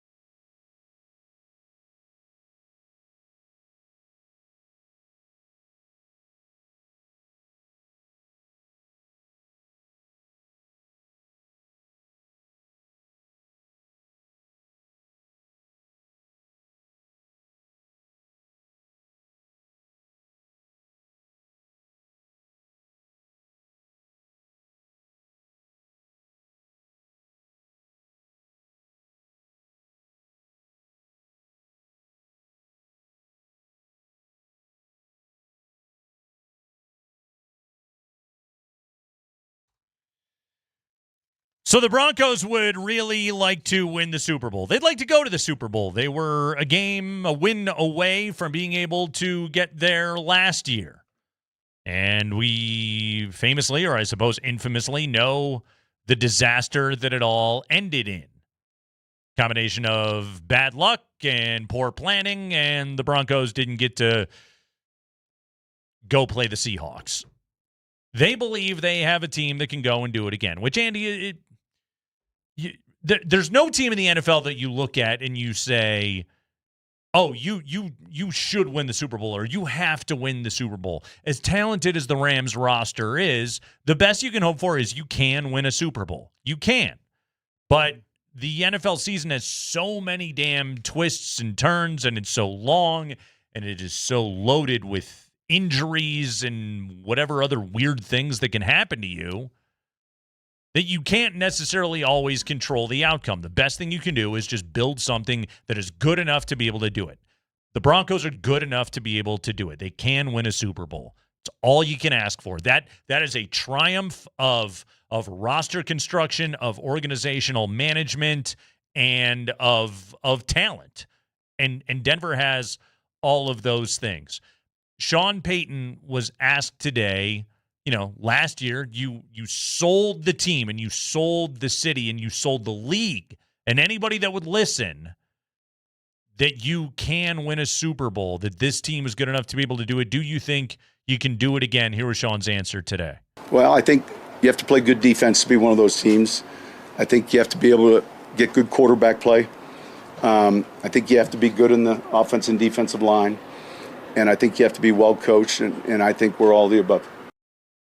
He patted himself on the back a little bit at the end there, but I would say that Sean's done a great job. He sure has. And a future Hall of Famer. All right, Andy, let's go through the checklist real quick. You got to play great defense. Do they have a group that can play great defense? They should be set up to do that again. Yeah, I think they're going to be a really good defense. Like on paper, again, everything screams you should be top 5, at the worst top 10. It's caveat season. The caveat is if you have health. And health with this team, yes, you should be just as good as last year, which is a high bar. Yeah. Quarterback play. Kind of a big one. Yeah, yes. I mean, I believe so. Look, Bo has been good enough to get him to the playoffs 2 years in a row. Yeah. I don't see a slide back. Look, we'd all love a jump in some categories. Totally. But I don't see a slide back happening from this guy. No, and I think the biggest thing that he does is he doesn't turn the football over. He doesn't take a bunch of sacks. He doesn't make all the negative plays, which Sean has over and over again cited as his great superpowers. And I think as long as he does those things and then, puts together a few good drives a game, if he plays the kind of football that he basically has so far in his career, given the talent up and down the roster, yeah, the quarterback play can be good enough. I'm going to borrow a term from Tyler because I'll tell you, he said it in early July, and I really liked it.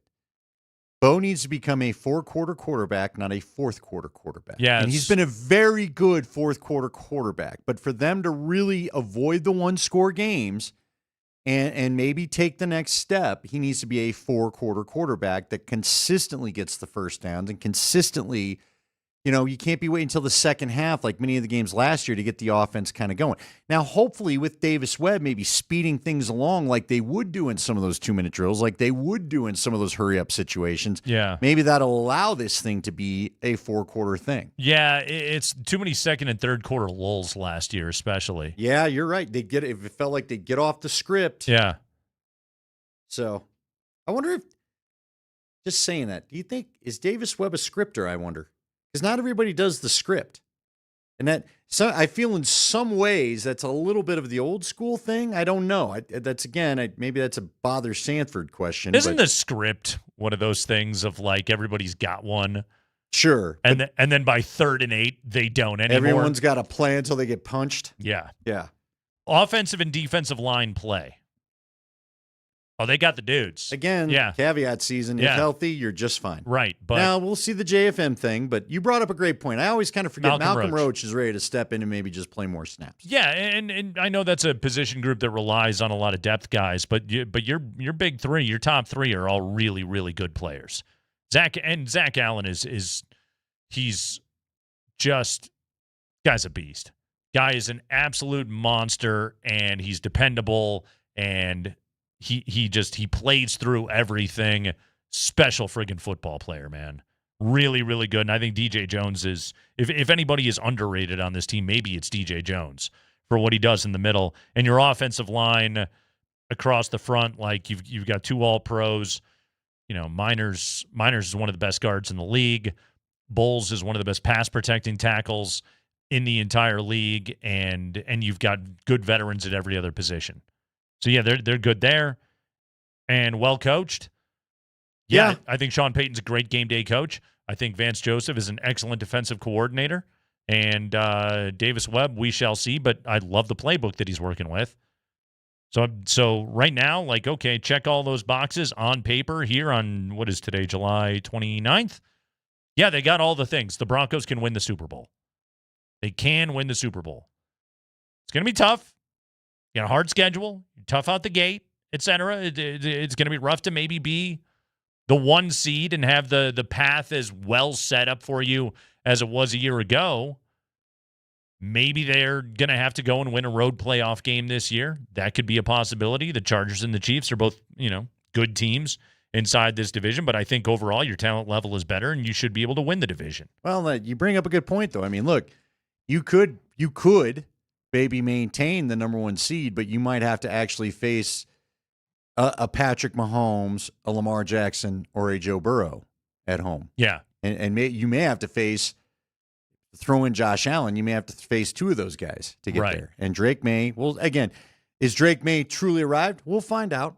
Maybe. And who knows? To your point, maybe you're going to New England this year. Maybe if both teams can repeat success, they find a way to get when you're going to New England. That guy with playing it at home. They used a premium pick and they spent money on their offensive line. They got the wide receiver that it seemed like most in the league wanted. They got Romeo Doubs. That's a talented team. They have a talented, now second-year running back. Yeah. And that quarterback is awesome.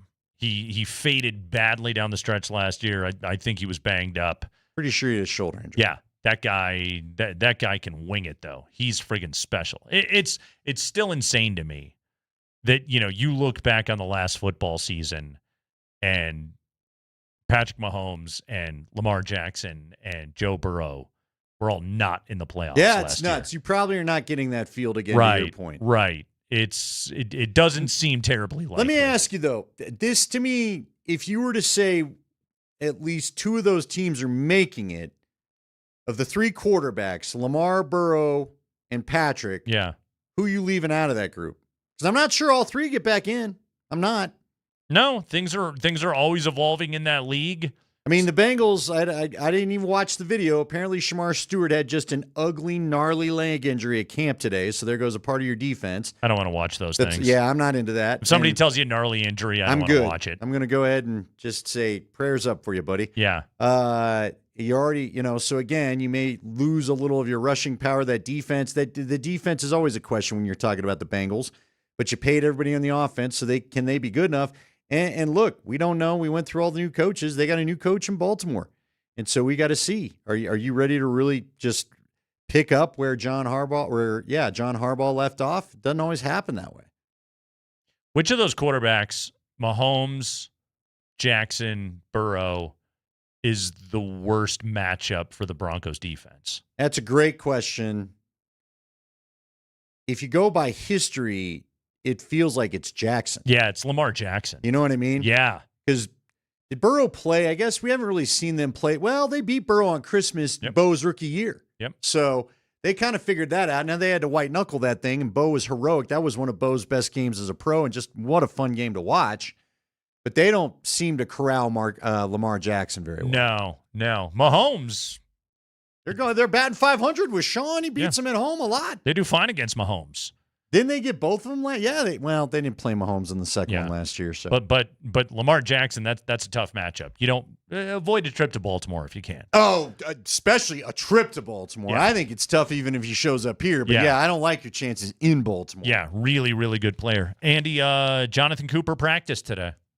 Yeah, do you want to play the cut? Here we go. So Sean Payton addressing the Jonathon Cooper situation. Cooper practiced today. and this is how Sean Payton defended having number 0 out there. Well, we're staying the course with the league. We're staying the course with league protocol, club protocol, relative to what we're advised to do. He's been fantastic working away from the building, and we'll continue to do that and monitor it. We're supportive and yet very much aware of the seriousness of these type of things. But pretty much what I said in the spring, there's a schedule and a course to this, and that's what we have to follow. Okay, so it's the league's thing. Right now it is. Yeah. But he also did throw in their club protocol, which to me is French for we're both waiting to see how the legal process plays out. Yeah. And he also did say today he expects some sort of resolution sooner than later. So the possibility of a settlement in the situation is very possible. We said this yesterday, all right? If the Broncos didn't want Cooper on the field, then they would just contact the commissioner's office and say put him on the exempt list. But they clearly have not done that because he's not on the commissioner's exempt list. And when Sean says he's been fantastic, maybe not the best adjective to throw out there about a guy accused of multiple counts of domestic violence. But when you're out there saying that, you're making it pretty clear to everybody, hey, this guy's going to be on our football team. Yeah, I think barring something ugly in the courts happening, and again, somebody pointed out, and I'm not a legal expert, if it is in the authorities' hands now because of the criminal charges, yeah, I think doesn't it take her dropping the charges or pulling the case or whatever? I'm not quite clear on that, but barring this getting settled away from court somehow. Fantastic with the work he's done away from the building.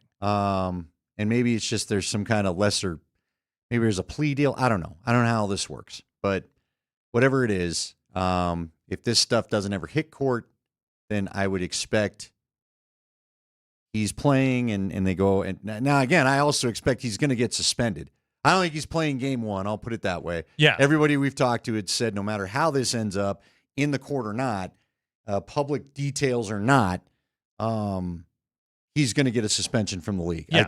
I think everybody, including the league, is waiting to see what happens with this before they decide what the length of that is. Yeah, what the Broncos told everybody today is we want this guy's 8.5 sacks. Yeah, even though he's a total sack. So yeah, that's what they want.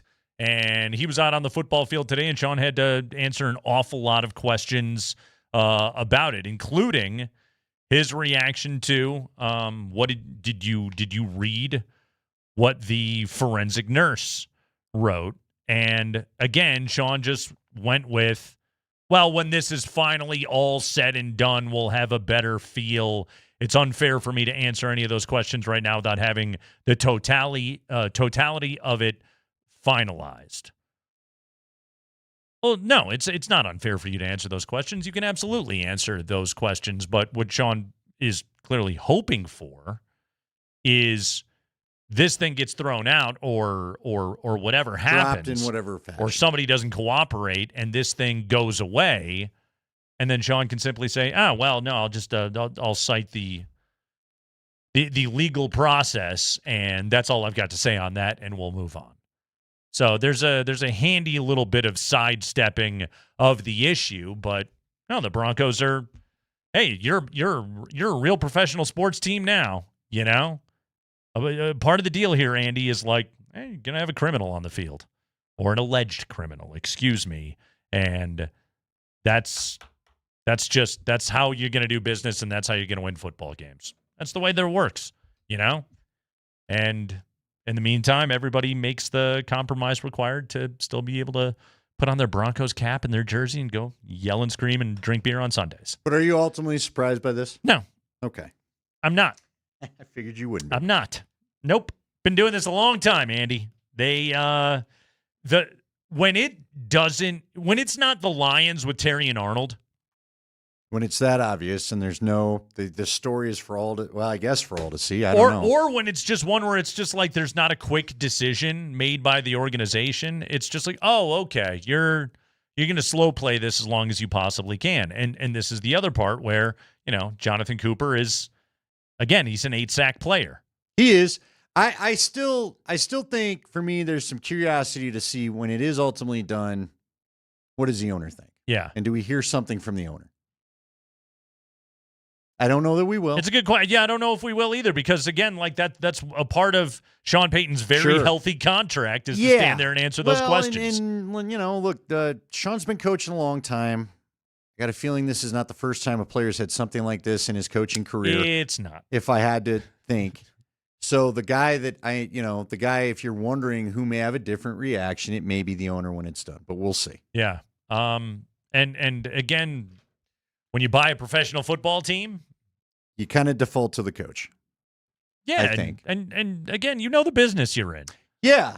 Yeah. So again, it's win at all costs. We'll wait and see, but he's out there practicing and the first trial, like the start, not even like really, it's a preliminary hearing, right? August 31st. Right. Is right about the time that you're a week or two away from getting ready to start football. Right. So, which kind of leads you to think they are of the belief it's not going to get there. Right. But what if it is? And then I think then it's awkward for everybody. Of this thing may start up. Right, but exactly. For right now. Then it gets real awkward for everybody. But right now, we're a month away from that. We're over a month away from that. So I guess we'll see. Is there 31 days in August too? Yes. Okay. This is the rare back-to-back 31-day months. Yeah, Usually I think it's the only 31 back-to-backs. Yeah, the old combo. I think you're right. Now I'm doing the math in my head. Let's see. Remember, there's no April 31st. No, there's not. There's no June 31st. Nope. There's no September 31st. There's no February 30th. There's occasionally a February 29th. There is. Yeah. Which, again. Power rank your favorite Kind days. of like the human language. Bargatze should have thrown that in the George Washington script. Power rank all your favorite final days of the month in a given calendar year. Hey, Altitude Sports Radio is hooking you up with tickets to see Garth Brooks. Listen for your chance to win tomorrow. For us. Oh, yeah. We're tomorrow. It's our turn. Okay. So we're giving away some tickets. So tomorrow, Moser, Lombardi, and Kane will have them, and then Kreckman and Lindahl. I know those guys. I like those guys. Yeah. We got to figure out what we're going to do. Okay. My plan is I don't think we can anymore. Oh, no? I believe somebody else already did it. So. Oh, okay. Somebody stole your idea? Apparently wasn't that unique an idea. Not the first time Andy's had that happen. You don't want to do a deep cut? Garth's, hey, I could really get into it if you want to. Garth's Blame It All on My Roots tour comes to Ball Arena September 4th and 5th, and tickets go on sale Friday at 10 o'clock. Okay, let's test something with you. Yeah. Where does his Blame It All on His Roots tour come from? I don't know. Don't know. His roots? It's a line. Dude, I couldn't tell you it's a lyric. thing. It's a lyric of his. Wouldn't know. Okay. Have you you've karaoke'd, right? Yeah. You've never just been of the mind to karaoke a little Friends in Low Places? Oh, God, no. All right. You're the only guy I know that hasn't then. No, I do. What do you do? I do Roxanne by the Police. See, you do a good fake low voice. I think you could do that one. Then I should be doing like Creed or Pearl Jam or something like that. No one said you can only sing one song a night. What bar are you going to? Although some people do get real serious. I've been to a few bars where I've seen some fights over who's singing what. I'm like, everybody just calm down. If the line is too long. Killing the vibe. I'm with you. If the line's too long, I'm out. If it's more than 5 songs deep, I'm probably not that interested. Andy, I know more words in Chinese than I know of Garth Brooks lyrics. Okay? I'm not surprised you don't know the catalog, but I feel like there's women out there that have karaoke'd Friends in Low Places. That's all. If you have a couple of colded pops. By the way, I got a buddy blowing me up that PBR apparently has a whiskey. I think that would get you singing Friends in Low Places real quick. The Pro Bull Riders? Pabst Blue Ribbon. Oh, okay. What is it? PBR, ESCP? Do it in your little Southern thing. Or Okay. your Midwestern thing. Sorry. By the way, Does anything sound worse than PBR whiskey? No, it sounds great. It's clear, first off. That's moonshine. Well, Andy, they're award-winning. They won a blue ribbon. Since when? Like once? I think it started off with a blue ribbon, and they're like, we're calling it good. Bang we that have drum it. forever. We've accomplished it. Hey, as far as I'm concerned, we're still America's best 20th afternoon drive sports radio show. Despite 3 years ranking since. 3 years in a row in which we didn't crack the top 20. They don't seem to know who we are anymore.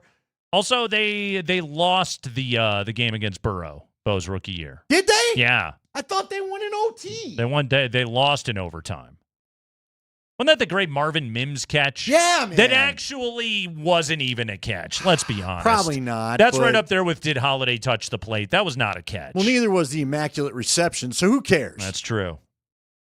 You know, on VCR quarterback, which you and I still have to play, the immaculate reception is one of the highlights that can score you a touchdown. Who was that crappy quarterback that played for the Bengals when they beat him last year?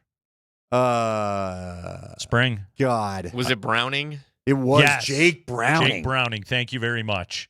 Was it Browning? Or did they even go one deeper? I think it was Browning. I think Browning and then I think and his hot after girlfriend that, weren't in attendance. I think after that they went. Yeah, deeper than is Browning together with his lady anymore, by the way? I think so. Spandex girl. Yeah. I don't know anything you guys are talking about. Should I?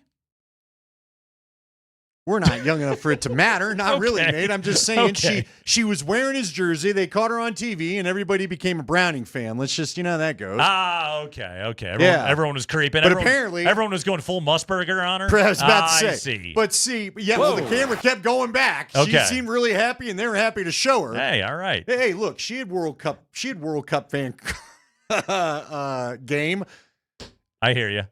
Justin Herbert and Madison Beer, though, that's all we hear about now. You better get ready. Has Madison Beer ever won a blue ribbon? I don't know. The correct- For what? Actually, you know what?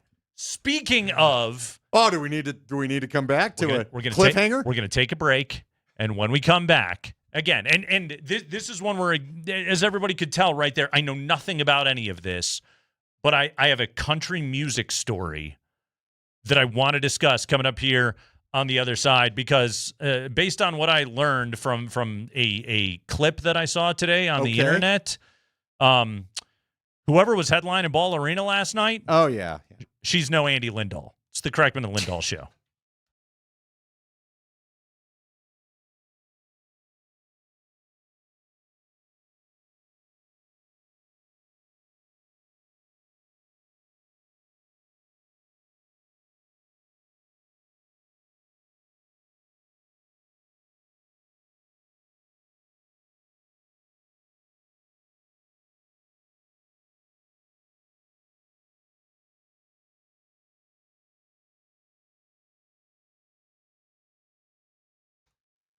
All right, guys, it is open. Roller Auctions, August 2026 government fleet vehicles and equipment auction. Go to roller.bid/altitude right now and get yourself all set up to be able to bid. I'm just scrolling through the pickup trucks right now, and some of these deals are absolutely fantastic right now. Looking at this F-150, 2016 F-150. Less than 30,000 miles on this pickup truck right now. Current bid, just a smidge over $1,000. This is the kind of deal that you can find with Roller Auctions, government fleet vehicles, and equipment auction. Well-maintained vehicles, direct from government service, known maintenance records on these vehicles, and no dealership hassle. The entire buying process is done online. It is just you and roller.bid. So check it out. It's Roller Auctions, government fleet vehicles and equipment auction. If you get a new driver or if you are simply looking for a great used car, this is the place to do it. Roller Auction.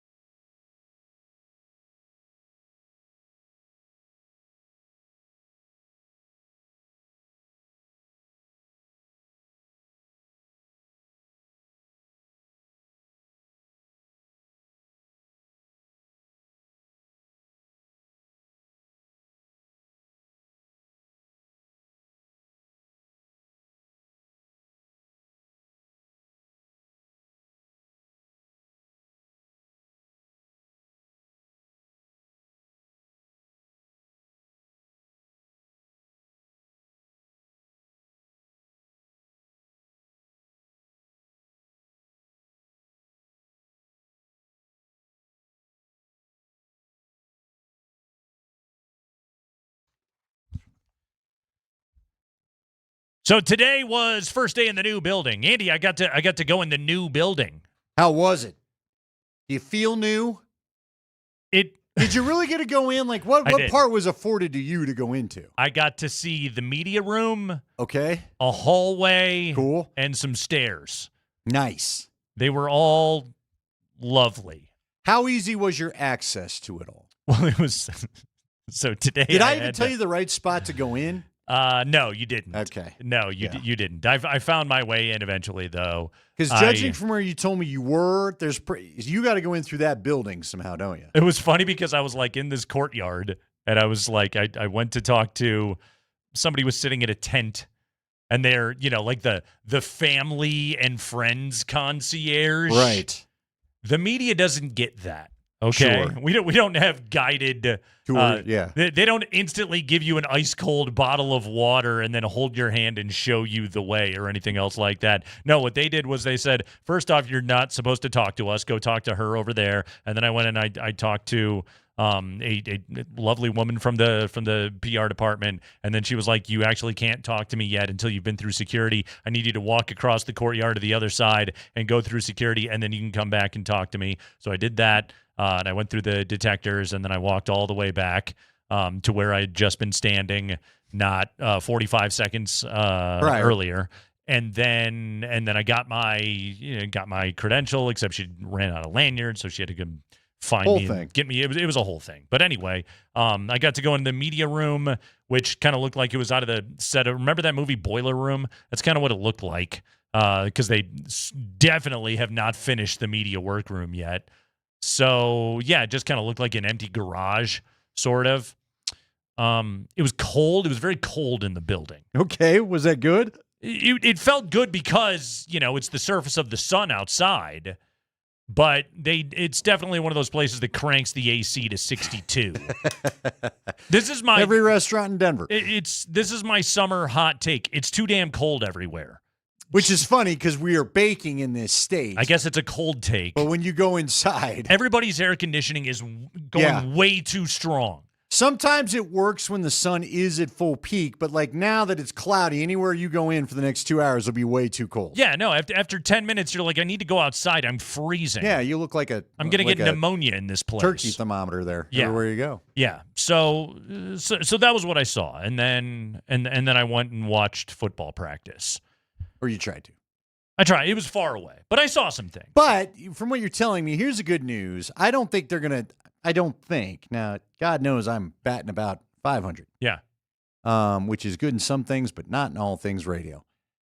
I would imagine they won't practice in front of those tents knowing you're broadcasting there every day, so they'll probably move around a bit. So maybe the view from today should not be the everyday view unless you saw something that said that is the only view that there will be. Back when we stood on the other side, on the east side, on the other side, and watched practice out by the Bowling Center, they always practiced on the west side of the field. Right. Today, now that we stand on the west side of the field, they practice on the east side of the field. And you said not only east, but in the corner to the east. In the far corner. Yeah, there's a lot of that going on in minicamp. Yeah. Yeah, it's just as far away as you could possibly. But it's still two fields that run north-south, right? No, they go east-west. They did. They turned to the fields. Yeah, I forget. They do that for training camp, don't they? Sean Payton's his first impressions of the new facility, and you better believe a Sean Payton Yelp review, Andy, is not going to be all 5 stars and completely positive.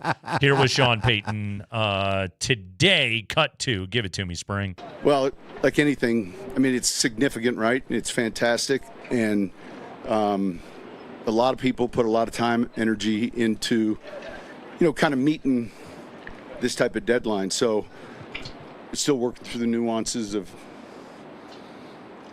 getting to your office, getting to your car, the little swipe that gets you in. When the window opens, it's a yard higher than your arm can go. That kind of stuff. But it's all good. So he hates his window. Yep. Yep. I said what player would have the guts to say something. I guess I should have clarified. Sean doesn't surprise me. I can't open this damn window. Sean probably Sean is so used to being in control of so many things. Yeah. I am positive Sean scribbled something together on a napkin and slipped it to the architect. Something like this might be. Also, his card swipe clearly didn't work once, and he's never going to let anybody forget it. No, he's not gonna. It wouldn't be Sean if it, you know what I mean? Right. I'm not going to technically call him our Sean, but it really wouldn't. The Sean we're getting to know, this is our Sean. This is our head coach. Yeah. Yeah. But he is not. Because he's from the old school. Nothing's ever perfect. He's got notes on everything. Yeah. Nothing, nor no team, nor no person is perfect. Every day there's something to work on. Yeah. He needs to get in and he needs to watch the film of what's going on with his window. Yeah. So Andy, did he call the architects and the builders? Let's take a look at this. Yeah. What's the problem here? Circling it. What is the solution? He's got the IT guy. Do you think they just gave him like a 3-foot piece of 2x4 and they were like, just use this, just push it up? Stick it in there like we used. I had one of those growing up as a kid. Yeah, just props the window open. Exactly. No big deal. Last night, country singer Megan Maroney. Yep. Headlining Ball Arena. Sure did. Maybe people didn't hear. There was kind of another concert that people were excited about last night in Denver. But were they though? But Megan Maroney. Was there bad reviews? Steve Nelson posted some stuff, and I thought he was maybe I was gonna be like, hey, calm down a little bit, guy. Oh, okay. I gotta go. We can get into this in a bit. Megan Maroney. Yes, she attempted to satisfy the Ball Arena crowd. I don't. You're not familiar with her work. Never heard of her, but cool. She's at Ball Arena. Yeah, she's big enough to play Ball Arena. Hey, we weren't quite sure Madison Beer was there yet. Way to go, Big Meg. Yeah, no, Madison Beer she's still playing the Summit Music Hall. So Megan Maroney, last night, she was 3 songs into her show, and then she wasn't feeling so good. Here's Megan Maroney last night. This was from TikTok. Hey guys.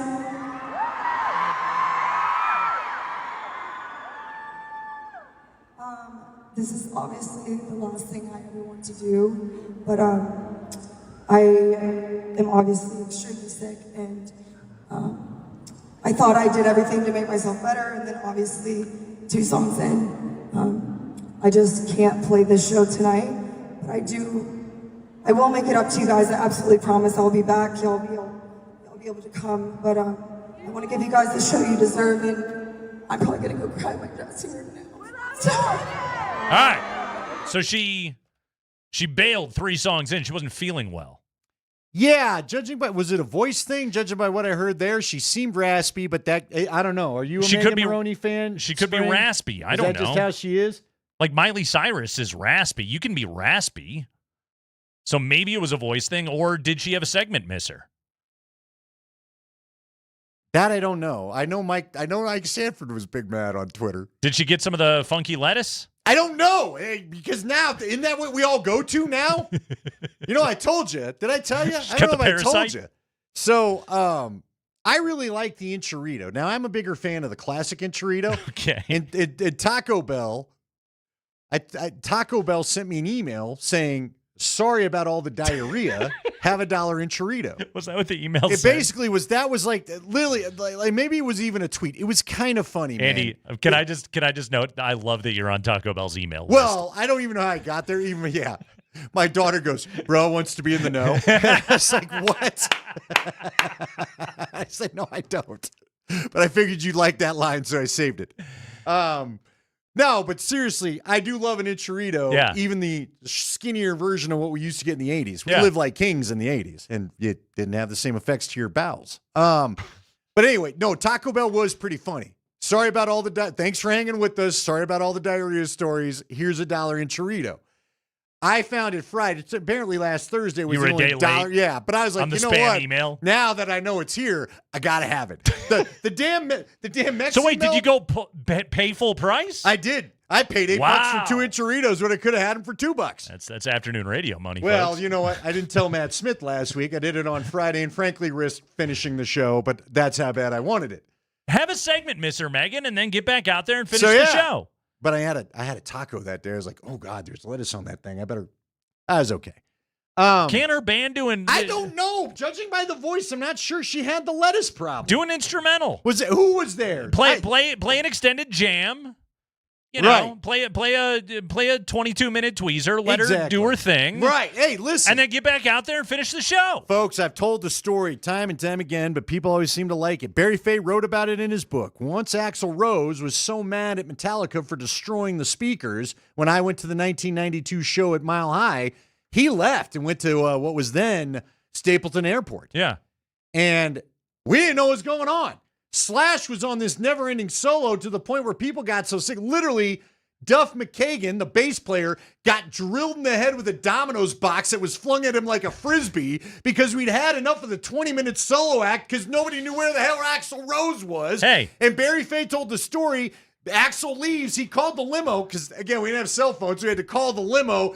And he said, I'm bringing you back, and you bleepity bleepity bleep are going to finish the show, or I'm going to take every dollar you make on this tour. We got a show, we got no encore, and that's how it went. Andy, I've been Slash. I've played that solo.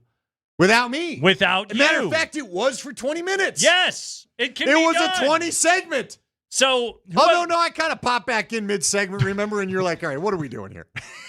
I don't know how to brush over that you all of a sudden. You also had the one where you also had the one where you that left. was one where I think I went I left. Spring, you still have that, right? Did I not? No. There was the one where I left. Yeah.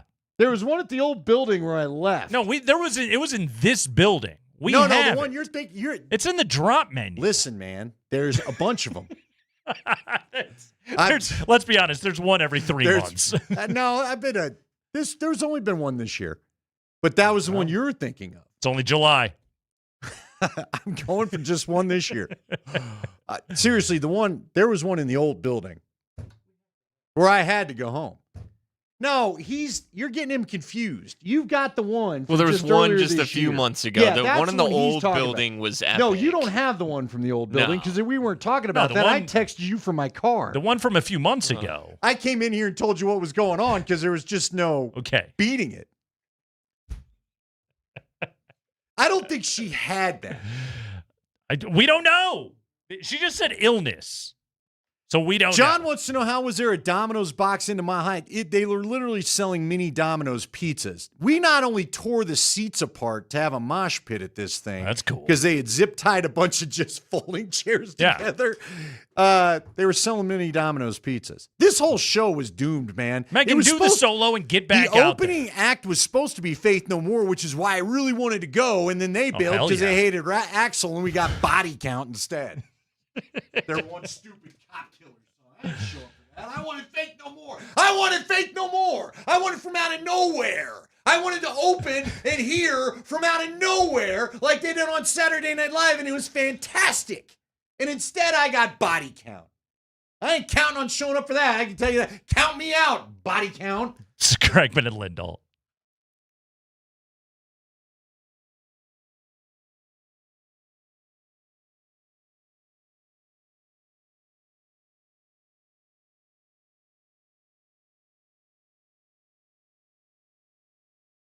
It's Andy Lindahl for Wahoo's Fish Tacos. I'll tell you what, always felt great after a lunch there. Never a problem. Never missed a segment. You need to get on over to Wahoo's. Listen, Wahoo's Fish Tacos. A lot of people, I think about Wahoo's for lunch, and you should. It's a great place to go get some lunch, but don't forget about Wahoo's for dinner. It's a great place for dinner, and you can have a little bit of a adult beverage if you like. You could get a triple margarita. You could have a frosty cold beer.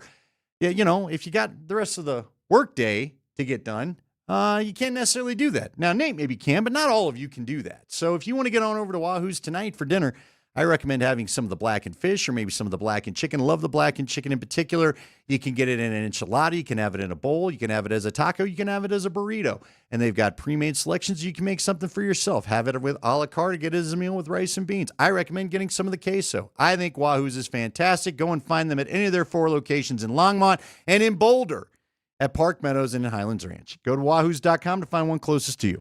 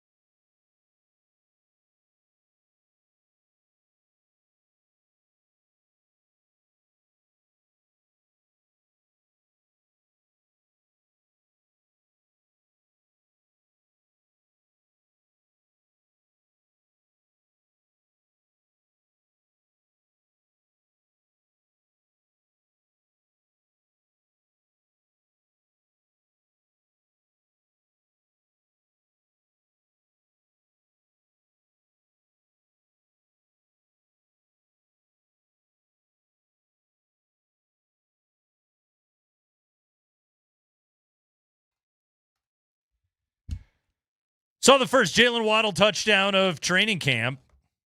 Awesome. 7-on-7s, red zone stuff, in-breaking route. Riley Moss in coverage, beat him. Bo put it right on the money. Good throw, good, nice little play. A touchdown to Lil Jordan Humphrey. Lil. I think Lil makes the team.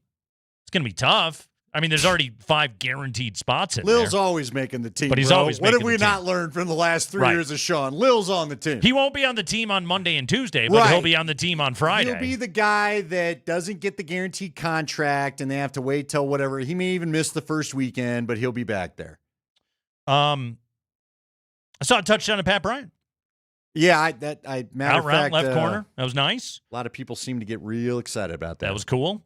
I saw Bo to R.J. Harvey on a wheel route. That was good. Bo Nix made good throws doing red zone work in a, 3/4 speed football practice today. It was good to see. I haven't seen him roll out. I haven't seen him scramble. I haven't seen him get hit yet, any of those things yet, but I hope you don't see him get hit all definitely don't want whatever. to see him get hit in I was training gonna say camp. spring, all fall. Yeah. But, of course, the biggest note that I had to make sure that I put in my notebook today, Andy, and this is one where I admonish, I shame the local media because they all had their backs turned waiting for a Sean Payton press conference. Who was the only member of the local media that was staring directly at those special teams drills? It was yours truly, Nate Kreckman, and I was watching Jeremy Crawshaw hitting bombs. Absolute bombs, Andy. This guy's going to be an all-pro this year. Mark it down. Okay. He rules. Yeah, I know. By the way, on that play last year, Right. Sean Payton did confirm he wanted to run a fake punt on 4th and 11 against Buffalo in overtime. And got overruled. He got overruled, and Crawshaw put it out of bounds at the 7. Good thing he got overruled. Yeah. Can you even – that was the one thing – there were so many great revelations in that article that I don't think you were here to do radio that week. That was one thing we really didn't talk too much about. Can you imagine what might have happened had they gone for that sucker?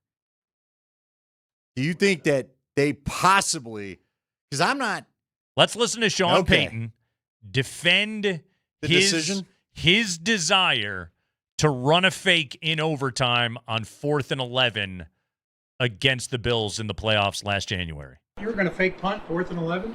Really? All right. Really? Yes. So I golfed with Josh this summer one afternoon. He was my partner. We won. Sean, last year you said. Can I finish? I'm sorry. And that might just be an acoustic issue here. In the first playoff game in Buffalo, I remember we had run a fake punt in that game. It was the first half. We just wanted something late in the game. We've got the lead, and we aren't able to get the first down. And we've kind of seen this script, to a player, and this is a great sign of respect for, I think one of the better elite quarterbacks in our league that can. And we looked at it again in this playoff game. If we were in that position where we're punting and a field goal is going to win it, and I'll be darned, we were in that position. The front, 6-man front, 7-man front, 8-man front was a little nebulous.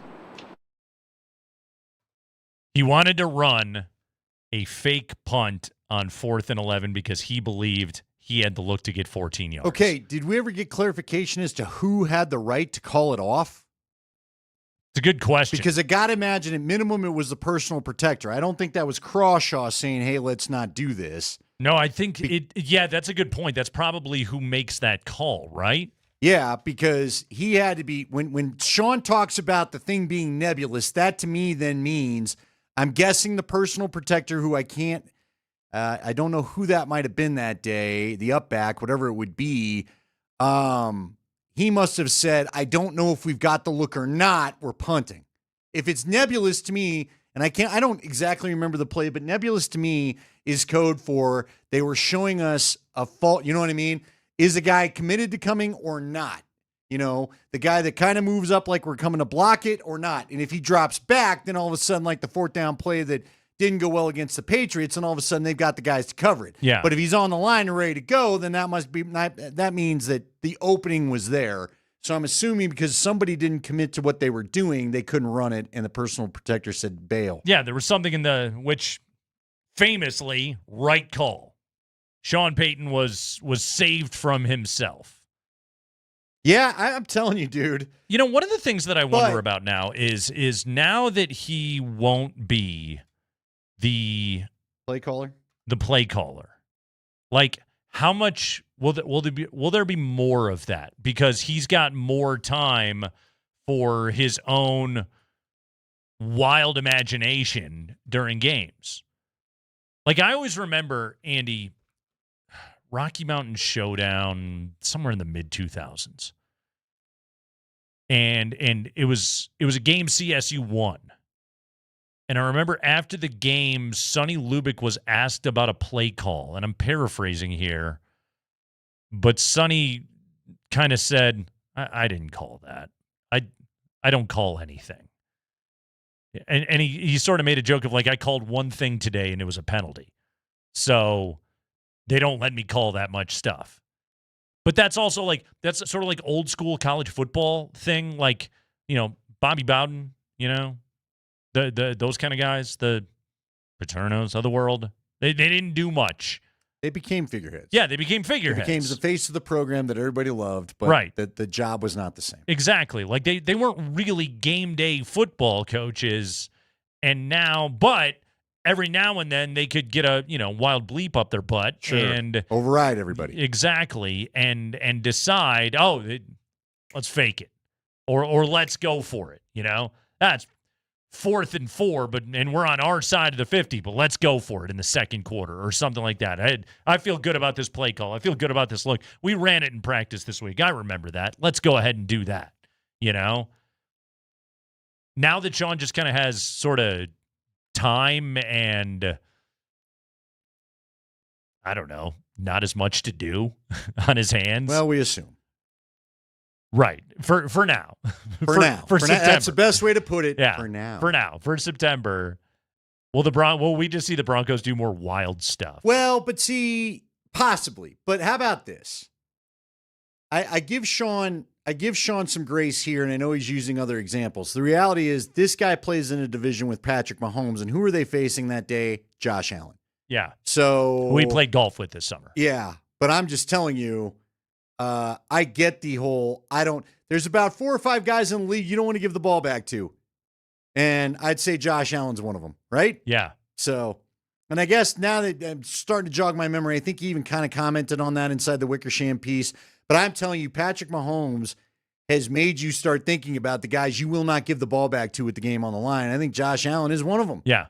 So I kind of I will give him forgiveness for that, but on your side of the 50 just seems crazy. Especially 4th and 11. Yeah, that wasn't a little first down. That wasn't a couple of yards.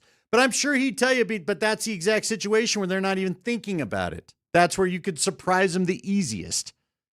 It's the guy that called an onside kick to begin the second half of the Super Bowl. Yeah, the big jinglers get it done sometimes, but that...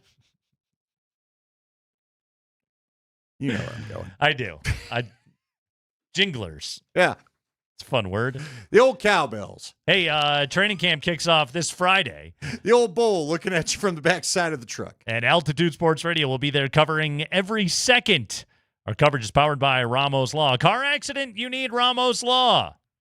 You hear us, Kyle Shanahan? Medical doctor and attorney, ramoslaw.com. We'll see you live from training camp on Friday starting at 6 a.m. Nick Kosmider covers the Broncos in the NFL for The Athletic. His impressions of ramp-up day number 1 when we come back.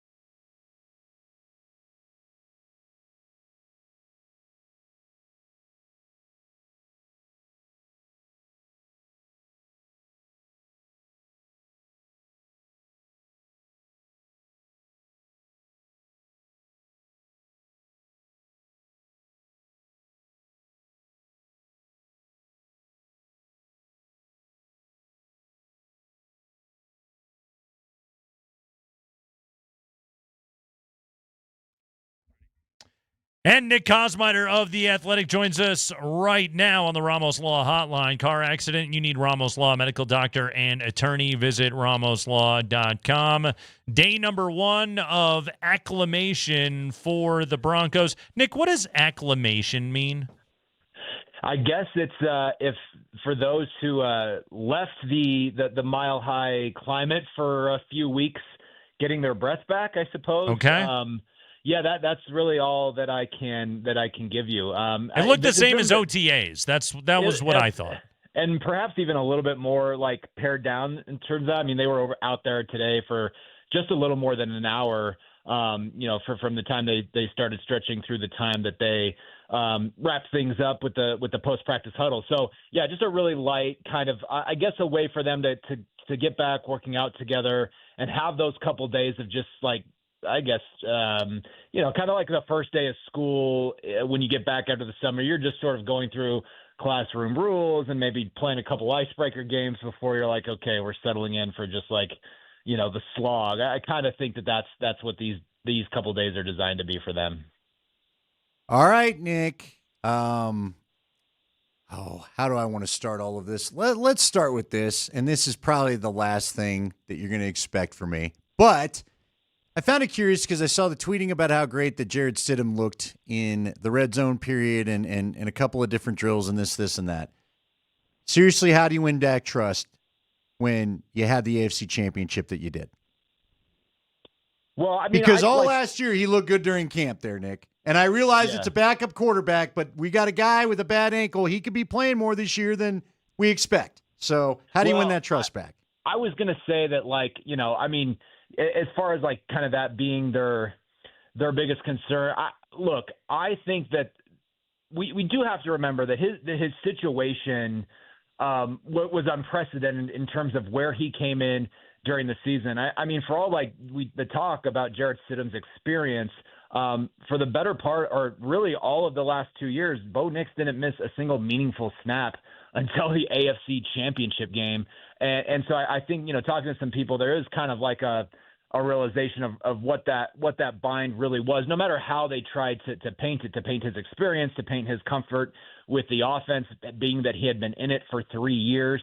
The reality was that he was trying to hop on a moving train. So, look, I think he's built enough capital, Andy, over the last 3 years in that building for people to trust, with the hope, of course, being that you're not having to throw him in for the first time in the playoffs like you did a year ago. I think they continue to see him as somebody who, hey, if Bo Nix is out for a game or two and he needs to jump into that, you have the faith that he can run the offense the way that you want it to and kind of give you a chance. And, I think they just kind of go from there. Nick, backwards chest pass.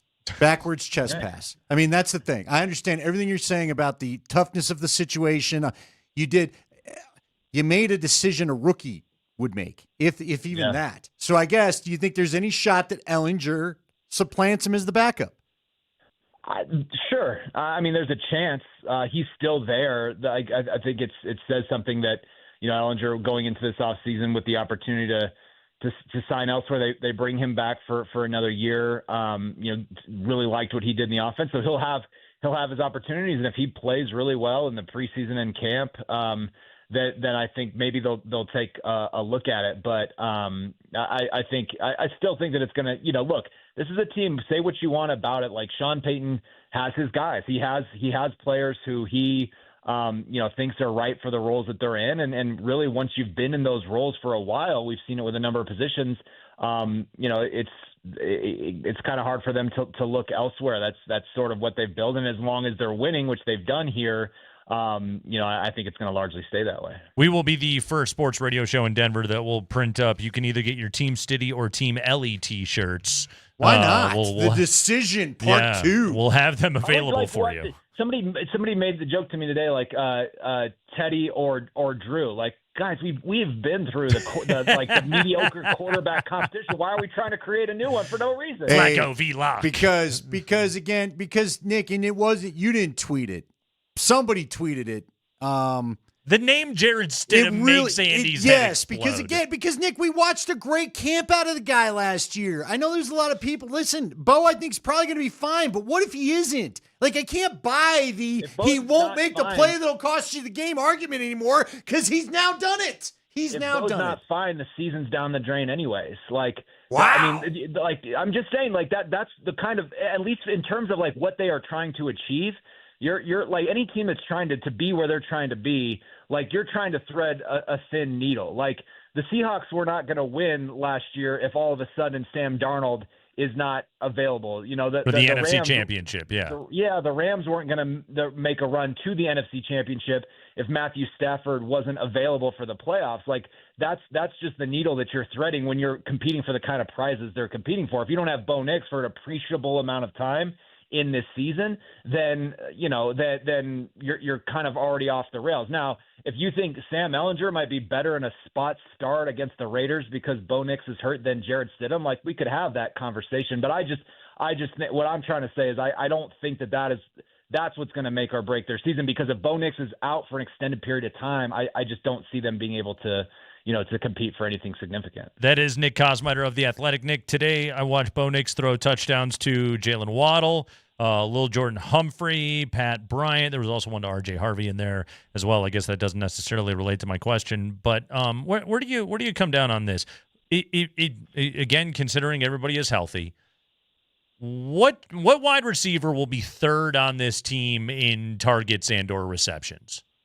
Yeah, like that's a great question, and I think for all that we rail against, the usage of Marvin Mims, and we've had that conversation with you guys before. He did end up being that guy for them, that third receiver a year ago, and part of that was because of injuries to Pat Bryant and others for a course of time. This time though, obviously Jalen Waddle is on the roster, and it was Troy Franklin who was number 2 last year. Right now, I would say, look, Mims is going to end up getting his big play touches, I think. He's still unique to what they do. But it wouldn't surprise me necessarily if Pat Bryant overtook Troy Franklin as that next guy. I just think the way that he was trending at the end of his rookie season, they were starting to trust him in the kind of spots where they will still have need for that role, right? Like kind of that backup X receiver, but also a guy that can kind of play the middle in the slot a little bit.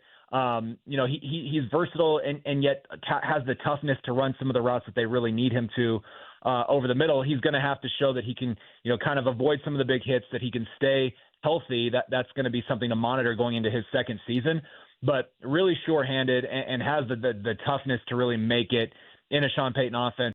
And clearly Bo Nix started to gain some trust in him. He started to become a third down target late in the season, that he became a real trusted weapon on some of those slant routes that again they're still going to have room for creating in this offense. Troy Franklin is the one to me that there is some overlap with his role and that of Jalen Waddle a little bit more than perhaps Pat Bryant will. So that if I had to guess right now, that would kind of looking at it would be my thing of saying Pat Bryant is the guy that looks like he's due for probably a leap in year 2. Nate and I had some fun with this yesterday, so I'm going to ask you where, if you're Davis Webb, where do you want to be, sidelines or booth for play calling? If I'm Davis Webb, I think I want to be sideline, in large part because that's always been his view of the game, like as a quarterback, as a quarterback's coach. When he was playing the sport, but also kind of watched his dad call plays from the sideline as a high school coach. That's always sort of been his view of the game. He's never been in the booth. Obviously, this is only his 4th season as an NFL coach, which again, kind of crazy to consider when you think about kind of his profile in the league right now and the view of him in the league. This really is just his 4th season as a professional football coach. But he's always had the view down on the field. And I think he likes the ability to go and have these chats with players, to talk to players, to make those sort of corrections in person. I think that's been his view. That's the way that he wants to see it. And typically, look, I mean, Sean Payton, they haven't had a system where, he's got somebody calling down the plays from the booth. They'll have eyes up there, of course, but yeah, it would stun me if it was any other way for Davis Webb. Nick, what did you take away from, and what have you taken away from the last several weeks? The Broncos are leaning into league protocols and whatnot, but based on the way they have handled the Jonathon Cooper situation so far, what's your read, and what did you make of what Sean Payton had to say today about the team's plan and hopes and expectations for Cooper?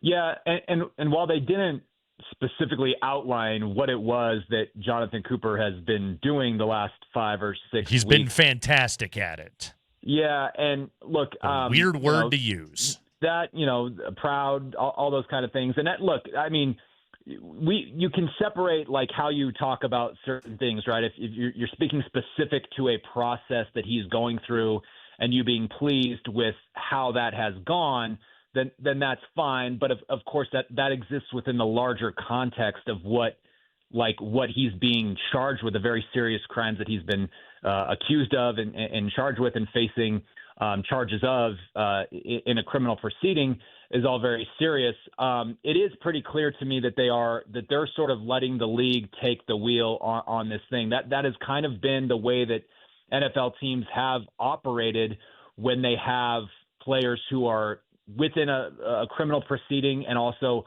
under investigation by the league. Once the league comes out and says, yes, we are investigating this matter, you saw it from the very beginning with Sean Payton. The first time he addressed that situation, said, we're letting the league kind of do its thing. They have the process. That doesn't mean the Broncos couldn't ultimately make their own decisions about the interim period between an NFL investigation and or the criminal proceeding. The latter issue with the criminal court, of course, being that there's not even another court date, an arraignment date, August 31st. A trial that would follow, a theoretical trial that would follow, would come well after that. So, if you're waiting for that process to play out, then you're not having this guy on your team at all. So this is the path that teams have taken over the course of the last few years. It really is the NFL has kind of solidified that personal conduct policy and made decisions of discipline based on their own investigations, which of course does not rely on the criminal court. You do not have to be convicted of a crime in order to receive a penalty from the NFL via suspension, fine, those sort of things, in order for them to make that ruling. So I just think that the Broncos at this stage are saying, we're going to let the league take over. But again, they've also within that have had to decide that they trust Jonathon Cooper enough now in order to still be on your field. Because remember, this is a guy who got arrested on June 4th following a domestic incident with his then girlfriend. 8 days later, gets arrested again for alleged violation of a protective order stemming from the first incident. So there again, that is an issue that has to be. There's a trust component of that too. That they know or they believe that he is on a path now to where in between all this, between now and whenever this discipline gets meted out, that they can trust him not to have another incident occur. That's the kind of the gamble that they are taking by having him out there, and we'll have to see how it plays out from here. All right, I'm kind of curious. How do you think Davis Webb gets reps at play calling when they don't want to show us anything in practice? And again, Leggy's kind of talked about it with us too, and I'm sure you know the drill. You practice situations so that you can get a look, you can give your defense a look, things like that. You're not really play calling during practice, right? You're not really having a game going against each other. And I imagine they don't want to show anything during the preseason. So how does he get his reps to get ready for the opener against Kansas City? Yeah, I do think they'll have at various points in camp. We've seen it before where you have the script for the day. To your point, Andy, that they come out and they run, and you're mostly picking from a predetermined set of sheets. The players know sort of what's coming. It's why you tend to get training camp fights, because these guys just get sick of going each other because they're reading each other's mail. They know exactly what's happening, and then they get mad that they read each other's mail. Right, exactly. Even though they all know the score. And yet they have built in, the Broncos have these periods over the last couple of years where they will kind of come out and expand the play sheet after they have done some installations and maybe come up with something, have these periods where, hey, we're actually trying to beat your defense. But again, that part is limited. The preseason, to your point, they're not going to be showing it all. But again, I don't necessarily. I think what's more important for Davis Webb is just the reps of calling the plays, like just getting them out, getting in sync with Bo Nix and how quickly they can operate it, whatever shorthand that they can create with each other in order to expedite things. The actual sequencing of the plays that matter come regular season time, there will be trial and error to that. There's no way around that. But Davis has also been enough part of the overall operation with this team for the last 3 years to where that's not going to be entirely new. He's been on the headset. He's been involved in communicating things to Bo Nix through the offensive system ever since he got here in 2023. So that part of it, I don't think is going to take much handling. It's going to be about, okay, getting the feel for it's like a pitcher. How do I want to layer these pitches to attack a certain hitter? How do I want to layer these play calls against a certain, Steve Spagnuolo's defense? Like, that's only going to be able to come through experience. There's a certain amount of reps you can get, but his best reps are going to come week 1, week 2, week 3, which, by the way, you've got all these, really good teams that you're having to do that against. So he's not going to have a whole lot of a runway to kind of get it in rhythm and get it right. Okay, we only got about a minute, but I respect your basketball opinion, and I know that your true love is basketball. What would you do with the Peyton Watson situation? What are your thoughts on that? This is a guy I think you covered maybe in the early going, but I know you know the skill set there. Nuggets seem to be in an interesting situation. Would you pay him? Would you look to sign and trade? What would you do there? My true love is nachos, but hey, I think. Have you ever had a Mexi Melt? From Taco Bell? Oh, yeah. No, I haven't. I'm more of a cheesy gordita crunch kind of guy when it comes to Taco Bell, but I'll have to take that. I'll have to take that in. Look, the Nuggets. It's just this whole off season has been where you start. It starts with a post-season press conference where you're talking about everything being on the table, and you sort of plant the seeds for a potentially big off season of movement, and then the season goes on, players sign elsewhere. There's less and less of this to where now you're just saying like the big thing that we could do is bring back a guy that was already on the roster, that was already a part of what we were trying to do. To me, it seems like you have to make this work at this point. And I've been gone from the game covering it, guys, long enough to not fully understand aprons and all these repeater tax penalties. I've lost a little bit of a connective tissue to the NBA salary cap structure. So you'd have to ask somebody smarter than me about like the implications of all that. But I think like you've got to get this done because this is one of the guys that Nikola Jokic likes, that they really do have this upside with, to where you say, hey, this could be a potential difference maker with a ceiling to reach that is we still don't know.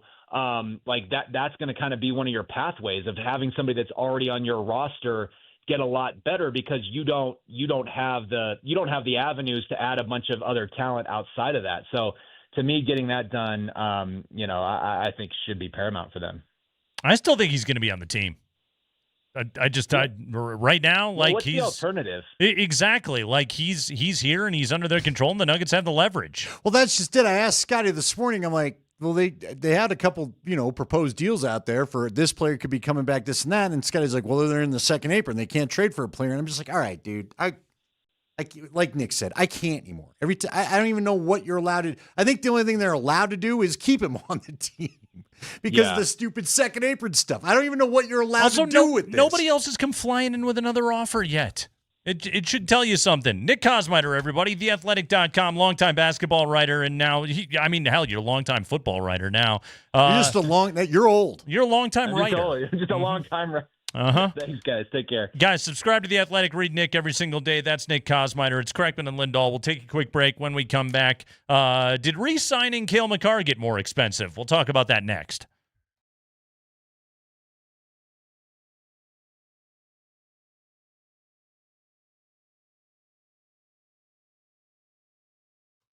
Nate Kreckman here, back to remind you that Roller Auctions August 2026 Government Fleet Vehicles and Equipment Auction is cranking. It's open right now. Go to roller.bid/altitude and get yourself signed up to be able to bid. But also, you can scan through and peruse a fantastic selection of used cars, well-maintained used cars straight from government service that you can check out. I mean, right now, I'm scrolling through the SUVs right now. Here's a 2019 Ford Expedition. Just a smidge over 100,000 miles on this thing, but the current bid is less than $2,000. These are the kind of deals that you can find at Roller Auction. Fantastic savings compared to trying to get on the open market and find yourself a used car. Go to roller.bid/altitude and get signed up to bid, but get your next daily ride with Roller Auction. No dealership hassle. They make it so easy. Well-maintained government vehicles. Get a great price. Get a great car. Roller.bid.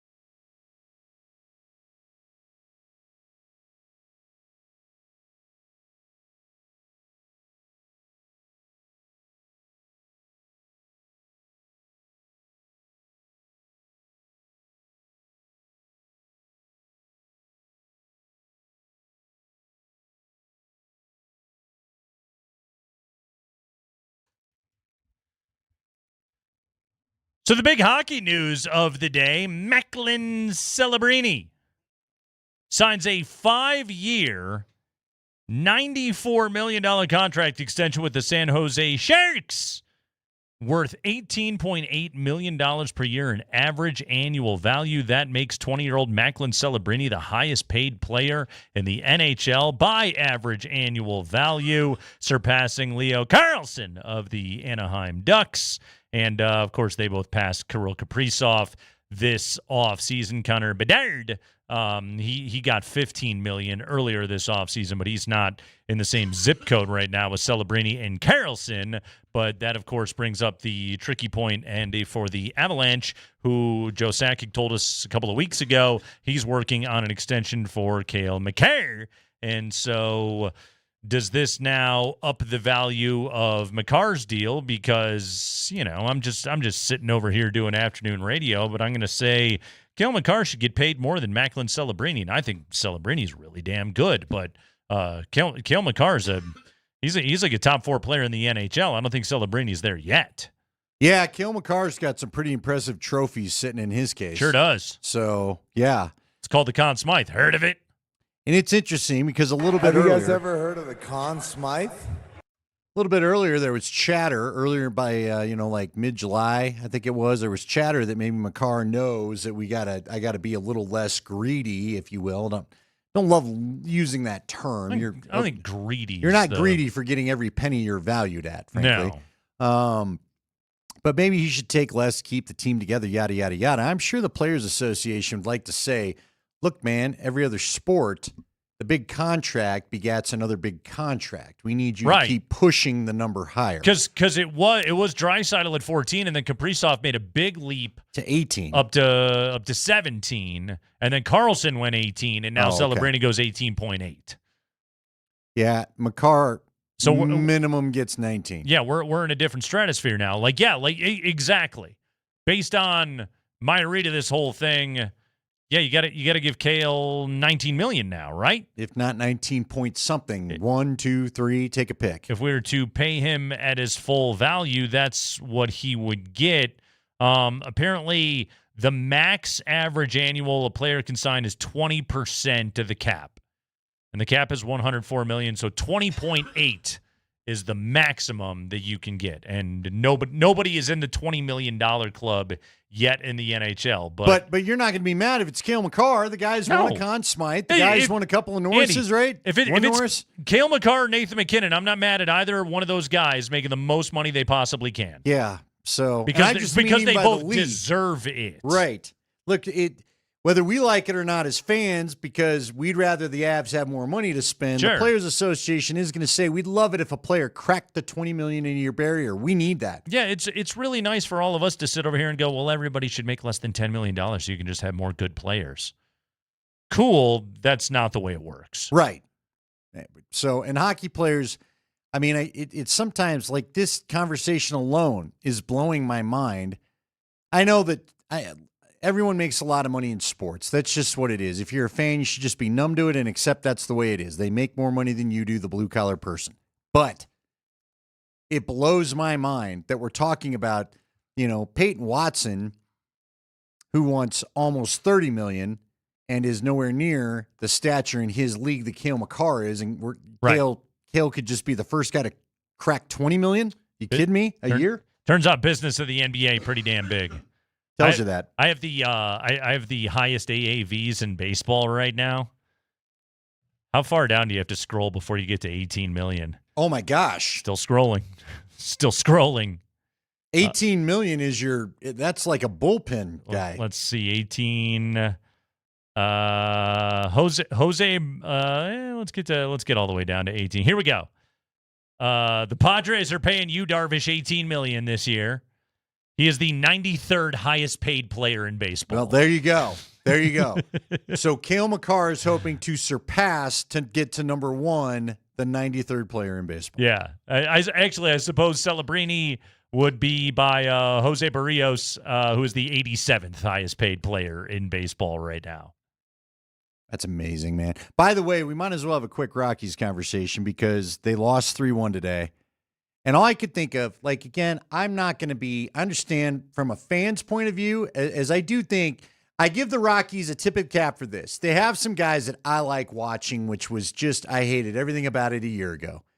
So they have some guys I like watching. I like Jake McCarthy. I like Cole, what's his name? Carragher. Yeah, with the 2 Gs. Mm-hmm. I like a lot of their guys. Mickey Moniak's become a really fun player, And, of course, I like watching Hunter Goodman. But if Hunter Goodman's going to bring you a couple of really good pitchers that you could look for, and I mean, how about just a good pitcher that could be like a top 3 starter? I'd take that in a heartbeat.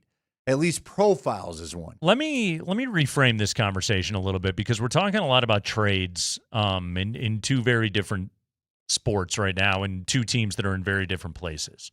That being the Nuggets and the Rockies in this town. Right now with the Rocks, going into next week's deadline, you're looking at you got a lot of movable pieces. Senza, Sagano, Willie Castro's a good veteran. Moniak homered last night and was a lot better in July than he was in June. He also didn't he have a critical hit? I know he had the homer, but he also had what would have been the go-ahead run at the time. At the time. Yes. At the time. That time didn't last very long. Jake McCarthy, not a good defensive night for him last night. Little Jimmy Herget, Brandon Bernardino, these guys could all be on the move, or at least those are the guys that you point to and say those are the ones that are available right now for the Rocks. Hunter Goodman is a power-hitting right-handed bat. There is not a glut of those on the market right now going into this deadline, and his value will likely never be higher. But here's the problem, too. He hurts himself because the word was, were you talking about it earlier this week or into last week or whatever, there's a number of teams, I think you brought it up, there's a number of teams that are concerned about his defensive liabilities, and then last night he starts the Padres rally by not being able to throw a guy out from second he should have had by a mile. Right, exactly. And that when I watched that, I'm like, that's the thing that hurts the value right there. Yeah, so right there, like the Yankees have inquired about him, but again, a lot of these teams are looking at and going 3 years of club control, the guy can catch, and oh, by the way, he's a right-hander who hits the ball in the seats. We would love to have one of those guys right now. And seems to do it in some fairly big moments. Okay, so contrast that for a moment. And this is Hunter Goodman, two-time All-Star. Sure. But compare that to a moment to we're having conversations about trading Jamal Murray, about trading Aaron Gordon. I'll put Christian Brown in that conversation as well. Guys that were on a championship team. Okay, legends in this city. Certainly with Jamal and AG, legends. Is there any Hunter Goodman attachment? Like, is there going to be a portion of the fan base that is crestfallen because Hunter Goodman got traded? Some that are right now. I think I got to imagine you're down to the diest of diehards. Like if you live and die, if you're living and dying with the Rocks every single day. If you're a young kid, maybe you're a young kid who's just discovering the Rocks and you don't know the pain of the suck. Hunter Goodman's your hero, right? So that's your guy. Yeah, you'll be upset. There's nobody. But it doesn't feel like when they traded Tulo. No, there's nobody with any baseball acumen that should be upset about a single person getting traded right now. When they traded Nolan. Yeah. No, we're not there yet. When they traded Matt Holliday. Like, those hurt because those guys were legends. We're not going to watch more losses all of a sudden because you trade any of these guys because they're not winning right now as it is. Last night, they finally get some offense and some consistently answering offense. And then, as you've said over and over, they can't pitch to keep the lead ever. So I think the only guy on the club that has any of that cachet is Kyle Freeland because he's a Denver guy and because his best year coincided with the last good year of Rockies baseball. But sadly, aren't we still in a place where you'd like to watch that guy get a chance to play some playoff baseball? Well, I mean, Andy, like if he gets moved, he's going to be a long reliever. Some teams looking for a left-handed long reliever. Let me ask you No one's putting Kyle Freeland in their playoff rotation. Because I believe, Spring, didn't you send us the tweet today? There's a chance that I guess the Orioles are going to take offers for Holiday. Jackson Holiday. Okay. All right. Well, what if you trade for him? And all of a sudden you got a couple of Holidays playing. Doesn't that? I mean, if you're a big old diehard Rockies fan, you can't get much more nostalgia than that. The dad's two kids are here now. And then trade them in 5 years for Carlos Gonzalez's kid. Why not? And then has Nolan had one yet? Get on it, Nolan. Yes, do what you did the first time, and maybe get Houston Street's kid too. I don't know. Houston Street. Well, I'm just going back to the original Matt Holiday trade. Okay, all right, reference. Fair enough. Now I see what you're doing. Okay, I just thought we were pulling out greats. That's why I brought up Cargo. You don't want to go get the young Bichette. Bo Bichette doesn't float. Should we just go get Jackson Holiday and Bo Bichette? Just make it the. Who was the other pitcher that they got? That's a good random Rockies trivia question. When they traded Matt Holliday to Oakland, it was for Carlos Gonzalez, Houston Street, and whom? Boy, who was it? The guy didn't play here, right? Really? Did he ever find a way to the big leagues? I can't remember his name off the top of my head. Greg Smith. Greg Smith, thank you. We interviewed him that off season. The guy they drafted instead Not Greg of Reynolds. Reynolds. Greg Okay. Smith. Well, they both were about as memorable. Both a couple of Gregs. I remember we were doing an interview with Greg Smith that right after the trade, after he got here, and he explained and I don't even think it had been reported. He was just like, "Oh yeah, I had elbow surgery a couple of weeks ago. They were removing loose bodies from my elbow." Well, happy to have you in town, Greg. Yeah. The reason why I remember that is because I asked him. I was like, "Did they give you the loose body? Like, are you allowed to ask for the loose body?" Here you go. And he was like, "Yeah," and he took a picture of it and texted it to me. It looked like a piece of chewed up gum. Ugh, gross. It was gross. I was thinking bone fragment or something, but ligament parts. By the way, no, it wasn't ligament parts. It was like a bone thing. But it looked like gum. But it looked like just like a chewed up piece of gum. Gross. It was a loose body. Who's the most famous sports Greg here? In Denver? Yeah. We had a good Greg. A good Greg in this town. I got a brother named Greg. You too. But I don't know no famous sports Gregs. We may have to go to break on that one. I can't think of one. I'm sure somebody's going to come up. There was Randy Gregory. But he wasn't great. Greg Dulcich? What? Was it really? Was Dulcich's first name Greg? Do we count the owner? I don't even remember his first name. Do we count the My whoopee. Greg Penner? I can't remember. Greg Penner. Do we count the owner? Is it Greg Penner? It is Greg. Okay. Yeah. Just know him as Mr. He's, when you're that rich, you have that much power. Aren't you just kind of Mr. to everybody? I guess it is Greg Penner. Yeah, he's Greg Penner. That's his name. Have the Nuggets ever had a good Greg Whittington? Wasn't there like a Greg Gagne for someone, or there was I don't know. There's a Greg Gagne. Maybe that's who I'm thinking of.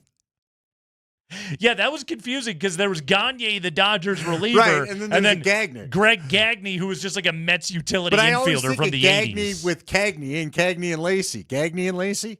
No, it was Cagney. Greg Gagne. When I see Gagne, I think Cagney. And with that, the high five is next.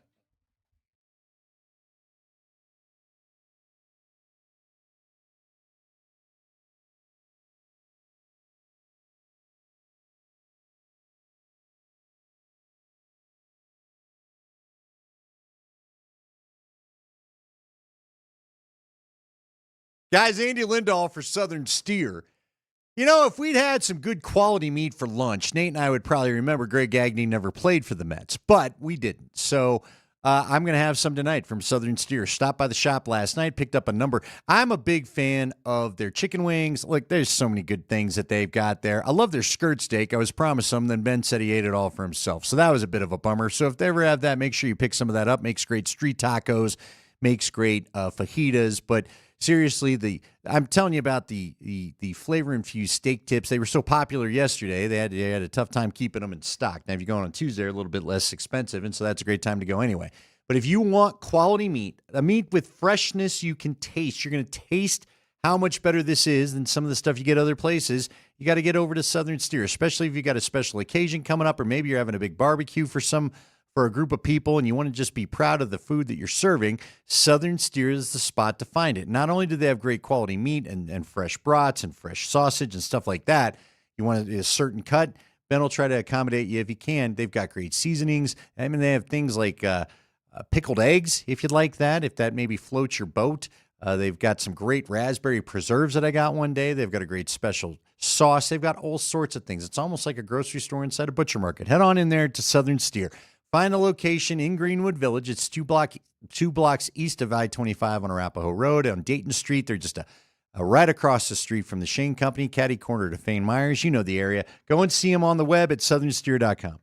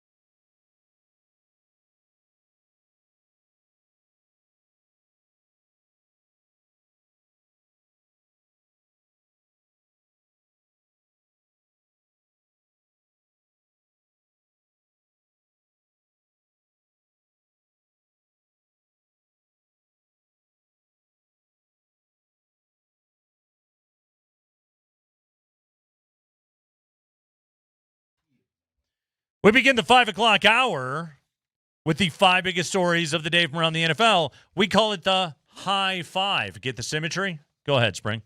Wondering what's for dinner tonight? You need to try Papa Murphy's Pizza. They make delicious pizza. You bake it when you are ready. Order online at papamurphys.com. Sean Payton talking today at Broncos training camp. He was asked about Jonathon Cooper. He's at camp. He is practicing. Here's Sean Payton. Well, we're staying the course with the league. We're staying the course with league protocol, club protocol, relative to what we're advised to do. He's been fantastic working away from the building, and we'll continue to do that and monitor it. We're supportive and yet very much aware of the seriousness of these type of things. But pretty much what I said in the spring, there's a schedule and a course to this, and that's what we have to follow.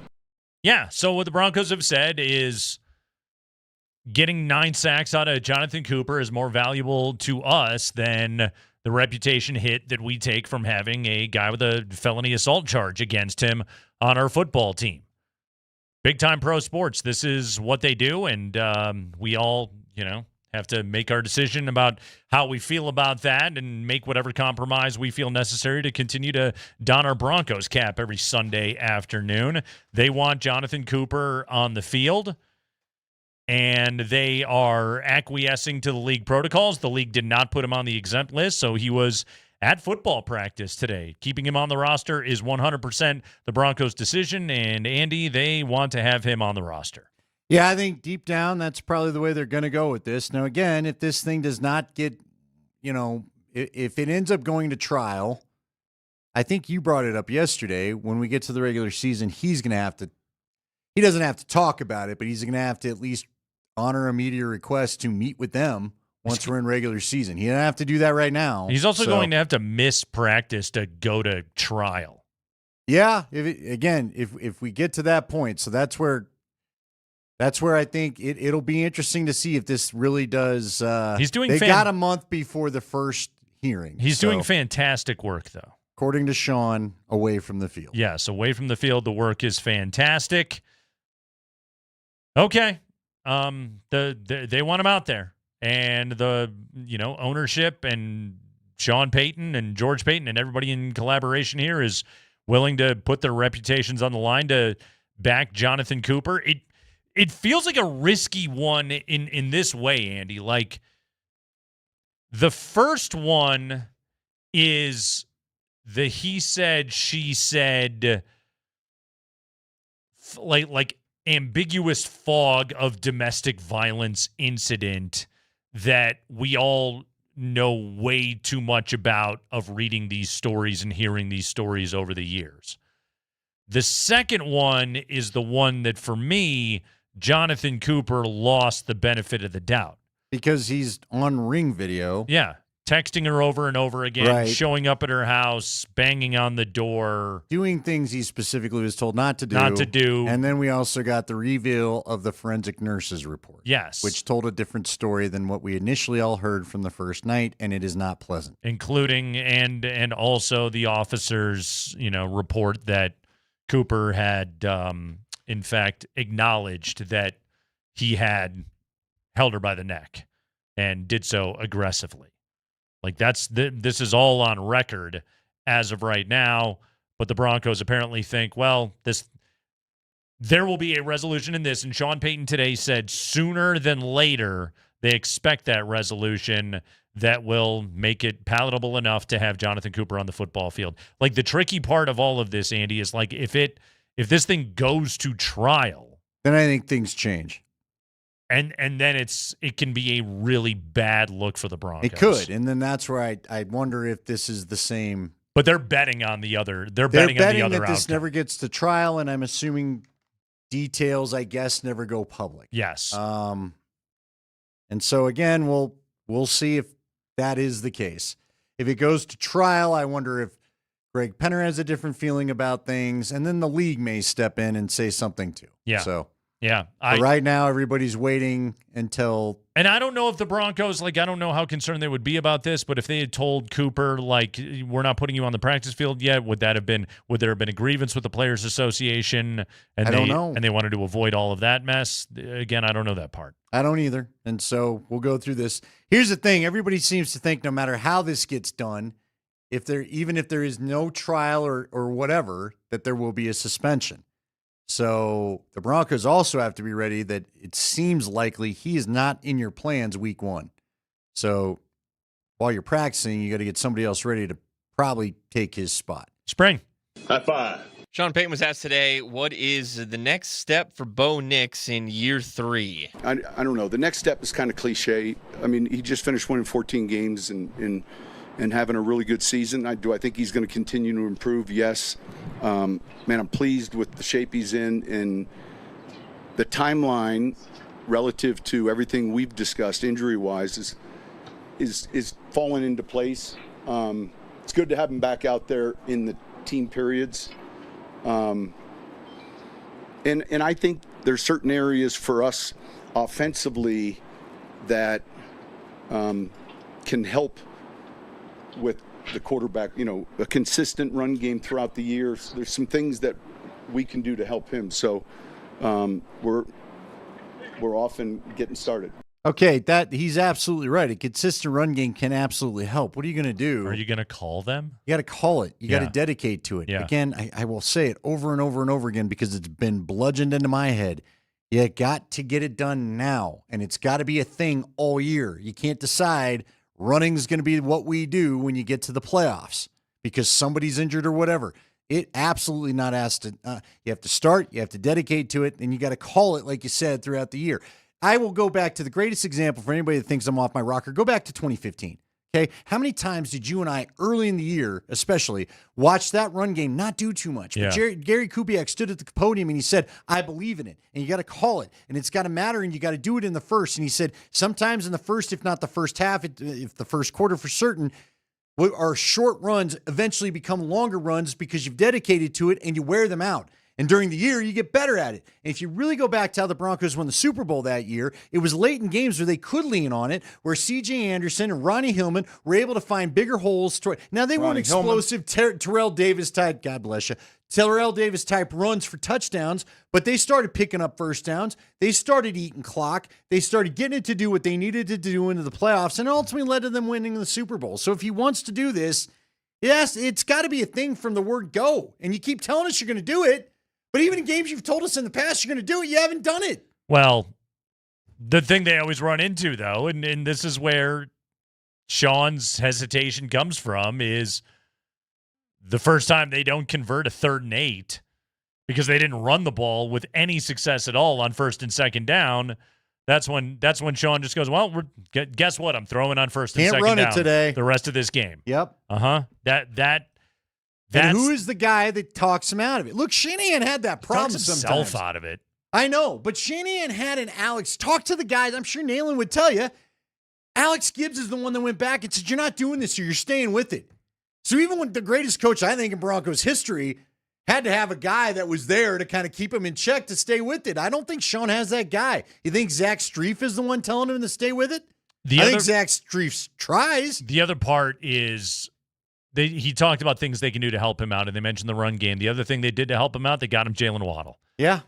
You got actual legitimate speed that can make plays, can both make plays down the field, but can also catch the football on a shallow route and turn that into a big play. That's what you've gone and done. Those are the things they can do to help out Bo Nix. When it comes to Bo, Andy, I feel like I got a pretty good gauge on what he is as a quarterback and what he is as a football player. He just has to be healthy. He just has to be healthy. And then if they have that run game, it will elevate everything else around him because the weapons that he has to throw the football to are pretty damn good right now. High five. Sean Payton was asked if Davis Webb now calling the plays affects Sean's training camp coaching style. I think it's more game day. I don't know if, like, you watch. Normally at practice, I'm not giving the quarterback the play in the last 20 years.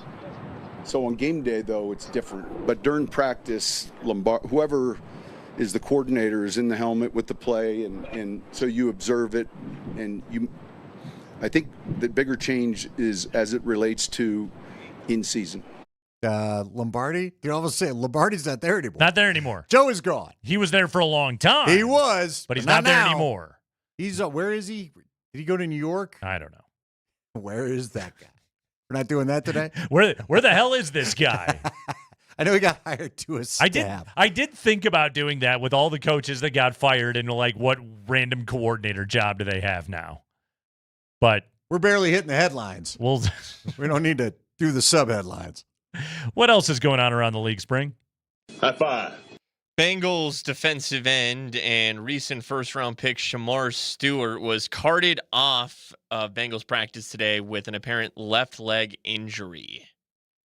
That's not good. They already don't have a good defense, and now they're gonna lose Shamar Stewart, so that's not great. This is the time of year, by the way, where that happens, and every team in the NFL is white-knuckling and praying to whomever that they're not going to have to deal with what the Bengals dealt with today because, yeah, these things happen during training camp, and they suck.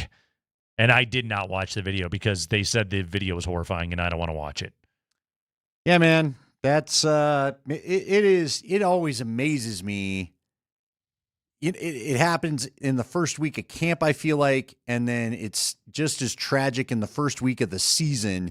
All the injuries that you get in week guys one. that you finally get, like in camp, it just sucks. I'm sure the Bengals are like Shamar Stewart. Remember, that was their top draft pick last year, right? I'm remembering that guy out of Texas A&M was supposed to be their answer at pass rush. He had no sacks in college, but just an absolute physical freak. Had to have him because everybody was seeing Von Miller or wanted to squint and see Von Miller, and now his season's wrecked. There's a bunch of other guys that have torn ACLs. Andy, who was the guy in the Broncos era?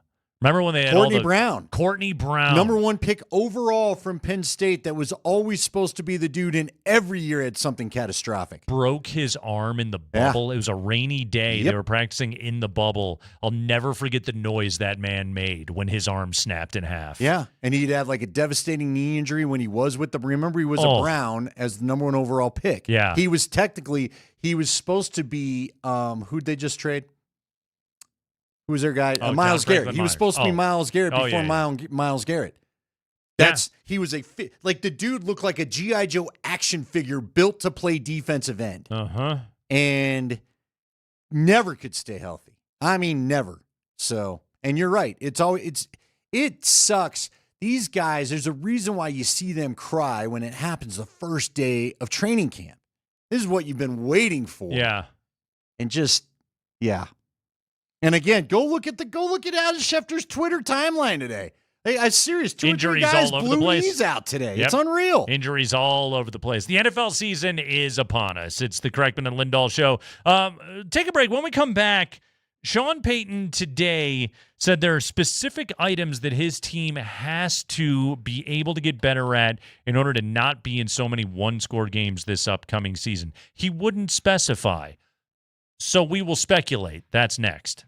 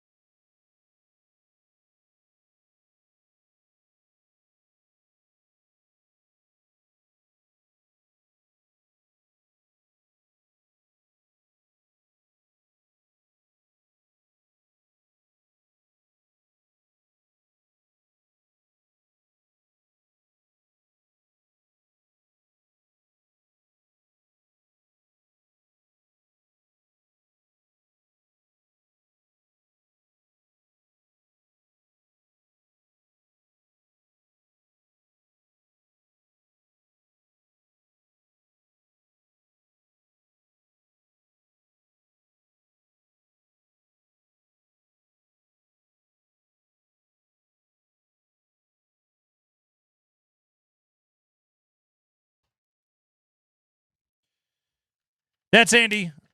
I'm Nate. It's Altitude Sports Radio 92.5. By the way, Wine Time is coming to Elitch Gardens Friday, August 28th. Sip your way through 14 wine stations with artisan bites and live music. Get tickets at altitudesportsradio.com/wine.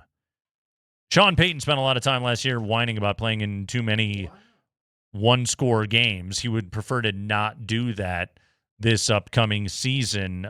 Today, and he talked about how do you be better in one-score games, play in fewer one-score games. This is what Sean Payton had to say about that issue.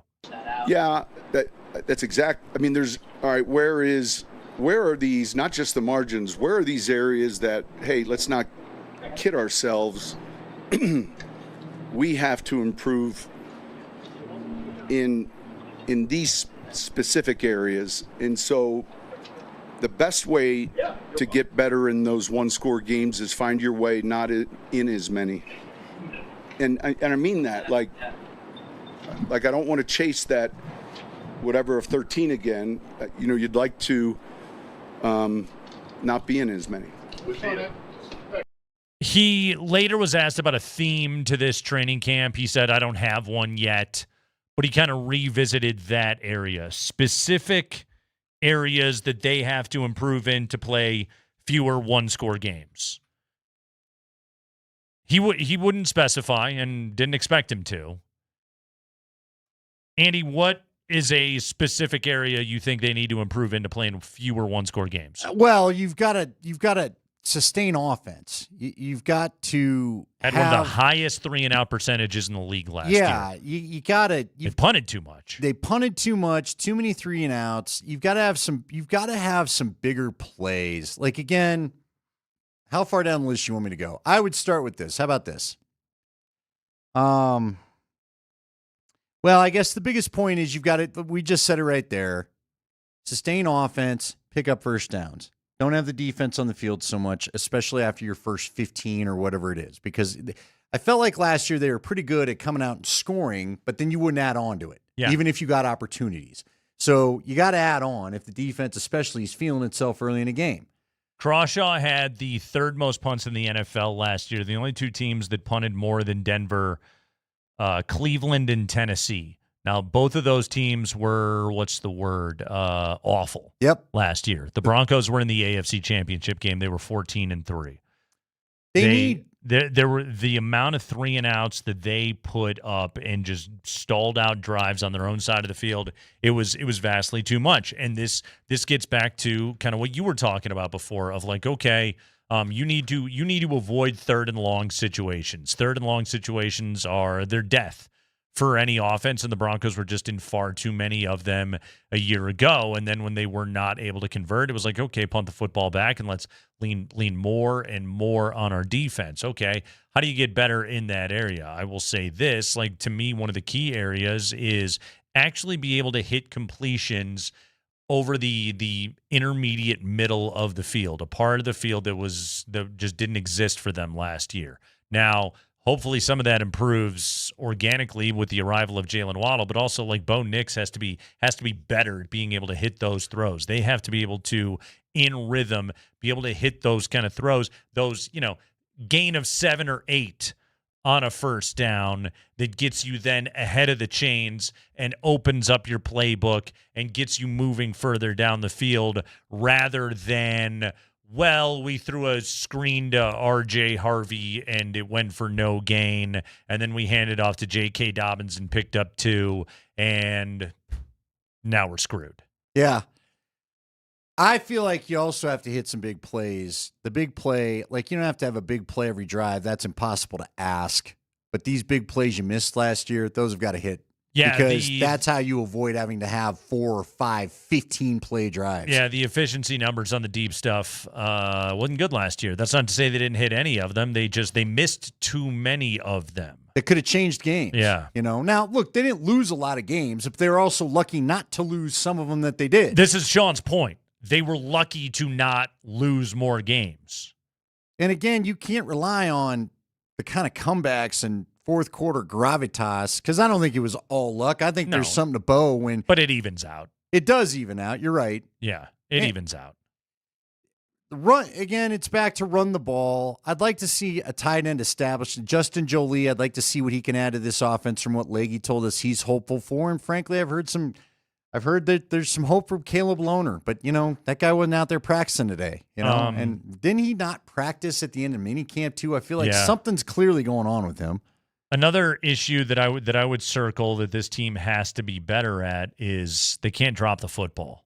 No, there has to be just better pitch and catch, better execution with this offense. Now, some of this is there are throws that are getting made out of rhythm, and like a part of what makes Bo Nix special is a little bit of that street ball quarterback and getting outside the pocket and chucking the ball down the field. Yeah, it's tougher on a receiver right then because at that point, then the secondary is a little more unpredictable. You don't necessarily know where the bodies are going to be. It gets trickier. Your head's on a little bit more of a swivel. I get why those catches are tougher to make.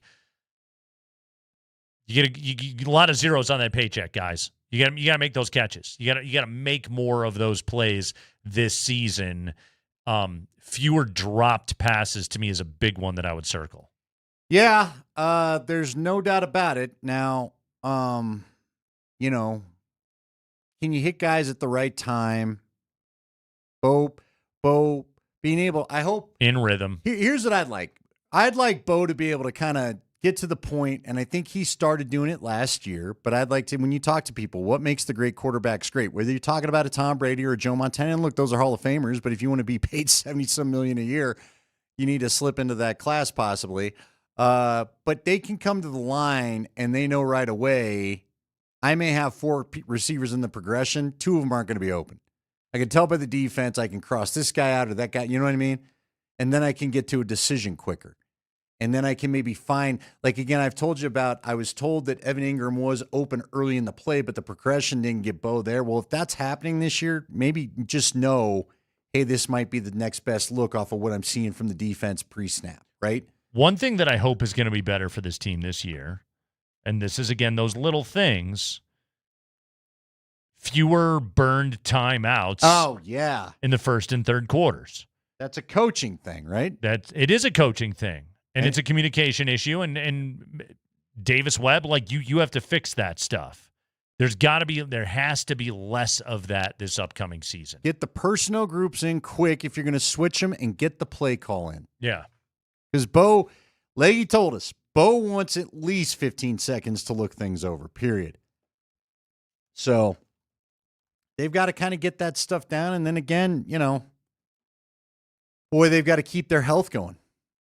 I guess that's what I always get nervous about. This team's health luck kind of going astray. And I know people will say they were largely healthy last year. There's no doubt about it. But then, unfortunately, you got the worst health luck at the worst time of the year, which is Bo not being able to play in the AFC Championship. Last year, the Broncos were 4th in the NFL in total penalties against. Oh, can't have that. Big one is they have got to play cleaner football this upcoming season. Is that when you tell me that they were highly penalized, boy, I think of pass interferences right away. Yeah. They've got to cut down that number, don't they? No, they really do. And I love Surtain. That's even Surtain probably. Yeah, Leggy talked about that of like that's something Surtain's got to get cleaned up. We know Riley Moss has to get that cleaned up this upcoming season. But yeah, PIs were an issue for them last year. But you were 4th in the NFL in penalties.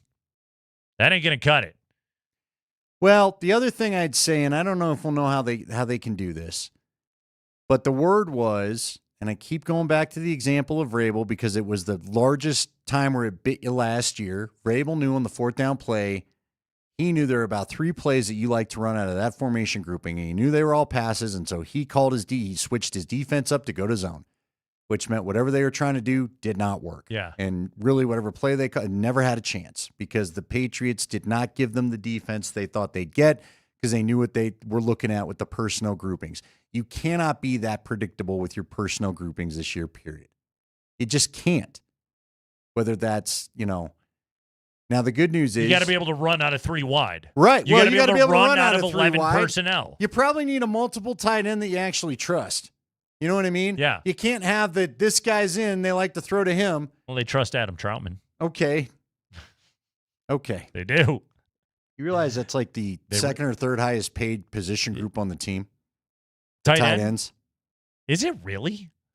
Matt Smith shocked us all with that last year. Go and check that out. It's last week. Because of what they were paying Engram? Well, because of the extension. No, the extension they gave Troutman. They're spending. Go and look the division of cap dollars allotted towards position, and it's tight end. Wow. Makes me want to scream. Did not realize that. Didn't either. Not real sure where it's coming from, my guy. Or I guess it's on the offense, but yeah. You seriously, how many guesses would you take to think tight end was their second highest paid position on the offense? You know, offensive line, that's not going to shock you. I mean, O-line's number one. Right. Well, receivers got to be higher now, although so many of those guys, because Mims and they're all on rookie Franklin deals. and Bryan are still on remember, rookie deals. Stiddy doesn't cost you anything. Ellinger's barely a number, cheap. and Bo's on a rookie deal. Yeah, quarterback's cheap. They're spending more. Well, I mean, they're not paying, spending a ton on running back. Those are a bunch of rookie guys, dude. Yeah. Well, even Dobbins is only $8 million. Yeah. Right? And is that an $8 million? You got a what's the escalator clause too? The incentive clause too? Right. So I'm just saying it's I guess now that you talk through it, it makes sense. But it shouldn't. It shouldn't. You know what I mean? Right. Because you should not have paid Troutman that much money. I'm sorry. But you did. So here we are. They trust him. They like a good blocking tight end, I guess. Those are the big ones that I'm circling right now. Is there, again, avoiding one-score games? Is there anything else that we're blatantly missing here? 3-and-outs, drops, penalties, and personnel groupings. Well, I think, yeah, but can you run out of 11 personnel? The end. Yeah, it's a great question, man. You got to be able to. I mean, or is Sean Payton, has he watched enough Sean McVay film this offseason to go like, I'm going to start playing 3 tight ends. Maybe. And I'll trust the speed that I have in Waddle and the tough matchup that is Cortland Sutton, and I'll just do that. Well, but again, is he going to allow Davis Webb to do that? How about this, to be fair? The defense has been really good the last 2 years, but they sometimes go into bend but don't break mode. You know what I mean? Where they really stiffen inside their 40. Can you get teams off the field quicker sometimes? I feel like you're grasping really at straws. You're right. When you criticize, I'll admit that. Outside of PIs, this defense has been real good. Right, like outside of PIs, but also PIs are also cost of doing business with an aggressive Vance Joseph secondary. Yeah, he plays it like Seattle does. You're not going to call all of them. Yeah, and a lot of times he was right. Although we were real close to one getting called at the end of a few of those games. Yeah, but he wants his corners playing with a ton of physicality. Look, at the end of the day, the biggest thing you can do is run the football. Isn't that it? Doesn't that help you control clock? Doesn't that help you dictate tempo? Doesn't that help you pick up the first downs? Yeah. If it's 3rd and 2 or 3rd and 3, I'm sorry, you got to be able to trust your back to go get that. I know it's the modern NFL, but you kind of got to trust your back to go get that. Yeah. Or I'd like you to get to that spot. Things we can do to help Bo Nix, and he specifically mentioned the run game and all of that. Because that's where Bo's legs can shock you. If all of a sudden I got to worry about an effective run game in 3rd and 2 or 3rd and 3, then Bo can bootleg it. Then all that stuff, then the passing game becomes a little bit more of a surprise. All right. But let's flip this conversation just here for a second, so it doesn't sound like we're just kicking around a team that went 14-3 a year ago. Because one thing that I've noticed as we've had this conversation is at no point have we been sitting here going, well, they don't have anybody that can do that. They don't have the guy. Well, that position group sucks. Well, they can't do that.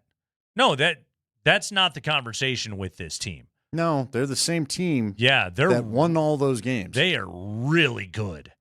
Man, like, I know nothing was full speed today, and maybe I am just scarred from a decade of watching the just crappiest football teams getting ready for the upcoming season and people trying to convince themselves into thinking these teams are going to be good, and I had to stand there and go, nope, they suck. And then they went out there and won 7 games. It's not like that right now. No, it's not. They're fast. You can see that they are fast. They are a good executing football team out there right now. They are well coached. They are well practiced, but there is good players all over the place. You know, I was offered, good chunk of the month of July, but when I got back, like I kind of caught up on some of the offseason NFL stuff that I always like to check out. You know, those top 10 rankings that ESPN does, where they survey all the executives around the league, top 10 at every position. And the Broncos had a guy at damn near every position. Yeah, in the top 10 really of the league. And they're a pretty deep team. Yeah. But here's my problem. I'll go back to the conversation with Nick Kosmider. I know people probably think I'm beating a dead horse, but you better get ready because I got the bat out. You're still going to get mad about Stiddy? Listen, Nate, you just said it, though, right there. You just said it right there. They are a good team. Yeah. So this shouldn't be a team where if Bo Nix is gone, everything is out the window because that's how balanced you are throughout the roster. If it's... This ain't the Bengals with Joe Burrow. Right. But it's... Here's what it is, all right? I agree with you if you're talking about Bo Nix has a pulled hammy, but it's 3 to 4 weeks. Right. An ankle sprain, Sure. a meniscus sprain or something like that. And it's November and you're playing Carolina, the Raiders, and the Steelers. Or the Raiders and the Steelers and the Dolphins. Or throw in the Jets. God, there's a really crappy part of the schedule they're just going to have to make hay. You can't lose any of those games, by the way. That chunk of the schedule. Week 9 at Carolina. I know the Panthers don't stink, but still. Then you have a bye, home against the Raiders, at Pittsburgh, home against the Dolphins, at the Jets, at the Raiders. Knowing how tough your first 6 games are and how tough your last 3 games are, they got to kick ass in that part of the schedule. They can't have a hiccup in there. No, I don't. Well, but if you're in the conversation every year good for the Super Bowl, then you shouldn't. Right. But also, to your point, like if Stiddy is making a start Sunday, December 6th against the Dolphins, you better win that game. It's a different conversation than the AFC Championship. It is. Even if it was a substandard opponent for an AFC Championship in the Patriots. I'm just saying, man, I just feel like that's You're right, the place where you could upgrade something to keep you. Because, again, this isn't – I don't care who you bring in. They're not a threat to Bo Nix starting quarterback. No. So now that that's out of the way, get something better to back him up. Your Stiddy rage is off the charts today. Because you threw a backwards chest. And the longer I talked to people, the more they said you'd have had a damn shot at that thing if you don't just pass it back. Quite obviously. I don't think the Patriots were scoring a touchdown that game without it. Quite obviously. I don't disagree. And listen, this isn't just some Andy Lindahl stuck on things. I'm just telling you, they can say all the right things. But it is, but they could say all the right things they want to out there. Yeah. I promise you there's guys going, you're the dude that chucked the ball behind you out of panic in the AFC Championship. I don't think that you're wrong about that. No. So those are the guys you got to row the boat with. Who cares what Andy Lindahl thinks on the radio? Yeah. All right. But I promise you there's some guys he's going to have to row the boat with that are going to remember, oh, I know what happened here. Is this really what we're going to do for a month? Stiddy will be the downfall. Hopefully it doesn't happen. But all right. Let me ask you this. Let's say Bo was to go out there early in the season, God forbid, have one of these terrible things we talk about. Okay. No, hold on. Let me finish the point here because it's a different question. All right. But if he goes out and they don't win 10 games, does that earn him the $70 million easier than if he goes and wins another 13? The Curtis Painter. I'm saying the old Peyton Manning. Yeah. Holy crap! Look at what we're at without you. Everybody's backup quarterback sucks. No, I get that. But everybody's backup quarterback is terrible. But again, we've always said Bo isn't necessarily the raise all boats guy. So if that really is the case, then you should be able to still make this team go. You would think. No backwards chest passes. And let's be honest, there's just not a lot of other things to argue about. This thing's sewn up. You think? I'm telling you, we're watching a camp and just there's no position battle. There really isn't. There aren't. No, there's playing time. There's guys trying to earn maybe a little more playing time. They could name the starting 22 right now. Oh, they could name the 53 they probably have. Now. Yeah, who gives a crap about the first depth chart? Yeah, we know who the 53 are going to be. It's the Kreckman and Lindahl show. We're rolling with you. Hey, we're hooking you up with tickets to see Garth Brooks. Listen for your chance to win tickets tomorrow, both with MLK in the morning and with K&L in the afternoon. Garth's Blame It All on My Roots tour comes to Ball Arena September 4th and 5th, and tickets go on sale Friday at 10.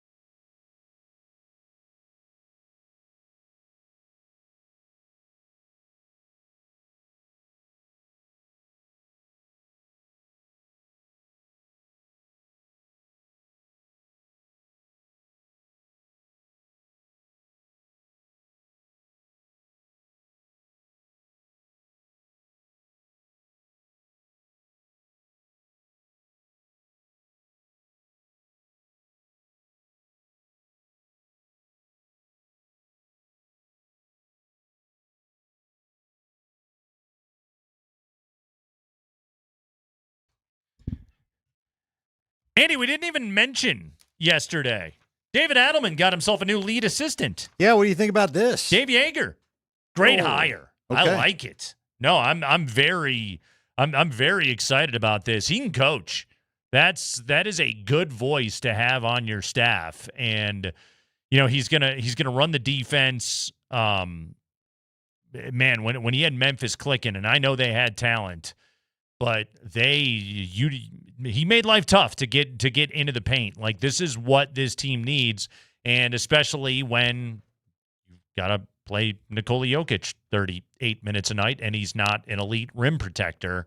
You have to be able to be better in that regard. You got to be better at defending the pick and roll and stopping every single opposing ball handler from waltzing into the paint.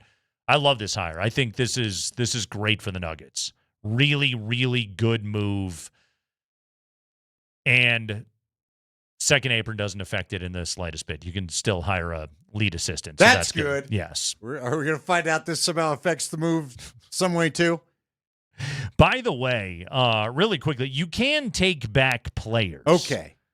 Good. When you're in the second apron, there's just like complicated math involved in all of it. Like, if they did a sign and trade with P. Watt and they signed him to a $25 million a year deal, any player that you take back has to make 50% or less of what Watson does. So that player has to make $12.5 million or less. Which I don't think the Nuggets would be opposed to. No, but then some of your trades would be less because these other teams, I'm assuming anyway, some of the teams interested in a sign and trade with Watson want you to take some crappy salary back. Right, which then makes it tougher for them to want to do the deal. Like, I can come up with a whole bunch of things the Nuggets would benefit them, but then the opposing teams are like, no, that sucks for us. Then there's a lot of other deals you could make that would be good for the opponents, and the Nuggets are going, well, that's crap. Yeah, we we're don't not want to do trading that this to stay in the same salary hell. Yeah, so that's why, like, AJ Green and Ryan Rollins names are getting brought up in a Milwaukee trade because they kind of fit that profile of they would be making less than 50% of whatever you theoretically would be paying P. Watt. Ryan Rollins definitely would. And, you could get Ryan Rollins and then he could be your sixth man and, he could handle the ball and be a playmaker and all that kind of stuff. It's just you're not going to be very good defensively, but that's a move that you could make. You could get AJ Green, and that guy will shoot the hell out of the ball, and he's a good floor spacer, and he'd be a good player with Nikola Jokic, et cetera, et cetera. But again, what are you defensively now? That's a big trade-off. Maybe that's what Dave Yeager's job is. Make this team a hell of a lot better defensively, I guess, and coach up the talent that you have in place. Right now, I don't see. I will be very surprised if Peyton Watson's not on the team next year. Yeah, and I think it could be on just the one-year tender, and then you got to figure some things out. And like you said, you may have to trade him at the deadline, but if you wait to the deadline, the return's probably not great. Yeah. Because the teams know that you just want anything at that point versus nothing. I mean, here's the other part of it, Andy, is like they could look at him and they go, yeah, we'll give you the qualifying offer. We can bring you back, but guess what? You're not in our plans in the slightest bit. We don't really give a crap how many minutes you get. In some ways, he could ultimately damage his own career rather than agreeing to whatever, $16 to $18 million per year offer that the Nuggets then gave him, which is more money than he's ever made in his life. And, oh, by the way, that advances his NBA career and allows him to be able to then get another deal. The Nuggets are, like, don't get me wrong, they're not in a great spot. But they still have the leverage. They have the leverage here. They do. And P-Watt might just have to eat it a little bit. But we'll see if he's willing to, and then whose feelings are what, and all that other because stuff. A part of this is, number one is, and let's be honest, for the athlete, the RFA, the restricted free agency mechanism, it sucks. It does. It's terrible for the player. But the Nuggets have it at their disposal right now, and the market hasn't come flying in with another team that just has a hot offer or the willingness to give up multiple first-round picks in a sign-and trade to get Peyton Watson. And he has to start realizing now that the LeBron domino has fallen and you still see him in the same spot, that needs to be a reality. Mm-hmm. I need to give you a little bit of breaking news. Okay, break it away. Spring? I'm not sure this affects the Broncos, but I think it could. Taysom Hill has decided to say goodbye to the Saints, so he's moving on from the Saints. He's going to be out there. Is he retiring? Nope. He says we're going to figure out what comes next, but he's thanked the organization, and that'll be that. How old is Taysom Hill? I don't know. That's a great question because he's, again, a guy that came in a little bit older. It was a BYU guy. I just bemoaned my backup quarterback grievance again. Now, listen, Sean has not been quick to try to jump on a bunch of his former 35. Saints. Okay, that's older. There's no doubt. That is older. Is that a guy you think about bringing in here to play some sort of role? I don't think he'd come in. Is he a tight end or a quarterback now? That's a great question. Which one is he? But he could play a little quarterback for you, I think, if needed, although I haven't watched a guy throw the pass in a while. And listen, I'm not saying he played the same role with the Saints, but is that a guy? He was 2 for 6 last year throwing the football. Is that a guy Sean thinks about? That's a Sean guy. It's as Sean as it gets. Let's see. He had 5 pass attempts last year. He had 11 receptions last year. 35's rough to be trying to be a tight end, I think, when you're not really a tight end. Right. But I'm just putting it out there. We already think Evan Ingram's old. That's true. Uh-huh. And I think Evan Ingram probably going to run faster than Taysom Hill.